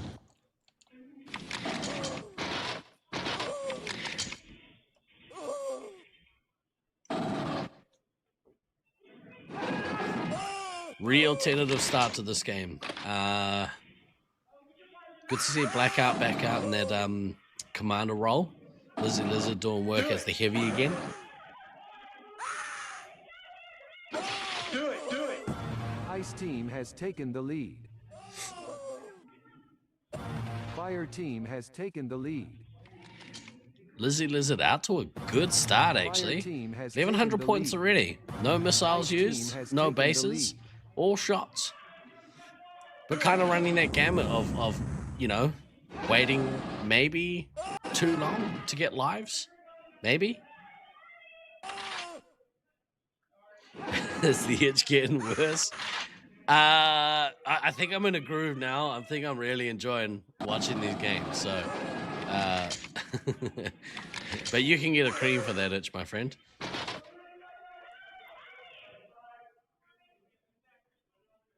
X-Men on about 1,000. So managed to close the gap.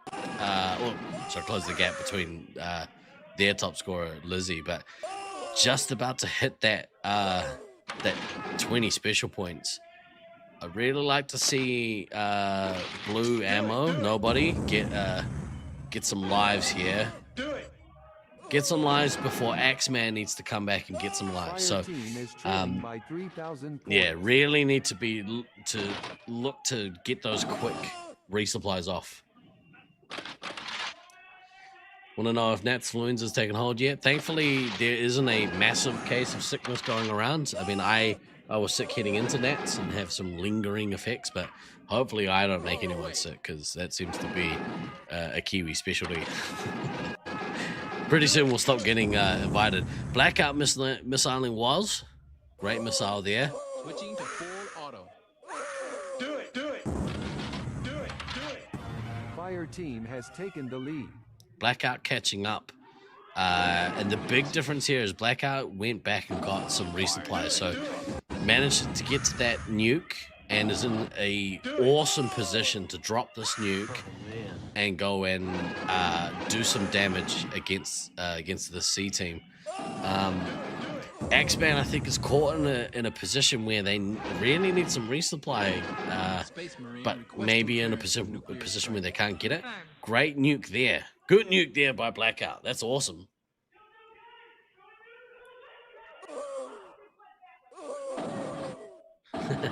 You'd think so, dude. Good counter nuke. Good counter nuke there from X-Man. I think that one came a little too late. Obviously, can't always be timing the stuff perfectly, but nobody, oh my goodness, nobody really needs to take the resupply. They waited way too long without getting any lives, and as a result, unfortunately, they're going to get killed out of this game. This game is over, ladies and gentlemen. Losing your ammo early is, in my opinion, the worst thing that can happen to your team in a game of Space Marines. It's infuriating when it happens, because it's such an avoidable issue. Obviously, you know, if there's plenty of pressure getting put on you, then that's one thing. But by the looks of things, they maybe had an opportunity to take some lives and just didn't. It's a real shame.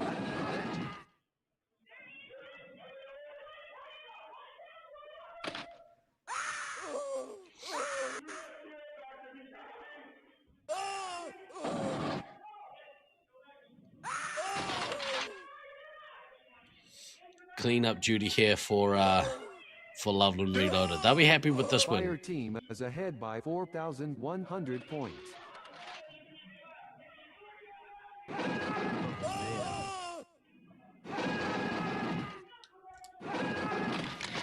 Blown away.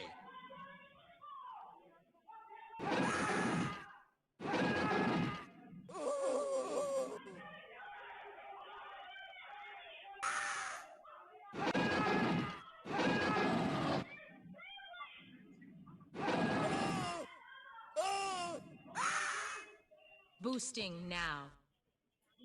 Couple of yellow cards creeping into these games, which, you know, it can become a big deal later on if it's repeat offenders.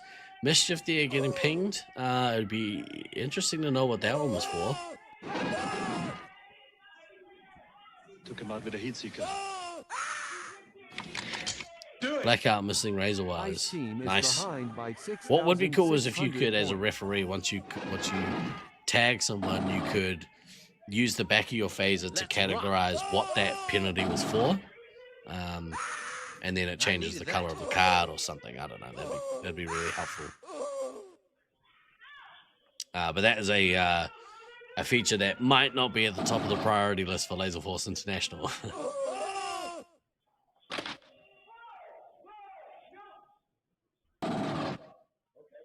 Took him out with a heat seeker. Blackout at their next nuke. You could see them drop this and kind of put it into this game. So we roll them in there and nerve gas the whole nest.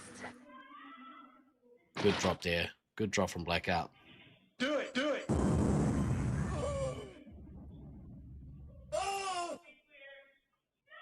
Fire team is leading by 8,500 points. Missile away. I needed that. Do it, do it. Do it, do it. You can hear the calls for Heavy's dead.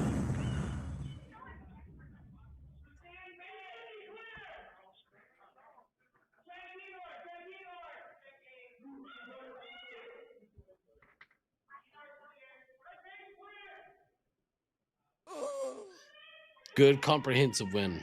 I know that at this stage of the tournament, I think both the Loveland teams, but especially this particular Loveland team, are looking to find their stride and looking to kind of build that cohesion. I think the early part of this tournament becomes very important becomes very much focused on building cohesion with your teammates.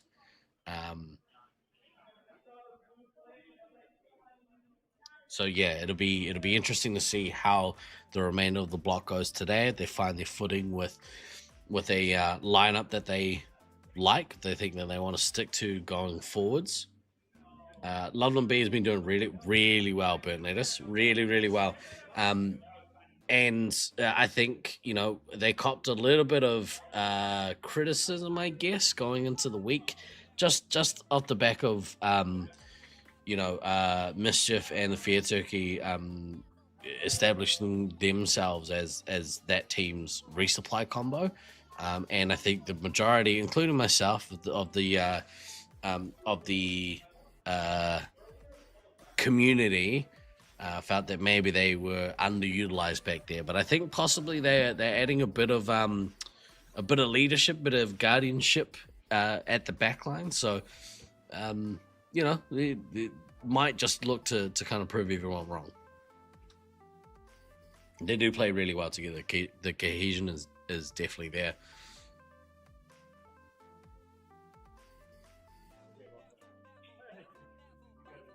I think what we'll do, who have we got up next? We've got Syracuse Ninja Turtles versus the Armageddon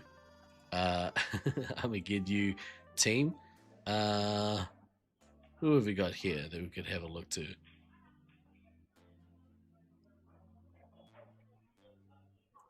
Perhaps we'll look to do a spotlight from someone who was just in that game. Enjoy this player spotlight.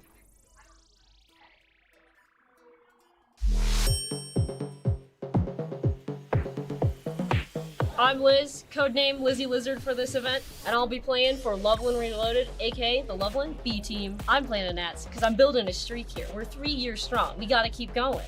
Also, I want to get better. I want to get off resupply. I like that I'm playing with a lot of my friends. I take full credit for the 2 fresh blood we brought in. Both my peak friends, both of them, my responsibility. I brought them here.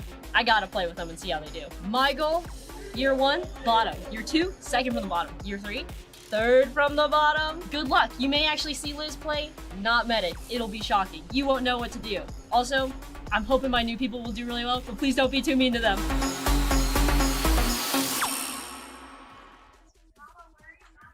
I mean, that was really cool. I love how bubbly and excited these this new generation laser tag players are becoming.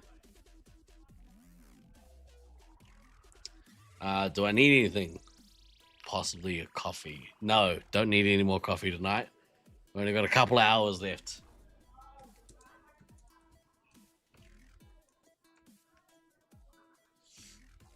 All right, up next, who we got? We have Syracuse Ninja Turtles versus Armageddon. Let's cut across here and take a look at the starting areas for these teams.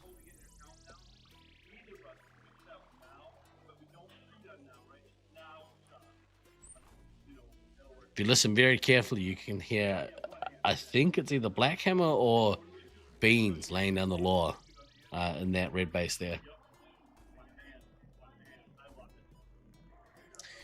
This matchup went about as well as could be expected. This is game 2 of match 11, I think we're at. Yeah, making our way through. Making our way.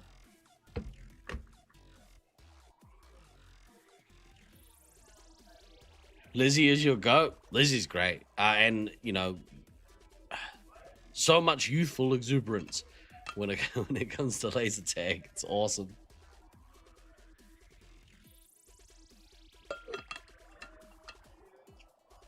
Thoroughly enjoyed also watching Azra's video as well, because it kind of ties into to Lizzie's videos from the last couple of years. So, like, the characters out there in Colorado, something in the water, I think.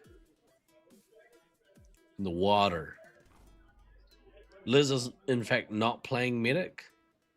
Exactly right. Did Abby make it in time with this game? I actually don't know. I think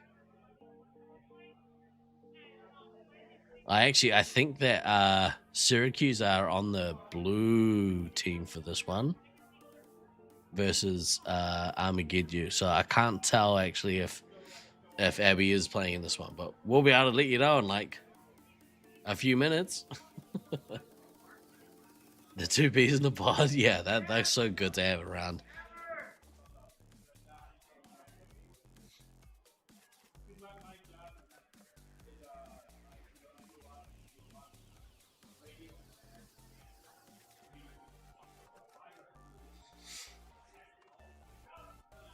Chat, how have you been enjoying Laserforce Space Marines Internationals 2026 so far? Are you still with me? Are you still excited? Please, if you are, smash some emotes in chat for me. Send through some yellow cards or some, if you're a follower of the Resupply podcast, chuck some emotes in there for me. But let me know you're still with me. Let me know you're still into it. Let me know you're enjoying it, or let me know if you got any complaints. You know, what that dog doing? There we go.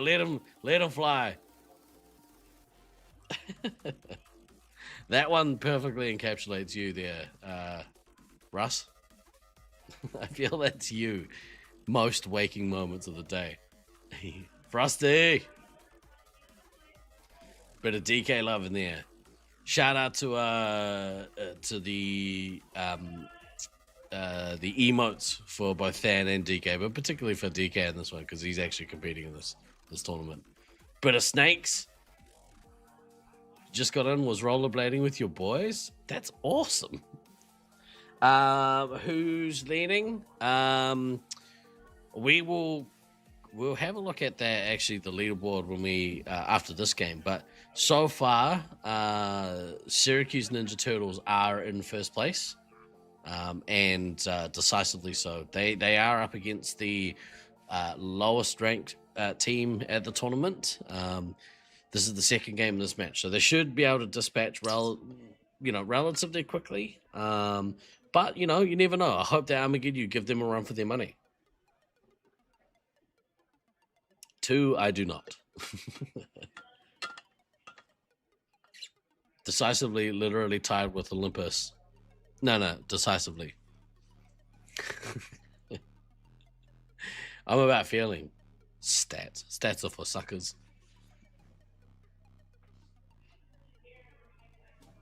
All right, looks to me like they're still maybe waiting on some referees. Bloody referees. Go on to referees. What are you up to? Does Armageddon play Syracuse C today? Let me have a look at the schedule here. This one is round 1, match 10, game 2. I think it's match 11, game 2. 11, game 2. There's one more game in this block after this, which I believe is Olympus versus Sweets and Savory. After that, we will go into the last block of the night. Utah Heatseekers Altitude Issues. No Lies from Jackal versus Loveland Reloaded. Hybris versus the Expendables. So we'll see Hybris versus Syracuse C. Team Olympus versus the Ninja Turtles. That's how we round out today. The teams on the buys will be...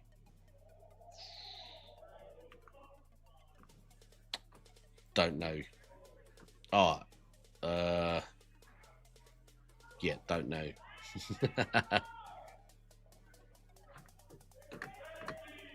fact, I can't remember what question you asked me, sorry. I've got too many tabs open. Thanks, Russ. Russ, you're doing a legendary job. Appreciate you. It'd be lost without you. Decisively. Thanks, bro. Nice to see you. I hope it's not too hot out where you are, dude. Laserforce Space Marines are very tough hombres. They're packing state-of-the-art firepower. There's nothing they can't handle. Underselling the Olympus versus Syracuse match tonight. That's going to be a good one to watch. Right off the bat, we saw Syracuse versus Utah. That was great. That was a real good match.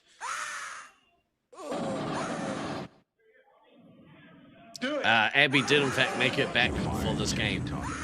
She is playing in the medic role. Stealth Elf out to another good start. I'm really impressed with what I'm seeing with Stealth Elf. Do it. Ice Team has taken the lead. No one can get me and go to disc golf. Let me grab your blow stuff. Hold my beer. I'll be right there. Do it. Syracuse only 24k ahead. Please keep these updates coming as long as you can this week, Maniac, because they are really good. And I don't have that information easily accessible in front of me. Of the billions of tabs I have open trying to do various things. Redneck Tech manages to get a Liars, but again, there's so much pressure being put on these players that they're not getting enough resupply at the start of the game. Do it. Okay, sweet. Scoony Bop, just Glow Golf is pretty damn good. Redneck Tech and Skills both down to those low lives. I mean, 4 out of 6 of their players down to single-digit lives. It's gnarly. Play Buttercraft, the medic's down to 12 versus Princess. Princess has lost 3. So they managed to get in and take a couple of lives from her, which is good.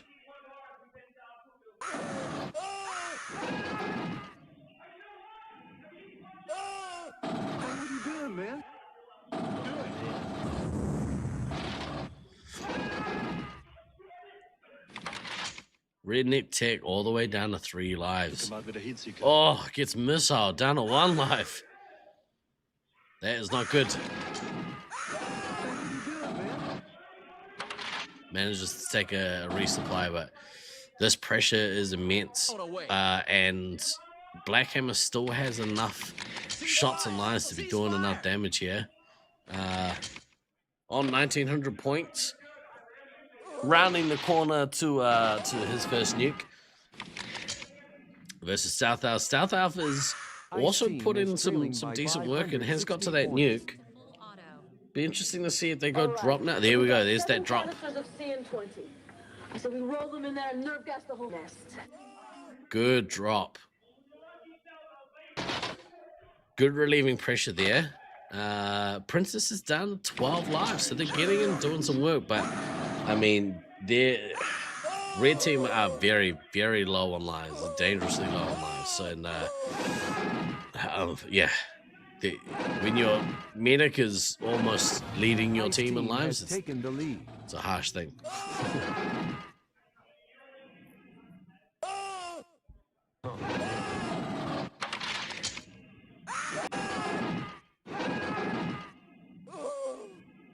She's acting a fool.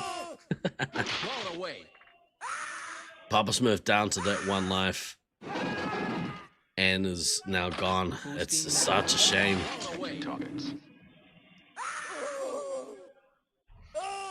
Missile away. Good missile there. Guru Cat gets the medic with the missile.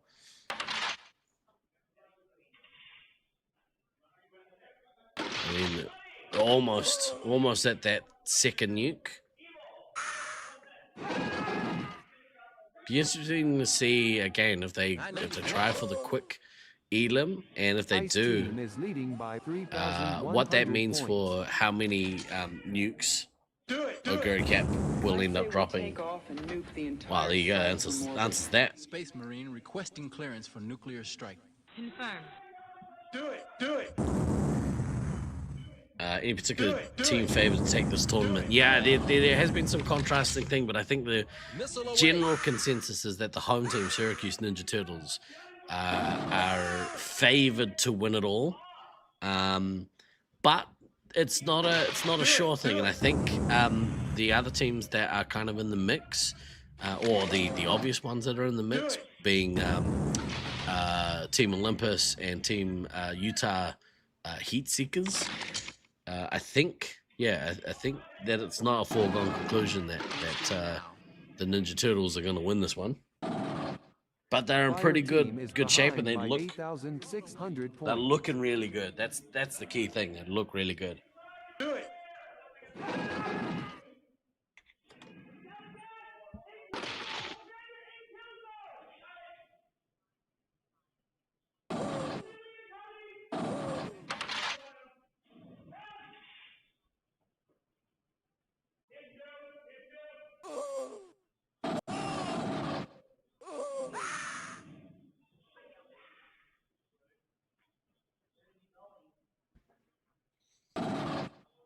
Hey, Russ, do you know who's on the bye this next block?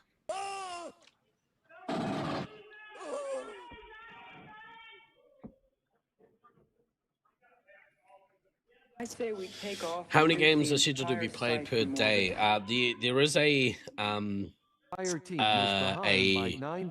schedule schedule on the LF Stats site. If you jump on there, you can kind of get an idea of how many games are on there. Or Russell can tell us in chat.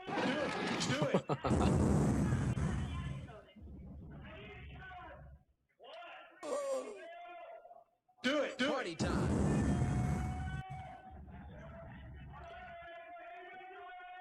Pretty decisive win. I mean, I don't think it was quite as fast as the first one, but pretty good looking win, that one.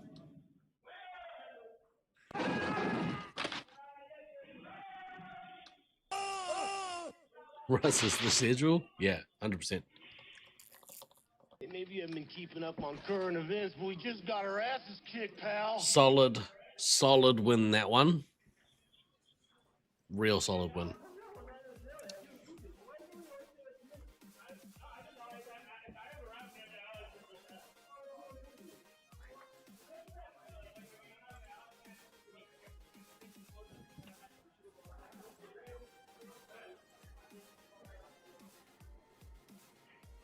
All right, let's have a quick word from one of our supporters, shall we?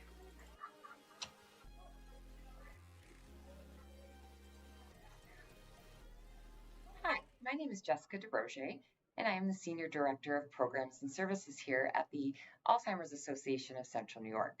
Let me take a minute to tell you a little bit about the amazing free programs that we have here to offer for our local community. We have support groups. We also have early stage social engagement activities that are free to the community members in order to go and participate in activities within our 14-county region. We also have community education programs that can help anyone from the person living with the disease to a caregiver.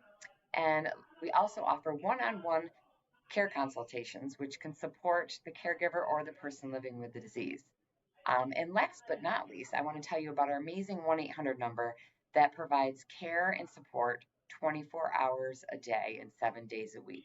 So please take advantage of any of our free and local resources that we offer to the community. Thank you very much.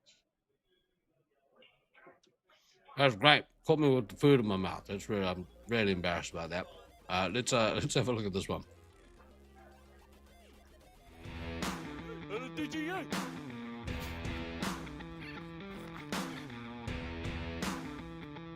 Good up.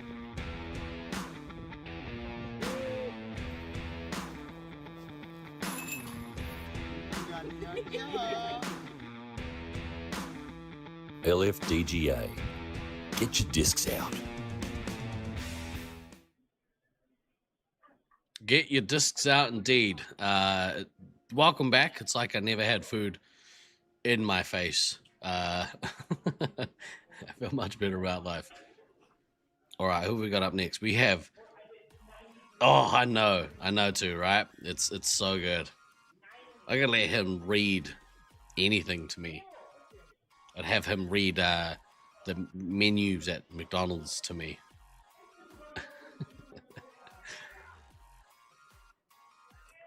All right, we have in this upcoming match, I think this is the start of a new block, is that right? Oh no, final game. Yep. Final game of this block. Commentator needs to share that food? No way. Get your own food. We need chewing ASMR. No, I would never do that to the wider community. But you know where I am in the building, so come hang out during lunchtime. I'll just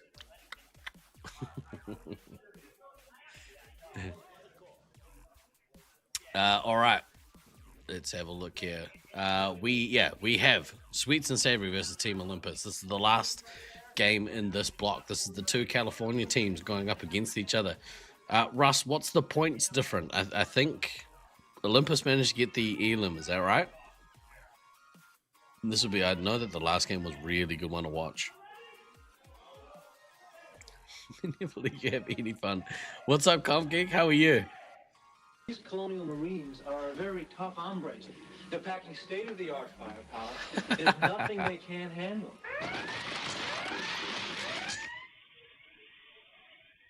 Solid start there.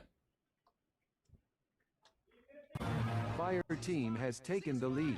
It's interesting. There's sometimes that initial push off the start when nothing is happening. Took him out with a heat seeker. Oh, Sweets there getting that missile on Kodama. Evo might put 3 into Kodama and then Kodama got missile. That's awesome. Do it. Fire team has He's on the bounce back though. Odin's Fist, I think, gets one of his own, puts one in the Sweets. So they're trading at the moment. Favoritism.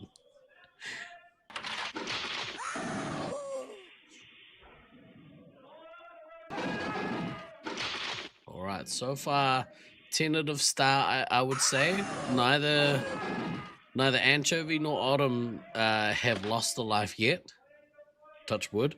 Halange has had a bit of a rough start, but is pretty full on shots and lives. So has poised herself or positioned herself to take advantage of this early game state. Sweets is getting a little bit lower than you kind of like. I do like to see that Death Knight is making sure he is full of lives. And Ender has taken enough for this initial start game state. So both teams looking to be in reasonably good shape. Sweets probably lower than he'd like to be. Disco Monkey out there doing some work. And at this stage, Kodama is ahead on points versus Sweets. So I would say he's got the upper hand after that rough start of getting missiled immediately. But Sweets hasn't really been able to do much else. And a bit of a wall of red happening there as they're going around to get the bases.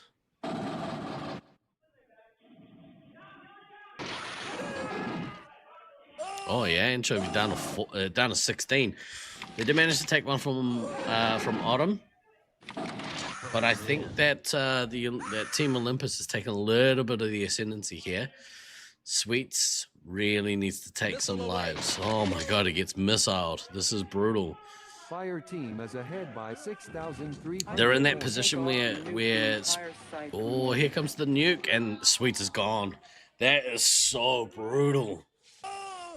That is almost a perfectly timed, not even almost, that's a perfectly timed nuke there from Kodama. And just like that, Sweets is knocked out of this game. That is real unfortunate. Do it. Do it.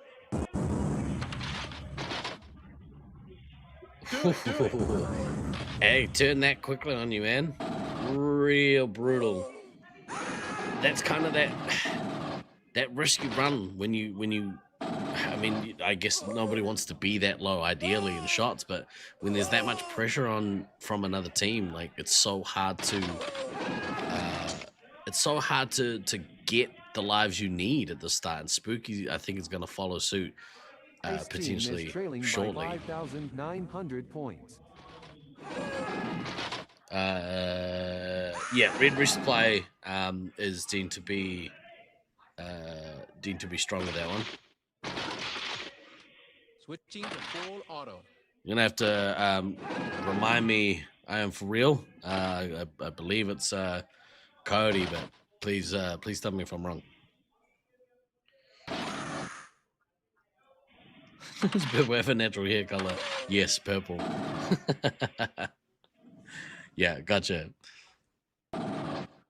I'm pretty sure that's Coyote. Yeah. Every year at Nats, I'm like, I have to ask, double check. I think they've taken advantage of the lack of pressure and managed to get some decent resupplies happening to the red team. So 4,400 points. but when you have no more, when you don't have that that sword, if you will, that attacking threat of the commander, when they die out of the game, it's real hard to kind of claw back any kind of semblance of winning. So they'll be wanting to kind of maybe bounce back later. Maybe not the one of those things that it's a little bit rough that it happened, but these things happen. Do it. Ceasefire! Ceasefire!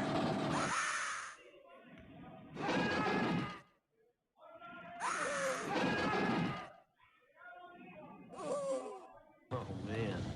Fire team is leading by 6,900 points. Watch your fire and check your targets.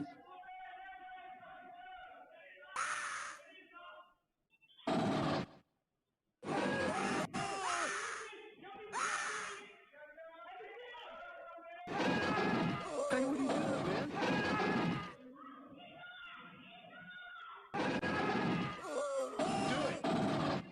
Richie managing to take Anchovy all the way down to 4 lives. I say we take off and nuke the entire site from orbit.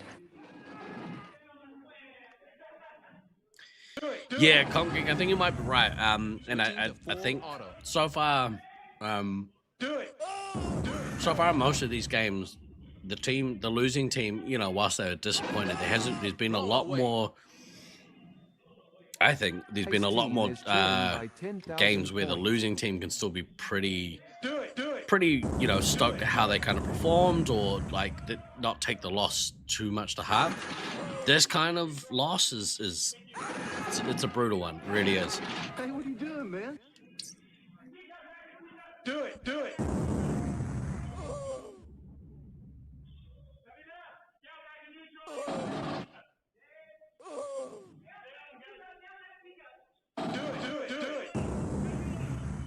Switching to full auto.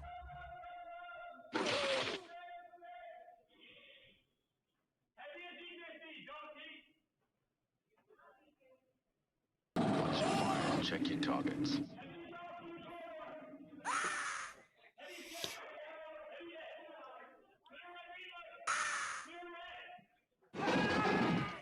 Ice team is trailing by 10,000 points.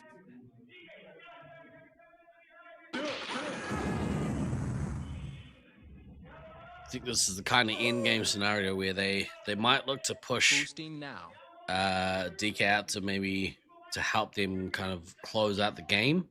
I've seen the way that Eva might moves around the maze, and obviously I don't think he's gonna go willingly into that cold night, but yeah, could kind of work on like a end game kind of state. That's kind of what you're looking to do at the moment, just trying to survive, maybe find some nooks where you can escape to. Watching the way Odin is walking, you immediately hear stomping.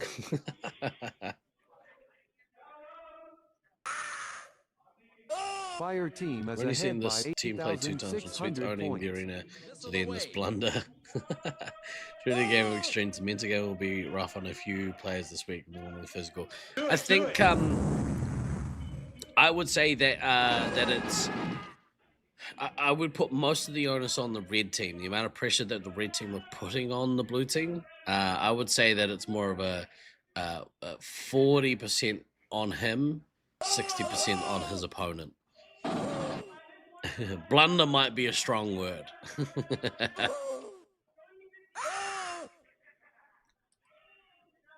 Mishap, perhaps. Misgivings. Hey, what are you doing, man? You can hear the calls happening from inside the maze, and it's always really important that even in a game where you feel like you have the ascendancy, you really take the end game part of it seriously and actually commit to the process. You commit to communicating with your team, making sure that you're doing all the little things correctly.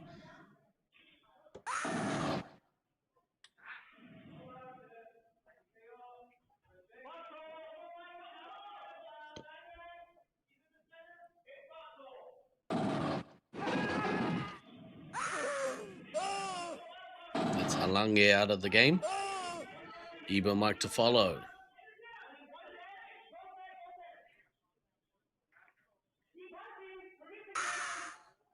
And Ender is not long for this game either.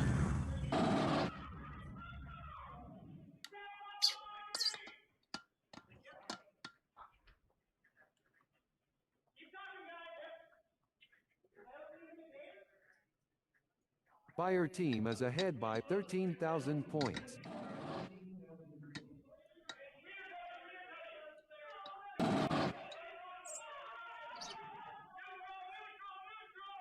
Maybe you haven't been keeping up on current events. We just got So our we asses did kicked, ask. pal. We asked about pronunciation. And Halange said, honestly, I don't know how it's pronounced. You can pronounce it however you like. And so I'm going with my first instinct of Halange, because I too like Halange. And I hope that Halange catches on.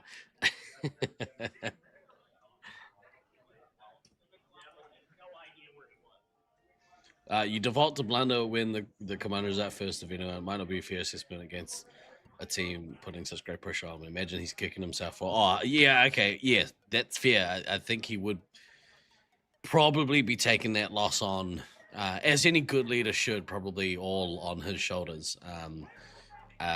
There has been a few instances, actually more than a few. There's been a lot of instances in this tournament so far where people are really pushing the line by how low they can get on lives before needing to take any resupply, and I think a lot of that comes on because of the amount of pressure that is put on at the start of each game, and it's almost as if, you know, as a heavy, you have to really understand who your opponent is and make sure that you're taking the resupply like as soon as you can kind of take it, and sometimes that means that you take it after beating a commander, and then then going from there. All right, let me quickly see what we got on here. We might cut across back to another word from one of our supporters. Let's go to this one, shall we?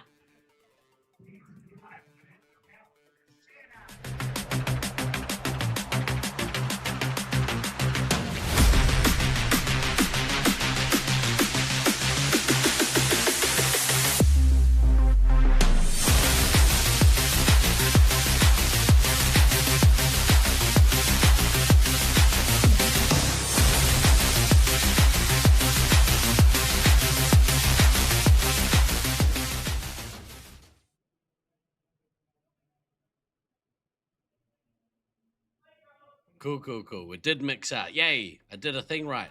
Ladies and gentlemen, please join me and welcome me back to the stream. Our good friend, Tivia Chick. Hey. Hi. Welcome back. Welcome back to you. Yeah, thanks. How is it out there? How is it out in the foyer? Oh my goodness. We're getting so many interviews with the players. Awesome. They've got great things to share about, what they love about laser tag, Yeah. what's great about this event. I was getting a bird's eye view of what's going on inside, and it's just awesome to be here. Such great energy. Yeah, so I managed to pop out. Unfortunately, I've got to stay in my cave most of the day, but I did manage to pop out and have a chat with some people that I haven't met yet. And it seems that everyone is in pretty good spirits. Yes. fun. It seems like a really good, energetic start to day one. Which is what you want. That's when you Yes. want the most of your energy. Who have we got coming up next? We got Utah Heatseekers. Ooh. Let us have a look. We're gonna try something a little different here. Let me tee this up and see if all the work that we've been putting in over the last little while And can I give a shout out to all the work, because the broadcast looks fantastic. I've been enjoying it all day, and I have really gotten to see behind the scenes a lot more with this tournament, being it hosted here at my home site. And so shout out to everybody. Beans has been my doing goodness. so much work, Yeah. no question. A lot of volunteers out there. I mean, it takes a community, and we've got one. And that's 100%. awesome. And so, yeah, a special shout out to Beans for all of the work that he's put in. And he definitely wears it on his face. You can see the amount of, I would say, happy stress. Is that a thing? Is happy stress a thing? I'm going to coin that. Let's go with that. Yeah. I like it. Because you don't do this for anything but the love of the game. 100%. So yeah. you got to enjoy it. 100%. What we're going to do, we're going to have a look at some stats here. We're going to try to, at least. Let's see if I can tee this up properly. We're going to have a look at a player who is about to play in this next game. Okay. And hopefully, here we go. Let's go across and have a look at from the Utah Heatseekers, Slaughter Mountain. So they are up next against Altitude Issues. This is a pretty big matchup, this one. You can kind of see his performance here so far compared to his overall. So far, average score, playing that commander role pretty well. His average is sitting a little bit under what his average is out, as an overall in tag.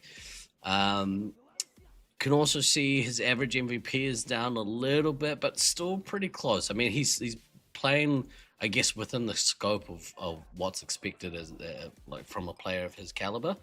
Average accuracy, that's probably a bigger drop. It's about 5% lower. Still quite respectable, though. Still very respectable. Very nice. So he's playing, I would say, within a pretty good range. Like, that's a pretty good range of where his all-time stats kind of rank. Well, and it is still early in the tournament, so anything can happen at this point, but going in strong. 100%. And he's coming into this tournament, like Slaughtermelon's one of those players that is like always feared. I've seen him play as a newer player, and to see the leaps and bounds that he's taken to become arguably one of the best players in the United States, possibly the world. I would say world. He's a world champion. So, it's good to see those players come along in leaps and bounds and really perform. Yes, and very knowledgeable. Knowledgeable not just about the game, but about the industry, and just a good advocate all the way around. 100%. Let's also switch across. It might take a little bit to kick in, but we'll tee it up. Let's have a look here at one of the young standouts, especially in that first game. Let's see if this goes seamlessly, because it always goes seamlessly. Enhance. We're gonna bring up his stats in a minute, but we're gonna have a look at how Rook has been playing. Okay. Whilst we wait for that, we can see what Slaughtermelon's all-time scout stats look like. He only played 261 games at scout. That's interesting to me. Good average, good average MVP. Less accurate as a scout, but some might say that's a little bit normal. You get the rapid fire ability. You can kind of churn through those a little bit. Here we go. Young stand-up player Rook. That last game, I believe, had a 9,000 point game. It was awesome, and I think that game was kind of the swing. Really put in work and actually managed to get the win for the team. So very nice. I just met Rooks. You did? For the first time. Perfect. Yes, it's great to be meeting so many of the new players, and not even just new players, but I mean people that you just don't run into because they're on the other side of the country. Yeah. It's very cool to have these opportunities to match names and faces. For sure. Did you do player interview with Rooks, or?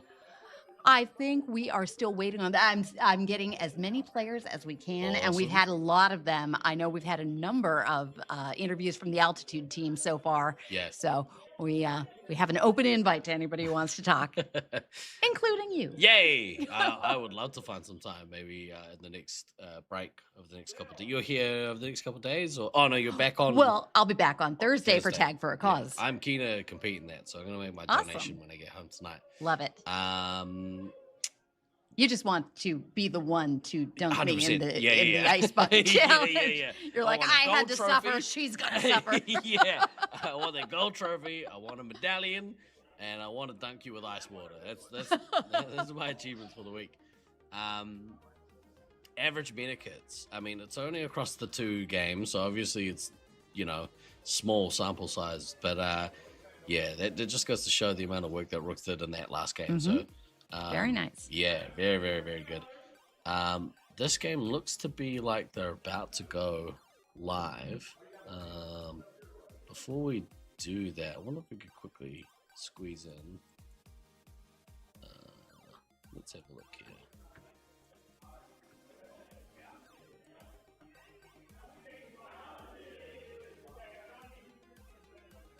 Let's have a quick word from one of our supporters. We'll be right back. The biggest thing we want everyone to know is that you are not alone in this fight. We are here to help. That's why we're here across the world, across the globe. And that hotline number that we shared earlier, it's available 24/7, 365 days a year. Holidays, middle of the night, middle of the day, whenever you need help, you are connected to a live person, master's level clinician speaking more than 300 languages that will connect you to a local chapter or help you in that instance right there. They are around to help. Don't let your friends and your neighbors try to do this alone. Tell them about us. Let them know that we are just a call away.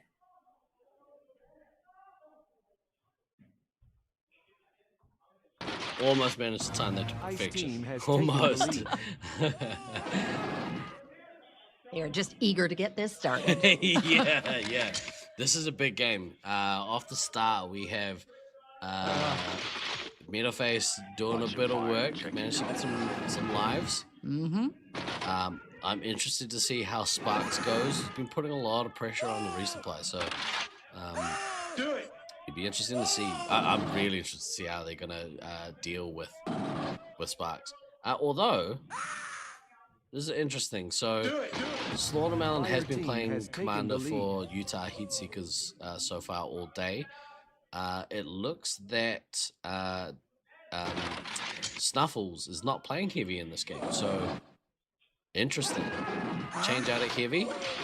Someone else will run. Could cost them. Maybe they're not taking altitude issues as seriously as they otherwise might have. Not to take anything away from Metalface as a heavy, but I think Dallin is the stronger heavy. No, it is interesting to see some moves being made.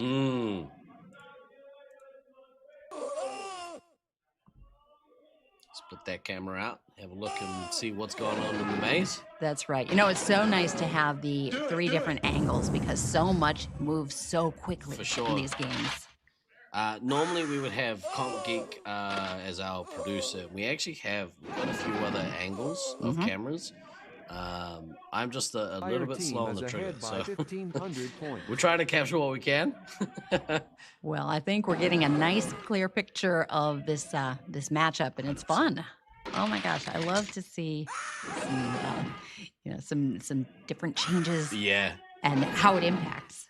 Yeah, and it kind of gives context to what's happening for anyone who hasn't been here and played the maze. You can kind of see, an attacking run from a commander that say goes in and tries to kick out a resupply. And I think that's so important to getting people interested in the game. Yeah. We're in a place now with all these cameras and all these angles that you never were able to in the past the same way. So you can really appreciate the game and learn from watching a lot easier than it was in the past. Slaughtermelon doing a bit of work, has gone and got the bases early and earned that first nuke. So it'd be interesting to see if he goes ahead and drops that now, or if he's going to continue getting some resupply. You getting resupplied? You're getting hit by the babe. I think Sparks isn't too far behind. About to hit that 20 special points. Here There we go. I like to see, so the Babe in other games hasn't prioritized early in game getting full resupply, so it's really nice to see him full on lives this early in the game. A little less stressful. Yes, it lets you certainly be in the mix a little bit longer. Yeah.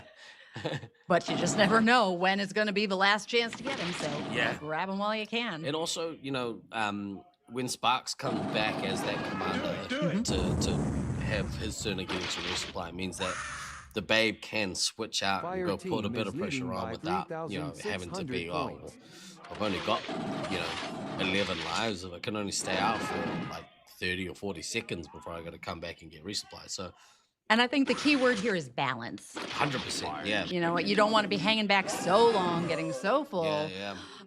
You want to be playing, and but you don't want to run out of things.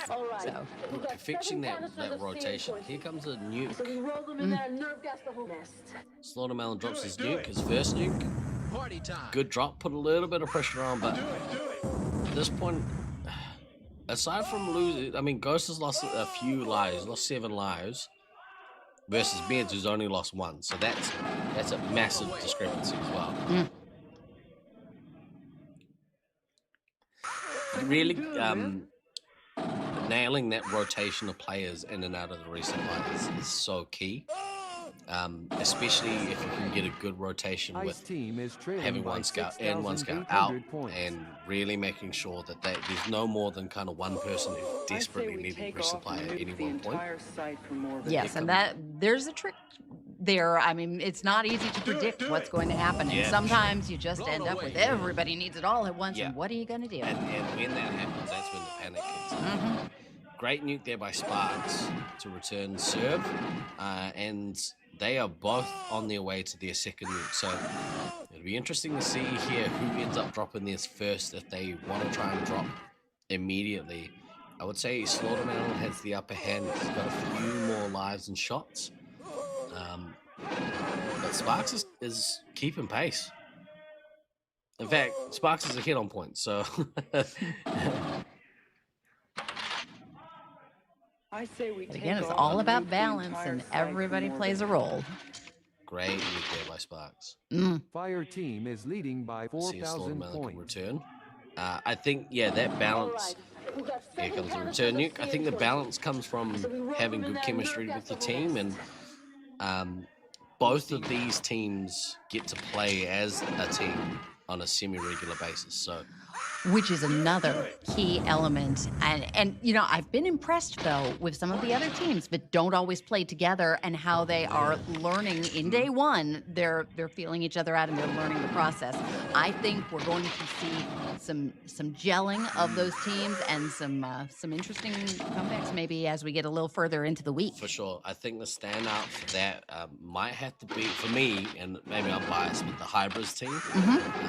You know, having not only not playing at different sites, but the accent becomes a big thing. I've played on teams with American players, half Kiwi, half American, and there really is a thing to the communication can break down because of accent. So it'd be interesting to see if they're having any of that kind of trouble. I can't imagine so. The boys are pretty loud, they enunciate well, far better than I do. Well, I think the communication is doing well over there right now, but it is a team that has just met some players, and so anything can happen, of course.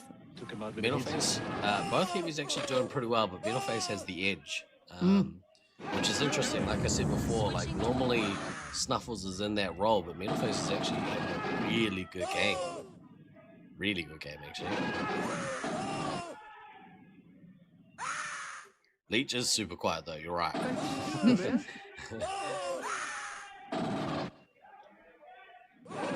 Ceasefire! Both medics, I mean, blue team managed to catch up on medikits. Meds is all the way down to 4 lives. Ghost had lost a lot of lives and is still losing lives, but this is a really even game.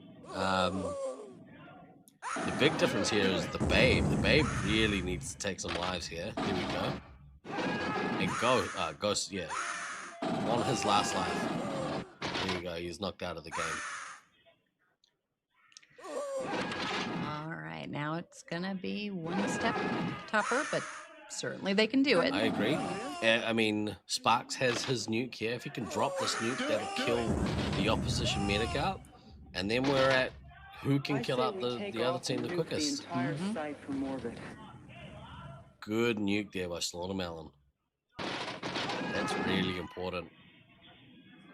Sparks needs to return serve here, drop his nuke, but looks to be maybe getting a little bit greedy with going on a run. Chaser managed to kill him in 3 shots. Boosting now. Love to see it.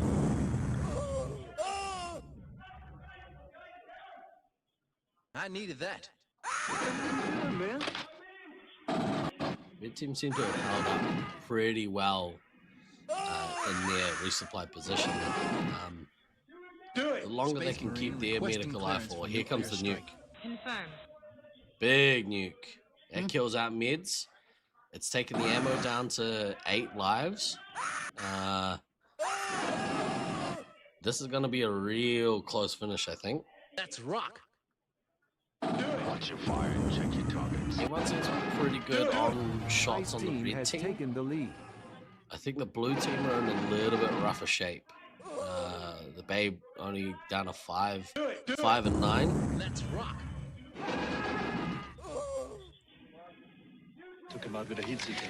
Have you had the privilege of playing with any of these players? As a matter of fact, in the spring, I got to play with just about everybody on the Utah Heat Seekers in their home arena, including Coke, who, you know, is native to a different system and now really stepping up in Laserforce.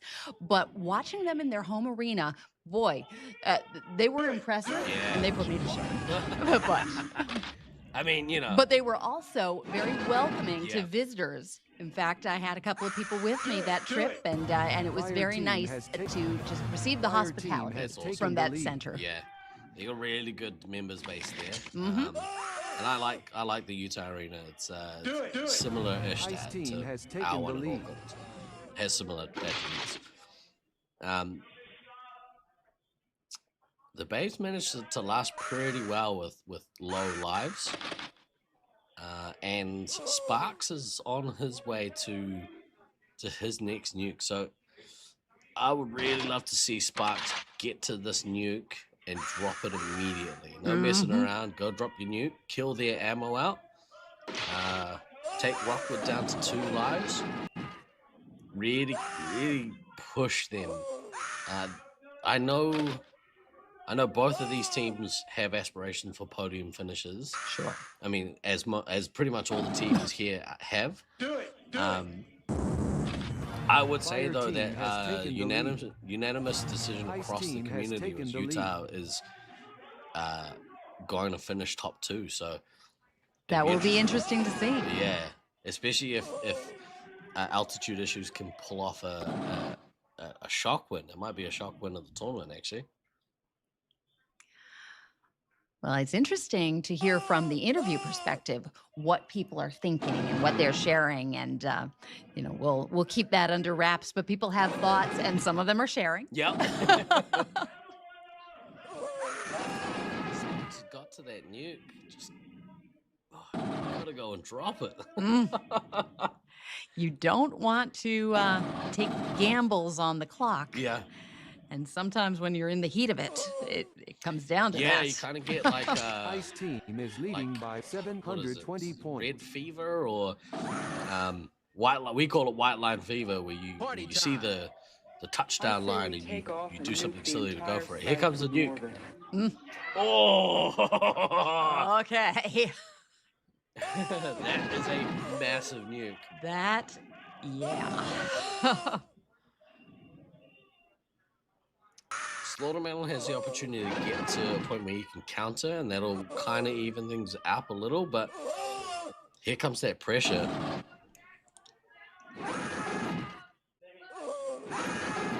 Judoku is out. Metalface isn't too much longer for this game.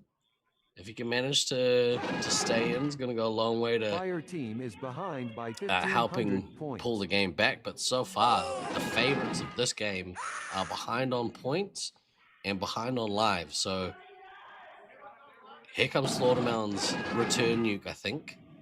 Space Marine There it requesting goes. clearance for nuclear strike. Confirmed. Oh, you almost lost it. Oh.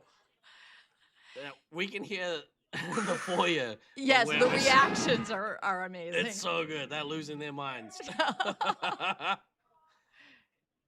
This is not a quiet center. When Yeah. people have emotions, you know it. So good.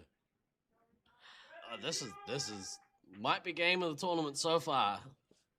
We have less than a minute to go. 10 lives versus 10 lives. 60 seconds Tedious until amount of extraction. shots Ice ready for team is both. leading by So 960 close. So close. So close.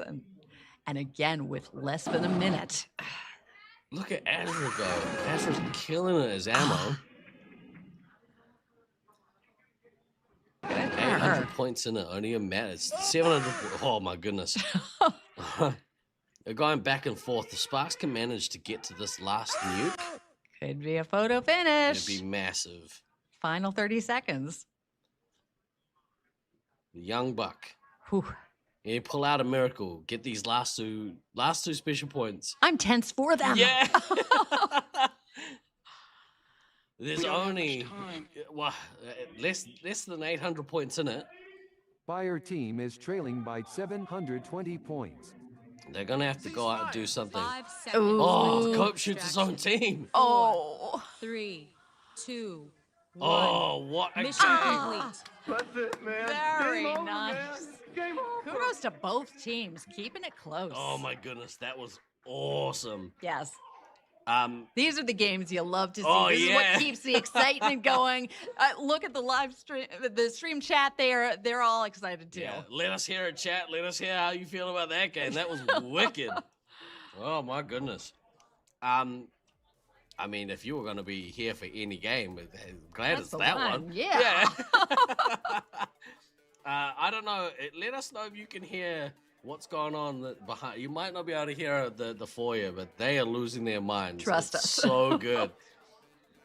Obviously, a lot of support there for this young Loveland team. Yeah. Wow, that's great win. Really, really great win. Right, how much longer are you here for tonight? Oh, I don't know. Just hang out. I'll hang a bit. Just hang Got a a bit. couple more interviews to do. And of course, encouraging people to know about what we're doing with Tag for a Cause. Yep. So I'm all about promoting that because I want to say thank you to everybody who's been donating so far because we're in a great spot for day one. Yeah.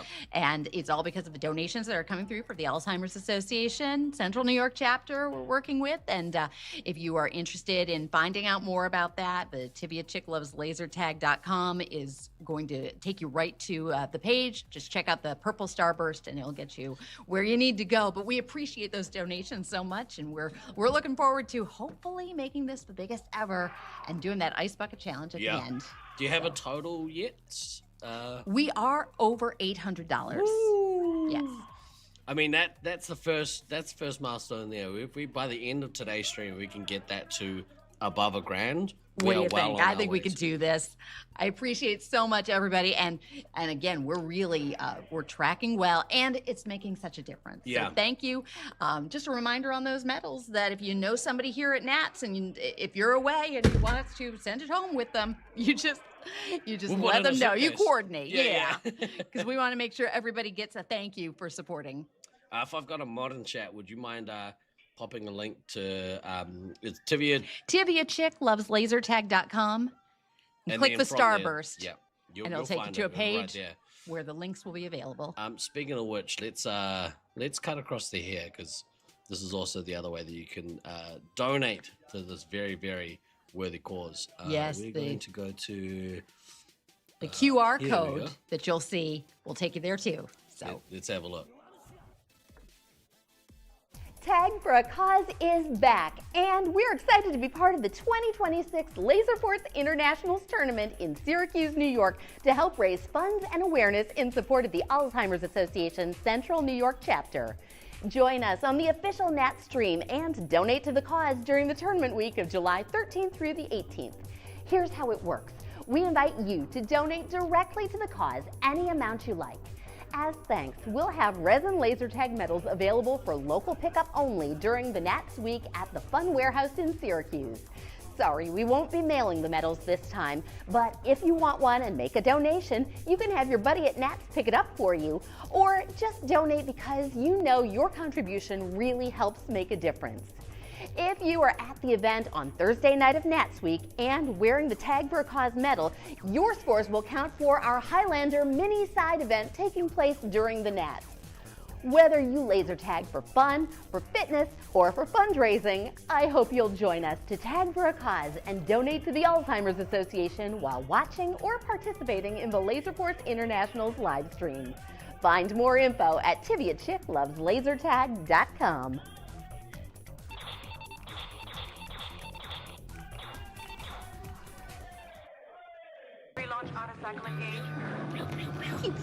We're going right into the next game. Okay, who we got here? Coming up, we have Syracuse B, no less from Jackal, against Loveland Reloaded. Let's go. All right. We had one amazing game from the other Loveland team, so we're going to see this one in going up against the B team. This is another good match. This round actually has some awesome matchups.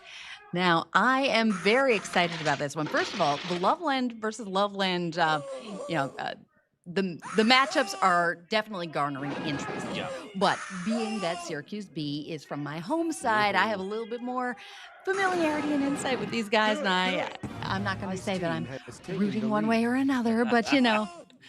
Go guys, all the guys. Go everybody. Just a peek behind the curtain. Tivia's got Fire team has taken the lead. Ice team. Fire team. Don't you put me in trouble. Tivia Chick loves all laser tag and all laser tag players. But this is going to be a fun matchup. Zerg's put in a little work. He managed to get a lives and a decent kind of start to this game. Mm-hmm. Out to that 700 point score versus his counterpart Blackout. All right, now I just have to say, this is the first time I'm noticing the name Fox Round Find Out. Yeah, so good. So good. That one's good. I mean, I've been wanting to meet Fox at this point for probably 15 years.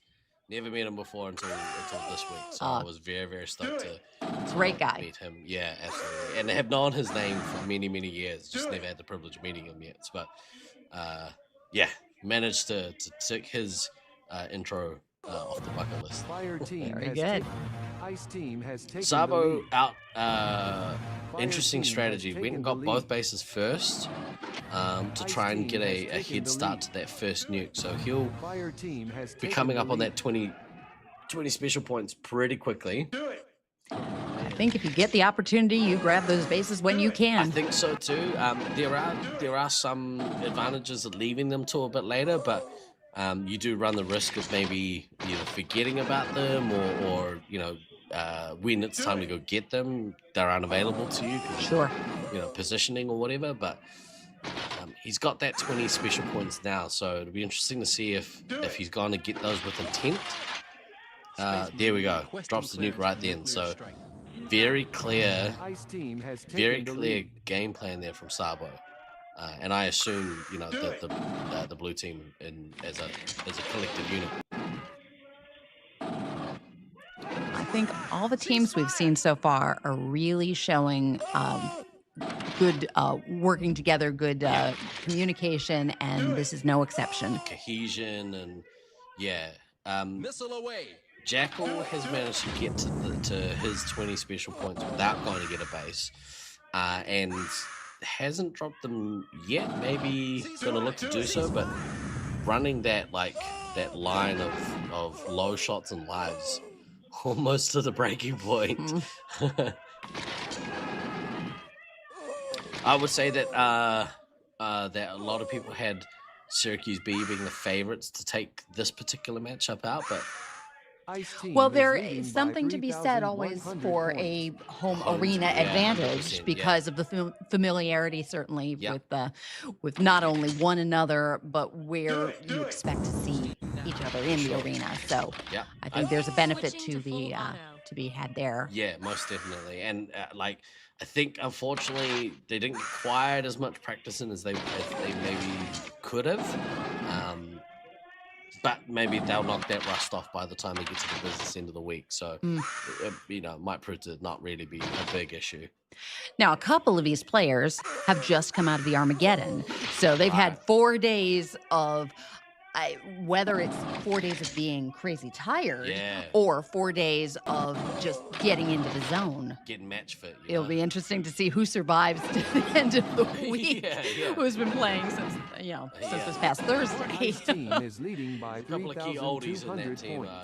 Imagine they like, maybe we'll take it easy before we go into a week of Nats. So. Well, I won't comment on the oldies, but I will say Jackal is young, and so he's got energy. Yeah. Space Marine requesting speaking of Jackal, he just dropped his new den. Managed to detonate. Well-timed one, I think, but Blue team have put themselves in a pretty good position. The Fair Turkey, though, was down 10 lives. That's crazy. That's half his lives after the first third of the game. So Zerg's kind of left himself a bit low. Alex Boxes is still on 15 lives. So it's hard to know who's got the edge here.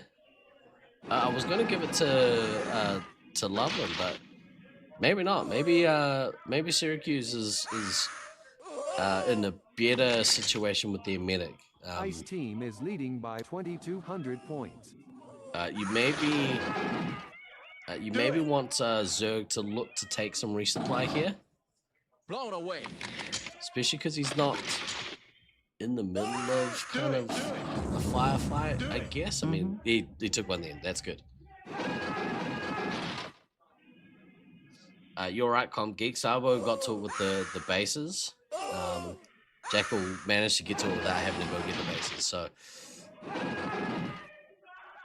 but I think that was very much an intended game plan. Sabo went and got them first. Yeah, that's strategy. Yeah, dropped that immediately. Jackal's on his way to his second and his first and second nukes. Second and third. I can't remember if he's dropped one yet. Ice team is leading. Well, he did drop one. So second and third nukes. All right. Let's rock. Sabo on his way to his second nuke. So Jackal has managed to pull ahead versus Sabo.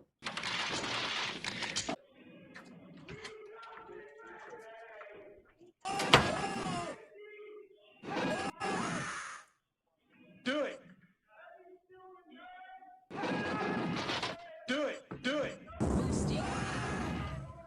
I needed that. Fire team is trailing by 2,700 points.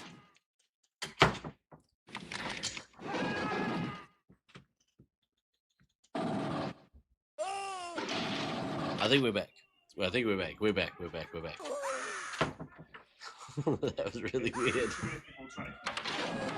Oh, really? Yeah. Kick him out. We're back, kids. Sorry about that. Clearance for nuclear strike. Confirmed. All right. We've got 7 canisters of CN. This is just to keep things interesting. You know what? You got to guess what happened in between. It was a well-placed nuke on the Wi-Fi within the building. Fire team has taken the lead. Jackal, I believe, activated his nukes and has flipped this game. Oh, yes. Oh. You don't want to miss even 10 seconds because everything can change that quickly. Just dropped his nuke, but got defused, unfortunately. I needed that. Huh? Did you?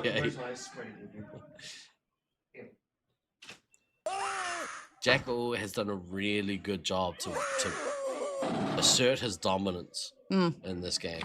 Yes, I would agree with that. Do it. And he's very strong, and he's showing it. Yeah, yeah. I think he's excited to. I mean, you know, it being a local, he's very excited to come in and prove himself in this tournament. You know what I love about him as a player is his enthusiasm. No matter what the circumstance, he always comes in really giving his all. Yeah. That's all you can kind of ask for, especially with the younger players. Yeah. If they And to be wanna fair, here. Fenrir very much the same, and Yeah, he's been yeah. doing so well. He's been holding his own nicely there. Yeah. Unfortunately, this game has kind of gotten away from Loveland Reloaded. They were pushing, and I think at one point could have taken it, and it seemingly Jackal was just like, no, this is my game. I'm taking it. Weird infectious enthusiasm is what you hate the most. It's why we don't get along, Maniac. It's why we don't get along. I'm too positive for you, mate.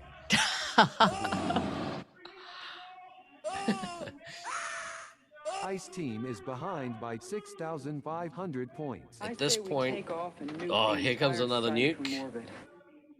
Jackal detonates, and that's going to kill out Blackout and Mr. Mischief. Yeah.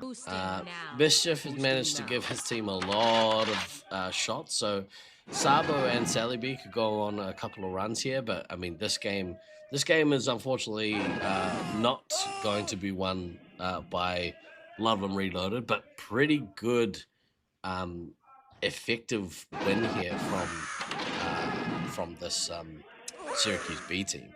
Mm-hmm. I know they are most definitely fighting for a top 3 finish. They want a podium finish.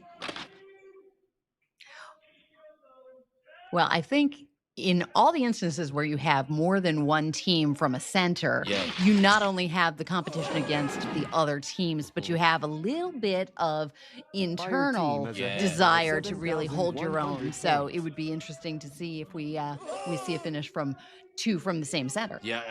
I mean, ideally, we saw it last year in Brisbane. We saw Brisbane A versus Brisbane B. Brisbane B might have been one of the best B teams I've ever seen play a tournament.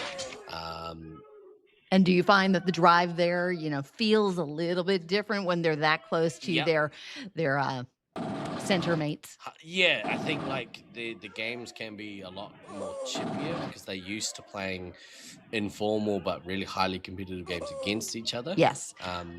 Which, you can kind of fall back into some old patterns of calling maybe let's say illegal language. We'll put it like that.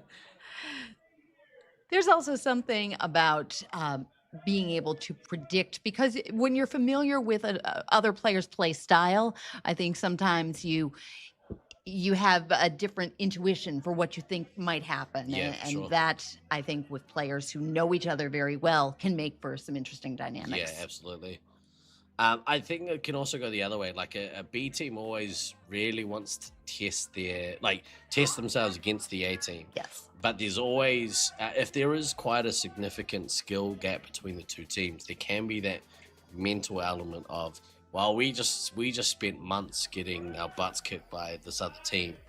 Can we in fact do it? Are we good enough to do it? And so I think it can, if they can't get past that mind block, makes it really hard for them to kind of do it at a tournament. Well, that is true, but I think in almost everything, mind over matter. Yeah. On any given day, as my father used to say, anything can happen. Yeah. And there can be upsets where you don't expect them, but that's what makes them upsets. Well, so case in point, I think having 2 teams from Lovelands, and there's no, I don't know, seemingly no real clear better team. I mean, there might be, but I think both teams would view themselves as better as the other one, and so they don't have that mental block of they're the A team, so we're supposed to lose to them. Their mental game is like, no, we're here to beat them. We can smoke them. I would agree from what I've seen out there that both of them are coming in with good confidence and with that desire to, kind of, it's a friendly rivalry. Yeah. But it's there. It's definitely there. Yeah. And we can't help it as like competitive tag players, like it's kind of hardwired in the brain, like everyone is here for competition. Yeah. Everyone wants to be the best. Yeah. And it only takes one thing to change the whole game. Yeah. I mean, if you can, I think that's a good point. Like if you're coming to a tournament like this, most people were coming here with the expectation of, we're here to win. We want to win this tournament. Now, if that's for some people, unrealistic expectation, maybe, but it's still good to have the mindset. Like, if you come here with the mindset of, well, we're probably going to lose every game, then yeah, you're probably going to lose every game. Well, that's your mind thinking yourself, not your abilities, not the circumstances around you. So you've got to go in with optimism. Yeah. Not arrogance. Yeah. You have to temper smidge. expectation. Maybe a smidge. Maybe a smidge. Yeah. We all are laser tag players. Show me a laser tag player who doesn't have a smidge of arrogance. Yeah. Like, I might be a little bit good at this game. Yeah, just a smidge in there. But tempering those expectations, go in with optimism. Yeah. Hope for the best. Expect. I don't want to say expect the worst, but hope for the best, but don't Maybe go prepare in for the saying worst. prepare for the worst is a better way to put it. Yes. Very nice. Good to see a younger generation at Brisbane that will be able to hold up the Brisbane reputation. Yeah. Troy, honestly, Prawn Boy has really impressed me at this competition so far. I think he's doing a really, really good job of playing Scout in this arena, and you never know what's going to happen with a younger player who hasn't played outside of their home arena.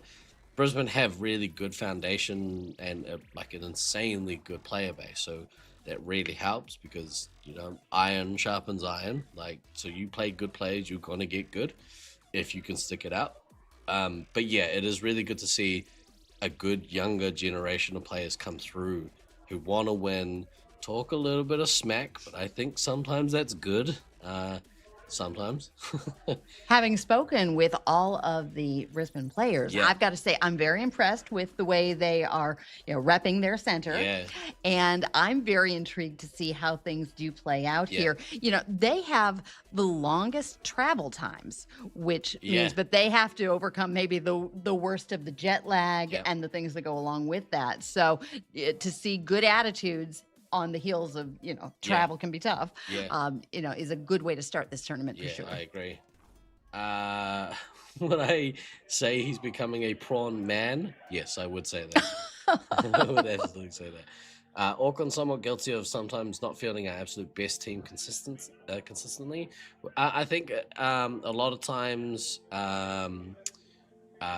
selection for teams comes down to who can afford to go. Not necessarily who's the best player, but who can afford the time off and who can afford the trip.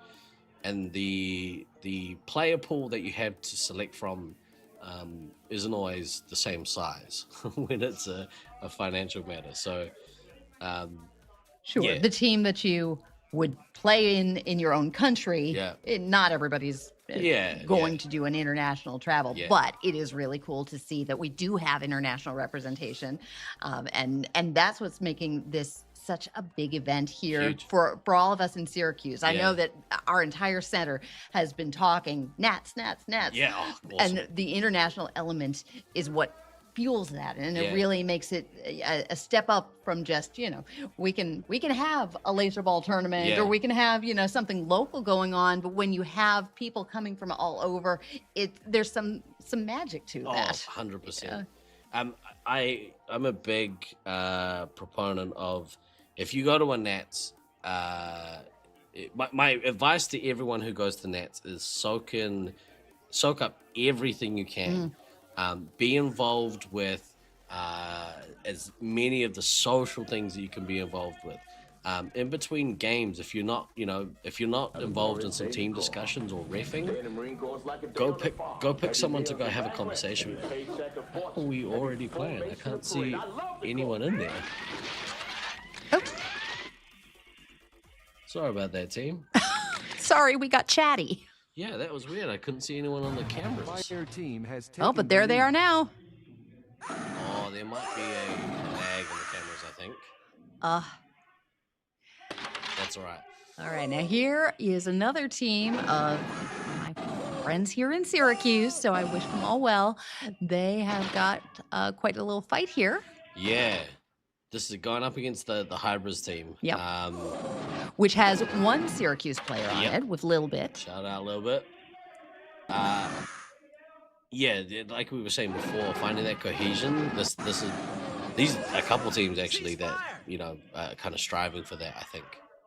Now, the interesting thing with cohesion is, I'll just speak to the players with the Syracuse team, that every one of them has just come out of Armageddon. Every one of them is a typical regular on a Saturday night. So they all know each other very well. And of course, 3 of them are the Axe family. Yeah. So there's something in terms of the cohesion to just acknowledge when you've got that kind of thing. Whereas Lil Bit is going to be our Syracuse rep on a team where she's coming in, but she's holding her own. She's probably played longer than anybody on the other team. So there's a little bit of balance there, even though you're coming into a team that you don't get to play with. But I know she's been very excited to be joining these other players. Oh, so glad. Yeah, she has been very enthusiastic about this. I think, hey Wombat, nice to see you, dude. I think that right out of the gate, I mean, Leech is doing work, but I think Hybrids going into this game have the mindset of we need to dominate this local team. Arguably one of the lower ranked teams in the tournament, but they still have like a vast home field knowledge. So Leech coming out and getting to 2,000 points and 20 special points with no bases within basically the first 2.5 minutes says a lot about his intent as to how he wanted to come into this game. And so far, he's doing work, but here comes that nuke. Good drop. Yeah. Let's put nobody down onto 7 lives. X-Band down to 9 lives. That's going to make it really hard to keep these 3 hits out while they try and get some resupply. So I would look to see Leech run in here and kind of try and push the envelope a little bit. Well, experience certainly will show itself here, and a lot of the Syracuse team are gaining experience, but still young in the tournament scene. Yeah. Which is but why as it's so important for them to play games like this. But every single one of these players from Syracuse definitely bringing the fire and the enthusiasm to get better and to improve every step of the way, and I've seen that happening. Shout out to Nobody, who holds her own as commander in this site, and she is a young lady. Yeah. Who at Armageddon was playing commander in a dress, and she did great. She's just running around. She's just so cute in that outfit with her pack and her little skirt. But she came to do it today. Yeah. She's getting her. She's awesome energy. Yeah. The game here has gotten a little bit out of hand for Syracuse. Razor Wire's unfortunately down to 9 lives left, whereas Fire Sword's still on that 19. So 11 lives, 12 lives now lost versus 1 life. It's really hard to overcome that at especially this kind of early. Yeah, certainly there is a point, and you can kind of see when that turns. But you gotta keep going, and you gotta see what you can make happen. Missile away. Fire team is ahead by 5,700 points. Keeping your head high. I mean, the game's not over yet. Anything can kind of happen. Nobody's been on 7 lives for a little while, kind of floating around that mark. So I think she's trying to do her best to kind of keep that defensive pressure going. But Nobody and Dogebuster have, I'm going to say, youth on their side. Now, when you look at them, you may not see them coming. Yeah, but boy, both of them have become very strong players who come out regularly, and they're enthusiastic. And because they are so young now, I can't wait to see what happens as they grow in this scene. And I believe both of them are going to be in it for the long haul. Awesome. Yeah, really awesome to see younger players stick at it and keep coming back. Unfortunately, Axeman here as the heavy is very close to getting kicked out of this game. You managed to get maybe a resupply here or there might help to kind of stave off, this onslaught that's coming from this team. Vulcan's doing some work, Glade is doing some work, but Leech is up to almost 4,200 with no bases. I mean, that's pretty great. I'm gonna get to another nuke and we'll probably look to drop it, and that might see the end for Axeman. 1 in 4 teams had a chance to rest and be prepared for the tournament. No. Well, certainly I'll say the Syracuse team has gotten no rest in the last 4 days. I can assure you of that. Can't speak to anybody else, but 4 days of Armageddon, that'll take it out of you. Traveling on a bus and, getting a lot of laser tag. He basically played a whole, well, not even basically, he played a whole other tournament before this one even A complete tournament, Yeah. 42 games, and if that doesn't exhaust you, plus the amount of the drive. Yeah. Armageddon was definitely an intense experience. At least at this one, people don't have to travel once they're here. Yeah. So once you settle in, I do see naps being taken out in the hallway, and nothing wrong with that. You've got to conserve your energy for when it counts. Razor Wires, as the medic, has joined Axeman and killed out of this game. I would like to see nobody here drop this nuke that he's kind of holding. She's holding? Yep. Yeah, my bad. Excuse me. That's okay. Yeah, and that might, that might kind of, again, prolong the game a little bit. But also it's good to, once you get to the unit, it's good to be able to drop them. So, unfortunately, she's all the way down to 1 life. And I know that Leech will be out hunting, so. Yes, and with no medic. Ugh. There we go. Do it. Bugger. It would have been awesome to see her drop that nuke, but, these things happen. Mama Bear with the 3rd penalty. That's interesting. That is interesting. We kind of have a threshold that, if you're a serial offender, your penalties will start counting for points. So it'd be interesting to see if all of those were for one particular infraction, or if it was a mixture of things, or what. But take off and nuke the entire site. Bit of a shame. Here comes the Ice nuke. team is behind by 14,000 points. And there goes. Maybe. Yeah.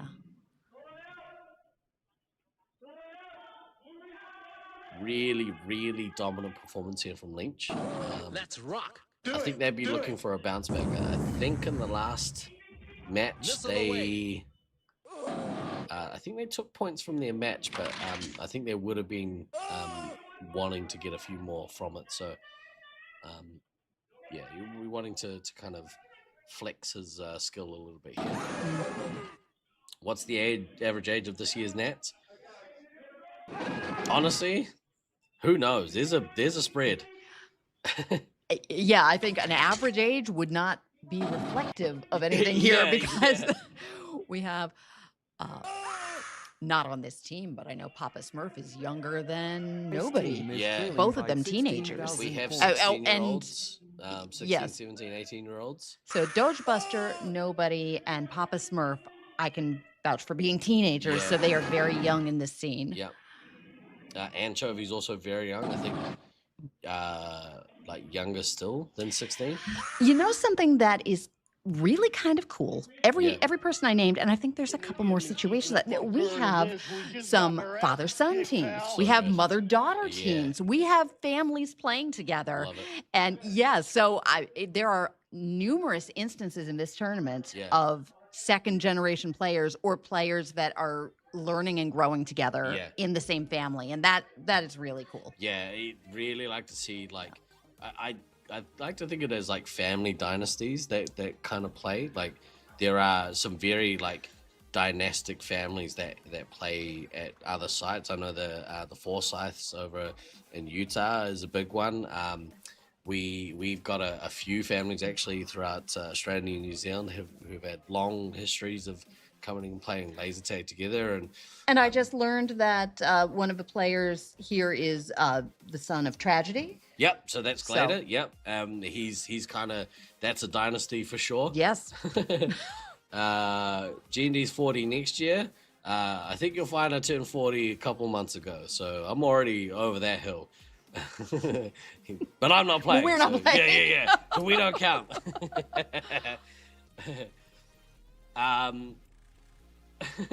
Yeah, exactly right. But yeah, there's a couple families in Brisbane actually that have kind of grown as a result of the King brothers. They met their partners who were the Mallets, and those two families ended up connecting, through marriage. So they became one giant family. And then my brother plays and is also married into that family now. So the love of laser tag is literally sometimes the so love in good. laser tag. Yeah. It's so good to see like people connect like that. Yes. Yeah. And like you said before, like they're your people, right? Yeah. Well, and in some instances, you may have a father who played for years and then brings the son or daughter along and teaches it. In some of these instances, I know the families are learning together. In fact, I think in all three of the Syracuse instances, that's the case. They came and are growing in the hobby together. Yeah. It isn't that one is leading the other. In fact, you might be hard pressed to say who's the one saying, "Hey, we got to get out there tonight." Yeah, and that's the way the parents is bonding with their kid that way. Yeah. It's so beautiful. Truly is. We've got a longtime Auckland player, Sneak, who his kids are now old enough where they come and play along with him. So it's so good to see that happening. I've been hearing stories from some of the locals here, and their toddlers are just now starting to get into it. I think Blackhammer's young one was running around asking for resupply earlier. Oh my I think, goodness. like 2 or 3. It is so sweet to see these kids who are coming into it. And yes, I mean, if you need a team, you can create a team. Yeah, just make it and wait 15 years. You'll be all right. Let's have a look at this next matchup, shall we? Wheelchair League win that I can actually play. All right. Hey Stallion, you dusted off the resupply Twitter account, posted for the Nats. Thank you, sir. I appreciate you. Yeah, we have a Twitter account. I didn't know. No, that's not true. I just don't use it.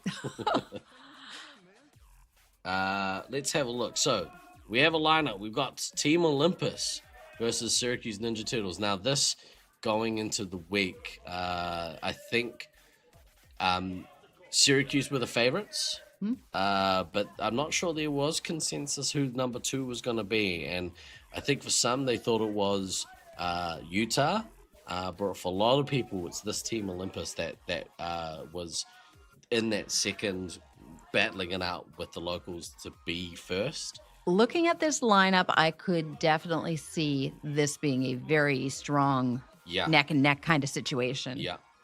I know that DK in particular is going to be amped to try and will his team towards a win. So it'd be interesting to see what he plays. I'd imagine he'll go into that back line and lead from that ammo position, especially given the amount of talent that he has at his disposal.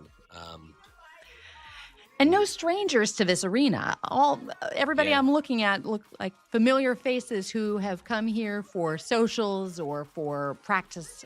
And bear in mind, they're on the other side of the country. Yeah. So that takes some dedication and some devotion. Yeah. But I know that in several cases, it's really like they consider it family reunion time. Yeah, exactly.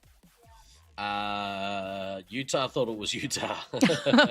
Honestly, I think I didn't give my official predictions, but unofficially, I think I had Utah up there. I didn't want to do my my co-host dirty, but Utah looked on paper like a pretty strong team. But I mean, Team Olympus is no slouches either. So this is a big matchup because so far Syracuse have played Utah and managed to beat them. So we'll see what happens there with this. This is, I believe, a battle for the top of the table. DK, Kurama, and Odin are a tough trio. They are a brutal trio. There's a great trio of players to have. I must say, I'm getting a kick out of the photo we have representing the Merlin. That's a shout out to his papa, who's no longer with us, but no, but he's the OG Merlin, I believe. Yes. Yeah. Do you ever meet him? I did not, but I have seen the photos in the vest, and it's adorable. Too old to remember how people are. How does the dog keep two hands on the phaser? Well, it's rough, but he figures it out. That was an appropriate joke. Oh, mine That was was a not as pathetic good. joke. Yeah, mine was not as good. That's all right. I Sorry, tried. no more dad jokes. Yeah. Are you happy to see? Oh, stop shooting the camera, blue people. Who was that? This is bloody locals. Cut that out. That sounds about right. Yeah, naughty, too naughty. Yeah. How with your interview questions, like Yes. have you got kind of some go-tos? Like what are you kind of asking people? And... Well, everybody is pretty much answering the same 3 questions because I yeah. want to get perspectives. But really, it's about the love of the game. I Yeah. want to know things like, what do you love the most about laser tag? Because everybody has a different take on that. Yeah. And why are you excited about this tournament? What is the thing that is really...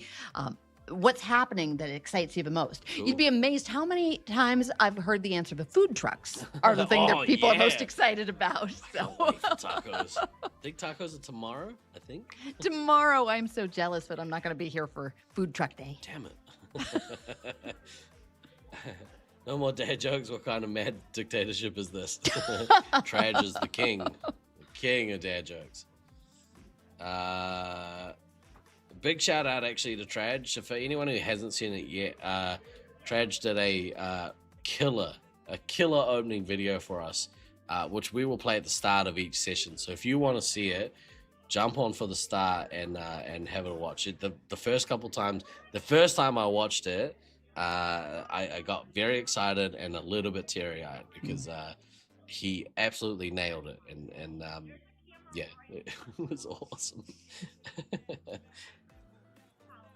All right, I assume that we're waiting on some referees here. Is it the script from the State of Origin intro? Yeah, that's the one, Troy. Yeah. You good? Ooh. the tournament director. Something is happening. Man on a mission. Andrew sent you a message. Shut up, Garcia. He said that he was going to send it. He said, you, me, and him were the only 3 people that would